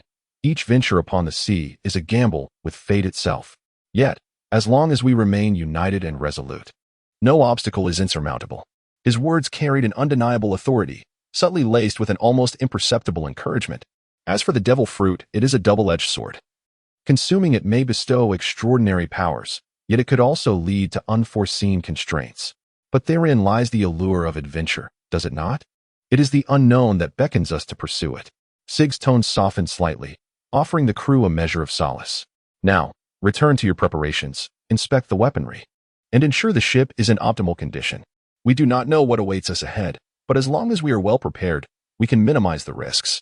Remember, we are brothers aboard the Mountain Bandit King, united in this journey of life and death. As Sig's words resonated, the unease within the bandits seemed to dissipate somewhat. They exchanged glances, and one by one, nodded before resuming their respective duties, despite the lingering doubts and fears that still dwelled in their hearts. Sig took a deep breath. The sheer weight of authority, while capable of momentarily suppressing the crew's unease, could not fundamentally resolve the underlying issues. In order to bolster morale, he felt compelled to reveal a more compassionate side. Thus, he spoke again, infusing his tone with a rare gentleness and understanding.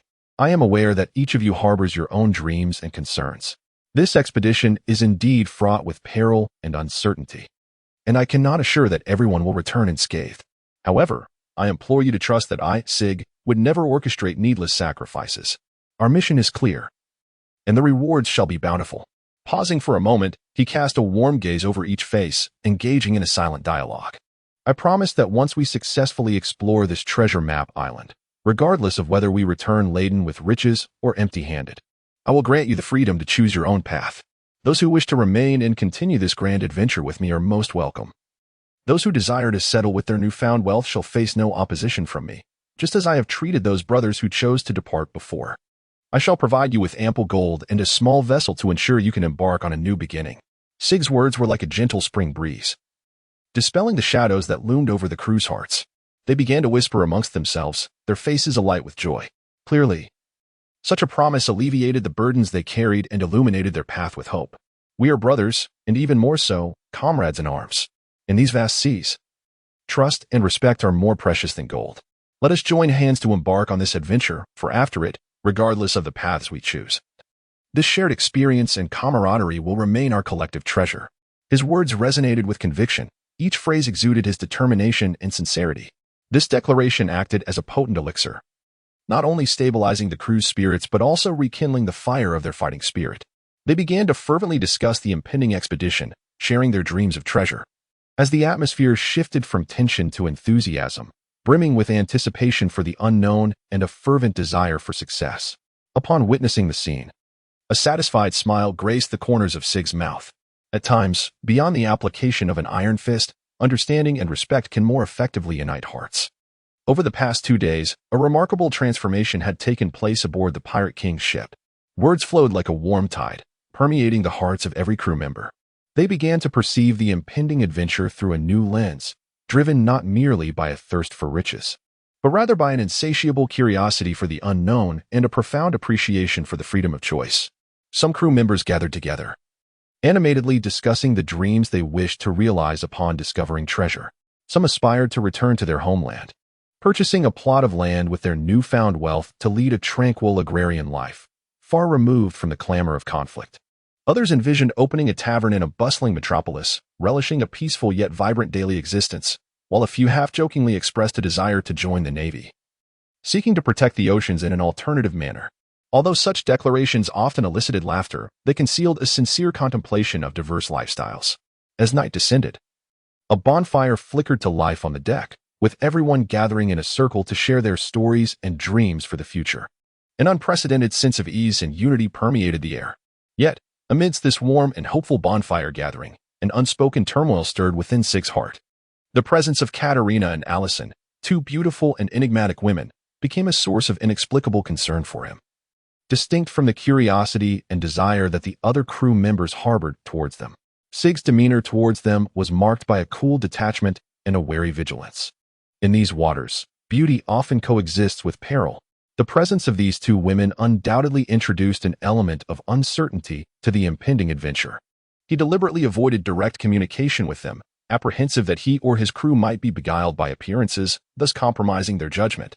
Amid the laughter and merriment by the campfire, glances occasionally darted towards Catalina and Allison, his profound gaze concealing scrutiny and caution. To him, physical allure was secondary. What truly mattered was maintaining the discipline and focus of the team, particularly as they were on the brink of venturing into uncharted territory. Sig pondered within himself, realizing that his crew might be fueled by aspirations of beauty, giving rise to various fantasies. Some even spoke of joining the Navy in search of stability, which brought him a twinge of disappointment. Without his guidance, this group would find it arduous to navigate the complexities of the maritime world alone. Yet, he understood that a true leader must comprehend and steer these emotions rather than dismiss them outright. The faces illuminated by the flickering campfire danced in and out of the light. As dawn began to break, a gentle sea breeze caressed the air, and the ship, King of Mountain Thieves, gradually approached the island shrouded in ancient legends and mysterious fog. Sig stood at the bow of the ship, holding a telescope, intently gazing into the distance. A thick fog, like silk, enveloped the island, rendering the surroundings a mere haze. The outline of the shoreline emerged faintly, resembling a slumbering giant, waiting for the unwelcome arrival of guests. "Captain, are we truly going to proceed?" "That fog appears rather unusual," murmured an experienced old sailor as he approached Sig, his voice tinged with both curiosity and unease. Sig tightly gripped the telescope, his brow furrowed. "Indeed, we must proceed," he replied. "This is precisely where the treasure map indicates. The unknown invariably accompanies risk, yet great discoveries often lie concealed within. Prepare the landing party. We shall tread cautiously." "Aye, Captain," the old sailor nodded in response, promptly turning to relay the orders. The other crew members busied themselves, readying the necessary equipment for disembarkation. As the landing craft was gently lowered, the sailors readied themselves for the venture. Sig was the last to step onto the small boat, casting a glance back at the king of bandits, silently wishing, "May the sea god bless us and return us with our rightful glory." Enveloped in thick fog, the small vessel gradually vanished from the mothership's sight, leaving only a trail of ripples shimmering in the morning light. Thus commenced the uncertain adventure. As the landing craft approached the island, Sig's unease intensified. The surroundings were shrouded in dense mist, an incessant low murmur emanating from all directions, yet its source remained elusive. Surveying the area, he leaned towards his first mate and whispered, "There is an indescribable eeriness about this island. We must remain vigilant and avoid straying apart." Upon hearing this, the first mate immediately conveyed the directive, and the crew stowed their earlier light-hearted banter, each gripping their weapons tightly, their nerves taut. They were well aware that the captain's instincts were sharp and not to be disregarded. After landing, they stepped onto the moss-covered, slippery ground, each step taken with utmost caution, fearful of triggering some unknown mechanism. In the fog, the outlines of trees appeared intermittently, as if countless eyes were watching them from the shadows. Shigo was well aware that the devil fruit was a legendary treasure, and the quest for it was inherently a gamble. The authenticity of this treasure map remained an enigma. "Captain, do you truly believe that the devil fruit exists?" A young crew member could not help but inquire, his voice laced with both anticipation and trepidation. Sig came to a halt, his gaze piercing through the dense mist as he spoke solemnly. "In this world, everything is possible. Since we have arrived, we cannot leave empty-handed. However, remember that our primary objective is safety, and secondary is treasure. Should there indeed be a devil fruit, it would merely be an added reward." The team ventured further into the depths, encountering an array of peculiar vegetation and rugged terrain, all of which appeared strikingly extraordinary. In Sig's mind, he mused that even in the absence of the devil fruit, this island itself could very well be a colossal treasure, concealing secrets yet to be unveiled. As Shigo gazed toward the horizon, the setting sun appeared to be devoured by thick fog, leaving only a few lingering rays of light that blurred the boundary between sea and sky. Today's exploration must come to a halt. The island at night becomes increasingly perilous, with unknown creatures and potential foes shrouded in darkness, making them all the more unpredictable. The furrowed brow relaxed slightly. A decision was made to establish camp first and devise plans for tomorrow. "Everyone, this is where we shall pause for today. Let us pitch our tents, kindle a fire, and take turns keeping watch. We must not let our guard down." Sig's orders swiftly spread throughout the entire team. The crew moved with alacrity, and soon the camp began to take shape. Sig pulled a bottle of rum from his bosom, delicately twisting off the cap and taking a gentle sip. The piquant yet subtly sweet flavor instantly awakened his senses, momentarily dispelling the clouds of doubt that lingered in his mind. With his eyes closed in contemplation, he endeavored to perceive the surrounding environment through the lens of observation Haki.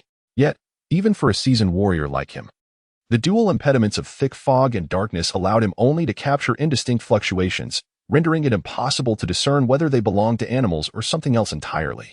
"Perhaps I am simply too tense," Sig murmured to himself, yet the ominous premonition in his heart had not entirely dissipated. He cast his gaze toward the nearby Catalina and Allison, who were assisting the other crew members in preparing dinner. Their actions appeared ordinary, yet they still stirred a sense of unease within him. After dinner, Sig found himself alone by the campfire, the flames illuminating his resolute visage as he raised his glass once more, the rum glimmering enticingly in the flickering light. In a hushed tone, he instructed his first mate, "Keep a watchful eye on those two ladies. We do not know them well enough to dismiss any possibilities. As for me, tonight I shall attempt to delve deeper into the secrets of this island with my Conqueror's Haki." As the night deepened, Sig closed his eyes, concentrating intently, endeavoring to extend the reach of his Haki further. Gradually, he began to sense the pulsations of the island, a rhythm of life intertwined with subtle disturbances that did not belong to nature, hinting at other presences lurking in the shadows. Yet, the specifics remained shrouded in ambiguity. Upon opening his eyes, he beheld a star-studded sky, devoid of moonlight, with thick fog still enveloping the surroundings. This night was a tapestry woven with the threads of the unknown and danger. Sig quietly resolved to exercise greater caution in unveiling the mysteries shrouding the island on the morrow. Simultaneously, he aimed to unravel the enigmas surrounding Catalina and Allison. Gathered around the flickering campfire, each individual maintained a solemn silence, their hearts a tumult of fear for the unknown and anticipation for the forthcoming exploration. As night descended, mysterious sounds echoed from the depths of the island, heralding that the impending adventure would be fraught with peril. Sig gazed at the dancing flames, silently contemplating the plans for the morrow. Regardless of the challenges that lay ahead, the crew of the Pirate King's ship would face them together, navigating through adversity. The existence of that enigmatic devil fruit on this island, whether it truly was a reality, remained a mystery destined to be unveiled only by the dawn. The moonlight filtered through the thick mist, casting mottled shadows that added an air of intrigue to the tranquil night. As the pirates succumbed to the embrace of slumber, the surroundings seemed to descend into a deeper stillness. Yet, this serenity was merely the calm before the storm. A colossal, indistinct creature, shrouded in dense white mist, silently emerged from the fog, its form appearing almost as one with the vapor. Only at certain angles and under faint light could its outline be discerned. This entity moved with an eerie grace, barely disturbing the air, resembling a specter woven from the very mist itself, inching ever closer to the slumbering Sig. Though Sig was in a state of slumber, his years of experience allowed him to maintain a certain level of vigilance even while at rest. On the precipice of dreams and reality, he faintly sensed an unusual presence. Suddenly, he snapped his eyes open and beheld a vague white figure slowly approaching. Instinctively, he reached out beside him in search of a weapon.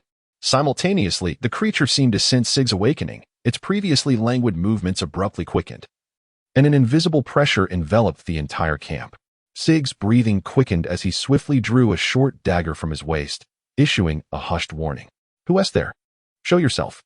The tranquility of the camp was shattered, rousing several alert crew members who hurriedly searched for weapons, anxiously scanning their surroundings. Yet, the creature seemed to meld into the very air, vanishing once more into the thick fog, leaving only a low, resonant hum echoing around the camp. All on guard, Sig issued a commanding shout, surveying his surroundings, inwardly grateful for his early awakening. At this moment, he comprehended that this island was far more perilous than he had ever imagined. The enigmatic white creature likely represented an unknown threat they had yet to confront. The crew sprang into action, igniting additional torches to bolster the camp's defenses. Amidst the thick fog, vigilant eyes scanned the area, yet the elusive creature remained elusive, its presence nearly impossible to discern. The command issued by Sig instantly tightened the atmosphere within the camp.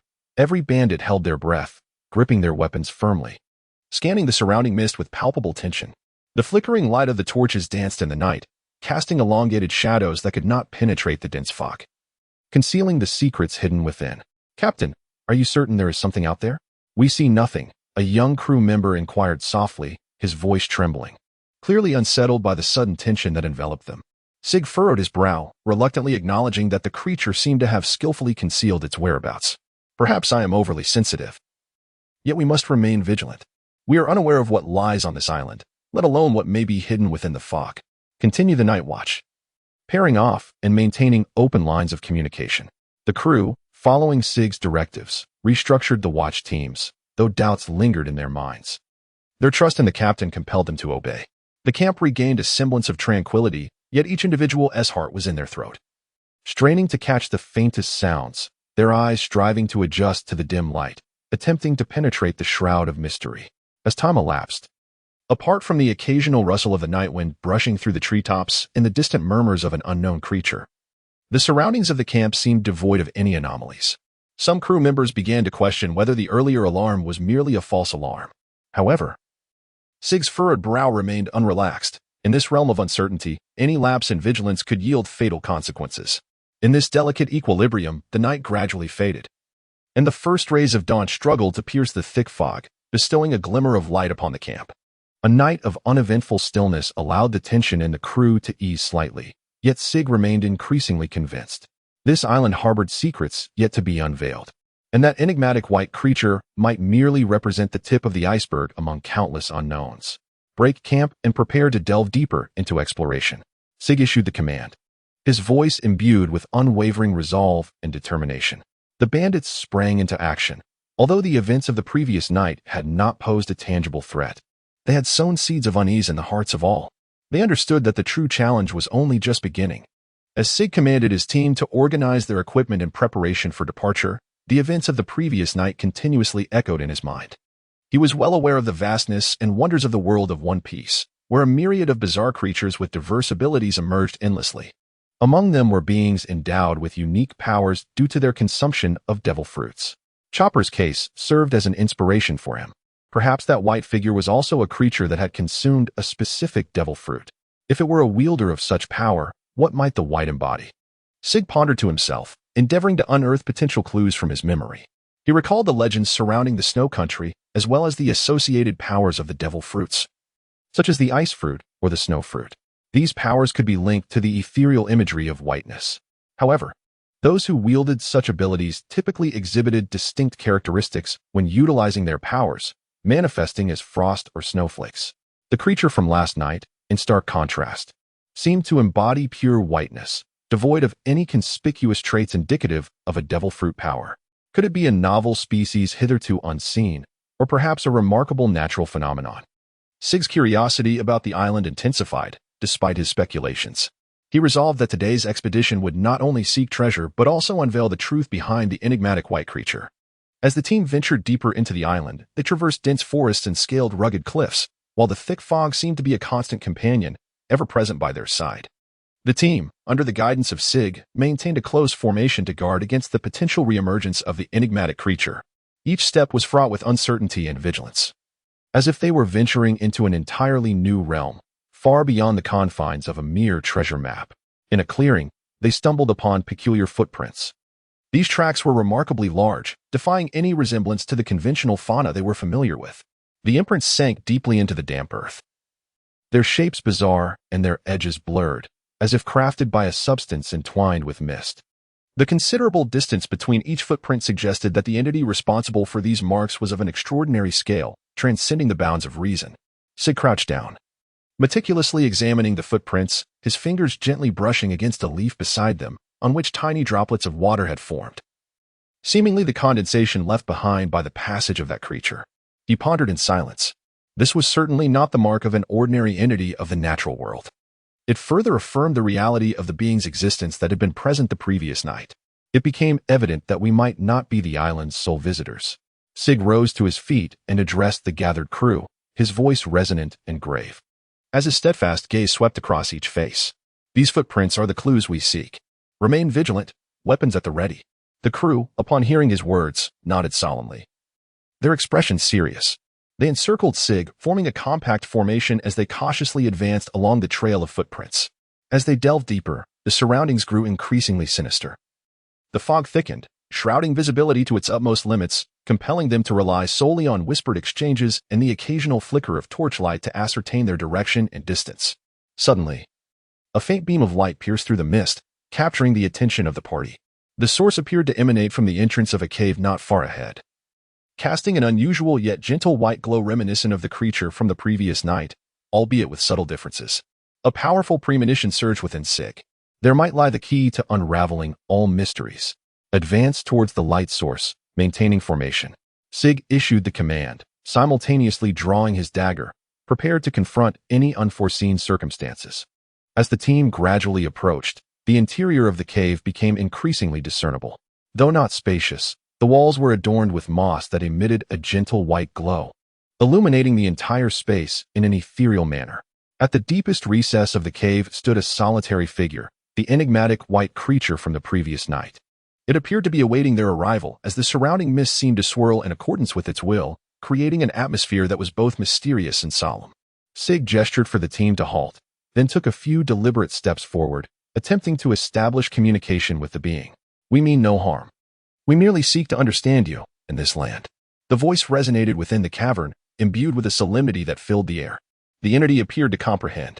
Gradually, a portion of its form detached from the mist, extending a hand that seemed to coalesce from the very vapor surrounding it. It gently placed this ethereal palm upon the ground, then retreated a step, adopting an inviting posture.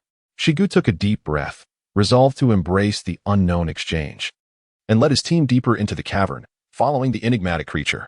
As they ventured closer, an unprecedented sense of tranquility enveloped the atmosphere, signifying a wondrous connection that had formed between the being and themselves. In that moment, Sig's thoughts surged like a tide, and the scene before him evoked memories of the mythical spirit beasts from ancient tales. These enigmatic beings, which dwell solely in age-old stories and secluded mountains, are often endowed with extraordinary powers, capable of manipulating the elements of nature and even cloaking themselves from sight. He pondered privately. Could it be that in the world of the Pirate King, there exists a cultivation system and life forms akin to those in the realm of immortal cultivation? With his sword firmly gripped in hand, glinting with a cold light, Sig felt ripples of uncertainty within, confronted by such a being that seemed to transcend the material realm.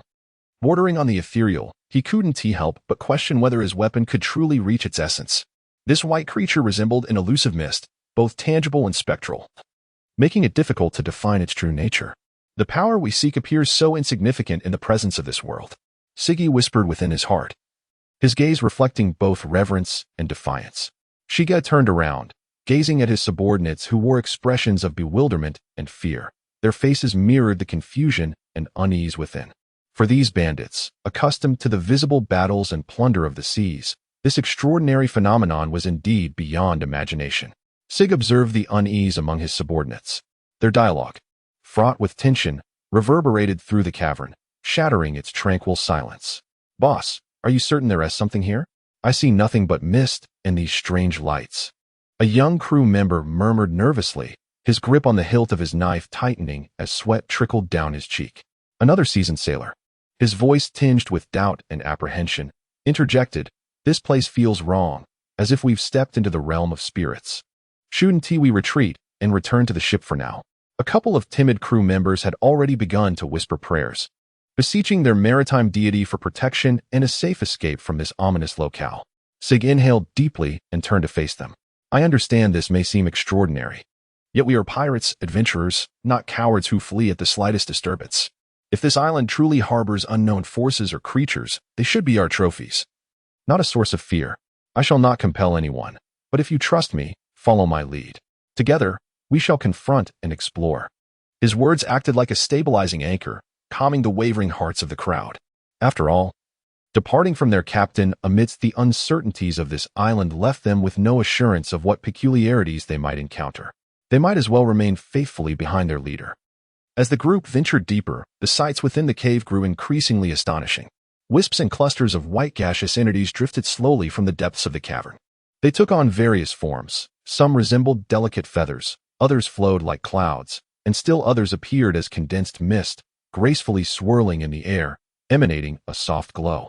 Though composed of gas, these entities exuded a vibrant life and harmony. Sigmo stared intently at the unfolding scene, his heart profoundly shaken. For this spectacle appeared to him as vivid and authentic as an illusion directly imprinted upon his soul. It seemed as though he had been chosen to witness this clandestine secret.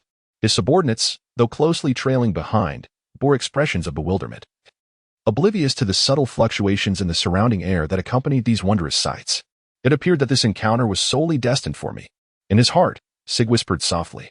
His heartbeat quickened, stirred not only by excitement but also by an innate sense of responsibility. Sig decided to attempt communication, even if guided solely by instinct. Clearing his throat, he endeavored to render his voice gentle and respectful, akin to the recitation of an ancient and enigmatic ballad. He sought to establish a connection with these ethereal beings of white gas. "Esteemed guardians, I am Sig, a traveler from distant lands, arriving with a heart yearning for knowledge and peace. We harbor no intention to offend. Rather, we are eager to comprehend the mysteries of this uncharted realm and your secrets. May you sense our sincerity and share with us the wisdom of this land." His words reverberated throughout the cavern. Yet, those white entities exhibited no discernible reaction, neither approaching nor retreating. They seemed to listen intently, yet appeared utterly unmoved. Sig awaited, as time appeared to freeze in that moment, the air thick with anticipation and uncertainty. Within the enigmatic embrace of the peculiar white mist, a subtle yet eerie transformation quietly unfolded among Sig's crew. Initially, this change was barely perceptible, but as moments slipped by, Sig gradually sensed a peculiar shift in the atmosphere surrounding him. Whirling around abruptly, he discovered that the previously anxious crew members now bore an unusual crimson gleam in their eyes. It was a manifestation of long-buried resentment and fury, inexplicably awakened. Their gazes no longer fixated upon the unknown creature, but shifted towards one another, even towards Sig himself. Each face, shrouded in dim light and shadow, appeared grotesque.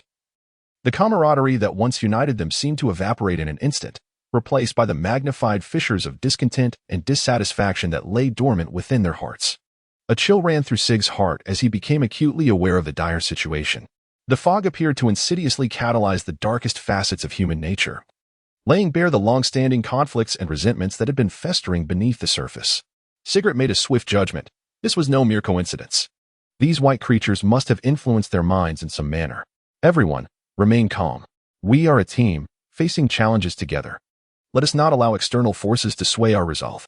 Sig exerted himself to call out in a calm yet resolute tone, endeavoring to awaken the reason and spirit within them. However, the response he received was a cacophony of disordered murmurs and suppressed growls. As several crew members began to shove one another, hostility swiftly permeating the air. Shigo realized that verbal persuasion had become futile. It was imperative to take action to prevent the situation from deteriorating further. Sig gazed upon the crew, their emotions unbridled like wild stallions, uncontrollable. Several crew members' cheeks flushed crimson, their eyes glinting with an abnormal light as they hurled accusations at one another, their voices laden with long-suppressed fury and discontent. You unfairly divided the spoils last time. Why does your share exceed mine? A burly man bellowed, jabbing a finger at his lean counterpart. His fists clenched tightly, muscles quivering with rage. The slender crew member, undeterred, retorted sharply, unfair? You slacked off every time we set sail while I toiled relentlessly. Do not forget who secured the sail lines during that storm. His gaze brimmed with defiance and resentment. Others soon joined this verbal skirmish, past grievances and misunderstandings magnified in this moment of discord. Some cursed their opponents for cowardice in battle. Others lamented the inequities of distribution, while a few dredged up old grievances from years gone by. Each word a sharp blade piercing the hearts of their adversaries. Amidst this turmoil, a few crew members, though affected, displayed markedly different expressions. They gritted their teeth. Weapons clenched tightly, yet refrained from engaging in the chaos. Their eyes oscillated between their furious comrades and Sig, evidently striving to master the tempest of emotions threatening to erupt within them. The sweat beading on their foreheads and their furrowed brows revealed the fierce internal struggle they were enduring, resisting the force that sought to plunge them into the abyss. Seeing this, Sig desperately felt the urgency to find a way to halt the conflict before everything spiraled out of control. Sig realized the urgency of the situation. Should a full-blown internal conflict erupt, not only would this expedition be doomed to failure, but their very lives would also be gravely endangered. He swiftly made the decision to lead them away from this place saturated with strange energies, distancing them from the influence of the white creatures. Everyone, cease fighting immediately and heed my command. Sig shouted loudly, brandishing his short blade not to threaten any companion, but rather to strike forcefully against the nearby stone wall, producing a series of resounding clinks in an attempt to disrupt their heightened emotions. Yet, his efforts appeared to yield little success. As several groups had already become entangled in a fierce struggle, the glint of blades intertwining with roars and anguished groans, creating a cacophony of chaos. Sig observed several crew members, striving to maintain their composure, gradually becoming ensnared in the escalating conflict amid such dire circumstances. Swiftly assessing his surroundings, he sought the most advantageous route for escape. In a corner of the cavern, he noticed a faint beam of light that appeared to lead to an exit into the outside world. With resolute decisiveness, Sig called out, "Follow the light and retreat at once." Sig rushed between the two crew members who were still embroiled in a heated argument, physically separating them with his body. He wielded a short knife, using the glimmer of its blade to amplify the dim light, guiding their way. Sig exerted every ounce of his strength, fending off the blind assaults of the crew members consumed by rage while desperately guiding the more lucid sailors toward the beam of light. Maintain formation, protect our injured comrades. We must escape this place. The command of Sig reverberated amidst the chaos, imbued with both resolute determination and undeniable authority. In that moment, he transcended the role of mere captain. He became the embodiment of their hope for survival. At last, a portion of the crew began to heed Sig's call, whether out of trust in their captain or fear instilled by the harrowing scene of battle, as they commenced an orderly retreat towards the entrance. Sig followed closely behind, using both his body and weapon to carve a path through the throngs of companions still ensnared by their unbridled fury. As an increasing number of individuals fled the area shrouded by the white creatures, their expressions gradually regained clarity, as if awakening from a nightmarish reverie, astonished and bewildered by the events that had just transpired. Ultimately, when the last person stumbled out of the cave and into the light of day, Shiga sat on the ground, gasping for breath, his clothes stained with a mixture of sweat and dust. He looked up at the sky, his heart a tumult of emotions. Although they had temporarily escaped that eerie place, Sig's heart raced violently, and the scene before him sent chills down his spine. As he beheld the unfolding spectacle, he witnessed the faces of some crew members undergoing an astonishing transformation upon their emergence from the cave. Those most profoundly affected by the white entities exhibited features that seemed to blur and meld with the nebulous beings, as if a peculiar connection was forged between them. This was not a mere parasitism or domination. It resembled a profound, ineffable merging of consciousness. Sig's mind raced with urgency. If immediate action was not taken, not only would he lose these companions, but he might also face the unprecedented assimilation by these creatures, transforming him into yet another permanent inhabitant of the island. Such a fate was utterly unacceptable. A solution must be found in the face of the dense, white creatures continuously emerging from the cave. The fury and determination of Sig coalesced into an unstoppable force. Drawing in a deep breath, the latent conqueror's Haki within him erupted like thunder, instantly suffusing his entire being. This power was the innate privilege of a born ruler, capable of instilling terror in surrounding beings on a psychological level, even shattering the will of the weaker. Sig slowly unsheathed his longsword, its blade glinting with a chilling radiance under the sunlight. With closed eyes and focused mind, he gently channeled the conqueror's Haki to the sword's tip. In an instant, an invisible yet immensely powerful aura enveloped the blade. The sword's edge appeared to be cloaked in intangible flames, and the air was thick with an oppressive sense that sent shivers down one's spine. Strike! With a deep and commanding tone, Sig swung his sword towards the nearest white creature. As the blade cut through the air, it tore the atmosphere apart, emitting a sharp, piercing howl. The white creature quivered as it came into contact with the sword's aura, as if struck by an electric shock.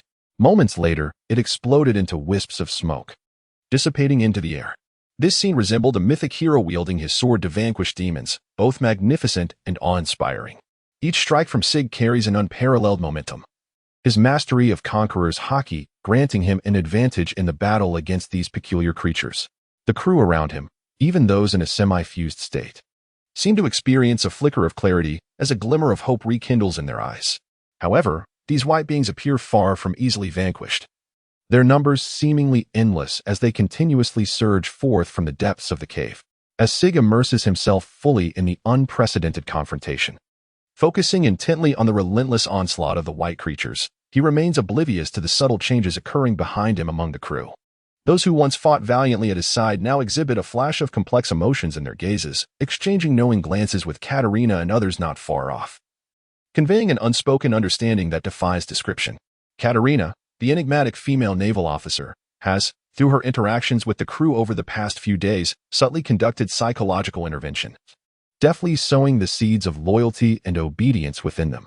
Her gaze is resolute and inspiring, with merely a simple gesture.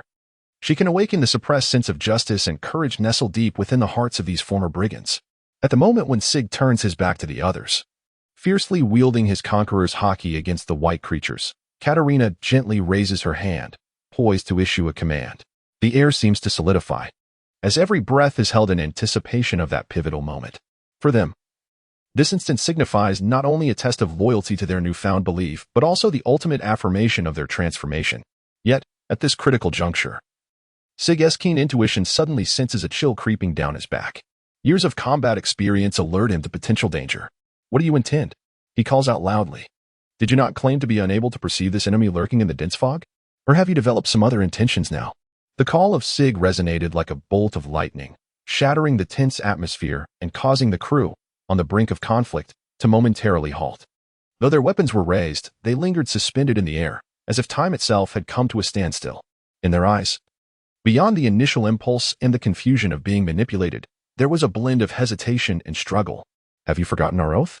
We once sailed through storms together, overcoming adversity side by side. As Sig's voice fell, the atmosphere became palpably tense. The crew, who had previously been restless, seemed doused in cold water by Sig's inquiry, their bodies stiffening and hesitation enveloping them. Internally, they wrestled fiercely between loyalty and the will to be manipulated, but after a fleeting moment, the influence of Catalina gradually gained the upper hand. A sense of determination and madness began to permeate amongst them.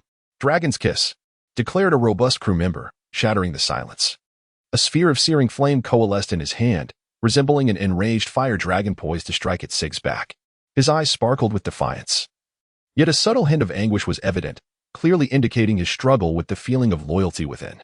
"Shadow Assault," roared another agile crew member. In a swift motion, he transformed into a shadow, aiming to flank Sig's blind spot for a lethal strike. His movement was swift and silent, seamlessly merging with the surrounding darkness. Revealing a chilling resolve, Tempest Cleaver, bellowed a burly man, raising a massive battle axe. The axe's blade spun, conjuring a miniature storm. With a roar, the gust of air generated by the axe sliced through the atmosphere, hurtling towards Sig's rear with astonishing destructive power. Accompanied by the declarations of these formidable techniques, a fierce combat spirit clashed and surged within the cave, creating an indescribable tension. Despite the complex emotional entanglements hidden behind these attacks, each individual's motion was resolute, as if participating in a predetermined ritual from which there was no turning back. However, at this critical juncture, Sig seemed to possess an uncanny awareness, sidestepping at the last moment to deftly evade all assaults. Simultaneously, he utilized the residual force of his Conqueror's Haki to repel the encircling crew members. His gaze, piercing and intense, swept across the surroundings, reflecting both helplessness towards the current predicament and sorrow for his companion's manipulation. "Are you truly willing to betray me? Betray our friendship?" There was a tinge of melancholy in Sig's voice as he continued to strive to awaken the conscience within them, unwilling to accept this sudden betrayal. Sig's gaze wandered among the manipulated crew, his heart heavy with both sorrow and resolve. Any further hesitation would only plunge more souls into peril. Thus, Sig made a decisive choice, releasing the latent Conqueror's Haki within him without reservation. In an instant, the entire island seemed to be engulfed by an invisible tempest. The thick white mist, struck by the force of the Conqueror's Haki, encountered an unseen hurricane, quaking violently and scattering in disarray. The sky and earth appeared divided by an imperceptible boundary, exhibiting an eerie shade of black and crimson. This was the hallmark of the Conqueror's Haki at its zenith, shaking not only the hearts of living beings, but also stirring the very elements of nature. With a thunderous roar, akin to the resonance of heaven and earth, the sound reverberated across the island. Those crew members, influenced by Catalina and poised to ambush Sig, staggered as if struck by an unseen hammer, their bodies trembling involuntarily. The confusion and fervor in their eyes gradually faded, replaced by a fleeting sense of clarity and astonishment. Before this overwhelming force, even the most deeply controlled wills began to fracture, allowing them a momentary return to their true selves. "Awaken, my brethren." Sig's voice pierced through the overwhelming shock of Conqueror's Haki. Instead of opting for a direct assault, he sought to awaken the obscured hearts of his comrades, enabling them to break free from the shackles that did not belong to their own will. The black and crimson boundary formed by the Conqueror's Haki rippled outward like waves, each undulation seemingly articulating the spirit of rebellion and the yearning for freedom. Under the impact of this force, even the white creatures appeared to sense a looming threat. Their movements slowed, with some even retreating to evade this irresistible power. Catalina's voice resonated, imbued with an irresistible charm as she gently shook the copper bell in her hand. Each clear chime seemed to resonate with the most clandestine desires and discontent within the hearts of the crew. Her words, sharp and incisive, struck directly at the deepest longings and dreams of each individual. "Are you content to live your lives in the shadows, merely as a backdrop to other successes?" Catalina's rhetoric coiled around them like a venomous serpent, each word precisely igniting their pride and ambition. "How long can Sig's brilliance shield you? It is time to rise and become your own sun." Her voice was laced with seduction, painting vivid images of power, status, honor, and boundless wealth alongside beautiful companions.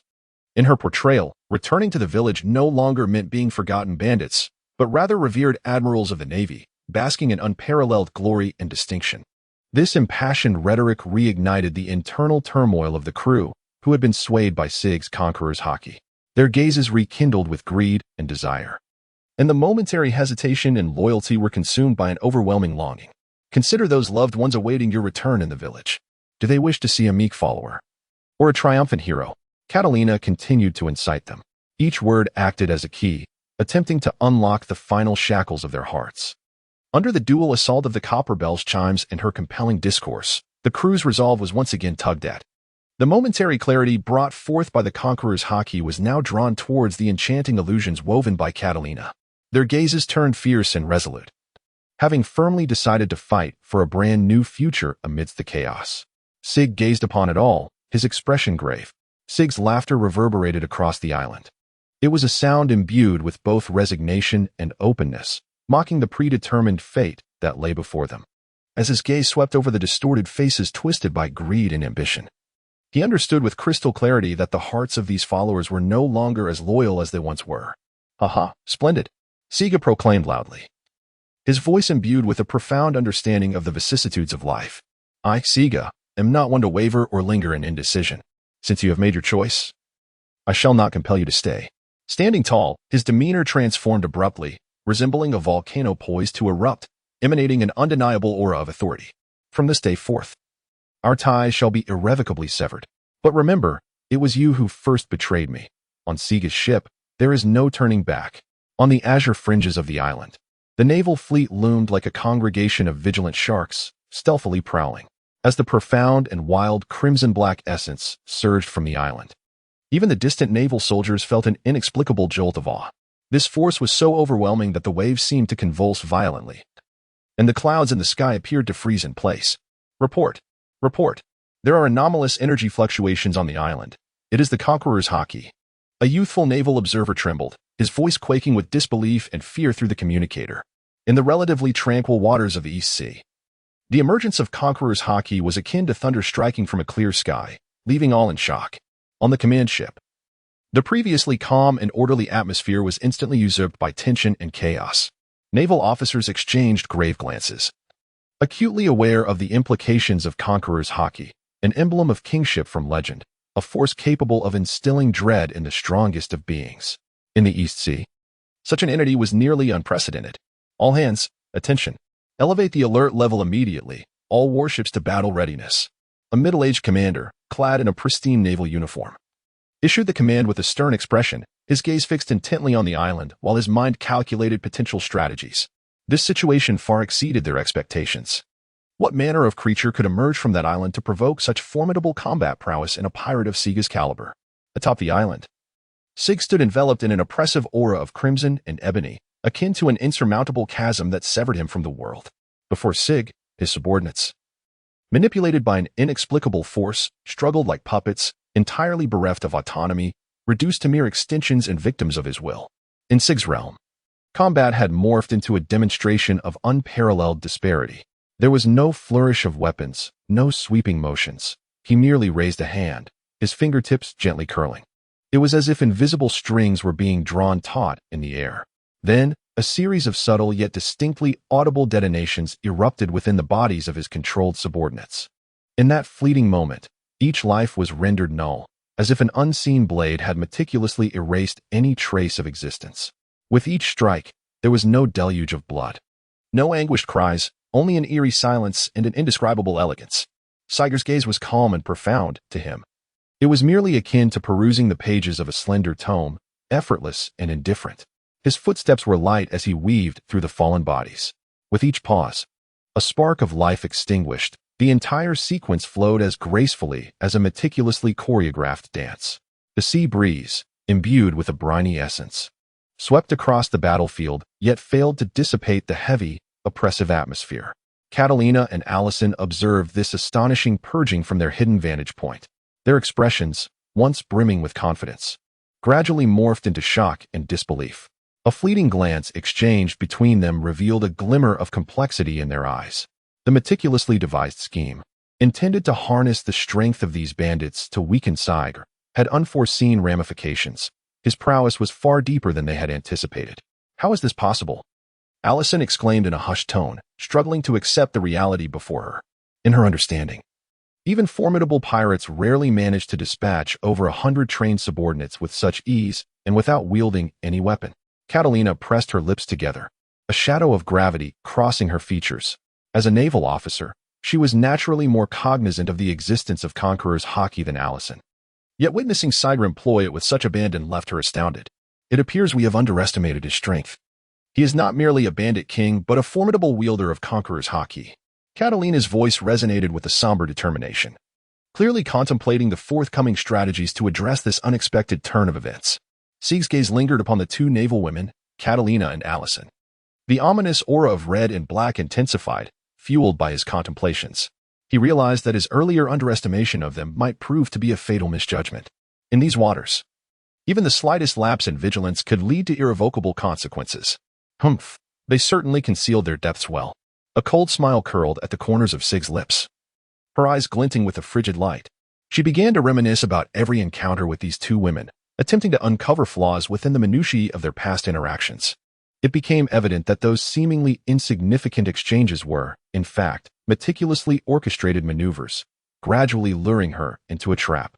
Nevertheless, it was not too late to realize this now. In Sig's heart, a silent realization dawned. The Conqueror's Haki surged once more, but this time it was not merely a display of intimidation. It revealed a deeper, more sinister intent to kill. Initially, he had been willing to grant his subordinates a chance at survival. However, he had not anticipated that these two naval women would resort to mind control and hypnosis. Reluctantly, he found himself compelled to eliminate his own foolish followers, just as he was poised to take action. A peculiar sensation arose from the depths of his being, a newfound sense of power that seemed intricately linked to his recent acts of violence. Sig suddenly realized that this island, or rather certain creatures upon it, were responding to the display of his power in a unique manner, providing him with a form of feedback and enhancement. How intriguing! Sig whispered softly.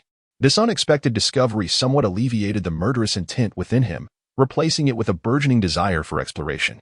However, he was acutely aware that the prerequisite for all of this was to eliminate the imminent threat before him. He resolved to take the initiative, leaving no opportunity for his adversary.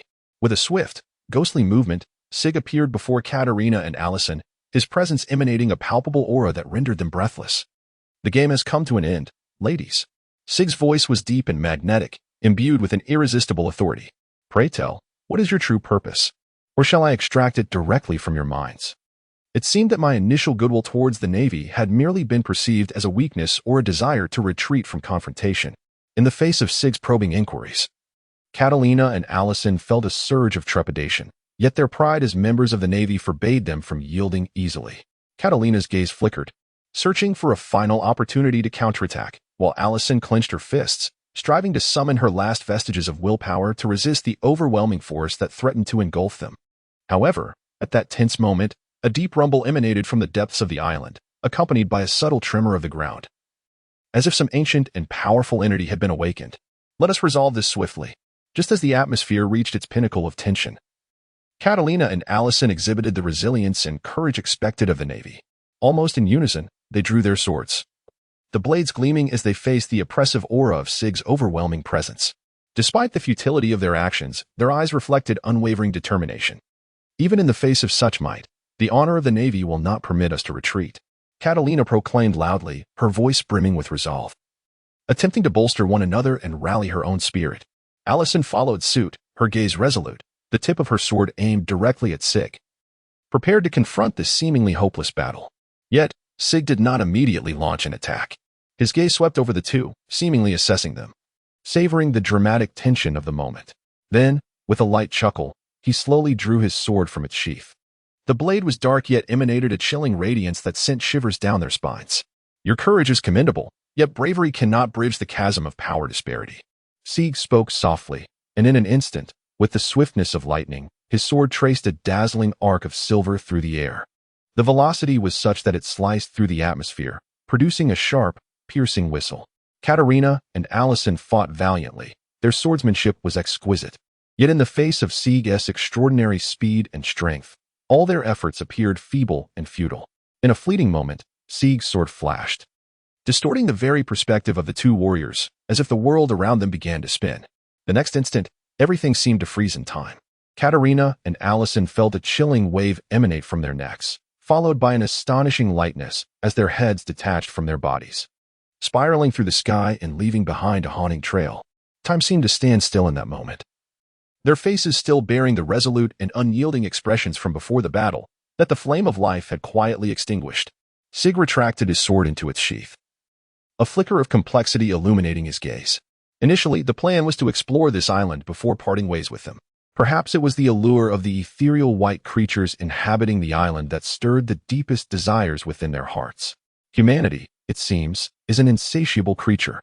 Sig stood upon the battlefield, a haunting tapestry woven of crimson and white mist, surveying his surroundings as an unprecedented sense of solitude enveloped him.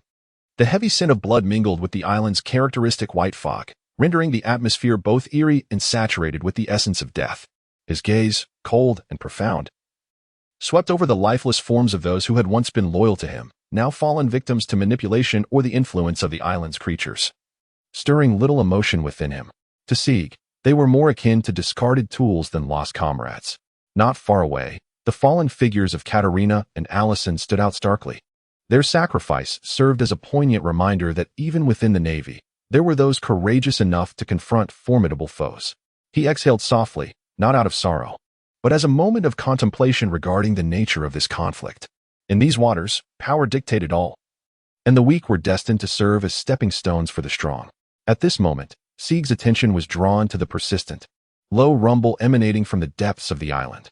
The sound seemed to beckon him, while simultaneously issuing a warning, enticing Sig to uncover the mysteries concealed within this isle. With all those connected to him now absent, what remained were the island itself and its enigmatic inhabitants, regardless of their origin. If they instilled within Sig a sense of threat, nothing would deter him from seeking the truth. A fervent desire for exploration and conquest surged within Sig, propelling him deeper into the heart of the island. Each step he took was resolute and powerful, as any obstacles in his path would be obliterated by his unwavering will.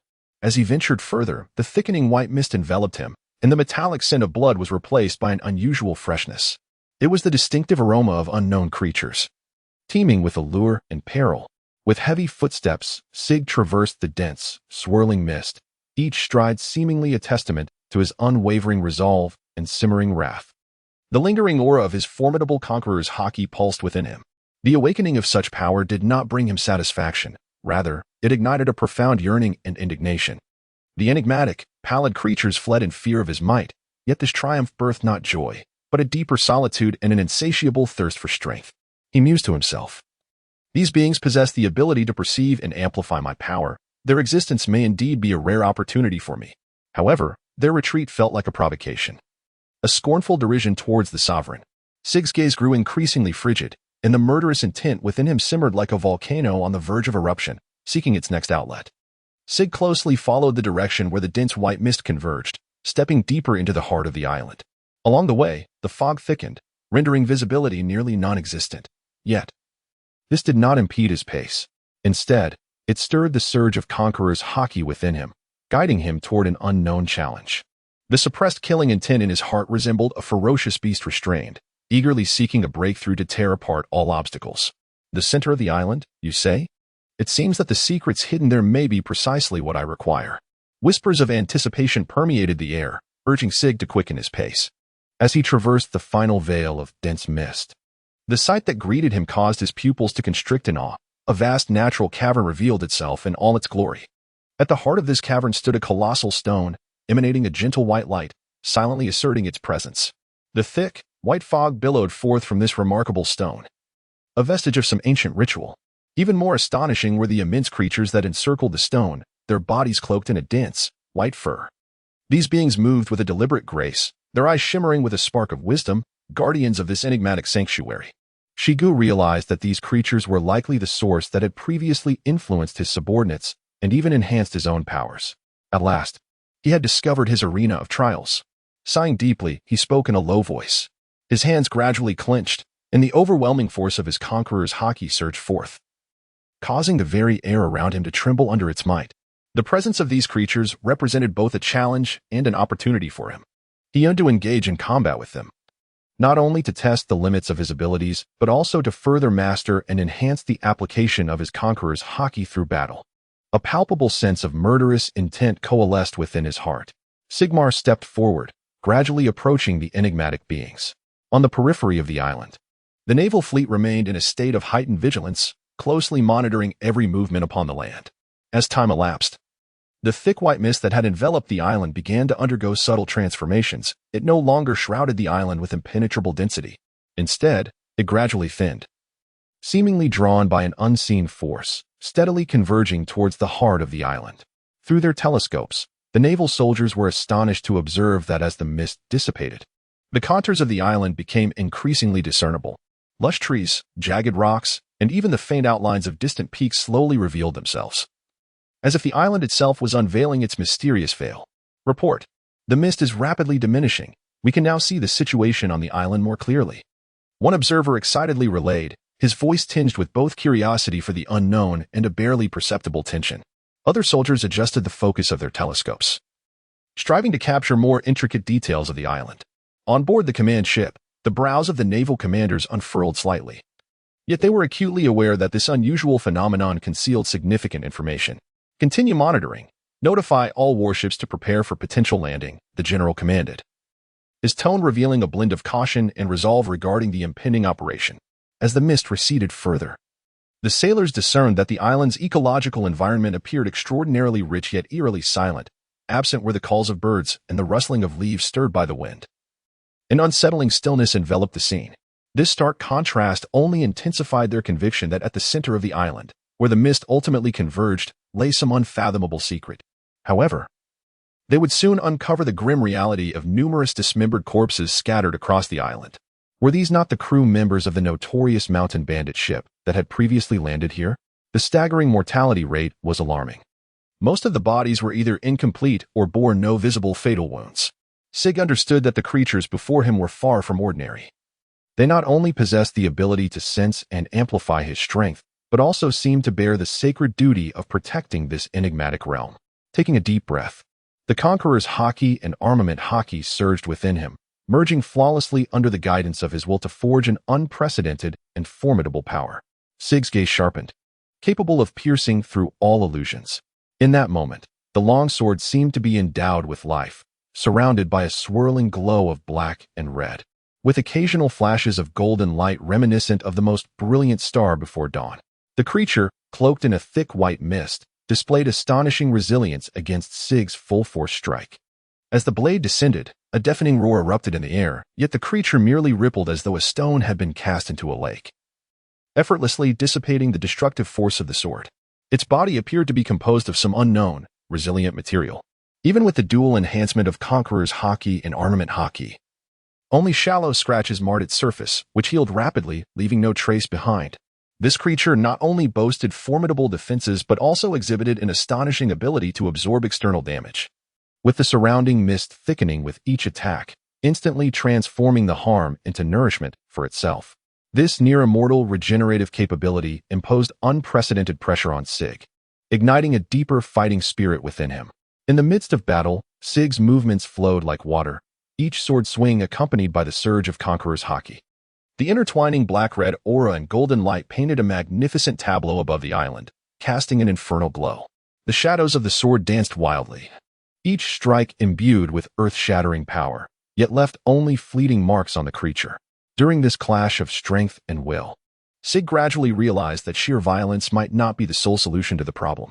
These creatures were intricately connected to the mysteries of the island, their existence potentially concealing the key to deeper powers. Thus, amidst his relentless assault, Sig began to probe the creature's essence with Conqueror's Haki, seeking to uncover vulnerabilities in its defenses. In this breathtaking scene, the surrounding Navy personnel stood in stunned silence, witnessing an unprecedented battle. The black-red aura surged like a tempest, shaking the ground and soaring into the heavens, tearing through the heavy clouds to reveal the brilliant starry sky behind. Even the natural order seemed unable to withstand the aftershocks of this power. Each flash erupting from the depths of the island carried the might of a thunderous deity, slicing through the tranquil night, illuminating the faces of every onlooker. These flashes were not mere releases of energy. They bore ancient and enigmatic messages that resonated deep within the souls of the Navy, evoking a profound awe for absolute power.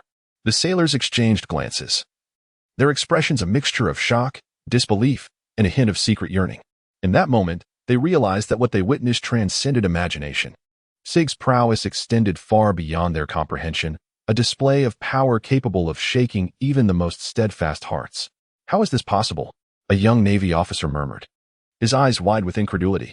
Though his voice was soft, it pierced through the silence of the crowd, encapsulating the shock and confusion harbored within them all. The seasoned commanders furrowed their brows, their gazes laden with complexity. They had endured countless battles, yet such a staggering display of power was unprecedented even for them. At that moment, their astonishment was overshadowed by contemplation. What monumental transformations could such power bring if harnessed for the Navy's cause? Sig keenly sensed that his relentless and intense output of Conqueror's Haki was nearing its limit. Meanwhile, the enigmatic white creature appeared to draw boundless strength from the colossal boulders. This compelled him to reassess his tactics following a fierce clash. Sig resolutely directed all his accumulated power towards the tip of his sword, his aim fixed upon the massive stone radiating a gentle white light. As Sig leaped into the air, his sword soared like a meteor slicing through the night sky. Enveloped in a fierce blend of crimson and obsidian, embodying a determination akin to burning one's boats as it lunged fiercely at the stone. However, an unforeseen phenomenon occurred. The seemingly tranquil surface of the stone was suddenly disturbed by ripples, akin to pebbles cast upon a still pond. Immediately thereafter, an invisible force surged forth from the stone, effortlessly engulfing the full force of Sig's strike. This power was neither a mere physical defense nor a conventional energy barrier. It resembled the very distortion and repulsion of space itself. Behind the stone lay a portal to another dimension, where any external assault would be consumed by the void's loss, reducing it to nothingness. The assault of Sig vanished silently within that invisible barrier, leaving not even the faintest echo in its wake. In that moment, Sig realized that this colossal stone possessed a power far beyond the realm of the ordinary. Perhaps it was precisely this force that continuously nourished the pale, white creature, endowing it with such astonishing resilience and combat prowess. Confronted with such an enigmatic and formidable entity, Sig felt an unprecedented challenge, simultaneously igniting a more fervent curiosity and desire for conquest. "So it is, the true opponent is you," Sig murmured softly, his eyes shimmering with an indomitable light. Just as he endeavored to gather his strength once more, seeking a strategy, a sudden and immense force ensnared him completely. The intensity of this power was beyond imagination. Sig felt as though his body was tightly bound by invisible ropes, rendering him utterly incapable of resistance. The surrounding space seemed to freeze, and time at that moment became languid, with actions slowing and even his thoughts appearing to be drawn by this overwhelming force, making concentration nearly impossible. What was happening? In Sig's heart, an unprecedented sense of dread enveloped him as he encountered such an enigmatic and formidable force. Even his Conqueror's Haki appeared utterly impotent at this moment, failing to liberate him from the mysterious allure that ensnared him. Sig could feel his body irresistibly drawn closer to the smooth, massive stone, as if he were being lured by an abyss, step by step sliding toward the unknown realm. The luminous surface of the stone appeared to radiate with even greater brilliance. Within that radiance lay an ancient and profound rhythm, whispering long-forgotten secrets. As Sig approached the stone, he began to sense a peculiar resonance, a vibration that penetrated the depths of his soul, prompting vivid recollections of his past experiences.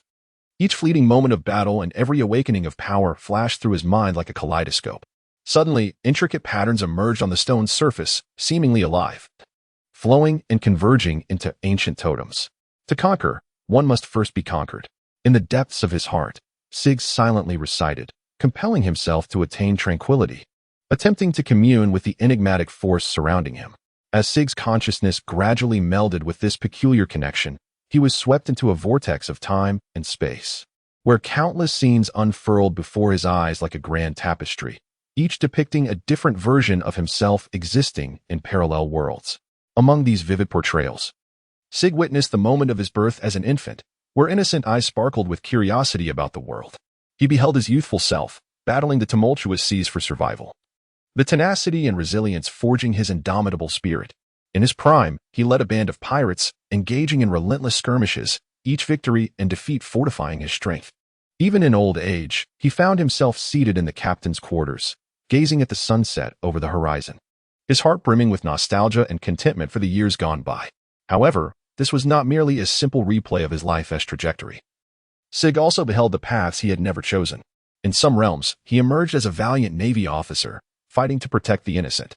In others, he opted for a serene existence, distancing himself from the life of piracy. In yet more worlds, he made pivotal decisions that led to drastically different fates. Throughout this spiritual odyssey, Sig experienced the diversity of life and the infinite possibilities it harbored, each choice as significance and cost prompting profound introspection. He began to comprehend that true strength lies not solely in conquering the external, but also in the exploration and transcendence of one's own inner self. This journey unfolded as an unparalleled exercise in mental cultivation, enhancing Sig's Conqueror's Haki, armament Haki, and observation Haki through this series of experiences. The Conqueror's Haki, refined through the governance and leadership across myriad worlds, learned the art of better control and guidance. The armament Haki, sharpened by diverse combat experiences, became more intricate and strategic. The observation Haki, attuned to an array of potential futures, reached a new realm of foresight and understanding of others' thoughts. In these experiences across parallel worlds, Sig learned to relinquish unnecessary obsessions, grasping the diversity of fate and the fragility of life. As he immersed himself in the cyclical nature of existence, Time seemed to lose its significance. Each moment unfolded a fresh chapter of life, transitioning from the opulence of noble courts to the desolate expanse of nomadic tribes. From the secluded wisdom of hermits in the mountains to the bustling craftsmanship of urban artisans. He was no longer merely the mountain bandit king, but rather a manifestation of all existence, experiencing the myriad facets of life. With every cycle of existence, Sig learned to view issues from different perspectives, his spirit expanding to unprecedented breadth and depth. He traversed the realms of love and hate, experiencing the spectrum of joy and sorrow. Each emotional tide fortified his heart, rendering it both resilient and tender. He discovered the ability to seek hope amidst despair and to identify opportunities within adversity. This insight and tenacity quietly infused his three forms of Haki. Upon awakening from the lengthy cycle of existence and opening his eyes, Sig was momentarily disoriented by the scene before him. The dense fog creature that had once fiercely confronted him had vanished, as if it had never existed. The smooth stone upon which he sat had transformed into a fine dust, drifting away with the wind until it disappeared completely. The entire experience felt akin to a surreal dream, leaving one in disbelief. Sig raised himself, surveying the surroundings. The battlefield, once shrouded in thick mist, now appeared clear and transparent as sunlight broke through the clouds and bathed the damp ground in its warm embrace. Everything seemed vibrant with life. His recent experience was not merely a journey of the soul, but rather a transcendence of time and space. Those millions of years of spiritual time had condensed into mere minutes in the realm of reality, granting him a profound understanding of the mysteries of time and the universe. What, then, could be the nature of such power? Sig's heart was filled with astonishment and confusion. The secrets concealed behind this island and its guardians far surpassed his imagination. Those seemingly ordinary objects harbored a formidable power capable of rewriting reality and manipulating time and space. As the misty creatures vanished and the colossal stones crumbled, Sig sensed a subtle transformation within his own strength. The three forms of Haki, Conqueror's Haki, Armament Haki, and Observation Haki, merged within him with greater harmony, as if they had undergone countless trials, becoming ever more refined and potent. Shiga can sense that his perception, willpower, and physical strength have reached an unprecedented pinnacle. This transformation astonishes even him. Perhaps this is the true intention of that colossal stone, to allow me to experience the cycles of existence, thereby elevating my spirit and provoking a qualitative change in my body and power. Sig pondered silently, his heart filled with both reverence for the unknown forces and an infinite yearning for the future. Sig gently clenched his fist, and the formidable aura of Conqueror's Haki flowed forth effortlessly. Following this, Sig deliberately channeled this power, and it appeared as though the armament Haki was catalyzed by some unseen force, seamlessly enveloping his fist and forming an invisible yet robust armor. This process was fluid and instinctive, far more effortless than ever before, revealing an innate synergy between the two. Sig murmured to himself, his eyes shimmering with an incredulous light. He endeavored to master the ebb and flow of the transition and fusion between Conqueror's Haki and Armament Haki, finding it as instinctive as the act of breathing. This sensation, both novel and familiar, was a power he was destined to command. It was merely now that it had been truly awakened. Could it be that the endless cycle of reincarnation is not merely a journey of the soul, but also a profound baptism of strength? In the depths of Sig's mind, he pondered quietly. Reflecting on the endless cycle of reincarnation, he recognized that each accumulation of life experiences, every emotional ebb and flow, and each moment of enlightenment had subtly nourished his soul, thereby influencing his strength. With this newfound understanding, Sig sensed a delicate resonance emerging between his Conqueror's Haki and Armament Haki. They transcended mere superficial layering, evolving into a profound synergy. Sig's ability to perceive subtle changes in his surroundings has significantly enhanced his insight and foresight. This evidently reflects a qualitative leap in his observation Haki. It appears that true strength is derived not merely from physical training, but rather from the growth of the spirit and the accumulation of wisdom. In Sig's heart, a sudden clarity emerged. The enigmatic monolith bestowed upon him not merely an accelerated experience of time, but a profound dual evolution of both spirit and strength. At that moment, Sig seemed to undergo a metamorphosis. His demeanor transformed into one of greater composure and depth, exuding an indescribable aura of authority. He had stepped into an entirely new realm, one where the powers of the Conqueror's Haki, the Armament Haki, and the Observation Haki converged in perfect harmony, achieving a state of unity between body and mind. It was time to confront all that lay ahead. Sig took a deep breath, his gaze resolutely fixed ahead. He still had many unfinished missions to accomplish. With his eyes closed, Sig concentrated, allowing his observation Haki to surge within him, gradually extending into the external world. Initially, he could only perceive the gentle sounds of the wind rustling the grass, the waves lapping against the shore, and the faint fluttering of seabirds in the distance. However, as he delved deeper into meditation, the boundaries of his observation Haki began to expand, enabling him to sense not only the present but also events yet to unfold. In that hazy and distant vision of the future, scenes unfolded in his mind like frames from a cinematic reel. He envisioned himself emerging from the island, standing by the sea, wielding an unprecedented strength, with nothing but his will and the release of his Conqueror's Haki. He conjured towering waves that surged forth like a ferocious beast, crashing upon the naval vessels encircling the island. The ships, under the onslaught of the monstrous waves, succumbed like fragile toys, one after another capsizing, shattering, and ultimately sinking to the ocean's depths. This was not merely destruction, it was a proclamation, a declaration of defiance against those who sought to control and exploit the power of others. The corners of Sig's mouth curled into a wicked smile. Within that smile lay a blend of anticipation for the impending battle and a simmering dissatisfaction, coupled with a thirst for vengeance against the naval commanders, Catalina and Allison, for their past transgressions. Their actions had crossed the line for him as the lofty Pirate King, infringing upon his dignity as a leader.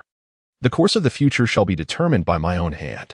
In Sig's heart, a whisper of determination and cold resolve echoed. Navy, since you have chosen opposition, do not blame me for my lack of mercy. Meanwhile, beyond the island, the naval fleet continued its blockade, oblivious to the turmoil unfolding upon the land.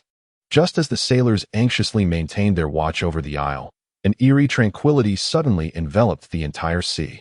The sun-drenched surface of the water shimmered, appearing deceptively ordinary, until a series of abrupt explosions shattered the calm. The naval vessels began to tremble without warning. Soon after, the hulls were torn apart as if by an invisible hand. Report! Report! Our ships are disintegrating. A young sailor cried into the communicator, his voice quaking with fear. What is happening? All ships, take note and report immediately. The commander on the flagship responded swiftly, but his orders were soon interrupted by another violent tremor, this time emanating from the flagship itself. Amidst the chaos, the radio crackled with frantic calls and reports, each voice tinged with utter confusion and panic. There were no signs of an enemy assault. Yet the vessels were being cleaved apart as though by unseen blades. Are we under attack? Why does the radar show nothing? In this turmoil, the sea was littered with debris and floating soldiers, devoid of any tangible enemy. The sailors exchanged bewildered and despairing glances, searching for the source of the assault. But all they could see were rolling waves and a clear sky, as if the entire world had conspired against them. At that moment, an experienced old sailor, gazing intently towards the distant island, murmured, "This cannot be a natural phenomenon. Is it that man S doing? The Conqueror's Haki? No, this far exceeds anything I know." As more ships succumbed silently to their fate, despairing cries and the splintering of wood filled the air. In this invisible battle, Sig's power was vividly displayed, proving that he had not only gained physical might but had also mastered a capability potent enough to disrupt the very order of the seas. The faces of the commanders were grave, their eyes reflecting shock and helplessness. Despite being elite sailors who had faced countless maritime crises and battles, the scene before them, transcending all reason, completely upended their combat experience and understanding. Attention all. A colonel strained to steady his voice, issuing urgent commands through the communicator. Initiate emergency evacuation procedures immediately. All personnel prepare to abandon ship and utilize moonwalk skills to approach the island and seek cover. Repeat. All personnel abandon ship and head to the island. The command reverberated through the air as the naval soldiers, amidst the chaos, sprang into swift action. Well trained, they commenced with the lunar step, a unique maneuver allowing them to leap across the sea's surface with the grace of the moon itself. In an instant, the waters were alive with their rapid, darting figures, racing against time toward the nearest island, desperately seeking to escape this treacherous sea of death. Yet, in this harrowing flight for survival, confusion and dread clouded every heart. They exchanged anxious glances, bewildered as to how such a formidable naval fleet could succumb to an unseen adversary. "Commander, where is Sig?" A young naval lieutenant gasped, his face a mixture of sweat and seawater. The colonel shook his head, a heavy frown etched across his brow. "It is unclear. But one thing is certain, this is not a conventional battle. His powers may have transcended realms beyond our comprehension." As he spoke, several vessels in the distance erupted in a cacophony of destruction, the deafening roars and fiery explosions serving as the most haunting backdrop to their retreat. In the face of nature's fury and humanity's insignificance, even the most seasoned sailors felt an unprecedented sense of helplessness. Maintain formation, do not disperse. The colonel reiterated with urgency. They understood that, amidst this unknown threat, unity was their sole path to survival. As the last contingent of sailors struggled to reach the island, they cast a sorrowful glance back at the remnants of what had once symbolized naval glory, now reduced to a shattered wreckage, adrift in the waves. Today's ordeal would etch itself into the annals of naval history as an unspeakable enigma, and the name Sig would forever be inscribed in their memories. A figure both revered and perplexing. Sig stands atop the island, his piercing gaze penetrating the clouds as he surveys the chaotic naval fleet below. After countless cycles of rebirth and introspection, his mindset has undergone a profound transformation. This world shows no mercy to the weak. To safeguard that which he holds dear, one must possess absolute strength and wield it without hesitation. In a secluded corner of his heart, Sig has resolved that this confrontation with the Navy is no longer merely an escape or a resistance. It is a reckoning, a definitive shattering of all past humiliations and constraints. He intends to make all who dare obstruct him pay the rightful price. Without a moment's hesitation, a resolute light flickers in Sig's deep-set eyes as he begins to concentrate the overwhelming power of his Conqueror's Haki, an unprecedented might gathering around him. It is akin to the calm before a storm, yet brimming with the potential to annihilate all in its path. Shiga spread his arms wide, embracing the entire world. Suddenly, a violent tremor surged forth, an invisible wave radiating from him like a tempestuous tide. In an instant, the naval soldiers upon the sea felt an overwhelming force. A pressure akin to a colossal avalanche. It was a tremor that resonated from the depths of their souls. Many collapsed to the ground, their consciousness fading before they could even respond. Sig's intentions were unmistakably clear. He sought to instill in the naval forces the understanding that defying him would lead to their utter annihilation. However, he gravely underestimated the sheer magnitude of his own terrifying power. As the Conqueror's Haki unleashed its wrath, the scene upon the ocean became utterly harrowing. Not only did ordinary soldiers succumb to the overwhelming force and lose consciousness, but even some seasoned naval officers were rendered lifeless by the sheer psychological onslaught. Ships capsized one after another, left adrift without any guiding hands, and the sea became shrouded in an eerie silence. There was no trace of compassion on Sig's face. His gaze was cold and resolute as he conducted a sacred judgment. For him, these naval representatives embodied not merely individuals, but the very system and authority that had long oppressed him. In this moment, he was not taking a life, he was removing obstacles, paving the way for himself and for all souls yearning for freedom. Power is justice, and to me, this is the sole law. Sig whispered softly within his heart. His silhouette elongated beneath the setting sun, exuding an aura of both solitude and strength. This blood-soaked endeavor served as his proclamation of rebirth to the world. Regardless of the outcome, he would carry this strength forward as he continued his journey. Sig stood silently at the edge of the island, gazing down at the desolate expanse of the sea below. Once resplendent naval warships now lay in ruins, their remnants narrating a silent catastrophe. The remains of colossal marine beasts haunting the waters. On the shore, scattered naval gear and clothing offered no sign of life. Hollow helmets rolled in the wind, producing a disquieting sound. The air was thick with the acrid scent of gunpowder, intermingling with the briny tang of the ocean, creating an oppressive and somber atmosphere. Though sunlight still graced the earth, it could not dispel the gloom enveloping this area. Instead, it cast a more poignant shadow upon the shattered masts and capsized vessels, accentuating their desolation. Power and strength are a double-edged sword. The whisper of the West is echoed along the desolate coastline, imbued with a sense of gravity and self-reflection. As Sig gazed around, his eyes fell upon the shattered surface of the sea, a realm irrevocably altered by his own formidable power. A bitter smile involuntarily crept upon his lips. Though he had showcased his immense strength, he was now confronted with the stark reality of a daunting dilemma: how to escape this solitary island. He beheld the waters that once harbored a naval fleet, now reduced to mere wreckage. Sig couldn't help but feel a twinge of regret. It appeared that an excessive display of power also demanded its own price. Sig murmured to himself, silently committing this lesson to memory.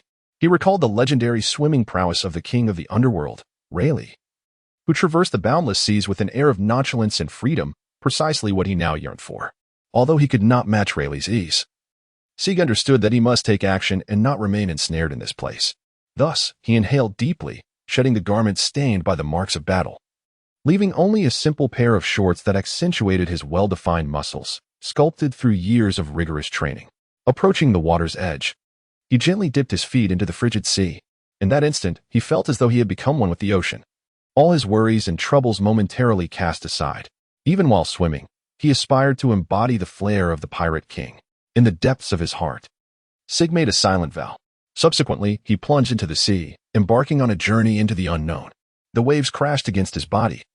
Yet with remarkable stamina and unwavering resolve, he swam resolutely against the surging tides. Within the water, Sig's thoughts gradually crystallized. He came to the realization that true strength lies not merely in the display of power, but in the judicious application of that power to safeguard what one cherishes while simultaneously averting unnecessary harm. This experience illuminated for him the delicate balance between strength and responsibility. Next time, I shall exercise greater caution. My strength shall be wielded to forge pathways rather than to create obstacles. In his heart, Sig silently vowed that with each stroke through the water, he was engaging in a wordless dialogue with the sea. From this communion, he drew strength and learned the essence of humility. Thus, Sig embarked on his maritime journey in a primal and unadorned manner. Although the beginning was somewhat tumultuous, it undoubtedly marked a new chapter in the odyssey of his life. Sig struggles valiantly through the ocean's embrace.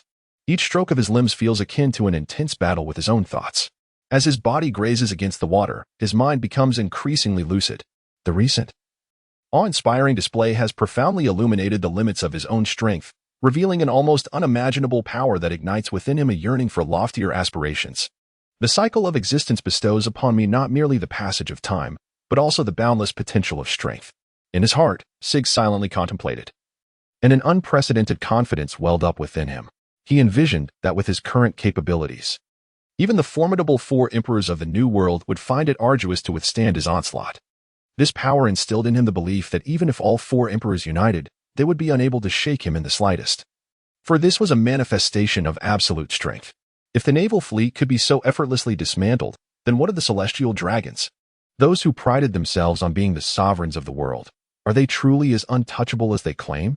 As Sig's thoughts drifted further afield, a bold idea began to take root in his mind. He yearned to test, to ascertain whether his strength could indeed attain the so-called absolute, to confirm whether even the celestial dragons could not impede his progress. I shall venture there, not to provoke, but to demonstrate. To prove that true power does not solely belong to those exalted celestial dragons, but rather to the intrepid explorers and audacious challengers, the free spirits who dare to defy the odds. Sig's gaze became resolute. The objective transcended mere escape. It evolved into a mission to reveal to the world that the true essence of power lies in transformation rather than domination. For even if domination were the goal, it would be the Bandit King Sig who would reign. With this conviction solidified, Sig's swimming strokes grew more vigorous, each movement a defiance of the old order and a breakthrough of personal limits. He resolved that once he safely reached land, he would commence planning a direct confrontation with the celestial dragons. This endeavor was not solely to satiate his curiosity. It was also to demonstrate to the world that even the supposedly inviolable celestial dragons could not thwart a person who had truly awakened to their own power. Celestial dragons, I am coming for you. I shall show you what true absolute strength entails. Sig roared silently within his heart. As Sig swam vigorously, he cast his gaze over the expansive sea, a sense of unease stirring within him. In this realm renowned as the Age of Great Pirates, one would expect it to be a battleground teeming with skirmishes between pirates and the navy. Yet, at this moment, apart from the sound of the waves and the splashes of his own strokes, an astonishing tranquility enveloped the surroundings. There was not a single figure to engage with or even observe. How ironic this is, Sig muttered to himself, expressing a yearning for tranquility, only to be met with incessant battles. Now, in his desire for a conflict or a chance encounter, he could not even catch sight of a passing pirate ship. His tone was laced with a touch of helplessness and irony. After all, given his current prowess, seeking a suitable opponent to vent his frustrations did not seem an unreasonable request. As time wore on, the monotonous strokes of swimming began to bore him, and he started to fantasize about the arrival of a treasure-laden pirate vessel or a naval patrol boat inadvertently crossing his path. How exhilarating that would be. He even envisioned a dramatic entrance to showcase his capabilities to them, contemplating whether to issue a warning or to decisively overwhelm them. Alas, it seemed today was not in his favor, not even a favorable breeze to carry him along. Sig let out a sigh, despite his verbal complaints. A subtle anticipation lingered in his heart. In this vast ocean, brimming with uncertainty and adventure. Unexpected events could unfold at any moment, perhaps in the next instant. Unforeseen challenges or opportunities awaited him. Just as Sig was lost in his musings, a wisp of black smoke suddenly emerged on the distant horizon. Soon after, a faint distress signal penetrated his ears. He abruptly lifted his gaze, excitement flickering in his eyes. At last, an opportunity had arisen to break the monotony of his journey. It seemed that the sea had not entirely forgotten him. A faint smile curled at the corners of Sig's lips as he quickened his strokes, propelling himself toward the tendril of black smoke. Regardless of who might be in peril in that stretch of ocean, be they foe or ally, at least this journey would no longer be solitary. Sig had silently resolved that no matter what challenges lay ahead, he would leave a new legend upon these waters in his own unique way. The source of the dark smoke gradually revealed a precarious little boat, struggling amidst the waves, like a solitary leaf adrift in the vast ocean. Upon this vessel stood a noble maiden named Eleanor de Montrose. She was clad in a long gown, dampened by the sea yet still exuding an air of elegance. The hem of her dress swayed gently in the wind, and her golden tresses shimmered with a soft glow under the sunlight. Unable to conceal her extraordinary grace and poise even in such a perilous moment, Eleanor's eyes were clear and resolute. Reflecting both an apprehension of the unknown and an indomitable spark, her delicate features etched with determination and courage. Beside her was an elderly, loyal steward. His face a map of deep creases, the marks of time evident, yet his gaze conveyed a calm and steadiness. He gripped the helm tightly, striving to maintain the stability of the little boat, beads of sweat forming on his forehead, revealing the immense pressure he was under. Two ragged yet steadfast guards stood on either side of the boat. They were the most valiant warriors of the Montrose family, and despite their battered appearance and broken weapons, there was no hint of retreat in their eyes, resembling two guardian deities, sworn to defend the maiden's safety with their lives. Their presence bestowed upon Eleanor a rare sense of security. Not far behind the little boat, several pirate ships adorned with skull flags pursued relentlessly. The pirates aboard appeared fearsome, their coarse laughter and boisterous shouts carried by the wind as they brandished their swords, eyes gleaming with greed and cruelty, ravenous for the impending spoils before them. The leading pirate was particularly striking, a burly figure with wild red hair dancing in the wind, a malevolent grin playing upon his lips as he envisioned the fruits of victory. Eleanor clutched a necklace at her chest, a family heirloom that not only signified her identity but also embodied the honor and aspirations of her lineage. In that moment, her heart brimmed with a tumult of emotions: fear, despair, yet more so a yearning for freedom and a steadfast commitment to her family's reputation. She silently vowed that regardless of the outcome, she would confront her fate with bravery, determined that her family's name would not be tarnished. Even if it meant shattering herself into pieces, she would never allow them to claim her. The red-haired pirate, named Bloodsail Jack, bore a rugged face weathered by sun and storm, now twisted into a grotesque smile interlaced with greed and desire. He wiped his mouth with a tattooed arm, his eyes glinting with fervor for the prey that lay ahead. "Hey, brothers, look at that canary, still glistening with seawater, how enticing." His raspy voice echoed in the sea breeze, eliciting a chorus of laughter and whistles from his crew. "But remember, keep your filthy swords away from her, and don't even think about firing the cannons," Jack commanded, his voice imbued with an undeniable authority. This young lady must embrace her new life with the utmost gentleness. In this vast ocean, such a noble and enchanting creature is more precious than any treasure. "We shall make her the most resplendent adornment aboard our Black Pearl," Jack's first mate, a man with a scruffy beard and snake-like eyes named Toothless Mike, grinned, revealing a mouthful of yellowed teeth.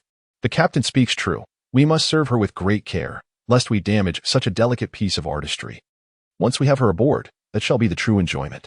The pirates responded enthusiastically, some whistling, others cracking their knuckles, their eyes ablaze with desire and possessiveness, envisioning her as their prize. Though their ship appeared weathered, it exuded an air of ferocity and defiance, its sails emblazoned with a fearsome skull, proclaiming their wantonness to the world. Meanwhile, Eleanor sensed the malevolent approach behind her, her heartbeat quickening, yet her expression remained steadfast in noble pride and dignity. She briefly closed her eyes, then opened them again, her gaze resolute, a surge of determination rising within her. She could not simply surrender. Even in this seemingly hopeless situation, she would fight for survival and dignity. Under the sun, the distance between the small boat and the pirate ship diminished. The chase across the sea resembled a high-stakes game of life and death, the atmosphere thick with tension and unease.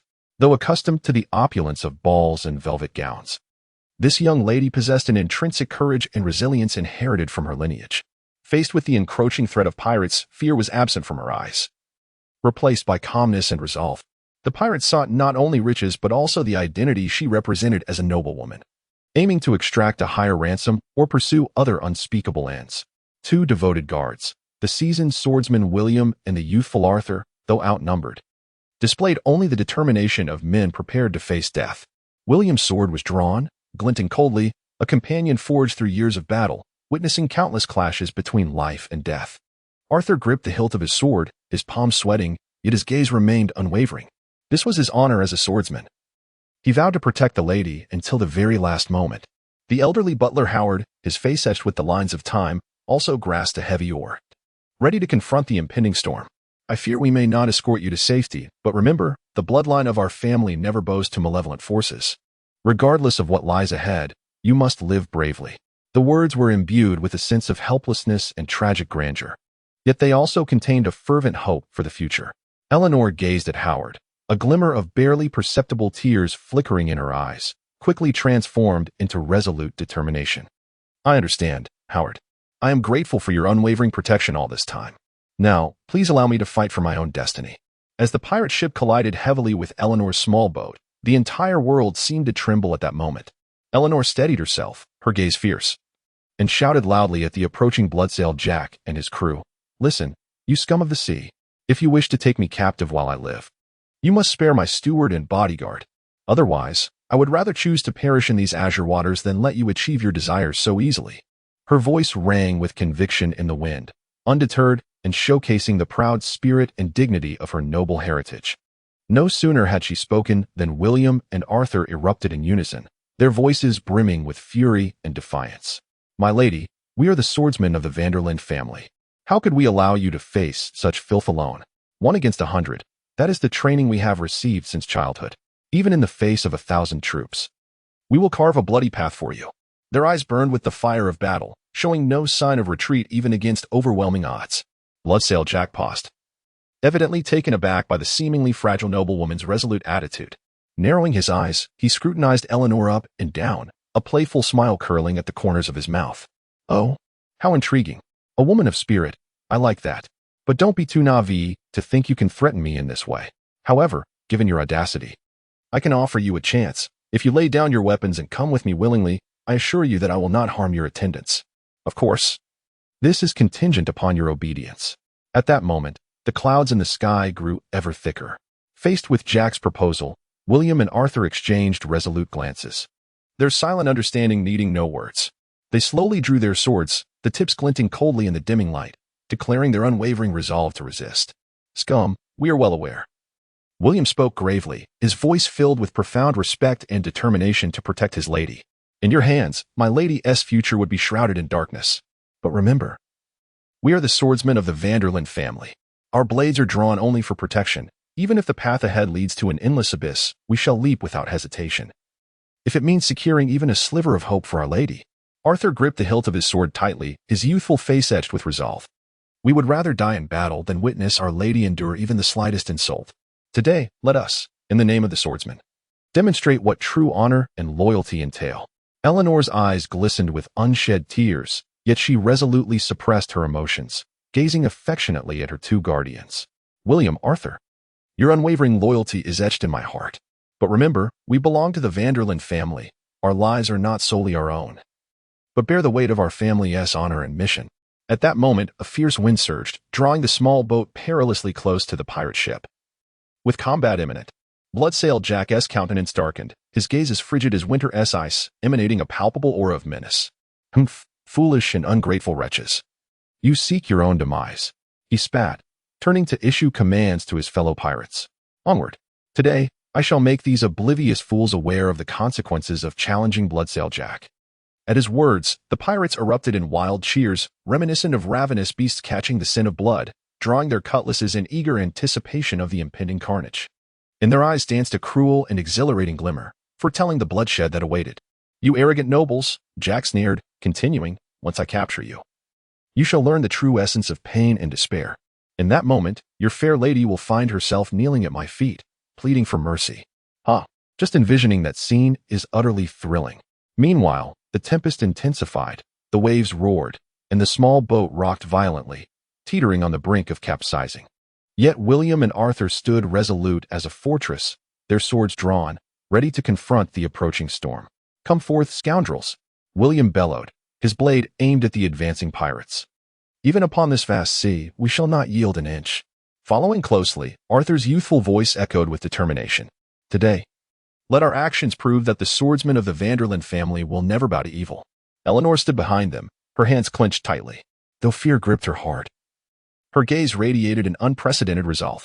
In this moment of life and death, she understood that passivity was not an option. She must seize any opportunity to counterattack, no matter how minuscule the hope may be.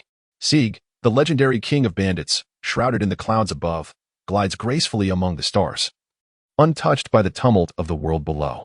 Yet, the brazen audacity and ruthless actions of the pirates beneath him, despite the distance, cannot elude his keen perception. Humph. These wretched scoundrels tarnish the noble name of freedom upon the seas. Siggy murmured softly, his gaze as sharp as that of a hawk, piercing through the clouds to confront the impending conflict. In his heart, the creed of the strong is to resolve issues without leaving behind any lingering threats, rather than allowing hidden dangers to fester. Had I not chanced upon this place, these innocents would likely have met with disaster. Contemplating this, a rare flicker of compassion swept across Siggy's stern visage. He no longer lingered among the clouds. Instead, with a shift of intent, his form descended like a meteor streaking across the sky, swiftly approaching the surface of the sea. As Siggy descended, the sky momentarily dimmed, and the sea breeze transformed, carrying a hint of chill. The pirates, poised to launch their attack, suddenly felt an invisible pressure descend upon them from the heavens, causing them to involuntarily halt, exchanging glances filled with uncertainty. "Foolish insects, your clamor has awakened the slumbering dragon." The voice of Sig resonated clearly across the battlefield, imbued with an undeniable authority. Despite its low tone, as he landed with steadiness, his dark cloak billowed ominously, exuding an aura that sent shivers through the very fabric of the world. Everything in the realm trembled in response. The pirates' arrogance was extinguished in an instant, confronted by this sudden, formidable presence. They were gripped by an unprecedented fear. Jack's face turned ashen as he feigned calmness and inquired, "Who are you? Why do you interfere in our affairs?" Sig replied, "My identity is of little consequence. What matters is that today, I, Sig, stand here to ensure that no one shall wreak havoc in these waters." Sig's words were succinct yet powerful, each syllable striking the hearts of the pirates like a hammer. At that moment, William, Arthur, and Eleanor gazed in astonishment at this enigmatic figure who seemed to descend from the heavens. Though they were unaware of his origins, it was evident that this man named Sig might hold the key to their salvation from peril. However, as they realized that this solitary individual was all they had, with no other support or pirate vessels drifting upon the sea, doubts began to surface. How could a scruffy man, appearing to be in his youth or middle age, dare to challenge their 1,000-strong crew? Even if he possessed some remarkable abilities, it was certain that he would ultimately meet a fate of exhaustion and demise. With a roar, a pirate captain brandished his rusted cutlass and charged at Sig, eager to respond to Jack's provocation and restore the pirate's honor. His eyes gleamed with madness, completely consumed by fury, as he overlooked the formidable aura emanating from the mysterious figure before him. Yet, Sig merely smiled gently, without any visible movement. The pirate captain suddenly found himself suspended in midair, bound by invisible shackles. A look of disbelief washed over his face as his cutlass clattered to the deck, his body trembling, unable to move. Silence enveloped the scene. Sig's voice resonated deeply and magnetically, echoing like thunder in the ears of all present, causing the pirates to wince in pain, their hearts swelling with an inexplicable reverence. "I shall reiterate, this sea does not permit any acts of violence." As his words fell, the pirate captain seemed to be liberated, collapsing back onto the deck, utterly weakened, his gaze filled with dread at Sig's might. The remaining pirates exchanged glances. Their earlier bravado completely vanished. Many had begun to retreat quietly, no longer daring to act recklessly. At that moment, Bloodsail Jack's expression fluctuated, realizing that the man before him was no ordinary adversary. A tumult of anger and resentment surged within him. Yet years of maritime experience had taught him to assess the situation judiciously. Gradually lowering his raised cutlass, he squinted at Sig, attempting to discern any vulnerabilities or negotiating grounds. "Who exactly are you? If you wish to thwart Bloodsail Jack, you must present a compelling reason." Although Jack's words still carried an air of provocation, his tone had noticeably tempered, revealing a subtle undercurrent of caution. With a disdainful smile, Sig did not respond directly but instead turned to gaze at William, Arthur, and Eleanor. A flicker of acknowledgement and approval passing through his eyes. To protect the innocent and uphold the peace of these waters, that is my rationale. As for you, Bloodsail Jack, the choice lies with you. Will you retreat, or will you continue to tread further down this misguided path? Just at Jack's silent signal, the pirates sprang into action. Amidst the throng of thousands, those armed with muskets silently completed the loading of their ammunition, a palpable tension hanging in the air like the foreboding of an approaching storm. Though their movements were discreet, to a master like Sig, everything was perceptible. A foolish choice. Sig coldly smiled, his figure suddenly becoming indistinct as if merging with the very air around him. In the next moment, he found himself amidst the pirates who were poised to open fire. With a mere flick of his sleeve, an invisible force rippled outward, causing the firearms in the pirates' hands to veer off course as if manipulated by an unseen hand. The bullets plunging into the sea and sending up splashes of water. The pirates were engulfed in terror, having never witnessed such an enigmatic and unpredictable power. Their meticulously plotted counterattack devolved into chaos. Jack, upon witnessing this, felt a fierce glint in his eyes. He understood that if he did not eliminate this troublesome adversary today, he would likely find no foothold on the seas in the future. Everyone charge. I refuse to believe that we, so many in number, cannot deal with a single foe. Jack bellowed, taking up his blade and rushing towards Sig, attempting to rally morale through his actions. William, Arthur, and Eleanor, seizing the moment, unhesitatingly joined the fray, aware that this was their sole opportunity to extricate themselves from peril. William's swordsmanship flowed with the elegance and lethality of a dance, while Arthur, fueled by youthful fervor and indomitable spirit, imbued each strike with strength and resolve. Although Eleanor bore no weapon, she adeptly navigated the tumult of battle, seeking chances to support her two warrior companions. The surface of the sea was soon engulfed in a melee, a cacophony of clashing blades, anguished cries, and the clatter of metal weaving together into a tumultuous yet tragic maritime anthem. Yet, despite the overwhelming number of pirates, with Sig's extraordinary abilities assisting them, William and his allies gradually gained the upper hand. Just as the conflict reached a fever pitch, an unusual glimmer appeared on the horizon. Several ships bearing the Vanderlyn family crest surged through the waves. These were the family reinforcements, having responded to the distress signal in the nick of time. Upon witnessing this, the pirates' morale shattered. Many began to seek escape routes. Bloodsail Jack, recognizing the tide had turned against him, felt a flash of reluctance in his eyes. Yet he knew victory was unattainable this day. With a roar of frustration, he commanded the remaining pirates to retreat. The sea gradually restored its tranquility, leaving behind the disarrayed silhouettes of fleeing pirate vessels. The voice of Sig resonated through the air, imbued with an undeniable authority as his figure hovered in midair, his garments billowing in the wind, commanding the tumultuous skies of this maritime domain. Did I grant you leave to depart? Remember, the rules of these waters are dictated by me. No sooner had the words left his lips than the pirates, who had been poised to flee, suddenly found themselves ensnared by an invisible force.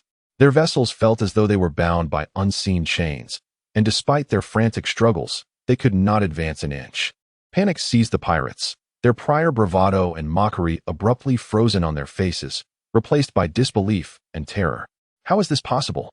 Roared Bloodsail Jack, attempting to maneuver his ship, only to discover that even the flagship seemed pinned to the surface of the sea, utterly immobile. The howling sea breeze brought no glimmer of hope for escape. The pirates exchanged anxious glances, beginning to realize they had provoked a formidable adversary. Behold the true essence of power. With a gentle wave of his hands, Sig summoned dark clouds to gather in the sky, accompanied by flashes of lightning and violent waves that surged forth, encircling the pirate ships entirely. In the face of nature's might, humanity's resistance appeared trivial and powerless. At that moment, a brilliant beam of light emanated from Sig's palm, radiant as the sun, striking the flagship of Bloodsail Jack. Wherever the light touched, all obstacles were purified. The cannons and weapons aboard the pirate vessels seemed to lose their efficacy, disintegrating under an enigmatic force. The pirates, engulfed in terror, hastily discarded their weapons and fell to their knees, pleading for mercy. The sigil gently descended upon a pirate ship, its gaze embodying both sternness and compassion. Today, I offer you an opportunity for redemption. Remember, freedom is not an excuse to trample upon the weak. true strength is meant to safeguard peace and justice. I hope that in your next lives, you will come to understand this profound truth. Sig's gaze suddenly transformed into one of icy resolve. Shaking his head, he expressed his dissatisfaction with the pirate's verbal expressions of repentance. I have afforded you an opportunity, yet true transformation necessitates actions that validate your words, rather than mere hollow rhetoric. His voice resonated like a chilling wind sweeping across the sea, indifferent and inexorable. With a subtle wave of his hand, an invisible ripple of energy swiftly emanated, enveloping all the pirates' vessels. The pirates, in a state of terror, soon realized that their ships were beginning to disintegrate, planks splintered and succumbed to the ravages of time. Within mere seconds, the once formidable pirate ships were reduced to rotting timber, ultimately succumbing to the depths of the ocean. As for the pirates, despite their frantic attempts to swim to safety, none could escape their grim fate. The power of Sig enveloped the entire sea as transparent ripples emerged in the water. He commanded every molecule of water, weaving an invisible net that ensnared the pirates, rendering them immobile. Remember, this expanse of ocean permits no wrongdoing. The voice of Sig resonated in the ears of every pirate, akin to a judgment emerging from the abyss. The moment one chooses the path of a pirate, one must comprehend that there will inevitably come a day of reckoning. As his words fell, the power of the sea surged dramatically, and one by one, the pirates were crushed by the immense pressure of the water, vanishing beneath the surface without a trace. The sea regained its tranquility as if nothing had occurred, leaving only the vessels of William, Arthur, Eleanor, and the Vanderlyn family quietly adrift. Witnessing this spectacle, William, Arthur, and Eleanor were not only astonished but also gripped by a profound fear of Sig's power and a renewed contemplation of justice. As distant white sails on the horizon gradually approached, the Vanderlyn fleet finally reached the scene of the conflict. The family flagship, the Dawn, led the way, its prow adorned with the family crest shimmering in the sunlight, signifying the family's honor and strength. Elders and elite warriors of the family stood anxiously on the deck, peering into the distance, hoping to soon discover the whereabouts of William, Arthur, and Eleanor. As they drew nearer and beheld the shocking sight of shattered pirate ship remnants scattered across the water, the sea lay unnaturally calm. Yet no trace of the pirates was found. Only the small boat of William and his companions remained afloat, unharmed, leaving the elders' faces etched with shock and confusion. The family leader, the seasoned and dignified Duke of Vanderlyn, strode briskly to the ship's edge, gazing at this unusual scene, his brow furrowed with deep concern. "What on earth has transpired? Where are my children?" he inquired in a low voice. At that moment, William, Arthur, and Eleanor stood from their vessel, waving towards the family fleet. Their expressions were a complex tapestry of joy at reunion intertwined with lingering dread from the recent ordeal. Upon witnessing this, the Duke's furrowed brow relaxed slightly, and he promptly ordered the ships to approach, preparing to escort them. Once the four were safely aboard the Dawn, accompanied by the family warriors, relief washed over the family members. "Thank the heavens, you are unharmed," the Duke exclaimed, stepping forward to embrace his children, his eyes filled with love and concern. Eleanor tightly grasped her father's hand, tears glistening in her eyes as she tremulously recounted their encounter with the pirate crew led by Bloodsail Jack, and how the mysterious and formidable Sig appeared, not only rescuing them, but also punishing the pirates with thunderous might. The elders exchanged glances, a mixture of gratitude and astonishment reflected in their expressions. An elderly advisor whispered, "Who exactly is this Sig?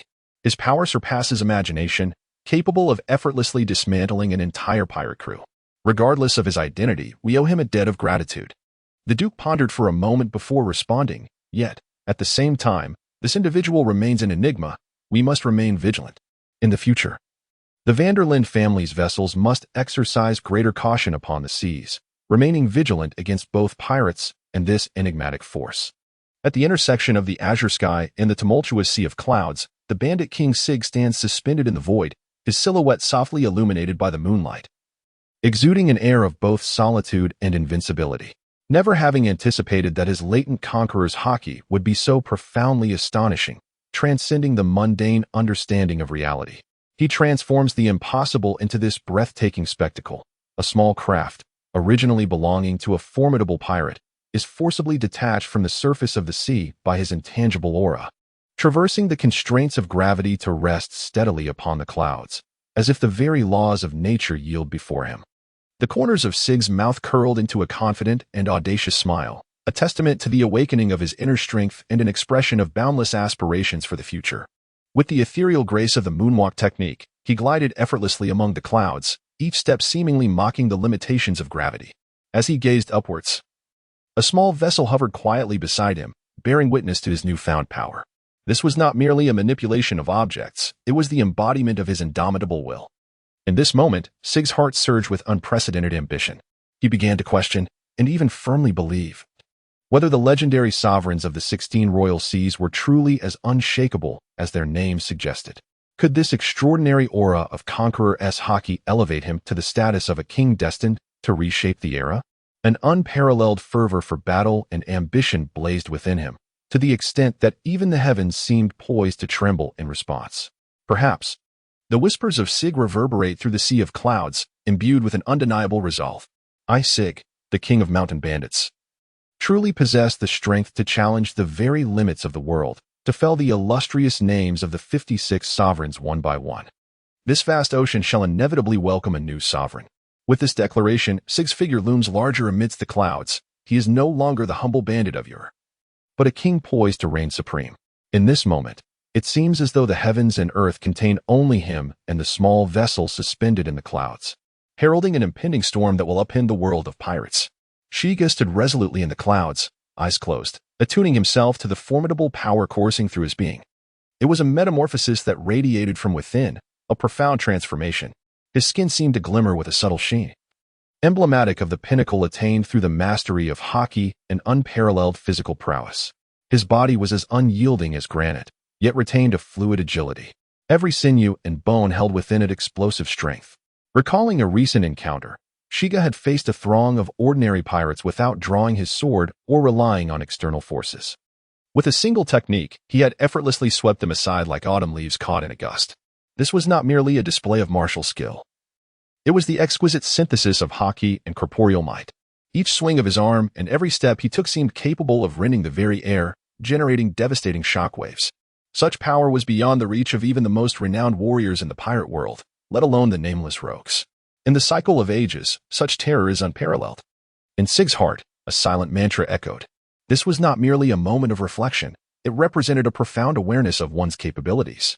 The trials endured and the awakenings experienced were akin to undergoing countless life tests and rebirths. Each cycle, a testament to the forging of the indomitable body and the earth-shattering power that he possessed today. In these waters, countless souls have aspired to become the Pirate King. Yet only those endowed with absolute strength and unmatched charisma can truly ascend to the pinnacle and gaze down upon the world. Sig understood deeply that what he possessed now transcended the realm of an ordinary pirate, to some extent. He had already attained the qualifications to become an absolute sovereign of power. However, true dominance could not merely be achieved through personal strength. Wisdom, strategy, and companionship were equally indispensable. Yet, in the face of absolute power, everything else could seem inconsequential. With a single thought, Sig descended gracefully from the clouds aboard the small vessel, which was under the influence of his conqueror's Haki, moving with an elegance and composure that made him a part of the natural world, harmonizing with the rhythms of the universe. The small craft gently kissed the surface of the sea, conjuring not a single ripple. The ocean lay as tranquil as a mirror, reflecting the sky above. This mastery was beyond the capacity of mere words to describe. Sig stood atop the small vessel, his garments gently swaying in the breeze, his gaze profound, exuding an air of transcendental calm. His absolute mastery over power transcended mere displays of strength. It represented a harmonious fusion of his overwhelming will and indomitable spirit. This realm of existence is one that even the man hailed as the strongest in the world, Whitebeard, might find challenging to attain effortlessly. Throughout the vast annals of pirate history, while Conqueror's Haki is indeed a rarity, Sig's ability to wield it with such effortless grace, nearly akin to an art form, renders him unparalleled in the ages. The existence of Sig represents a profound upheaval in the traditional hierarchy of pirate strength, compelling one to reassess the true essence of dominion. The sea breeze gently caresses, infused with a briny aroma, as Sig surveys his surroundings. The vast expanse of the ocean stretches infinitely, with distant islands appearing and disappearing like phantoms, each vista seemingly proclaiming a message to him. This boundless ocean awaits his conquest, eager for him to inscribe his own legend upon its surface.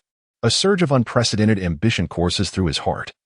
a resolute determination to ensure that his name resonates not only upon the waves, but is also etched into the annals of history. Power, he understands, is wielded for both protection and conquest.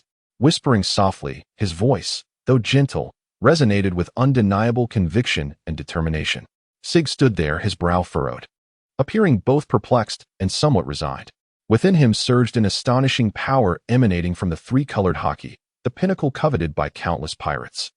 Beneath every inch of his skin lay an energy potent enough to shake the very foundations of the world. His physique, hardened through countless battles, was as resilient as iron. Perhaps even more so. Not even the sharpest blade could leave a mark upon it. Yet, within this seemingly invulnerable form, an incongruous incident occurred. His stomach emitted an untimely growl, akin to ripples disturbing the tranquility of a calm sea, shattering the surrounding tension.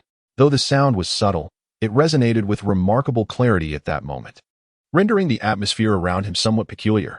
A flicker of wry amusement crossed Sig's gaze as he came to the realization that even with such formidable powers, he could not escape the most fundamental human needs and physiological responses.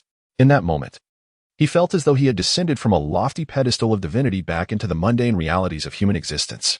The awkwardness was akin to a reminder that no matter how powerful one may be, there exists a humble and authentic side to every individual. Alas, it seems that even a will as unyielding as steel cannot quell the stomach's yearning for delectable sustenance. Sig sighed softly in self-deprecation. This self-awareness rendered him more three-dimensional, no longer merely formidable, but imbued with a greater warmth of humanity. Standing upon the small vessel, Sig gazed across the shimmering surface of the sea, his mind awash with myriad thoughts. The recent pangs of hunger served as a minor revelation, prompting Sig to realize that as a man intent on conquering the ocean, possessing formidable personal strength alone was woefully inadequate. A team was essential, particularly individuals in pivotal roles such as a cook and a navigator, to compensate for his deficiencies in life skills. With a wry smile, he recalled his last culinary endeavor, which had been nothing short of a catastrophe, billowing black smoke that even the ship's mice had fled from, not to mention the unpalatable taste. When it came to navigation, Sig could only shake his head in self-deprecation, having once meandered for days in the same waters due to his abysmal sense of direction. Were it not for his tenacious survival instincts and a dash of fortune, he might have long since been lost in the vastness of the ocean. I must seek out talents who can complement my shortcomings. Sig secretly resolved to press on, yet was soon beset by a throbbing headache. Exceptional navigators and chefs are not easily found.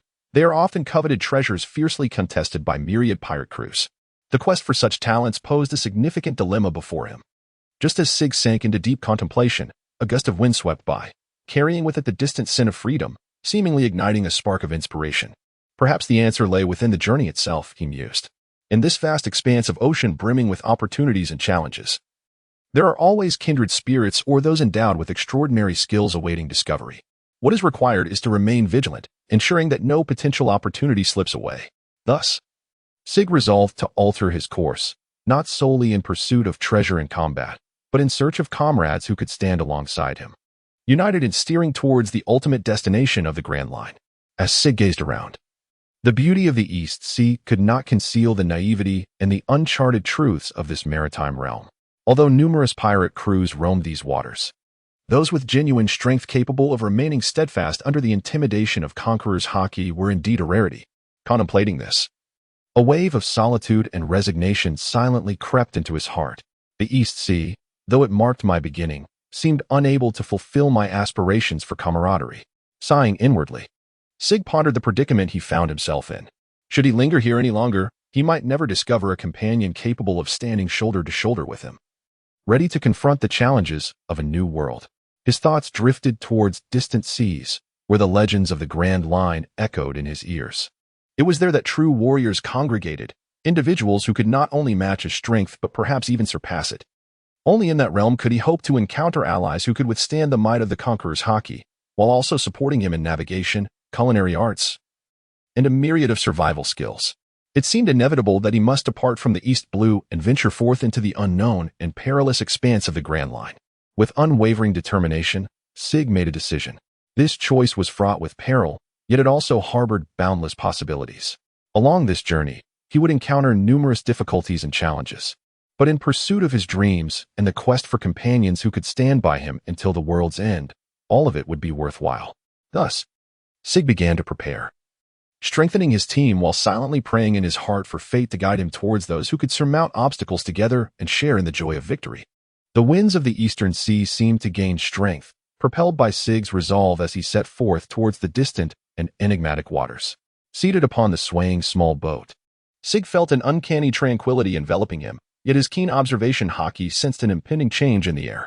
Not far away, an unusual presence was stealthily approaching, heralding the arrival of uninvited guests attempting to challenge the wielder of the Conqueror's Haki. In response, Sig exhibited little sign of anxiety or disdain. Instead, a playful smile curled at the corners of his lips. It was time to conclude this solitary voyage. Sig was unperturbed by the impending conflict that loomed ahead. Prolonged reliance on his own formidable presence to navigate the small vessel had indeed grown tiresome. He began to devise a plan, intending to seize this opportunity to transform these unexpected visitors into his own allies. Upon spotting the solitary small boat on the distant sea, the crew aboard the Iron Chain erupted in excitement, their greedy gazes exchanging among one another. To them, it appeared to be a divine gift, a bounty that could be easily obtained without the exertion of a chase. Captain Harvey stood by the helm, a cruel smile playing upon his lips, his sharp gaze scrutinizing the figures aboard the small craft through his telescope. "Ah, it seems we have a solitary fellow," Harvey's deep voice resonated, imbued with an undeniable authority. "Prepare the small boat. We shall go greet this unwelcome guest. Remember, we must capture him alive. I do not wish to forfeit any potential fortune." The crew responded swiftly, several agile pirates leaping into the already prepared small boat, paddling towards the vessel with hearts brimming with longing for the spoils. In their eyes, the individual aboard the small craft, whether a pirate or a refugee, signified a substantial profit, be it through ransom demands or selling him into servitude. The Iron Chain stood to gain richly. As the small boat gradually approached, Harvey's subordinates commenced hurling coarse and menacing taunts, attempting to intimidate and subdue Sig. However, as they began to discern Sig's composed demeanor and the unintentional aura of dominance he exuded, some seasoned pirates could not help but harbor doubts. Yet, the insatiable desire for riches propelled them onward. "Hey lad, which pirate crew did you escape from? Or are you merely a pitiful wretch fleeing from some island?" bellowed a burly pirate chief, striving to assert his dominance, though a barely perceptible tremor betrayed his voice. Sig sat quietly in the small boat, allowing the approaching vessel to draw near, his deep-set eyes having long discerned the pirate's intentions. At that moment, he refrained from hasty action, opting instead for silence to let their greed and impatience reveal themselves. Beneath the deck of the Iron Chain, the enslaved people in their iron cage felt the tumultuous sounds above. Their bodies trembled involuntarily, fear seeping into every inch of their skin like the frigid seawater. These individuals, hailing from disparate islands and diverse backgrounds, shared but one commonality in this dire moment: despair and helplessness.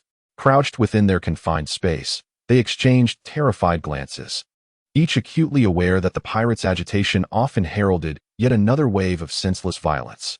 An elderly slave clutched the iron bars with gnarled hands, eyes brimming with pleading and hope as he murmured softly, "May the sea gods grant that the imminent arrival may depart unscathed, sparing them from becoming objects of the pirate's wrath."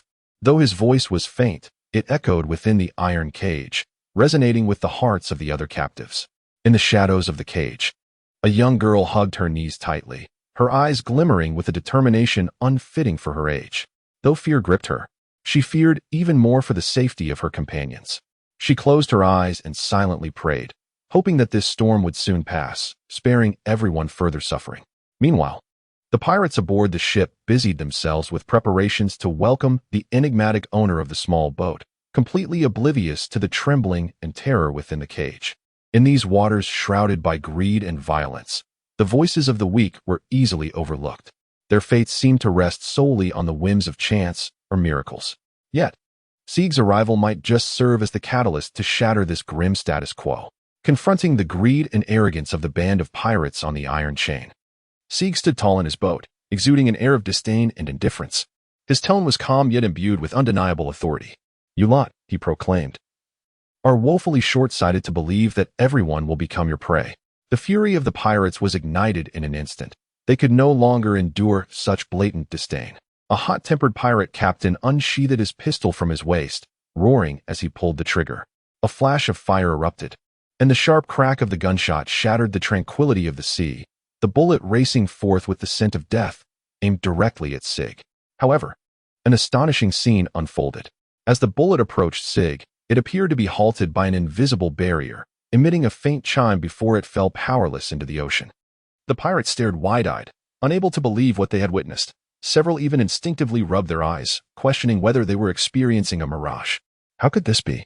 The pistol slipped from the captain's grasp, and he muttered in disbelief, while the other pirates stood frozen, exchanging bewildered glances, unable to fathom the reality before them. In their understanding, even the mightiest of pirates could not withstand an assault from a bullet unscathed. The corners of Sig's mouth curled into a trace of disdainful smile. He did not directly address their astonishment. Instead, he took measured steps, as if an invisible force was effortlessly lifting him onto the deck of the iron chain. His movements were both graceful and unhurried, each stride seemingly proclaiming his inviolable presence. Now, it is your turn to make a choice. Will you persist in these sordid dealings? Or will you follow me in pursuit of what is truly worthy? Sig's voice, though not loud, resonated with an irresistible authority as his gaze swept across every individual present, conveying an unspoken duality of challenge and opportunity.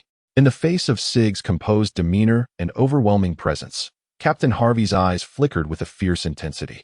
Allowing such a mysterious and formidable figure to depart could very well pose a significant threat to their future. Consequently, Harvey swiftly made a decision, drawing a blade embedded with sea prism stone from his waist. The unique, muted luster of the sea prism stone glimmered faintly under the sunlight, a substance most feared by all who wield the powers of devil fruits. Attack! Harvey commanded in a low, resolute tone. His loyal pirate companions, upon hearing his words, promptly unsheathed their weapons, many of which were similarly adorned with sea prism stone. They cautiously surrounded Sig, poised to execute their captain's orders. Foolish creature. Do you truly believe that mere sea prism stone can defeat me? Sig's voice remained tranquil, yet it carried an icy undertone, as if his piercing gaze could unravel the very fabric of Harvey's intentions. Just as the pirates closed in, poised to deliver a lethal blow, Sig's form abruptly blurred, melding seamlessly into the surrounding air. In the next instant, he appeared beside Harvey, his speed defying belief. It became evident that Sig's prowess did not stem from the powers of a devil fruit, but rather from the sublime fusion of his meticulously honed martial arts and formidable willpower. Ultimately, the avaricious shall be consumed by their own insatiable desires. Sig whispered softly, his hand gently resting upon Harvey's wrist, which gripped the knife. In an instant, an invisible force erupted from within Sig, causing Harvey to feel as though his wrist were trapped beneath a colossal stone. The blade clattered to the ground. The pirates, witnessing this, were momentarily at a loss, their eyes reflecting a tumultuous blend of greed and fear as they began to comprehend that they faced not merely an ordinary adversary. Harvey's complexion turned ashen. He realized he might have encountered a formidable obstacle today, yet years of accumulated pride forbade him from retreating. Everyone, charge! Harvey bellowed, striving to reclaim control with his last vestige of authority. However, the atmosphere aboard the ship had irrevocably shifted. Sig's composure and strength began to undermine the pirates' confidence. Just as a confrontation seemed imminent, a long, resonant horn echoed across the sea. Shortly thereafter, several vessels adorned with distinctive flags emerged into view, their arrival undoubtedly introducing a new variable into the standoff. As the ships drew nearer, ominous silhouettes began to materialize on the horizon. These were additional slave ships, and their presence heightened attention aboard the iron chain. It was evident that these newcomers were not there to offer assistance. Their avaricious gazes were fixed upon Harvey's vessel, particularly upon the rumored treasures hidden within the hold, which made their mouths water with anticipation. Hey, Harvey, my friend, it seems you stumbled upon a hard stone this time, came a gruff voice from the nearest ship. It was Jack, the captain of another slaver vessel, known as Black Shark, wearing a sinister smile that clearly reveled in Harvey's predicament. What do you mean, Black Shark? Harvey retorted, his face darkening. He realized these so-called colleagues were intent on seizing the opportunity to plunder his hard-earned goods. What do I mean? Ha. The meaning is quite clear, Jack laughed, as his ship and several others began to encircle the iron chain slowly. We've been watching your situation unfold. Rather than allow this mysterious fellow to prevail, why don't we join forces and share that fine treasure? You shall not. Harvey responded furiously, yet an unsettling ripple stirred within him. Given the current state of the iron chain, opposing Sig was already a daunting task, and with these avaricious allies, the situation would only worsen. As Sig witnessed this scene, a glimmer of amusement flickered in his eyes. Initially, he intended merely to teach a lesson to those nefarious pirates, But unexpectedly, he attracted even more avaricious individuals. However, this presented him with an exceptional opportunity to eradicate these scourges in one fell swoop. It seemed that today Sig slowly began to speak. His voice, though soft, resonated clearly across the battlefield. Surveying the surrounding vessels, a commanding aura emanated from him. "You are all mistaken. I have not come to seize your treasures, but to bring an end to this chaos." With that declaration, Sig's form transformed into a streak of lightning, instantly transporting him to the ship occupied by the Black Shark. His speed was such that none present had time to react. This maneuver undoubtedly proclaimed to all pirates that he was the sovereign of these waters. The captains of several slave ships exchanged glances, their expressions a tapestry of astonishment and calculation. Some among them recognized the extraordinary speed and defensive prowess Sig had just displayed. It was clearly the moonwalk and iron block techniques from the Marines' 6 styles. Such skills could only be mastered by elite Marines or formidable individuals who had closely interacted with them. In the East Blue, individuals of such caliber were exceedingly rare, and their avarice was now tempered with caution. "Friends, it is highly probable that we are dealing with a Marine undercover agent. Perhaps even one sent by higher-ups to eradicate us vermin," whispered Black Shark Jack, his voice low, tinged with both trepidation and resentment. "Yet, if we unite our efforts, we may not only safeguard our cargo but also achieve a victory to boast of against the Marines." Upon hearing this, the other captains displayed hesitation, but ultimately, the allure of profit prevailed over their fear. They rapidly communicated through flags and gestures, reaching a consensus to first combine forces against Sig.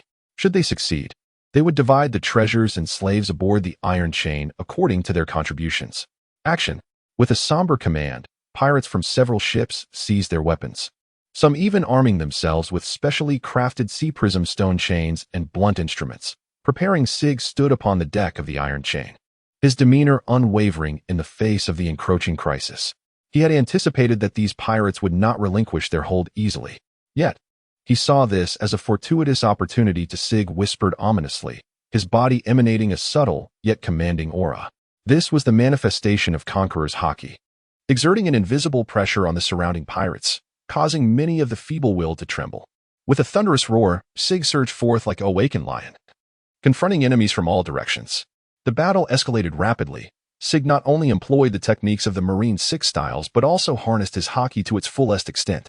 Each punch and every evasion demonstrated astonishing power and precision, compelling the pirates attempting to encircle him to retreat in disarray. On the tumultuous sea, the air was thick with the smoke of combat, and Sig stood as a colossal figure at the eye of the storm, valiantly opposing foes that outnumbered him several times over. The ferocity of the battle was palpable, yet Sig's every move appeared effortless. His assaults rained down like a tempest. Wherever his blade struck, foes fell before him, his fists descended, and the pirates crumbled, their defenses rendered utterly futile. The once overbearing arrogance of the pirates was thoroughly shattered, replaced by an overwhelming sense of fear and despair. They watched helplessly as their comrades were felled beneath Sig's relentless blows, reduced to lifeless husks, forever ensnared in eternal slumber. As time wore on, an increasing number of pirates began to falter, shoving one another in a frantic bid to avoid stepping forward, unwilling to become the next sacrifice. The formidable strength of Sig exceeds their wildest imagination. It is not merely a crushing force, but a profound psychological intimidation that renders them utterly powerless. "Hey, you lot. Is this all the courage you possess?" Amidst the intervals of battle, Sig burst into laughter, a sound laced with both mockery and provocation. "Do you not fear that I might send you all to the depths of the sea?" His words fell like shards of ice, rendering the already trembling hearts of the pirates even colder. They exchanged glances, and many began to contemplate their escape routes. After all, resisting such an almost invincible foe seemed merely to invite further casualties. "Surrender, lay down your arms, and perhaps I shall spare your lives." Sig's voice resonated through the sea breeze, imbued with an undeniable authority. It was not merely a suggestion, it resembled a final ultimatum, exerting unprecedented pressure upon the pirates. Chaos engulfed them. Some of the more prudent began to quietly discard their weapons and kneel, while those clinging to hope hesitated in torment. The situation upon the waters shifted rapidly. The once mighty slave ship fleet now appeared fragile beneath Sig's formidable presence. Faced with the conditions of surrender presented by Sig, the pirate captains displayed a struggle mixed with resolve. The bloodshed and crime staining their hands threatened to lead them into the clutches of the Navy, where only the endless darkness and despair of impel down awaited them. In that prison known as the Devil's Island, each day was a torment of the soul, with no prospect of redemption. Surrender? Absurd. Black Shark Jack was the first to rise, his voice trembling with fury, yet his gaze burned with an all-consuming flame. Which among us has not survived through days of dancing upon the edge of a blade? Entering impelled down would be no better than fighting to the bitter end here. At least we can choose how to conclude our tale.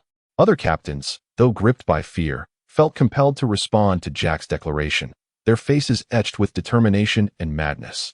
To them, even when faced with an almost certain defeat, preserving the last shred of dignity as pirates was paramount. At the very least, they could choose to die standing rather than live in humiliation. Very well, since you have chosen to fight to the last, I shall grant you that.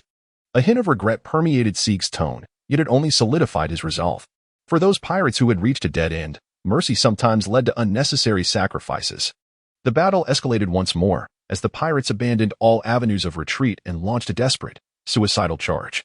They employed every conceivable tactic, even resorting to detonating the gunpowder aboard their vessels, in a futile attempt to inflict even the slightest harm upon Sig. The sea was suddenly ablaze, with explosions resonating in a cacophony, rendering the scene extraordinarily brutal. Sig traversed the battlefield engulfed in flames and smoke, his movements remaining agile. Each strike aimed at swiftly concluding the conflict while minimizing unnecessary sacrifice. True victory lies not solely in vanquishing the enemy, but in safeguarding the innocents upon these waters, ensuring the continuity of justice and peace. As the battle drew to a close, the pirates' resistance waned, ultimately reduced to mere remnants of defiance. The sea breeze carried a briny scent, brushing across the battlefield where several pirate leaders and senior crew members exchanged glances, their eyes betraying not only fear, but an overwhelming disbelief. The meticulously orchestrated encirclement and the full frontal assault had culminated in this. Only they, the so-called elite, remained. Meanwhile, Sig maintained his poised demeanor, his garments untouched by sweat. The previous skirmish had merely been a trivial warm-up for him. Is this fellow truly human? Murmured a pirate first mate, his sword trembling slightly in his grip due to anxiety. Others nodded in agreement, their faces etched with the same questions and despair. We must devise a strategy to divert his attention. Then, one captain attempted to propose a final tactic, but was abruptly interrupted by Sig. Enough. I have grown weary of your theatrics. Sig's voice, though not loud, carried an undeniable authority, and his gaze was as sharp as that of a hawk, sweeping over each individual present. To continue to struggle would only lead to a more tragic end for you all. The pirates exchanged glances, acutely aware that at this moment, Sig was not only physically unyielding, but also completely overshadowing them in spirit. Once proud of their identity as the wolves of the East Sea, they now appeared as powerless lambs before Sig. In despair, the pirates summoned their last vestiges of courage, realizing that fleeing was no longer an option. Whether in the face of Sig or the impending navy, they had no choice but to fight with all their might, perhaps clinging to a slim hope of survival. With a roar, they transformed their long-suppressed fear into anger, each drawing upon their unique skills as they surged towards Sig. The Black Shark wielded dual blades that danced like dragons, their edges coated with sea-prison stone powder, aiming to deliver a fatal blow to Sig, the only substance capable of countering those with devil fruit abilities. Another captain brandished a specially crafted harpoon, its tip shimmering with an otherworldly light, a culmination of years of gathered lightning, poised to strike Sig with a thunderous blow. Yet, in the face of this overwhelming assault, Sig did not flinch. Instead, a smirk of disdain curled at the corners of his mouth. With a powerful push, he propelled himself into the air, defying the pull of gravity and effortlessly evading all attacks. In midair, Sig's form flickered in and out of visibility, like a specter, utilizing his observation Haki to perceive the trajectory of each attack, skillfully neutralizing them with his exceptional martial prowess. Your tricks are nothing more than child's play to me. The voice of Sig reverberated through the air. As his words fell, like a meteor descending from the heavens, they were aimed directly at the Black Shark. A powerful punch was unleashed, tearing through the atmosphere with a piercing howl, effortlessly breaching the meticulously arranged defenses of the Black Shark and delivering a devastating blow. The pirates, paralyzed with horror, began to see their offensive crumble. They bore witness to Sig's extraordinary strength as fear and helplessness spread within their hearts. At that moment, the naval patrol ship drew near, its loudspeaker blaring warnings demanding the pirates' immediate surrender. Sig stood resolutely at the center of the deck, his steely gaze sweeping across the surroundings without pursuing the pirates who had already lost their will to fight. The slaves within the iron cage peered through the narrow gaps, their expressions a mixture of terror and hope as they witnessed his formidable stand against multiple slave ships. Each pirate's fall stirred ripples of emotion within their hearts. Over the years, they had grown accustomed to despair and submission, yet today, the appearance of a man with a distinctive mustache shone like a beacon of light amidst the darkness, illuminating the flickering hope within them. "Is he here to save us?" inquired a frail young slave, his voice trembling with disbelief, his eyes sparkling with an unprecedented light. "He must be a warrior sent by the gods," exclaimed an elderly slave, his rough hands gripping the iron bars tightly, tears welling in his eyes. This was the first glimmer of freedom he had felt in many years. As the battle gradually subsided and the sea returned to tranquility, the atmosphere within the cage simmered with newfound hope. The slaves began to whisper among themselves, sharing speculations and dreams, as a singular question rose in unison within their hearts. Who was this enigmatic man? When Sig finally concluded the skirmish and turned to face the multitude within the cage, his gaze met theirs. "You are safe now." Sig's words were succinct yet powerful. His gaze swept across each iron cage, assuring them that this was no longer a mere dream. They were on the brink of rebirth. The slaves erupted in a chorus of cheers, some weeping, others laughing, and many kneeling in gratitude. They understood that from this moment forth, their destinies would be irrevocably transformed. Sig, a figure regarded as a savior in their eyes, demonstrated through his actions that even in the darkest of times, light shall not be absent. As he methodically unlocked each iron cage, liberating every trapped soul, an unprecedented aura of freedom enveloped the sea. Yet, his gaze shifted towards the direction of the Navy. The true battle was merely beginning. He must resolve everything before the Navy's arrival to prevent innocent pirates from becoming mere trophies for their display. It was all coming to an end. Sig spoke softly, his tone imbued with both a warning to the pirates and an air of composure regarding the impending arrival of the Navy. As the naval patrol ship drew closer, a slender figure with a cunning visage and round spectacles perched on his nose ascended the deck. This was none other than the notorious Brigadier Mouse, renowned within naval circles for his shrewd and calculating nature. True to his name, he excelled in cunning strategies, emerging at critical junctures to reap maximum advantage. "Praying mantis stalks the cicada, unaware of the oriole behind," he remarked, a smug smile curling at the corners of his mouth. His voice, though not loud, resonated clearly across the battlefield, laced with a touch of provocation and triumph. The pirates, upon hearing his words, displayed expressions of delight, as if they had stumbled upon a glimmer of hope. They had once been allies of Brigadier Mouse in various dubious dealings, from which he had profited considerably. Now, this unexpected turn of events appeared to afford them a momentary respite. Nevertheless, Sig's demeanor remained unaltered by the appearance of Brigadier Mouse. He maintained his characteristic poise and calm, his gaze sweeping back and forth between the Brigadier and the pirates, assessing the current situation. "Brigadier Mouse, your appetite is rather large. Yet the slaves I have rescued are not yours to claim." Sig's voice was calm yet resolute, imbued with an undeniable authority. "I shall not permit anyone to drag them back into darkness." Upon uttering these words, Sig's presence surged, inadvertently revealing an overwhelming aura that instilled a sense of oppression in those around him, even causing Rear Admiral Mouse to take a half-step back, his expression shifting. It was astonishing that Sig's strength was formidable to such an extent. In that moment, everything that had been meticulously planned seemed to hang in the balance. "Ah, Mr. Sig, please do not misunderstand. The Navy has its own regulations. We are merely here to eradicate these pirates and safeguard the peace of the East Sea."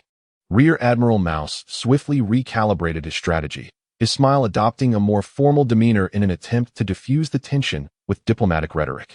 "As for these slaves, they shall, of course, be dealt with according to the law to ensure their proper resettlement." Sig's gaze pierced through the facade of Brigadier Mouse, and he comprehended that the intricacies within the Navy were far more complex than they appeared on the surface. However, at this moment, his primary concern lay with the fate of these innocent captives. Sig's laughter echoed in the sea breeze, tinged with a hint of sarcasm and disdain.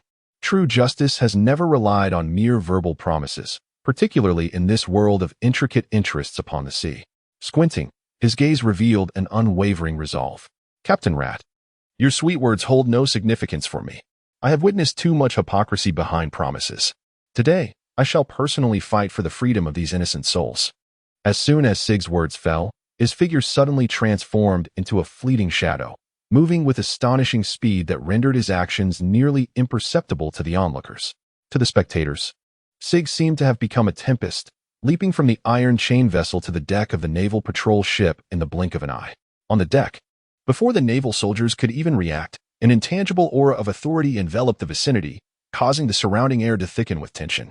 "Everyone, retreat," Brigadier Mouse commanded urgently, his voice betraying a mixture of astonishment and panic. He had not anticipated that Sig would act with such decisiveness and swiftness, nor could he have foreseen that the adversary would directly engage the Navy. Sig's attacks were like lightning. With every punch and kick, he struck with unparalleled precision, causing the Navy soldiers to fall one after another. Yet, remarkably, Sig deliberately controlled his strength to prevent any fatal injuries. Remember, true justice should not be founded upon the sacrifice of the innocent. These slaves, I shall take away today. If your Navy truly desires to uphold peace, it must reflect upon its own actions.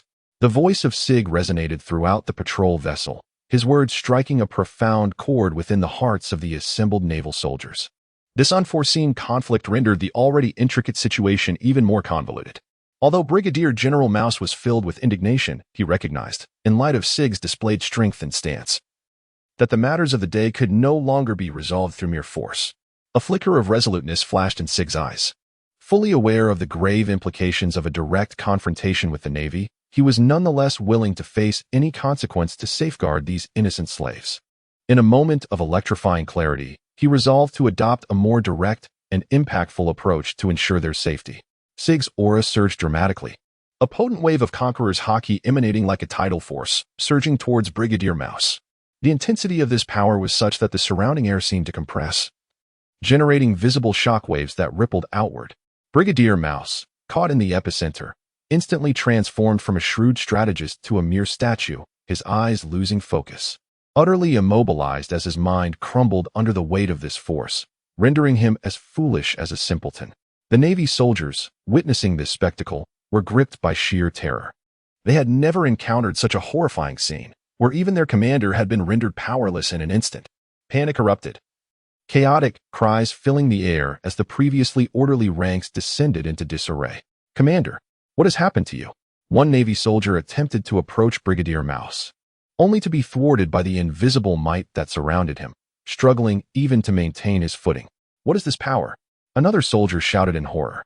Despite their rigorous training, all semblance of preparation seemed futile in the face of Sig's display of Conqueror's Haki. Fear rapidly permeated their hearts. Sig did not utter another word. He swiftly organized the liberated slaves to relocate to a safe area amidst the fleeting chaos. Under the intimidating presence of his Conqueror's Haki, the naval soldiers temporarily lost effective command, rendering them unable to mount a meaningful resistance. Sig's actions were akin to those of a specter, simultaneously ensuring the escape of the slaves while using his own strength to carve a path for them. Although Sig exhibited a formidable presence of Conqueror's Haki, he did not succumb to madness, nor did he forget his original intention to punish malevolence and protect the innocent.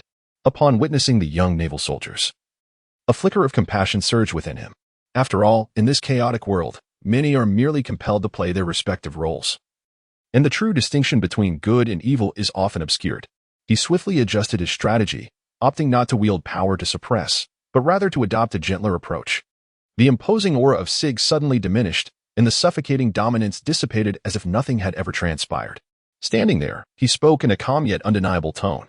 "Sailors of the Navy, I bear no intention of being your adversary. Today, I have come solely to liberate these oppressed souls who rightfully deserve their freedom. Remember, true justice does not lie in blind obedience, but in the discernment of right and wrong, safeguarding those who genuinely require assistance." His words, akin to a gentle spring breeze nourishing the earth, left the Navy soldiers momentarily dumbfounded. They exchanged glances filled with complexity. Some bore hesitant expressions, while others bowed their heads, seemingly lost in introspection. Sig's actions and words planted a seed within their hearts, a seed of justice, a seed of choice. "You may continue with your tasks, but I implore you to allow me to take these slaves with me. One day in the future, you may come to comprehend my intentions. Now, I beseech you to clear a path, so that justice may prevail." The words of Sig radiate an irresistible power, yet they are imbued with a profound respect and understanding of humanity. Following a brief silence, several naval soldiers gradually began to part ways, their movements appearing hesitant, yet seemingly propelled by an undeniable conviction. Sig did not hesitate and promptly organized the slaves to pass through the naval blockade in an orderly fashion. heading towards the shores of freedom. As Sig and his group departed, the atmosphere aboard the naval patrol vessel grew increasingly somber. The condition of Brigadier General Mouse raised concerns among the soldiers, yet deep within their hearts, they began to contemplate the profound meaning of justice. Sig not only redeemed the enslaved, but, to a certain extent, stirred the souls of these young sailors, prompting them to question and reflect upon their own positions and actions. As Sig led this group of newly liberated individuals onto the soft sands, the waning rays of the setting sun bathed the entire coastline in a golden glow, intertwining with the gentle lapping of the waves to create a heartwarming tableau. These souls, once tormented by suffering, finally inhaled the long-awaited breath of freedom, their eyes filled with the hope and gratitude of rebirth. Without uttering excessive words, they spontaneously formed a line, one by one kneeling upon the ground in deep reverence to Sig. Some even prostrated themselves, employing this ancient and sincere gesture to convey their profound appreciation. Tears mingled with grains of sand, cascading onto this land that symbolized freedom, each movement laden with their inexpressible gratitude. Upon witnessing this, Sig immediately stepped forward, gently assisting the slaves who were still bowing in reverence, his eyes filled with compassion and understanding. "Rise, my friends, there is no need for such gestures. Your freedom is your rightful entitlement, and it is my duty to grant it." He spoke with a voice that was both gentle and resolute. From this moment forth, they would no longer be the dust beneath anyone's feet, but rather the masters of this vast expanse. Henceforth, your lives shall be in your own hands. Go forth and seek the happiness and freedom that belong to you. Sig's words shone like warm sunlight, illuminating the hearts of all present. They slowly rose, exchanging glances that sparkled with an unprecedented brilliance, a manifestation of their aspirations for the future and their yearning for life. In this moment, they transformed from mere slaves into liberated souls reborn. Supporting one another, they ventured forth along the beach. Although the path ahead remained long and fraught with uncertainties and challenges, they had already sown the seeds of hope within their hearts, believing that as long as they walked hand in hand, nothing was insurmountable. At this dramatic juncture, the sailors seemed to be stirred by a sudden awakening. They looked at one another and soon began to whisper, their voices crescendoing into a resolute consensus. A young sailor broke the silence, fervently exclaiming, "Indeed, why must we still go to that island? It holds only memories of suffering and atrocities. Why should we adhere to the orders of the then commanding officer, Brigadier General?" His words ignited a spark, resonating deeply within the hearts of all. In quick succession, more sailors responded, casting aside their weapons and crossing their arms over their chests, a gesture of informal dissent and solidarity within the ranks. They raised their voices, filled with fervor. "Colonel, let us be a part of this change. Let these innocent souls board our vessel and grant them a chance to return home." Amidst this fervent outcry, the naval colonel, a seasoned veteran weathered by countless storms, displayed a fleeting complexity in his expression, gazing into the distance as if conversing with his former self. He abruptly turned, his eyes glinting with determination. Raising his arm and bringing it down forcefully, he declared, "Attention all. This ship now has a new mission. We shall embark these survivors back to the naval base, providing them refuge and assisting in verifying their identities, ensuring that each one safely returns to their home." This decision swept through the crowd like a gentle spring breeze across the desert, infusing everyone with vitality and hope. The former slaves stood in stunned disbelief, unable to comprehend the reality unfolding before them. Moments later, they erupted into enthusiastic applause and cheers, tears cascading down their faces once more, but this time, they were tears of joy and liberation. With the colonel's command, the sailors sprang into action, organizing a rescue effort, setting up temporary resting areas, and distributing water and food to the survivors about to embark on their journey home. On the deck of the warship, individuals from disparate destinies found themselves intertwined, collectively penning a new chapter of redemption and hope. Meanwhile, Sig, standing amidst the crowd, silently observed it all, a subtle smile gracing his lips. Sig gazed upon the transformative scene, a wave of intricate emotions surging within him. He possessed the power to forcibly resolve the dilemma, yet he opted for an alternative approach, one that would resonate with a more profound and enduring impact, awakening the conscience and sense of justice within the hearts of others. True strength transcends mere physical might. It lies in the ability to influence and transform those around us. The decision of the naval commander brought a flicker of solace to Sig, affirming that even within seemingly absolute systems of authority, the light of justice and humanity can find chinks through which to illuminate the darkness. His reluctance to confront the commander directly stemmed from his belief that every individual possesses the right to choose justice. Moreover, The power of positive exemplification and inspiration often yields a more lasting change in the world than mere brute force can achieve. You have done remarkably well. Sig addressed the naval officers, his tone imbued with both affirmation and encouragement. Remember, each individual possesses the capacity to steer their own destiny and to serve as a beacon of hope for others. Today's decisions reflect the nobility of your hearts. Continue to uphold this kindness and courage. With that, Sig lingered not, turning away to leave behind a solitary yet resolute silhouette for the sailors and the rescued slaves to contemplate. The naval officers gazed at Sig's retreating figure, their hearts swelling with respect and introspection. True strength lies not merely in the dominion of force, but in the ability to inspire others and lead transformation. Indeed, Sig epitomized such a legendary figure. His tale would resonate within the Navy, serving as a paradigm to inspire them in their quest for justice and compassion. As dusk descended, the warships gradually set sail, carrying with them the hopes and rebirth towards the naval base. In that pivotal moment, within the vast expanse of the Eastern Sea's largest naval base, the atmosphere was so charged that it felt as though it could be wrung out for moisture.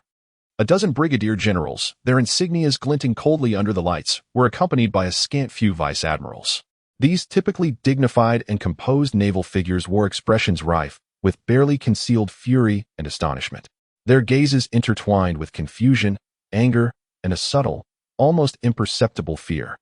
Their comrades, those who had once fought alongside them through storms and strife, had inexplicably returned from a mission, stripped of their reason as if by some mysterious force, reduced to mere murmurers with vacant stares, akin to the living dead. This sudden upheaval was undoubtedly a grievous blow to a navy that held discipline and wisdom as sacrosanct. Even more distressing was the alarming conclusion drawn by the military scientists after urgent analysis. The transformation of these soldiers could solely be attributed to an extraordinarily rare and potent form of Conqueror's Haki. This ability, thought to exist only in legend, had indeed manifested in their realm, casting an indelible shadow over the naval base. The conference room was suffused with an icy chill, the air seemingly solidified. Around the long table where the commanders convened, silence was shattered by suppressed breaths. Subsequently, an intense and urgent discussion erupted. Some voices were low and urgent, deliberating on how to confront this unknown force and safeguard more sailors from its peril. Others were filled with righteous indignation, vowing to uncover the mastermind behind this calamity and avenge their afflicted comrades. The name Sig, akin to the vortex at the heart of a tempest, has been recurrently mentioned. Whether due to his direct involvement in the unfolding events or as the purported manipulator of a mysterious force speculated by the populace, this discourse is imbued with tension and uncertainty. In this war devoid of gunpowder, each decision could potentially influence the future of the East Sea Navy, and indeed the equilibrium of the entire marine realm. Amidst various conjectures and unease, the discussions in the conference room have intensified. Despite some naval personnel providing information suggesting that Brigadier General Mouse may be scheming, intending to exploit the incident involving the slave ship as a faude, akin to a man is stalking its prey while a yellow bird awaits, to expand his personal power, such assertions have not entirely assuaged the general's apprehensions. Rather, this information has rippled through the gathering like a stone cast into a placid lake, stirring up further turbulence. Among the generals, some furrowed their brows, voicing their skepticism. How can we readily trust these soldiers' words? Have they been manipulated by some means, or are they fabricating tales for personal gain?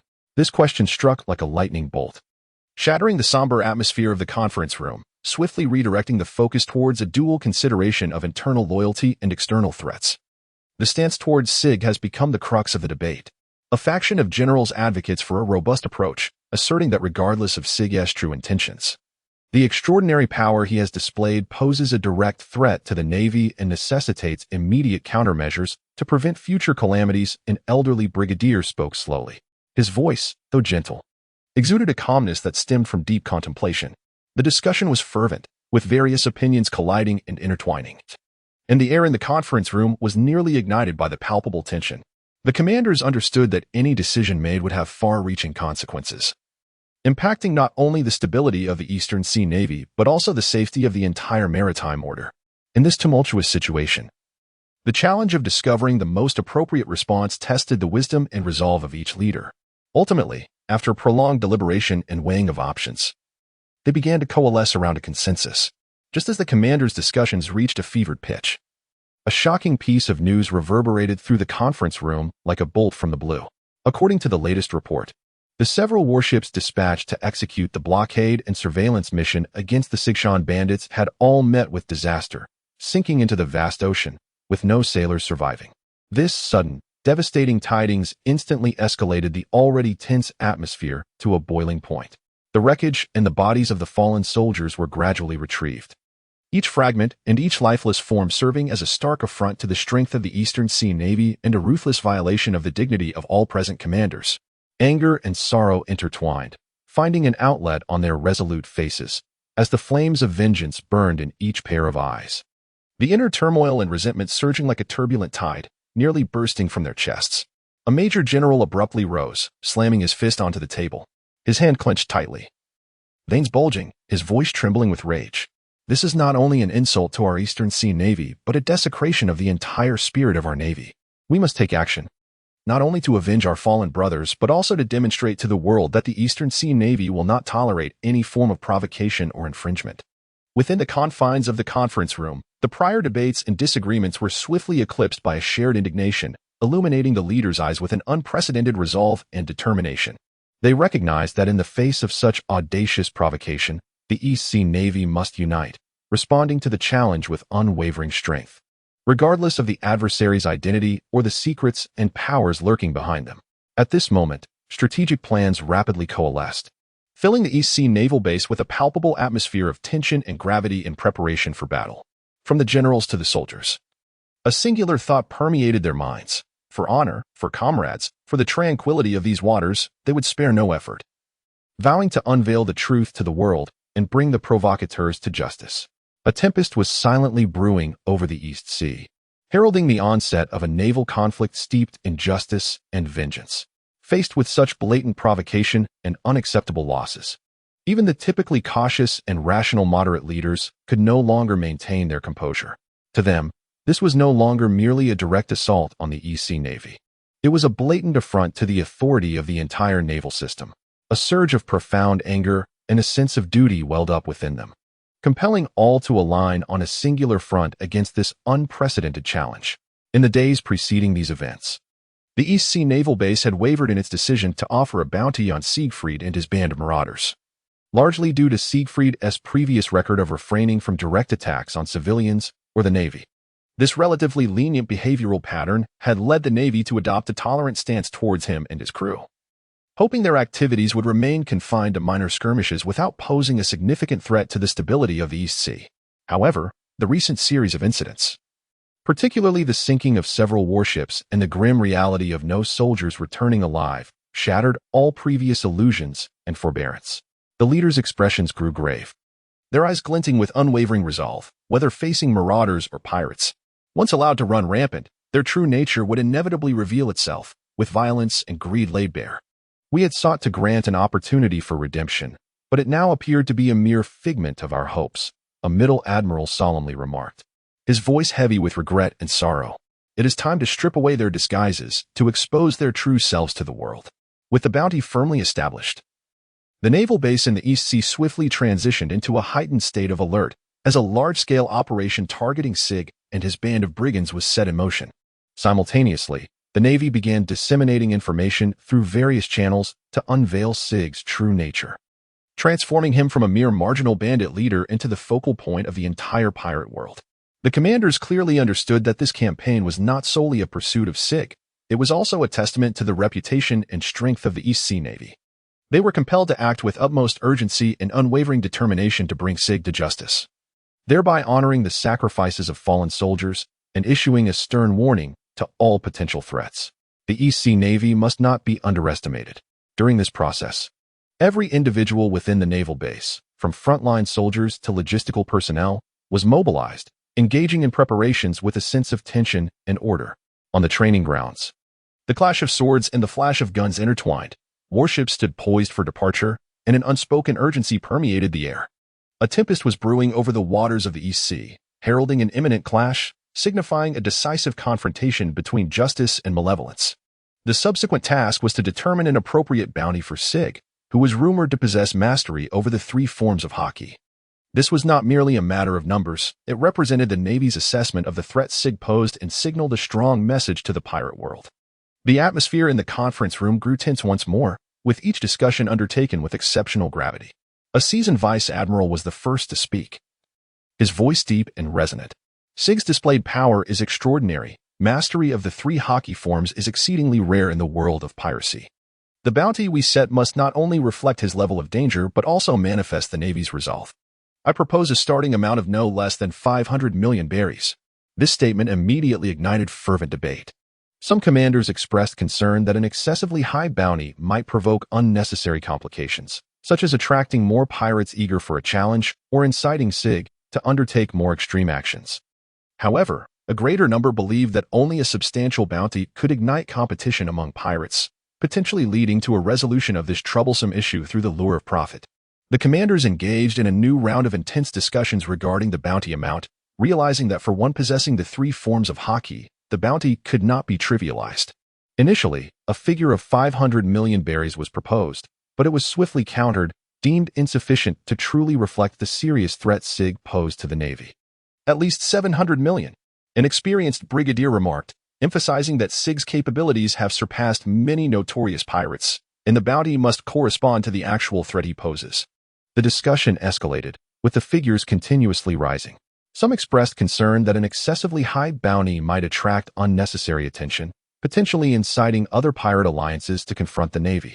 However, a greater number persisted in their belief that only a sufficiently enticing bounty could expedite the resolution of this pressing issue. Ultimately, after weighing various factors, the commanders reached a difficult consensus, deciding to set Sig's bounty at an unprecedented 800 million berries. This figure not only reflects the Navy's regard for Sig personally, but also serves as a clear warning to the pirate world. Any challenge to the Navy's authority will incur severe consequences. With the bounty amount established, the entire naval base seemed to swell with a renewed determination, as every officer and sailor understood that a formidable battle was imminent.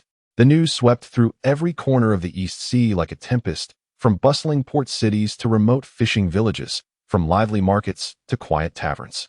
People paused in their tasks, exchanging whispers and engaging in fervent discussions. The figure of 800 million berries resonated like thunder in everyone's heart, symbolizing not merely wealth, but also power and fear. The East Sea, long regarded as a haven for the weak, had given rise to a super pirate, Sig, capable of shaking the very foundations of the Grand Line. Beside the blurred photograph on newspapers and flyers, exaggerated fonts recounted his legend, the master of the 3 types of Haki, a storm that subverted the order of the East Sea. Such words instilled dread in many, yet ignited the adventurous spirits and flames of challenge in others. The residents of the East Sea began to re-evaluate their perceptions of this maritime expanse. Merchants grew anxious, while pirates stirred with anticipation. The atmosphere throughout the East Sea became unusually tense due to the bounty of 800 million berries. In bars and tea houses, the topic of Sig became the hottest subject of conversation. Old sailors recounted ancient tales of the 3 types of Haki in husky voices, while the younger generation listened with wide eyes, incredulous at the terror of such power. According to legend, the 3 types of Haki could only be mastered by the kings of the sea, possessing the ability to shatter rocks, manipulate wills, and even foresee the future. Now, this power seemed to lie hidden in some corner of the East Sea, awaiting an unfortunate or fortunate soul to unveil it. Within the naval base, the commander's decision swiftly transformed into action. Warships set sail, morale soaring as they vowed to demonstrate the strength of the East Sea Navy in this tempest to redeem their honor. Simultaneously, in every nook of the East Sea, bounty hunters and ambitious pirate crews, once concealed in shadows, began to stir. They caught the scent of opportunity, preparing to stake their claim in the chaos or challenge Sig directly for that coveted, substantial bounty. The skies over the East Sea appeared shrouded in ominous clouds, and the waves grew increasingly restless, heralding an unprecedented storm on the horizon. At the eye of this storm, Sig seemed to vanish, his whereabouts unknown to all. Yet, everyone understood that this calm was merely the tranquility before the storm, as a fierce battle for the 800 million berry bounty was about to commence. This astonishing discovery struck like a thunderclap, instantly reverberating within the naval ranks and igniting a new wave of shock. The naval soldiers dispatched to scout the Sig stronghold anticipated fierce resistance, yet found only an eerie silence remaining. The ground was strewn with corpses, none belonging to the Navy. All were the minions of Sig, those brigands who had once fought alongside him through thick and thin. This scene, reminiscent of a hellish landscape, left everyone gasping in horror. Why did Sig commit such a heinous act against his own comrades? Is it driven by an extreme desire for vengeance, or is he orchestrating a more sinister plot? Such behavior transcends the realm of ordinary understanding, leaving even seasoned commanders furrowed in confusion and unease. Rumors abound that upon mastering the three-color Haki, a dark force within him was awakened, rendering him both formidable and unpredictable. Perhaps he perceives his subordinates as insufficiently powerful to accompany him to greater heights. Or perhaps this is his extreme declaration of war against the East Blue Navy, a cruel proclamation of his ascendance, leaving no avenue for retreat. This act has caused a tremendous uproar in the world of pirates. Some tremble in fear, others scoff, while many are left bewildered and intrigued. The name of Sig rapidly spread across the vast seas, accompanied by an astonishing bounty of 800 million berries and his bewildering acts of cruelty. Becoming the focal point of fervent discussions in every corner, pirates engaged in heated debates within taverns, pondering whether Sig had succumbed to madness or was orchestrating an unfathomable scheme. On the naval front, this revelation undeniably heightened their vigilance and trepidation towards Sig. The commanders recognized that they were no longer contending with mere pirates, but rather with a potentially deranged adversary, one who might possess deeper, more intricate plans. Consequently, the actions of the East Blue Navy became increasingly cautious and meticulous, as each step risked falling into a meticulously laid trap by Sig. In this East Blue, shrouded in unrest and uncertainty, an unprecedented game of hunter and hunted quietly commenced. The whereabouts of Sig have become the greatest enigma. Unraveling this mystery not only pertains to the tranquility of the East China Sea, but may also influence the power dynamics of the entire Grand Line. Sig walked through the bustling streets, his name woven into the cacophony of the crowd. Each conversation resembled an invisible blade, slicing through the air and piercing his very existence. The corners of Sig's mouth curled into a sardonic smile, as he regarded the Navy's meager bounty of 800 million berries with both amusement and disdain. To him, it was nothing short of an affront to his formidable prowess. After all, he was a being who wielded the rare and formidable power of the three-colored Haki. Such extraordinary talent could not be measured by ordinary standards. In his mind, a price of 5 billion or even higher would be more fitting. Yet it was evident that the Navy had grossly underestimated him. Gently, he touched the iconic straw hat atop his head. This hat served not only as a shield, but also as a declaration, a silent challenge to the world. Beneath the brim, his visage concealed his contemplations of the future and his nonchalance towards the past. He reveled in this aura of mystery. For it was precisely this uncertainty that amplified the fears and speculations surrounding him. Sig's gaze pierced through the crowd, landing upon the whispering conversants whose faces were etched with skepticism and confusion. They could not fathom how a mere bandit hailing from the East Sea could possibly possess the prowess to rival that of the legendary sea rogues. Such doubts only served to ignite his fighting spirit, fueling his desire to demonstrate his worth through action, compelling the world to redefine the very essence of strength. Sig traversed the crowd, each step seemingly measuring the distance between himself and the world. A plan had already taken shape in his mind, one that would send tremors across the globe. He intended to make those who underestimated him, those who mocked him, bear witness to his ascent, to observe how he would, single-handedly, upend the entire Eastern Sea and stir the tempest of the Grand Line. In this moment, Sig was no longer the overlooked leader of bandits. He was the epicenter of a brewing storm destined to unleash monumental waves. His eyes, concealed beneath a straw hat, sparkled with ambition and determination for the future. 800 million berries? That was merely the beginning. The true game had only just commenced, and Sig was poised to dominate this unfolding spectacle. As Sig stepped into the tavern, the wooden floor creaked beneath his feet, reminiscent of an overture heralding the entry of a legendary pirate from a bygone era onto a new stage. Inside the tavern, tendrils of smoke intertwined with the scents of alcohol and sea salt, while the cacophony of conversation occasionally uttered his name. Bounty hunters and pirates congregated here, some seated, others standing, discussing the meteoric rise of this newcomer who had suddenly gained notoriety in the East Blue, their words dripping with disdain and contempt. Is it true that Sig boasts mastery of the three colors of Haki? Scoffed the scruffy-faced bounty hunter, his gaze rife with derision. Does he even deserve that title? He probably hasn't endured a proper battle in his life. Another burly pirate chimed in, raising his glass, the rum within shimmering with an amber glow under the light. Since when has the East Blue produced such a formidable character? I reckon that bounty of 800 million berries is merely the Navy's attempt to save face, he continued. Each word, Each phrase resonated clearly in Sig's ears, his expression unwavering, yet an inner fury began to simmer, initially intending to remain inconspicuous. The ignorant remarks provoked him beyond restraint. Gradually, he approached the bar, intentionally tilting his straw hat to reveal his deep-set eyes, which glimmered with a hint of mockery. "A glass of rum, please, the larger the better." The voice of Sig is deep and magnetic, cutting through the surrounding clamor. "Today, I intend to use it to rinse my mouth and cleanse my ears of the discordant noises within." Upon hearing this, the bartender, with a somewhat stiff demeanor, poured the drink, clearly having caught wind of the earlier conversation and harboring some speculation regarding the identity of this enigmatic patron. The moment the glass met the surface of the bar, with a subtle smile, Sig raised his wine glass, pausing not for a moment, and drank it down in one swift motion, a gesture that proclaimed to the entire assembly a true tempest is about to unfold. Setting the glass down, Sig's gaze swept over the bounty hunters and pirates who were still engaged in hushed whispers. Sig gently removed the iconic straw hat and placed it upon the counter. In that moment, time seemed to freeze. Sunlight streamed through the window, illuminating his face, transforming the once indistinct visage found solely on wanted posters into a striking clarity. The gazes of pirates and bounty hunters were drawn to Sig as if they were iron filings attracted to a magnet, fixated upon him. An astonishing bounty of 800 million berries was enough to tempt anyone, let alone those who dwelled on the precipice of life and death, yearning for a single night to alter their fate.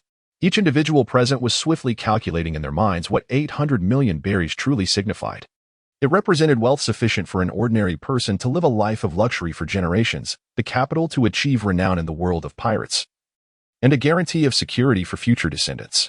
The appearance of Sig was akin to a winning lottery ticket, a colossal fortune tantalizingly close at hand. Greed, the most primal desire within human nature, spread like wildfire throughout the tavern. Those who had previously engaged in casual conversation now found their gazes aflame with fervor and urgency. Some involuntarily curled their lips into a smile, while others clenched their fists, muscles taut as if poised to pounce. An atmosphere thick with oppression and tension enveloped the space, signaling that a tempest surrounding Sig was on the brink of erupting within this modest establishment. Sig sensed the subtle shifts in his surroundings with keen perception, a playful smile curling at the corners of his lips. When the flames of greed ignite within the hearts of men, reason is cast aside, leaving them unperturbed by the consequences. On the contrary, he intended to harness this very greed as a pivotal element of his scheme. "It seems my reputation resonates even more profoundly than I had anticipated." Sig nonchalantly spoke, his voice soft yet resonant, carrying a hint of provocation and disdain that reached the ears of everyone present. "But do not rush, soon. You shall understand that 800 million Bailey is merely a beginning for me." As his words hung in the air, the atmosphere within the tavern grew increasingly intricate. Some were restless with anticipation, others wore expressions of hesitation, yet the majority fell into a brief silence, contemplating the implications of Sig's statement. Shiga donned his straw hat once more and turned to stride toward the door, leaving the onlookers with a profound silhouette. "Remember, to attain what you desire, one must possess the requisite strength and courage." The voice of Sig resonated within the tavern, its lingering echoes fading beneath the sunlight outside the door. Only a myriad of individuals, each lost in their own thoughts, remained, alongside an eastern sea on the brink of tumultuous upheaval. The figure of Sig disappeared at the tavern's entrance, leaving behind not only his silhouette, but also a palpable atmosphere charged with greed. The bounty hunters and pirates, who had merely been engaged in idle chatter, now exchanged glances, their eyes sparkling with a shared fervor, a profound yearning for wealth and renown. Without the need for excessive words, a tacit and frenzied consensus formed among them, an invisible force intertwining their fates, propelling them out of the confines of that cramped space to pursue the dream of 800 million berries. Among them, some wore wild, triumphant smiles, as if victory were already within their grasp, while others displayed a blend of anxiety and excitement, their hands instinctively caressing their weapons in preparation for the impending revelry. This assembly comprised seasoned veterans alongside greenhorns, yet in the face of the allure of 800 million berries, such distinctions were momentarily cast aside. They shared but one common objective: Sig. The tavern owner observed this throng as they streamed out, his expression a tapestry of complex emotions. Perhaps this night, the tavern would become the genesis of a bloody conflict, but Sig's brief sojourn had already ushered in an unprecedented fervor and discourse. With a silent sigh, he began to tidy up the aftermath, inwardly hoping that this chase would not ensnare any innocent souls. Sig's strides were steady and assured, with greedy hunters undoubtedly trailing behind him. He deliberately slowed his pace, guiding them toward the battlefield he had meticulously orchestrated. Sig's footsteps abruptly halted at the edge of the shadowy forest, where the dense foliage swayed gently in the night breeze, whispering of the unusual events that were about to unfold. Slowly turning around, he found behind him a procession of figures, their eyes ablaze with greed and desire, yet oblivious to the tempest that awaited them ahead. What, pray tell, do you intend to accomplish? Is it a venture towards death that you seek? The voice of Sig reverberated through the woods, cold yet laced with a hint of mockery, addressing a group of ignorant children. Without turning back, he could sense the gaze of every pair of eyes behind him, each heartbeat quickening. It was a conflicting emotion woven from the fear of death and the yearning for wealth. As Sig's words hung in the air, a brief silence enveloped the forest, only to be occasionally pierced by the distant cries of night birds. Then, a self-proclaimed bold bounty hunter mustered the courage to step forward. Gripping the hilt of his knife tightly, his voice trembling yet feigning composure as he spoke. Sig, your head is worth 800 million berries. We have merely come to claim what is rightfully ours. Sig scoffed disdainfully, refraining from an immediate response as he slowly emerged from the shadows. Bathed in moonlight, his silhouette appeared strikingly solitary, with eyes beneath the straw hat sharp as a blade. Oh, is that so? It seems you possess quite a measure of confidence in me, he remarked, his tone laced with irony. Yet, have you ever pondered why I stand here alone, awaiting a group of individuals who are uncertain of their own capabilities? Before his words could fully dissipate, Sig's demeanor shifted abruptly, an invisible pressure emanating from him, causing the surrounding air to feel as though it had solidified. Even the rustling of leaves ceased abruptly. The once confident pursuers involuntarily retreated a few steps, an unprecedented fear surging within them. Allow me to offer you a piece of advice. Sig's voice was as frigid as ice. Return and inform everyone that Sig is not an object of your covetous desires. Today, I may spare you, but next time, fortune shall not favor you. Yet, greed clouded their reason. There were always a few who refused to heed the warning, attempting to overwhelm through sheer numbers. They exchanged encouraging glances, brandishing their weapons, poised to charge forth. Upon witnessing this, Shiga's gaze sharpened, and he refrained from uttering another word. He merely shook his head gently, lamenting their obstinate ignorance. What transpired next unfolded like a harrowing nightmare. In the depths of the night, Sig's figure transformed into fleeting shadows. As a tricolor dominance erupted with sudden ferocity, the air was violently torn apart, and trees were uprooted, rendering the entire forest his stage. The clamor and struggles of the pursuers appeared utterly feeble in the face of such terrifying power. When tranquility returned, Sig remained steadfast in his position, surrounded by fallen figures and scattered weapons, remnants of a battle that had transpired. In his gaze, there was no trace of triumph, only a profound sigh in response to the harsh realities of the world. As Sig gazed around, the once formidable pursuers had now been reduced to a chaotic scene, their eyes still reflecting the lingering terror and unwillingness, silently narrating the recent harrowing ordeal. Sig remained still, his collar unruffled, even his breath steady, as he quietly stood there. The recent events were nothing more than trivial ripples in the vast ocean of existence. Alas. Sighing softly, Sig's voice was laced with a sense of helplessness and solitude. For individuals with a mere bounty of several million, it hardly seemed worth drawing his sword. The mere display of his overwhelming presence could reduce them to mere pulp. This formidable strength suddenly enveloped him in a profound loneliness. Invincibility, indeed, brings its own sense of resignation. Though this statement was tinged with self-mockery, it also unveiled the deep-seated isolation within Sig's heart. In the face of absolute power, the feebleness of his adversaries appeared utterly futile, failing to bestow upon him the joy of victory. Rather, it only intensified the desolation of being so high above. He began to long for those battles that demanded his utmost effort, reminiscing about opponents who could truly stand on equal footing with him. Those were the true challenges, not the pitiful, greedy souls before him now. With his eyes closed, Sig felt the natural breath of his surroundings, striving to calm the tumult within his heart. Such solitude and helplessness were the fates of the strong, a necessary passage to a higher realm. On this path, he might find himself increasingly alone. Yet he understood that it was only through this journey that he could continually transcend himself and reach the pinnacle of his potential. Under the immense pressure of Sig's formidable presence, the surviving bounty hunters and pirates trembled, their knees nearly buckling beneath them. They leaned on each other, fear enveloping them like a tangible shroud. The fervor that had once driven them, ignited by greed, was now extinguished by the cold reality, replaced by profound despair and regret. They had witnessed comrades of equal caliber, or even superior in certain aspects, dissolve into nothingness before Sig's overwhelming might. The disparity of power rendered them acutely aware of their own insignificance and helplessness. One bounty hunter, ashen-faced, bore the telltale signs of his inner panic. Dampness faintly visible between his pant legs. His lips trembled, attempting to articulate words, but only fragmented syllables escaped. He is simply beyond our reach. Another pirate clenched his jaw.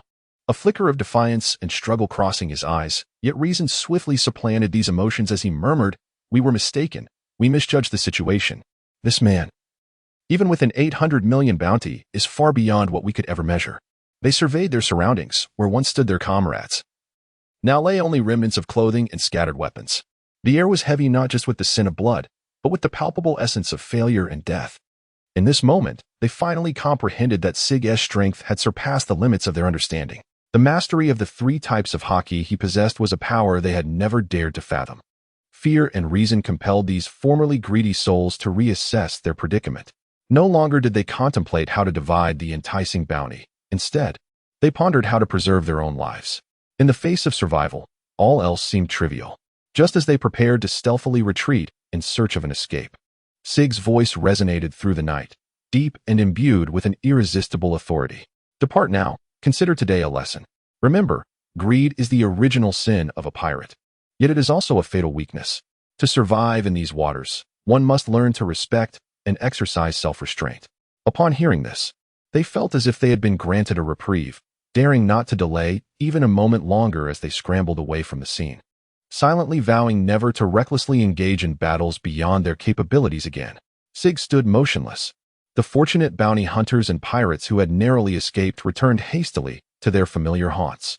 Their tales spread like wildfire throughout the East Sea, embellished and exaggerated under the dim glow of tavern lights and amid the clamor of the bustling docks. They recounted their encounters with the legendary Sig, detailing how they had confronted him and, through a blend of cunning and valor, managed to evade a perilous fate. Their words dripped with exaggerated heroism and wit, deliberately concealing the underlying dread and despair that gnawed at their hearts. Yet, in the stillness of night, those harrowing scenes replayed in their minds like a haunting nightmare. Sig's cold gaze and the terrifying power that could obliterate foes with mere presence. These visions clung to them like shadows, robbing them of sleep and soaking their garments in sweat. They began to avoid discussions of Sig, even refraining from uttering his name in their thoughts, fearing the calamity that might ensue. In every corner of the East Sea, Sig's name became taboo, and erstwhile boasts transformed into warnings. Pirates no longer bragged about capturing Sig at the tavern tables. Instead, they shared cautionary tales, reminding one another of the perils of greed and arrogance. Bounty hunters, too, learned to weigh their options, recognizing that some bounties were best left untouched and that certain adversaries warranted utmost respect. The presence of Sig has cast a shadow over the East China Sea, compelling all who dare to target him to reconsider their intentions. Over the past fortnight, Sig has manifested as an unstoppable tempest, sweeping through every corner of the East China Sea. Instead of directly traversing the waters aboard a vessel, he has employed a more subtle yet effective strategy, deftly maneuvering between 7 islands under the guise of merchant convoys. At each location, he has meticulously eradicated those who sought to threaten his life or challenge his authority. The actions of Sig were both swift and lethal, compelling the once audacious pirate crews and bounty hunters to quell their arrogance, resulting in a significant calm upon the waters of the East Sea. Sig does not administer violence indiscriminately. Rather, he acts with discernment, targeting the nefarious individuals who pose a threat to the innocent. This approach gradually permeated the populace, leading to a more intricate and multifaceted perception of Sig. On one hand, he is a fearsome super pirate wielding enough power to destabilize islands. On the other, he appears to uphold a certain order, becoming an unspoken symbol of justice for the weak. As the news spread, the residents of the East Sea and seafarers began to reevaluate this legendary figure. Once synonymous with dread and chaos, Sig's name now evokes a subtle balance. Even pirates, aware of Sig's true identity, have learned to maintain a sense of reverence when mentioning him, refraining from the reckless discussions of challenges or plans to capture him that once prevailed. In taverns, conversations about Sig have shifted toward speculation regarding his enigmatic whereabouts, and the potential long-term ramifications he may have on the East Sea's dynamics. The trials across 7 islands have rendered Sig's name an invisible law above the East Sea, an unspoken rule. Each tempest and battle upon the waters seems to serve as a reminder to all that a formidable sovereign exists in this vast expanse. In his own manner, he maintains a certain equilibrium within this ocean, punishing greed and ambition while silently guarding the vulnerable. As time progresses, the pirates and bounty hunters of the East Sea are compelled to deliberate more carefully before taking action. They have begun to select their targets with greater caution, no longer daring to provoke those who may appear inconspicuous yet harbor immense power. The actions of Sig have not only altered the balance of power in the East China Sea, but have also fundamentally reshaped the rules of this maritime realm, establishing strength and respect as the new legends of the sea. Within the command room of the East China Sea Navy base, the atmosphere was heavy with tension. Beneath the suspended nautical charts, several naval commanders gathered around a long table, each face etched with concern. Outside the window, seagulls occasionally skimmed by, yet they brought no hint of relief. Over the past fortnight, Sig's maneuvers have not only disrupted the order of the East China Sea, but have also brought our navy to disgrace. A middle-aged commander furrowed his brow, his fingers drumming against the table. In the past, while skirmishes between bounty hunters and pirates were frequent, we at least managed to maintain control of the situation. A younger officer interjected, "Indeed, Commander, Sig is not only exceptionally powerful, but his actions seem to anticipate our deployments. We have yet to encounter him in direct conflict." In this context, bounty hunters and pirates naturally hesitate to act rashly, signifying that their fear now lies not with our navy, but with Sig himself. A silence enveloped the room for several seconds, ultimately broken by an older commander whose voice resonated with steadiness and authority. "We must acknowledge that Sig's rise has indeed disrupted our plans. He is not merely challenging the balance of power among pirates, but is directly provoking the authority of the navy. We can no longer remain passive. We must take action. But how shall we act?" The young officer inquired again, his gaze a blend of anxiety and anticipation. Direct confrontation does not appear to be the optimal choice, and covert investigations make it challenging to track his movements. At one end of the long table, a previously silent female commander spoke slowly. "We need to alter our strategy. Sig's audacity partly stems from what seems to be a well-organized intelligence network backing his actions.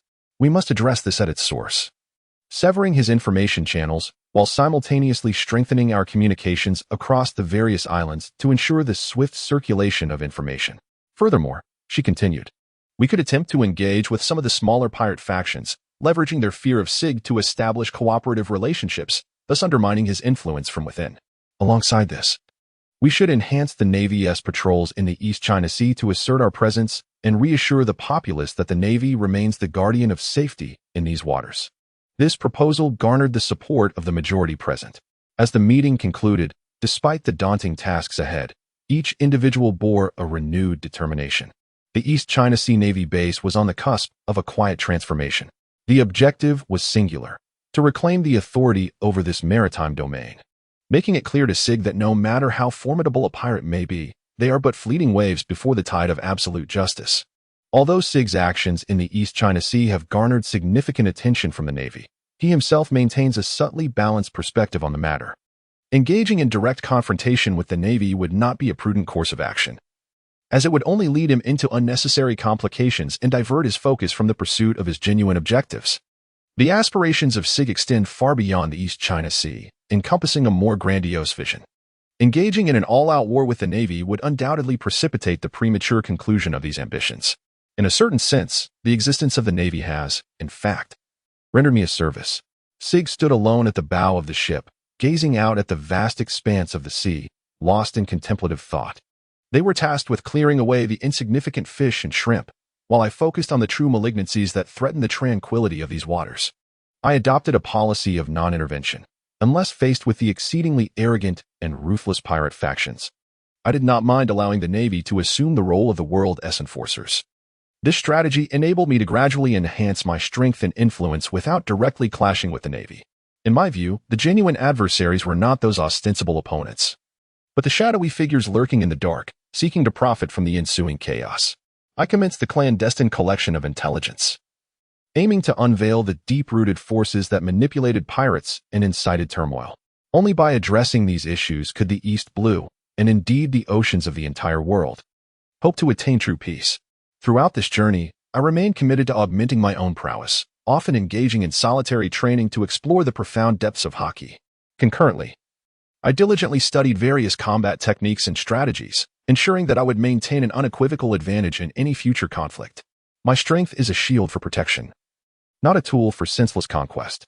In a conversation with the trusted Navy, Sig remarked, "This world is already rife with chaos. I do not wish for my actions to inflict further suffering upon the innocent." Thus, under Sig's subtle management, the situation in the East Sea gradually manifested a peculiar stability. Although the pirates feared Sig, they began to exercise self-restraint, refraining from excessive harm to civilians to avoid provoking the wrath of this formidable pirate. Meanwhile, the Navy, while maintaining a vigilant watch over Sig, tacitly accepted this delicate equilibrium to some extent, as they discovered that Sig's presence unexpectedly diminished the number of pirate incidents they needed to address. Standing on the deck, Sigma gazed intently at the bewildered pirate, rendered lost by the influence of the Conqueror's Haki. This sudden revelation stirred a tempest within his heart. He had neither heard of nor imagined that the Conqueror's Haki possessed such astonishing capabilities. In the realm of the Pirate King, it was the devil fruits that were regarded as the source of extraordinary powers.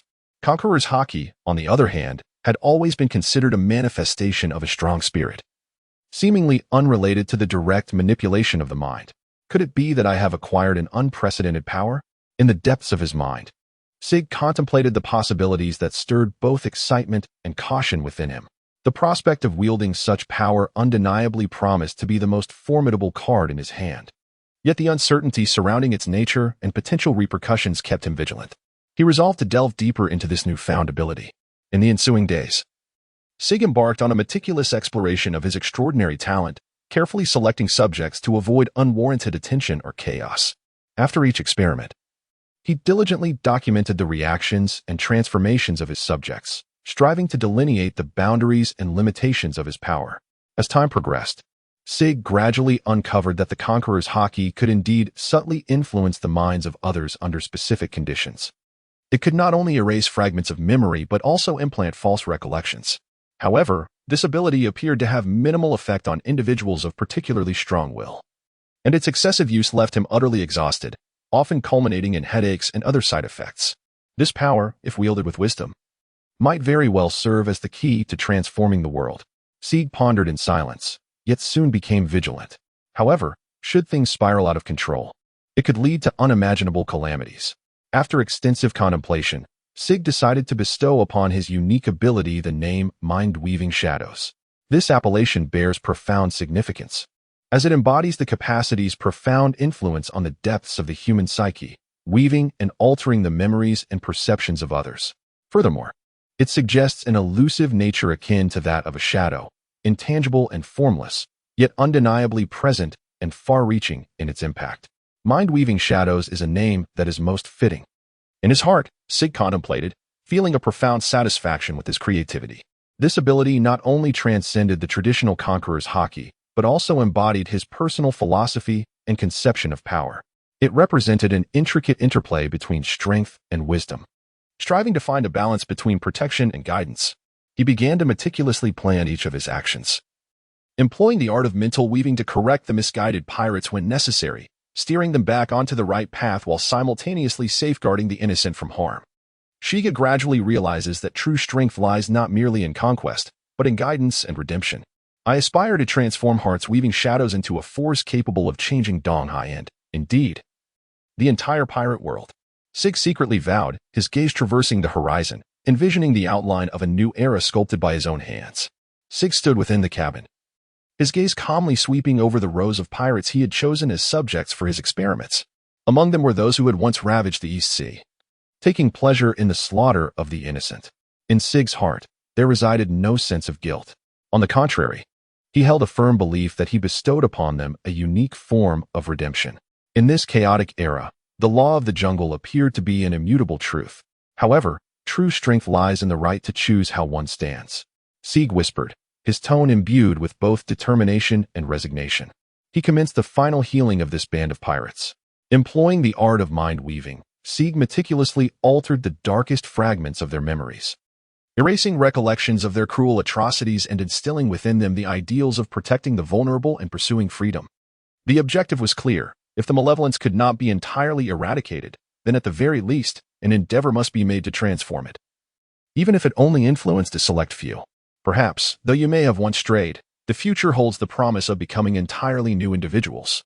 In his heart, Sig spoke to them, confident that although they could not hear him, this transformation would ultimately manifest in their future actions.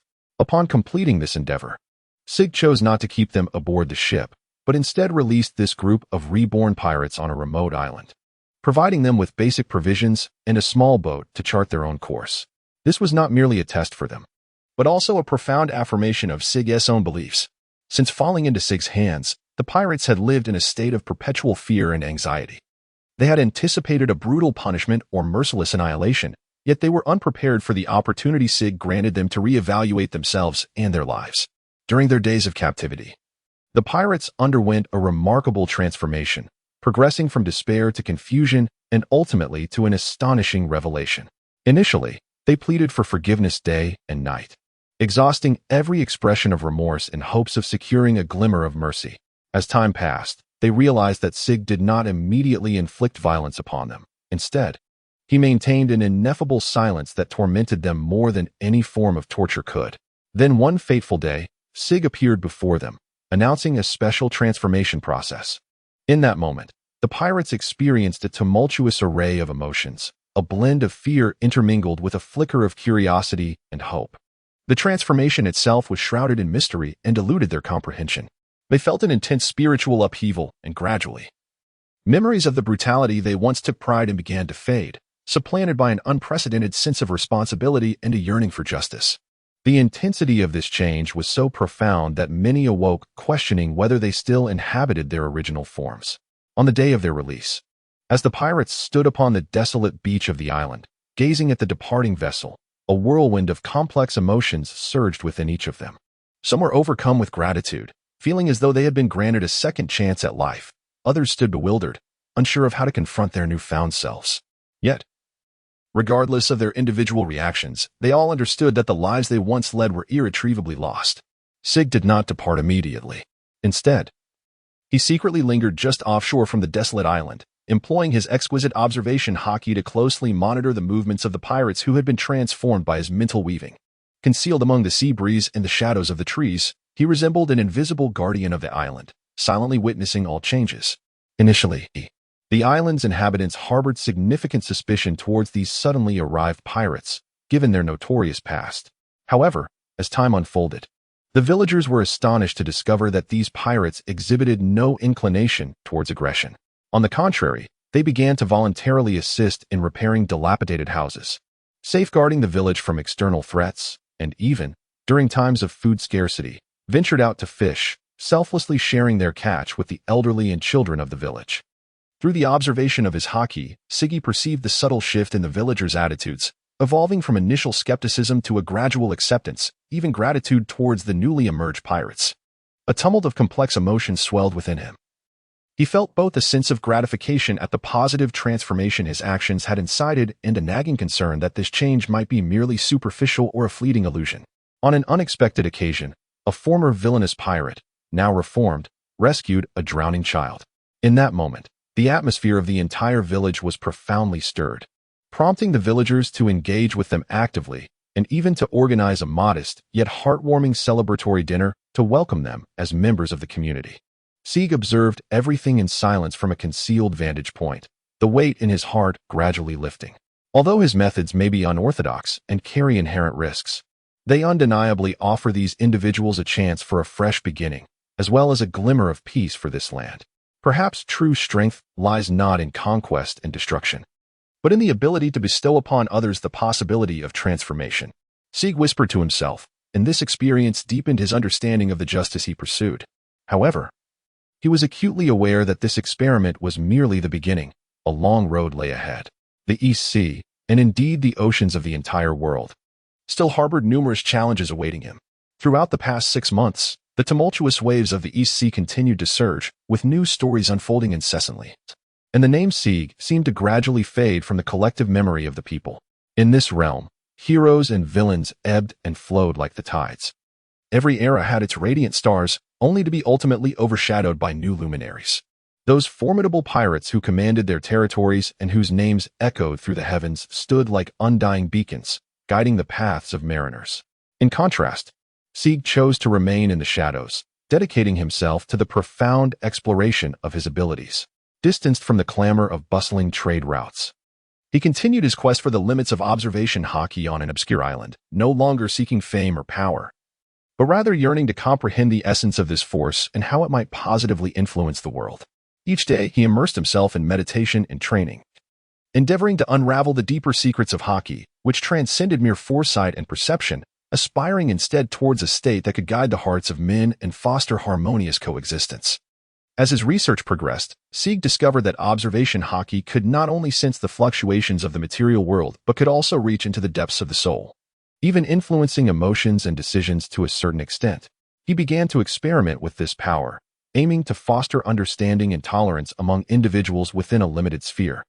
In the small community on the island, he would silently mediate conflicts, awakening the inherent kindness and mutual aid within people's hearts. Occasionally, wandering pirates or adventurers, driven by curiosity or misdirection, would inadvertently stumble upon this island, many of whom carried the scars and grievances of their past. Sig, with his innate abilities, subtly guided them, aiding them in relinquishing their animosities and discovering inner tranquility. These experiences further affirmed his convictions. True strength lies in the capacity to touch the soul and inspire benevolence. While the outside world may have forgotten Sig, in this secluded corner, a dream of self-transcendence and global harmony is quietly being woven. He began to envision that, if this power could be applied appropriately and extensively, it might steer the world towards a brighter and more harmonious future. Sig knew that the road ahead remained long and fraught with uncertainty.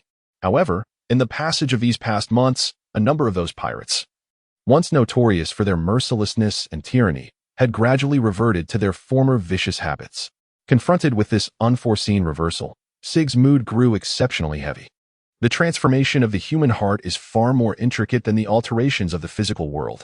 Even the most exquisite mastery of Haki cannot guarantee lasting change. The regression of these pirates struck Sig like a heavy blow to his ideals, compelling him to reassess his methods and objectives. Thus, Sig resolved to take action.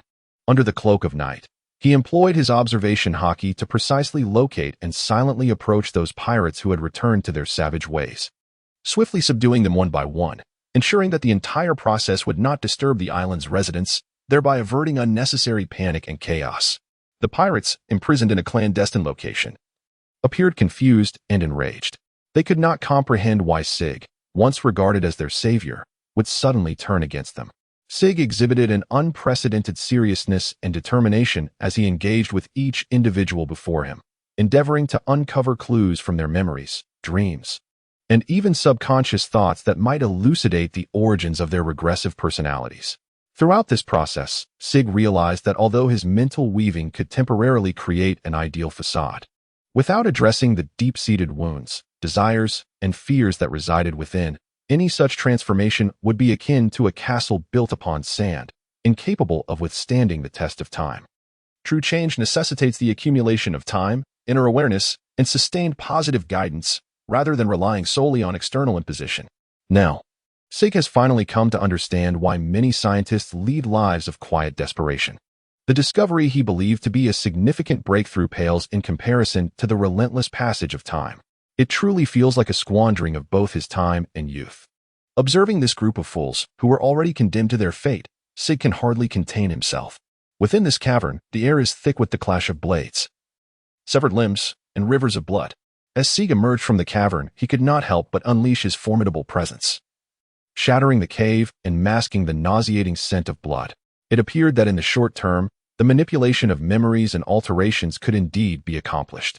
However, the endeavor to transform an individual's lifelong perceptions in an instant proved to be quite challenging. With a dismissive shake of his head, Sig contemplated pursuing other ventures. Adjacent to a vast expanse of golden desert lay a realm strikingly different from ordinary seas. This enigmatic locale, situated at the fringes of the land of sand, seamlessly blended the ocean's azure with the desert's golden hues, exuding an exotic charm. The sun hung in the sky like molten gold, illuminating each grain of sand with a radiant glow while tenderly draping the land in a veil of dreams. In this unique territory, the streets were flanked by structures crafted from peculiar woods and the distinctive stones of the desert, neither belonging to the Eastern Blue nor the New World. Instead, they stood out with a singular flair, rich in foreign allure. Within the marketplace, vendors vociferously advertised an array of goods from across the globe. Ranging from deep-sea pearls to the rare fruits of the desert, everything one could desire. The air was thick with the aromas of spices, grilled meats, and the occasional waft of delicate floral notes, transporting one into a kaleidoscopic reverie. Amidst this sweltering environment, the most captivating sights were the radiant beauties with sun-kissed bronze skin. Dressed in ethereal saris or intricately crafted traditional garments, adorned with elaborate jewelry and silver bells that jingled softly, they glided gracefully through the crowd, embodying the most agile spirits of the desert. Their smiles were as rare as the refreshing rain in the arid landscape, infusing the scorching air with a touch of coolness and tenderness. At that moment, the notorious bandit King Sig, a figure who once instilled fear in the hearts of Eastern Sea pirates, strolled through this exotic land. Clad in his signature black cloak, he seemed unfazed by the blazing sun, a playful smirk gracing his lips. This world's heat was merely a trifling concern for him. With piercing eyes, he surveyed his surroundings, unaffected by the breathtaking beauty of the women or the bustling passers-by, who failed to stir even the slightest ripple in his heart. Sig's stride is unhurried, each step exuding an ineffable aura of dominance and confidence. It appears he is savoring the tranquility amidst the sweltering heat, or perhaps in search of new thrills and challenges. The surrounding crowd seems to instinctively part ways for him. Even in such a bustling marketplace, he remains the indomitable sovereign. This is true even in this peculiar land, distant from the sea and close to the desert. For he is known as the king of mountain bandits, not merely a pirate king. Sig stepped into the clandestine bar as agreed, where the dim lighting and the mingling scents of alcohol and tobacco created an atmosphere reminiscent of a typical haunt for pirates. The choice of such a venue for their meeting stemmed partly from habit and partly from a desire to gauge the fervor of this fan, to see if he could truly overlook Sig's notorious pirate identity. In a corner of the bar sat an individual who appeared quite unremarkable, dressed simply with a hat pulled low over his brow, nearly obscuring his eyes. Yet, on the table lay a well-thumbed pirate magazine emblazoned with Sig's bounty poster, a clear indication of his true identity. The man sensed Sig's arrival and slowly lifted his gaze, his eyes shimmering with a blend of excitement and reverence. "Captain Sig." The man's voice quivered slightly with nervousness. "I am your devoted fan. From the moment you first appeared in the news, I knew you were extraordinary." Upon hearing these words, Sig's lips curled into a playful smile. He had never anticipated the existence of such an individual, one who, unperturbed by his notorious reputation, regarded it as a badge of honor. To be different? That sounded like a perilous form of praise. As he spoke, he settled into the seat opposite this admirer, observing the fan with keen interest. Their conversation unfolded, and Sig discovered that this self-proclaimed voyager Jack possessed an intimate knowledge of each of his battles and escapes, even pointing out inaccuracies in media reports. Jack's fervor and dedication astonished Sig, stirring something deep within him amidst the vast expanse of the ocean. Beyond the pursuit of treasure and freedom, it seemed there were those who revered his legend purely out of admiration. Sig raised an eyebrow slightly, subtly employing his observation Haki. This extraordinary ability allowed him to perceive the flow of time and foresee impending events. With keen interest, he observed Jack, allowing him to continue his performance while internally assessing the sincerity of this impromptu spectacle. Jack's words, imbued with emotional ebbs and flows, vividly narrated how he had found solace in Sig's exploits during countless lonely nights, dreaming of one day becoming a legend upon the free seas, just like him. As he reached the climax of his tale, his hand inadvertently brushed against the weathered pirate magazine on the table, his fingertips gliding over the page featuring Sig's bounty notice, a profound reverence evident in his demeanor. At that moment, Jack abruptly rose, his movements fluid and natural, a part of a meticulously crafted plan. As he made his way to the bar, as Sig's gaze followed his silhouette, he maintained an attitude of detached observation, despite his anticipations. Jack approached the bar and received 2 frothy glasses of dark beer, the rich liquid reflecting an alluring sheen under the dim light. He turned, his step steady as he returned to the table, gently placing one glass before Sig while lifting the other for himself. The motion of raising the glass embodied a sense of ritual, imbued with profound significance for him. "To Captain Sig," he declared, his voice resolute, a flicker of light dancing in his eyes. "To your free spirit, and to the courage you have bestowed upon me in the pursuit of my dreams." Sig raised his glass and gently clinked it against Jack's, producing a crisp sound, before taking a delicate sip. In that moment, whether true or false, He felt a long-lost resonance amidst the vast ocean filled with uncertainties and challenges. However, Sig was not an ordinary individual. His keen perception and formidable presence had alerted him to the subtle shift in the atmosphere the instant Jack stood to fetch the drink. He astutely detected an unusual scent in the air, a whiff of intrigue concealed beneath the frothy surface of the dark beer. Sig maintained an outward composure. Yet his inner self was already on high alert. He recognized that this seemingly serendipitous encounter was, in truth, a meticulously orchestrated trap. The individuals surrounding him appeared engrossed in their own pursuits, but in reality, their attentions were surreptitiously fixated upon him. Within the guise of casual glances exchanged, there lay an unspoken understanding and anticipation. Sig gently rotated the glass in his hand, the tranquility of its surface starkly contrasting with the tense atmosphere that surrounded him. A faint, serene smile graced the corners of Sig's lips, as everything lay firmly within his grasp. Just as the crowd believed the plan was on the verge of success, poised to witness the legendary Bandit King's impending downfall, Sig made an unexpected move. He did not drink the cup of poison but merely took a delicate sip. Then he gently placed it on the table, surveying each person present with an almost pitying gaze. His voice was low and powerful, imbued with an undeniable authority. "Your performance is far too clumsy for my taste." The observation Haki of Sig unfurled entirely, an invisible pressure enveloping the entire tavern, rendering the breath of every individual harboring ill intentions towards him increasingly laborious. Those assassins, who had initially masqueraded as ordinary patrons, now appeared pallid, their palms slick with perspiration. They had not anticipated that this infamous pirate possessed such formidable prowess. "I, Sig, have instilled dread in the hearts of East Blue pirates. How could your petty schemes ever hope to ensnare me?" His tone bore both derision for the conspirators and unshakable confidence in his own strength.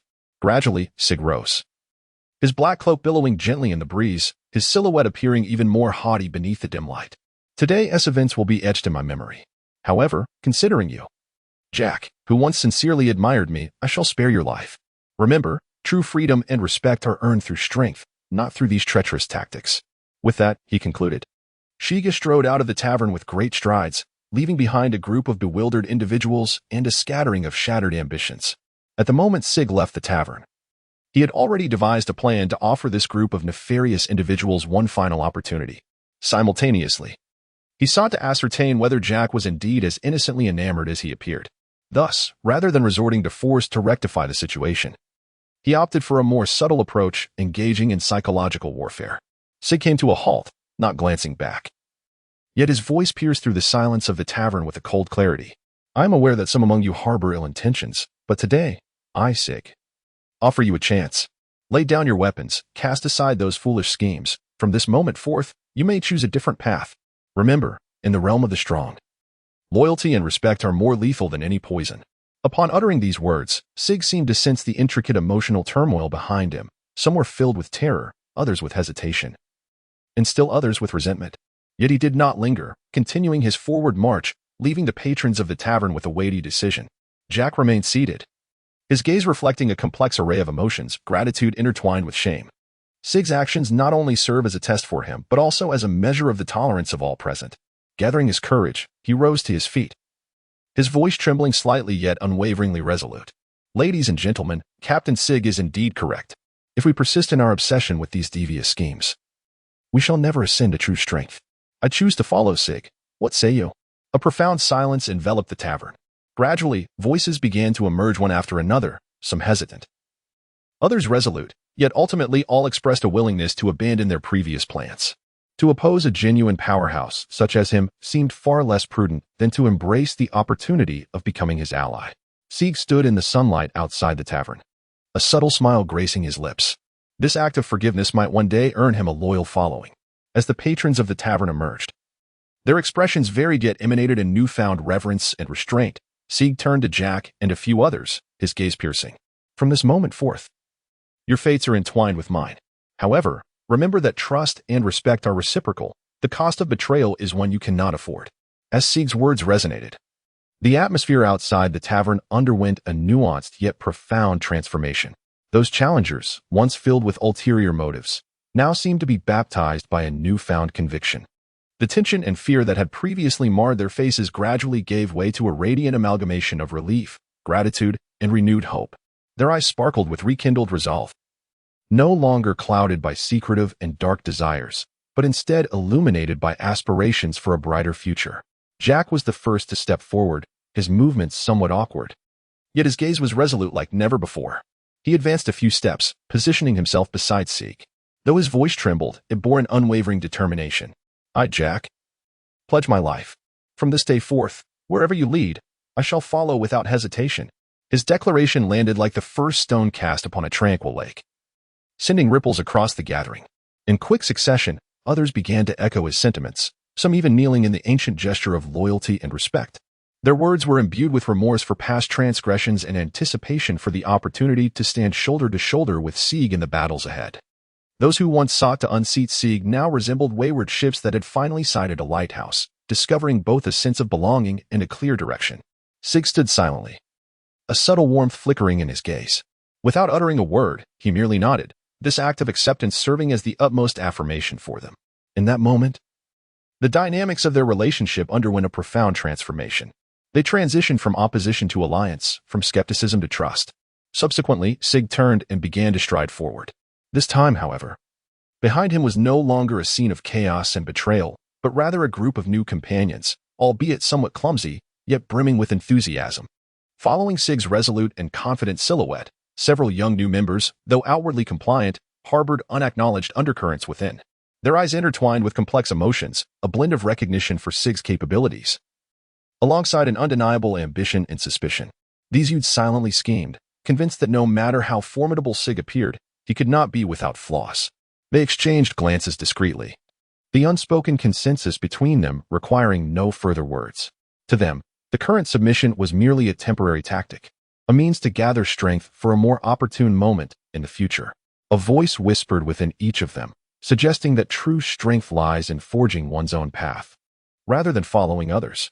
One young man unconsciously caressed the hilt of the dagger at his waist, a fleeting glint of ruthlessness flashing in his eyes.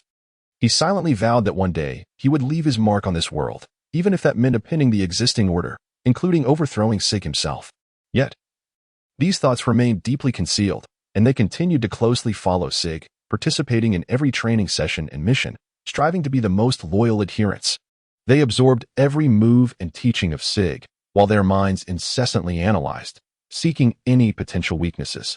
During this lengthy yet fleeting half-month, Sig and his new and old members faced numerous battles and challenges. While their relationships appeared to tighten, hidden currents swirled beneath the surface. On this day, they had just triumphed over a notorious band of pirates, celebratory rum flowing in every cup, the atmosphere vibrant and relaxed. Sig, the legendary mountain bandit king, indulged himself in a rare display of abandon, his capacity for drink astonishing. As the night deepened, he ultimately succumbed to inebriation, collapsing onto the bed in his cabin, emitting faint snores occasionally interspersed with drunken belches. A satisfied smile adorned his face, completely immersed in slumber, blissfully unaware of his surroundings. At this moment, the group of young conspirators exchanged knowing glances, their hearts swelling with delight, convinced that the long-awaited moment had finally arrived. In their eyes, the head carrying a bounty of 800 million berries represented not merely wealth and fame, but a splendid opportunity to demonstrate their strength, escape the shadow of Sig, and ascend to the pinnacle of power. They approached Sig's quarters with utmost caution, each step taken with the intent to minimize sound, fearful of disturbing the seemingly slumbering giant. Their hearts raced with a mixture of excitement and trepidation. After all, Sig's prowess was beyond question. If he were merely feigning sleep, the consequences would be dire. One of the young men cautiously extended his hand, attempting to gauge Sig's breath, to ascertain whether he was indeed in a deep slumber. As his fingers drew perilously close to Sig's face, a sudden flutter of Sig's eyelids sent him retreating in alarm, holding his breath, his heart pounding wildly. Yet, Sig merely turned over and continued to sleep soundly. This brief incident heightened the caution of the young men, planting seeds of doubt in their minds. Was Sig truly oblivious to their presence, or was this an elaborate test of their resolve?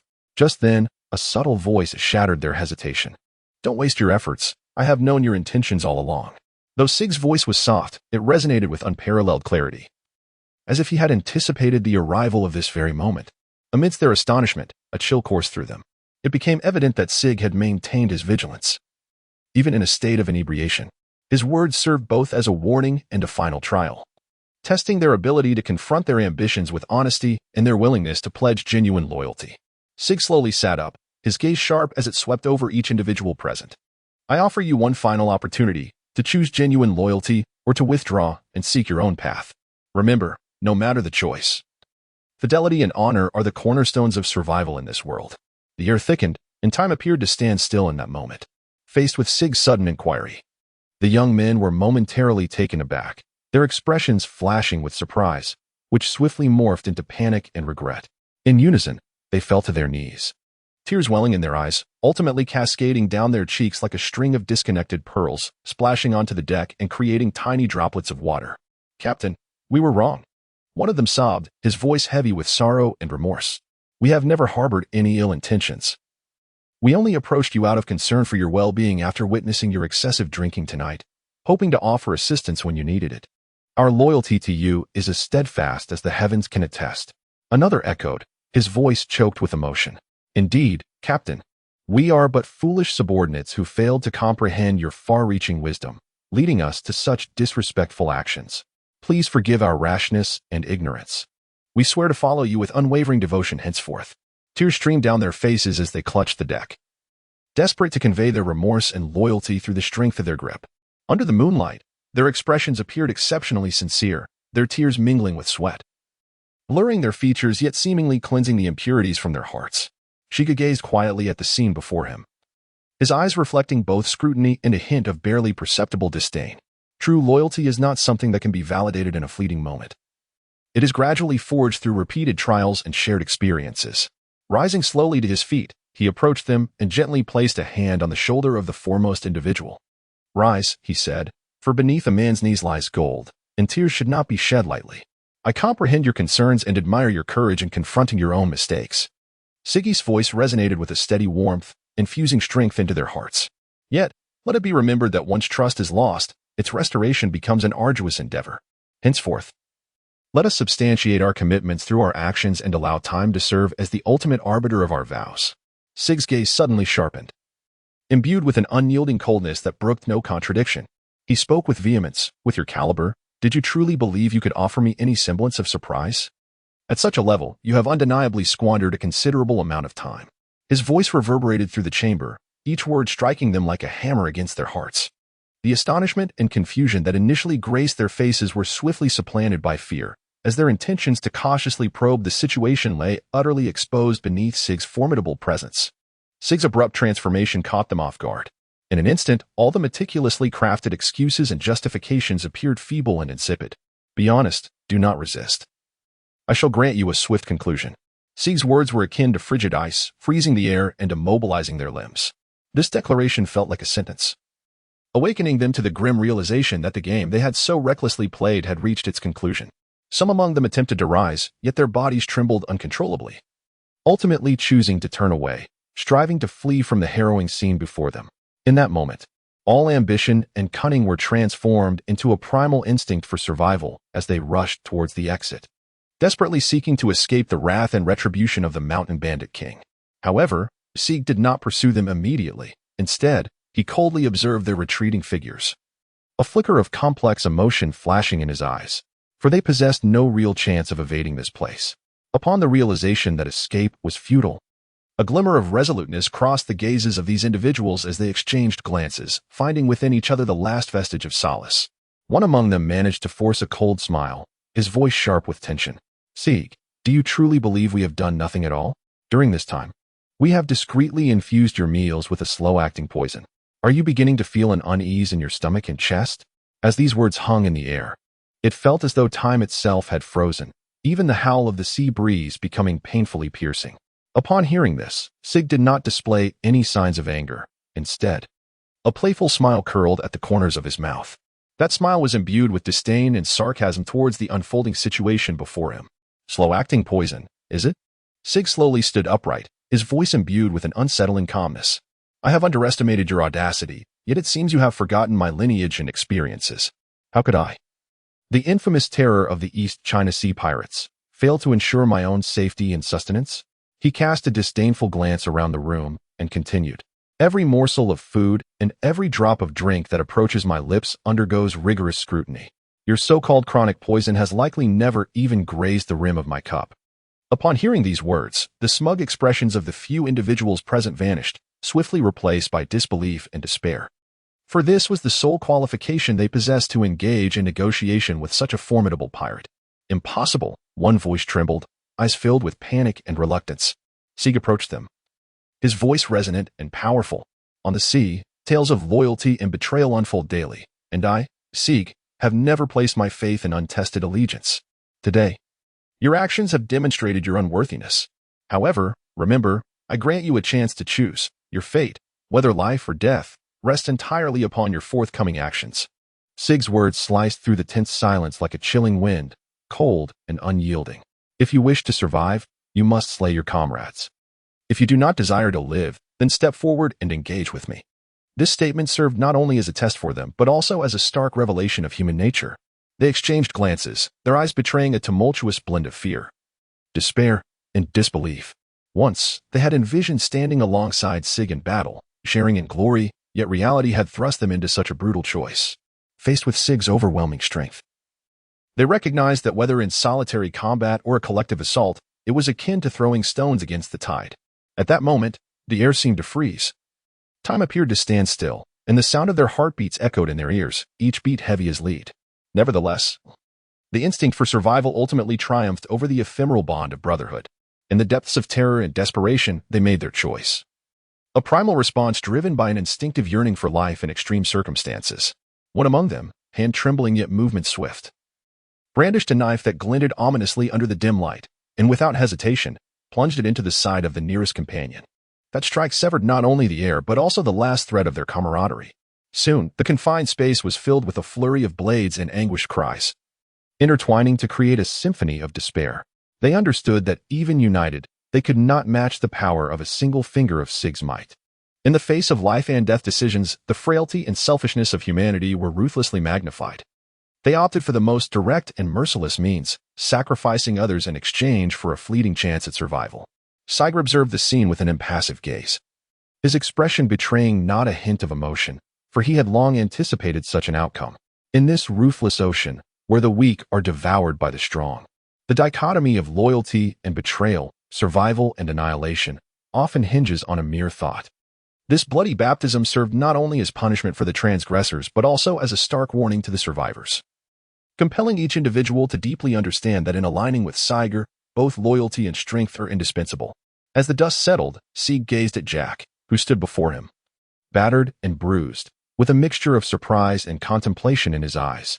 Jack, once seemingly the most innocent of admirers, was now drenched in blood, with wounds on his arms and thighs exposing bone, as crimson liquid continuously seeped forth, staining the ground around him. His gaze was rife with agony and desperation, embodying an overwhelming thirst for survival, as well as the last vestige of trust he placed in Sig. Sig slowly approached, his expression a tapestry of complex emotions as he weighed his thoughts. "You have survived, Jack." The coldness in Sig's voice had dissipated, replaced by a subtle yet palpable aura of impending violence. Yet, this marked not an end, but rather a commencement. One must comprehend that on this path, weakness will only hasten one's downfall. Why did you choose to betray me, and why, at the critical juncture, did you opt for self-preservation? Jack, eyes tightly shut, tears mingling with blood trickling from the corners of his eyes, responded with a trembling voice. I am afraid of forever living in your shadow. Afraid that I shall never prove my worth. Yet I was mistaken. I am willing to accept any punishment, as long as you grant me a chance for redemption." Jack's thoughts surged like a tumultuous tide, each wave of memory piercing his heart with anguish. He recalled the faces of those who had once stood by him in laughter and endured hardships together. Their trust and camaraderie had now become the heaviest shackles upon his soul. His girlfriend, the woman who always wore a gentle smile and steadfastly stood by him through thick and thin, ultimately could not escape the cruel hand of fate. These sacrifices resembled a silent indictment. However, on this arduous journey toward the zenith of power, Jack convinced himself that sacrifice was an unavoidable consequence. He had often fantasized that when the day came for him to occupy Sig's position, wielding the power over life and death, all sacrifices would be redefined as the foundational stones of victory. Yet, when he truly faced the harrowing choice between life and death, he profoundly realized that the thirst for power could not fill the void left by the loss of those he held dear. "I was wrong," Jack spoke once more, his voice low yet resolute. I erred in believing the world to be monochromatic, in paving my path with the blood of others. I had forgotten that true strength lies not in the dominion over lives, but in the ability to protect and cherish what truly matters. Sig gazed intently at the former follower before him, a peculiar glimmer flickering in his eyes. Never had he encountered such a fragile yet resolute Jack, causing the scales of his heart to subtly tip. The game of power is invariably accompanied by sacrifice. Sig slowly spoke, yet if you genuinely desire to amend your ways, there may still be a glimmer of hope. Alas, I am not your father, and I shall not permit you to reach such a dire state. Jack's face was etched with shock and bewilderment. In disbelief, he cast his gaze downward at the sword that pierced his chest, blood trickling along the blade and staining the deck beneath him. Summoning every ounce of strength, he lifted his head. His eyes filled with confusion as he sought answers in Sig's gaze. Captain, why? Jack's voice was faint and trembling, each word seemingly forced from the depths of his soul.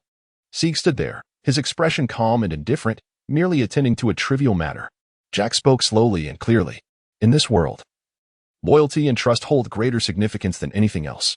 You have betrayed your brother, even sacrificing those you cherish, all for your own selfish desires, attempting to ascend to a loftier position. Such actions have sealed your fate. Sig gently drew his long sword, and Jack's body slumped as he struggled to support himself with his last ounce of strength, yearning to utter more words, yet ultimately, it transformed into a heavy sigh. Remember, true power is not founded upon betrayal and the sacrifice of the innocent.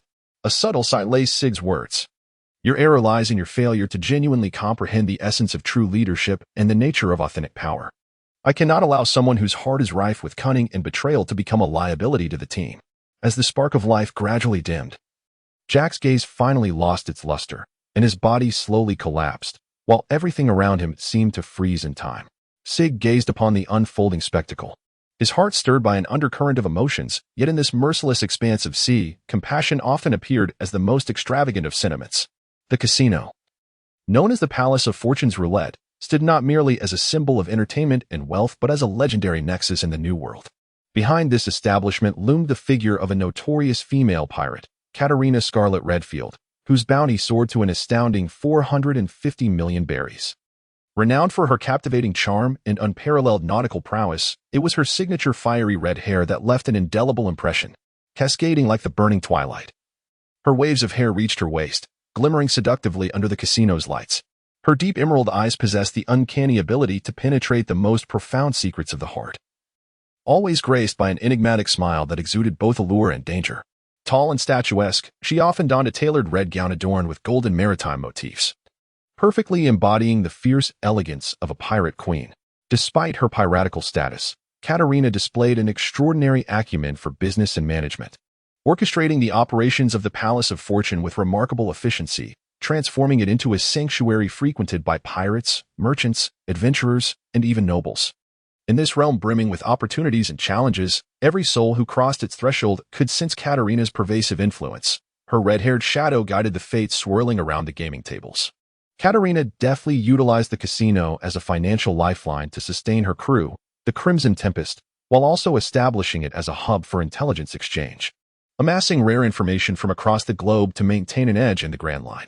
For those fortunate enough to witness her in person, Catalina Scarlet Redfield transcended the label of a mere pirate. She embodied a riddle wrapped in enigma.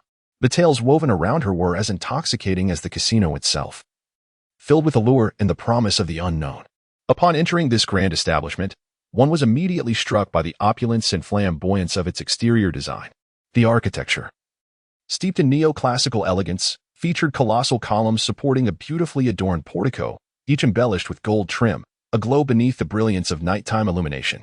The casino stood as a beacon, drawing visitors from every corner of the world. At the entrance, statues of the pirate goddesses from Greek mythology silently proclaimed this place as a temple of fortune and wealth. Crossing the automatic doors, one was enveloped by an intoxicating blend of perfume, tobacco, and the scent of money, igniting an exhilarating thrill. The interior space was expansive, its soaring ceilings adorned with exquisite crystal chandeliers that illuminated the grand hall, each beam of light seemingly teasing the desires of the patrons. Replicas of masterpieces adorned the walls, showcasing the casino's wealth and taste, from the world of pirates to the age of exploration. The casino was divided into distinct areas, each with its own character. The slot machine section featured rows of neon-lit machines, emitting a cacophony of sounds as people gathered, transfixed by the spinning reels, eager for their next win. In the poker area, dealers in black tailcoats expertly shuffled and dealt cards amidst a diverse assembly of players, some furrowed in concentration, others grinning slyly, their eyes betraying a thirst for victory and a reluctance to accept defeat. The roulette section pulsed with heightened tension, each drop of the ball eliciting waves of cheers or sighs. The ebb and flow of patrons painted a vivid tableau of life. There were well-dressed businessmen, exuding confidence and extravagance, casually dressed youths, emboldened by their naivety, and weary regulars, their gazes reflecting regret for past misfortunes and uncertainty about the future. Occasionally, one could spot elegantly attired women who played with their chips as a mere facet of their social engagements. In this atmosphere, time seemed to lose its significance. As individuals became ensnared in the allure of uncertain outcomes, some discovering the thrill of overnight wealth, while others found themselves stripped bare of all they possessed, left with nothing but profound regret. The casino functioned as a magnified stage for human emotion, each day unfolding new tales, chronicling the complex and fluctuating lives of gamblers. Within the Palace of Fortune, Catalina Scarlet Redfield had devised an ostensibly simple yet profoundly efficient profit mechanism. The core of the casino's profitability lay in its seemingly inconspicuous rake system. In every gamble, be it the spin of a slot machine, the clash of poker hands, or the whim of the roulette wheel, the casino mercilessly extracted at least 3% of the pot as a service fee. This seemingly modest percentage, when compounded through the relentless flow of bets, fortified the casino's coffers day after day. Catalina's operational philosophy emphasized the necessity of fairness and transparency in the games, at least on the surface. To this end, she meticulously selected and trained a professional and efficient team of dealers, clad in uniform, their skilled hands and professional smiles ensuring exemplary service for every guest. However, beneath this polished veneer, Catalina adopted a nuanced stance towards potential gray areas. She was not oblivious to the possible collusion among dealers, other house operators, and cashiers. In a world rife with temptation and greed, completely eradicating such occurrences was nearly impossible. Yet, she maintained her own equilibrium, as long as these small transgressions did not significantly impact the casino's overall profits or provoke widespread customer dissatisfaction. She chose to turn a blind eye. To her, moderate gray income could even stimulate employee motivation, as long as her bottom line remained intact. Everything could be considered part of the casino's ecosystem. This seemingly permissive yet subtly controlling management style rendered the Palace of Fortune one of the most prosperous casinos in the New World. Consequently, the name Catalina Scarlet Redfield became synonymous with wealth and intrigue, as the casino magnetically attracted adventurers eager for a chance at overnight riches. While countless others experienced the tumult of life within the Palace of Desire, behind the glamour and clamor of the Palace of Fortune lay a labyrinthine power network. Catalina's ability to forge an expansive empire along the Grand Line was significantly bolstered by her close ties with one of the four emperors of the New World, Charlotte Linlin. Known as Big Mom, the Charlotte family, notorious for its formidable strength and extensive influence, controlled numerous critical sectors within the New World, with the Palace of Fortune serving as a dazzling gem in its vast commercial empire. Big Mom, celebrated for her insatiable appetite and terrifying power, harbored a keen interest in Catalina's casino. To her, the Palace of Fortune represented not merely a means of amassing wealth, but also a vital platform for expanding her influence, gathering intelligence, and winning hearts. Through the casino, Big Mom accessed a diverse array of individuals, including fellow pirates, nobles from various nations, and even high-ranking members of the Navy. This provided her with invaluable information resources and potential allies. The collaboration between Catalina and Big Mom was founded on mutual benefit, in exchange for substantial backing, including protection from rival pirates and timely provisions of manpower. Big Mom expected a share of the casino's profits. Catalina, in turn, utilized the casino's advantageous position to serve Big Mom's intelligence network and territorial expansion. This relationship cloaked the Palace of Fortune in an illusion of independence while deeply imprinting Big Mom's influence upon it. Patrons might remain oblivious to the fact that, as they indulged in the thrill of gambling, they unwittingly became part of the intricate web of transactions between these two formidable powers. In the perilous waters of the Grand Line, the alliance between Catalina and Big Mom added an aura of mystery and unease, making each wager within the Palace of Fortune feel as though it danced upon the edge of a blade, enticing yet fraught with peril. On this stage of temptation and opportunity, an unexpected figure emerged, the Mountain Bandit King, Sig. Once a renowned name in the East Blue, he now ventured into the New World, seeking fresh thrills and challenges. The emergence of Sig has stirred quite a commotion. After all, in the hearts of many, he remains the audacious mountain bandit who dared to provoke the Eastern Sea Naval Base. Sig traversed the myriad corners of the casino, his iconic sunglasses and boisterous laughter standing out conspicuously amidst the throng. In contrast to his previous arrogance in the East Sea, he now exuded a sense of caution and depth, yet the innate pride within him remained undiminished. He moved with intention, pausing occasionally by the roulette wheel and mingling at the poker tables, his sharp gaze scrutinizing everything around him as he assessed every potential opportunity. For Sig, this new world was far more intricate than the East Sea. Here, formidable individuals abounded, and even the most unassuming figures could possess formidable backgrounds.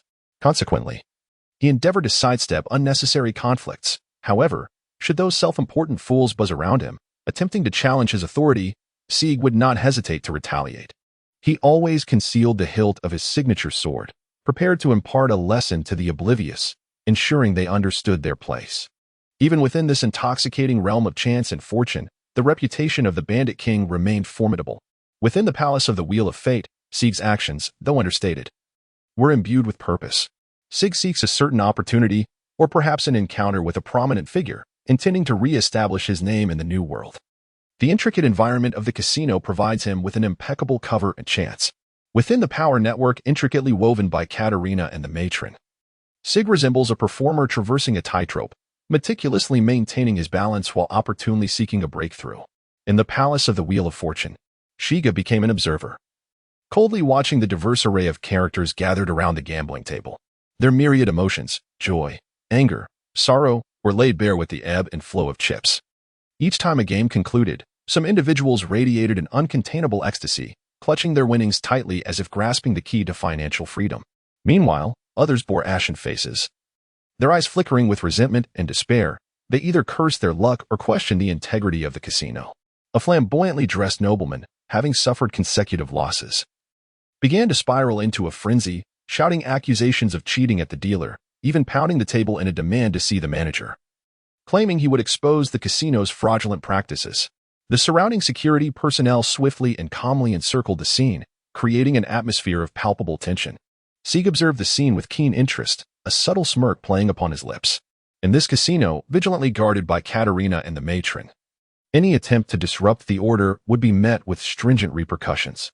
Ultimately, the nobleman, after a series of warnings and conciliations, departed in disgrace, his anger and resentment drowned out by the relentless cacophony of the casino. On the other side, an ostensibly ordinary gambler, having triumphed in several rounds, found himself surrounded by envious gazes. Maintaining an extraordinary calm, he seemed to command the situation, yet Sig perceptibly detected a fleeting fervor in his eyes. This madness beneath the facade of tranquility stirred a sense of familiarity within Sig. In this casino, regardless of whether one emerged victorious or defeated, all ultimately succumbed to the whirlpool of desire, with some sinking faster than others. In the face of skeptical patrons questioning the fairness of the gaming tables, the Palace of Fortune Roulette employed a straightforward and efficient strategy. Whenever such disputes arose, the casino manager would appear on the scene with an unflappable smile, proposing a bold challenge to the agitated gamblers. Esteemed guests, we possess absolute confidence in the integrity of the Palace of Fortune Roulette. Should you suspect any discrepancies with our equipment, we invite you to personally oversee the disassembly and inspection of the gaming tables. If any cheating devices are discovered, we shall compensate you with 1 billion Baileys and publicly apologize. However, if the inspection reveals everything to be in order, you shall be held accountable for the consequences. This proposal appears audacious, yet it is an unequivocal testament to the casino's confidence in its own credibility, as well as a means of instilling fear in challengers. After all, few possess the fortitude to endure the consequences of a fruitless dismantling. When such a statement is uttered, it typically causes even the most aggressive of gamblers to falter. For all present are acutely aware that behind the fateful roulette palace stands one of the 4 emperors, an imposing matriarch whose influence and resources are far beyond the reach of ordinary individuals. To date, only a handful have dared to accept this challenge, and among those few who have attempted, none have uncovered any violations after thorough scrutiny. Faced with such outcomes, they are often left with no choice but to awkwardly concede their errors, subsequently departing quietly under the amiable escort of casino staff. This process serves, without a doubt, as a vivid lesson for all in attendance, reminding them that challenging authority and rules within the Roulette Palace comes at a steep price. Thus, despite occasional murmurs of discontent, under such regulations, nearly no one would be foolish enough to openly defy the casino's authority, attempting to slap its face before the gathered crowd. The atmosphere within the casino remains vibrant and orderly. The symphony of money and desire continues to resonate throughout this opulent palace. Meanwhile, Sig, as an observer, deepens his understanding of the harsh realities of power and rules in this new world, as well as the undeniable majesty concealed beneath its glamorous facade. In a distant corner of this new world, tales of a pirate who once offered a bounty of hundreds of millions of berries, along with his crew, continue to be whispered among the populace. This pirate, renowned for challenging authority and defying conventions, once undertook an astonishing feat that shocked the entirety of the New World. He single-handedly infiltrated another renowned casino, accused it of rigging the games, and publicly overturned a gambling table, demanding a thorough investigation. This act was undoubtedly a bold provocation against the order of the New World, showcasing his audacity and resolve. However, just as anticipation for the subsequent developments grew, speculating on how this incident would unfold, he and his pirate crew seemingly vanished without a trace overnight. Neither the Navy's intelligence network nor spies from other pirate crews could track their whereabouts, as if they had never existed or had been completely consumed by the vastness of the New World. This event became one of the great mysteries of the New World, spawning myriad speculations. Some believe that one of the four emperors intervened, discreetly resolving the troublemaker to prevent further incidents, thereby maintaining the order of the New World. Others are convinced that this pirate uncovered a monumental secret or obtained a treasure capable of altering destinies, prompting him to conceal himself and his crew, preparing for a resurgence at an opportune moment. There are even rumors suggesting that he reached an agreement with the world government in exchange for his and his companion's safety and freedom. As Sig listened to this tale within the palace of the Wheel of Fate, he found himself ensnared in profound contemplation. The depths of the New World far surpassed those of the East Sea, where every decision could yield unforeseen consequences. The narrative of this enigmatic pirate served both as a warning and an enlightenment for him, urging him to tread with utmost caution as he navigated each step in the New World. In a realm where the stronghold dominion and the rules remain nebulous, survival itself becomes the most formidable gamble. Sig must ensure that he consistently possesses the finest of stakes. The night enveloped the city in an inky darkness, casting a deep shroud over every corner. The dim streetlights were sparsely scattered along the narrow, elongated thoroughfare, their feeble illumination barely penetrating the thick night, casting only mottled shadows upon the ground, fragments of the night. Against this backdrop, Sig's figure appeared strikingly solitary and diminutive, standing in a corner consumed by shadows.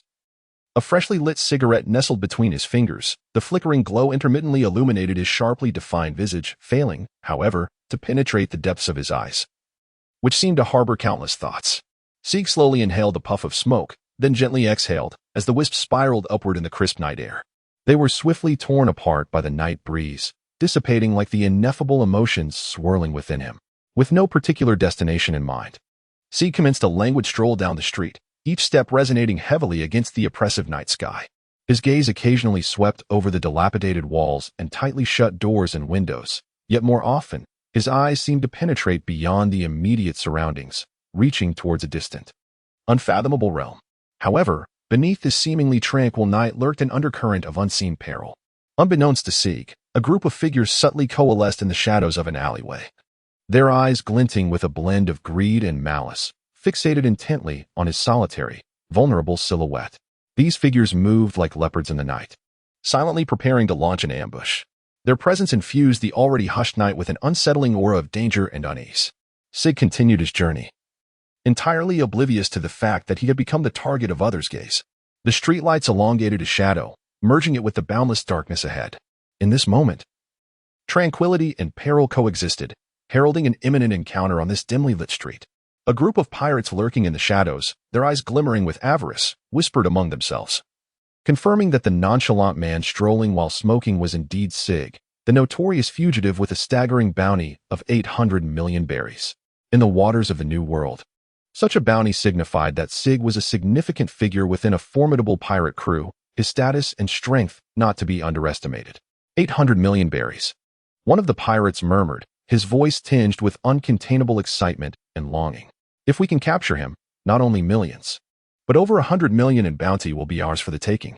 Some among them began to rub their hands in anticipation, their blades stealthily drawn, poised to strike at the opportune moment. Each heart raced, blood surging with an intense yearning for wealth and fame. To them, this was not merely a leap in fortune, but the most illustrious chapter of their piratical careers, enough to elevate them from obscurity to a fearsome presence in the world of piracy. Yet, Sig remained ensconced in his own realm, blissfully unaware of the impending storm. Each step he took danced upon the tightrope of destiny, while the lurking hunters awaited the perfect moment to deliver a lethal blow. Seeking a ticket to the pinnacle of piracy, the night breeze carried a hint of chill, foreshadowing the impending bloodshed and violence. The rules of the New World are merciless and straightforward. The weak are devoured by the strong, and the victor reigns supreme. On this stage woven with power and desire, Sig and the restless pirates were poised to engage in a life-and-death struggle, the scales of victory poised to tip in an unknown direction. Sig's footsteps abruptly ceased as he acutely sensed the unusual atmosphere surrounding him. Surveying his surroundings, he discovered that he had been quietly encircled by a group of pirates, their faces etched with menace. Beneath the moonlight, their shadows elongated and intertwined, creating a series of grotesque tableaus. The corners of Sig's mouth curled into a defiant smile, his demeanor remarkably composed amidst the swirling smoke. "Oh, it seems I, Sig, am rather popular today." He spoke in a deliberately casual tone, as if addressing not a pack of predatory foes, but rather a chance encounter with old friends. "Pray tell, what brings you to encircle me on this fine evening? Surely, you are not merely inviting me for a drink?" One of the pirates stepped forward, his blade quivering slightly in his grasp, betraying the tumult of his inner tension and excitement. "Sig, spare us your banner. We are well aware that your head is currently worth 800 million berries. We merely wish to borrow it, so that we too may carve a name for ourselves in the New World." The surrounding pirates echoed his sentiments, their faces unmasked with unabashed greed and ambition. Sig gently dispersed the smoke before him, his gaze suddenly sharpening as he began to speak. "Ah, so that is the case. You seek my head? We shall see if you possess the capability." No sooner had he uttered these words than Sig's figure surged forth, moving with a speed that rendered him almost a mere shadow. The air was torn asunder by his motion, producing a faint whistling sound. By the time the surrounding pirates regained their senses, the battle had already erupted.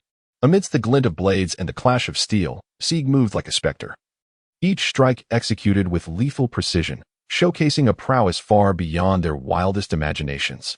This sudden confrontation was not merely a test of Sig's personal strength. It served as a brutal lesson to those pirates who sought to ascend the pinnacle of power through shortcuts. In this sea, scarred by blood and fire, success is never easily attained. Behind every bounty lies the accumulation of countless life-and-death struggles. Sig stood in the center of the alley, surrounded by the once confident pirates who now lay scattered, their bodies a testament to their former bravado. The air was thick with the pungent scent of rust and the lingering aroma of unburnt tobacco.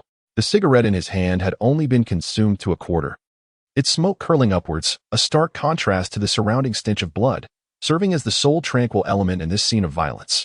One pirate struggled to prop himself up, his throat emitting a broken rasp, his eyes reflecting disbelief intertwined with profound terror. "How could you possibly be so strong?" he croaked, each word punctuated by violent coughs, blood frothing at the corners of his mouth, a vivid reflection of his despair in this moment. Sig gently flicked the ash from his cigarette, his gaze as frigid as ice, his voice calm yet imbued with an undeniable authority. "In the realm of the strong, explanations are unnecessary. The weak perpetually seek a trail to follow behind the powerful, oblivious to the truth that true strength emanates from the relentless pursuit of self-transcendence. Forged through countless trials of life and death."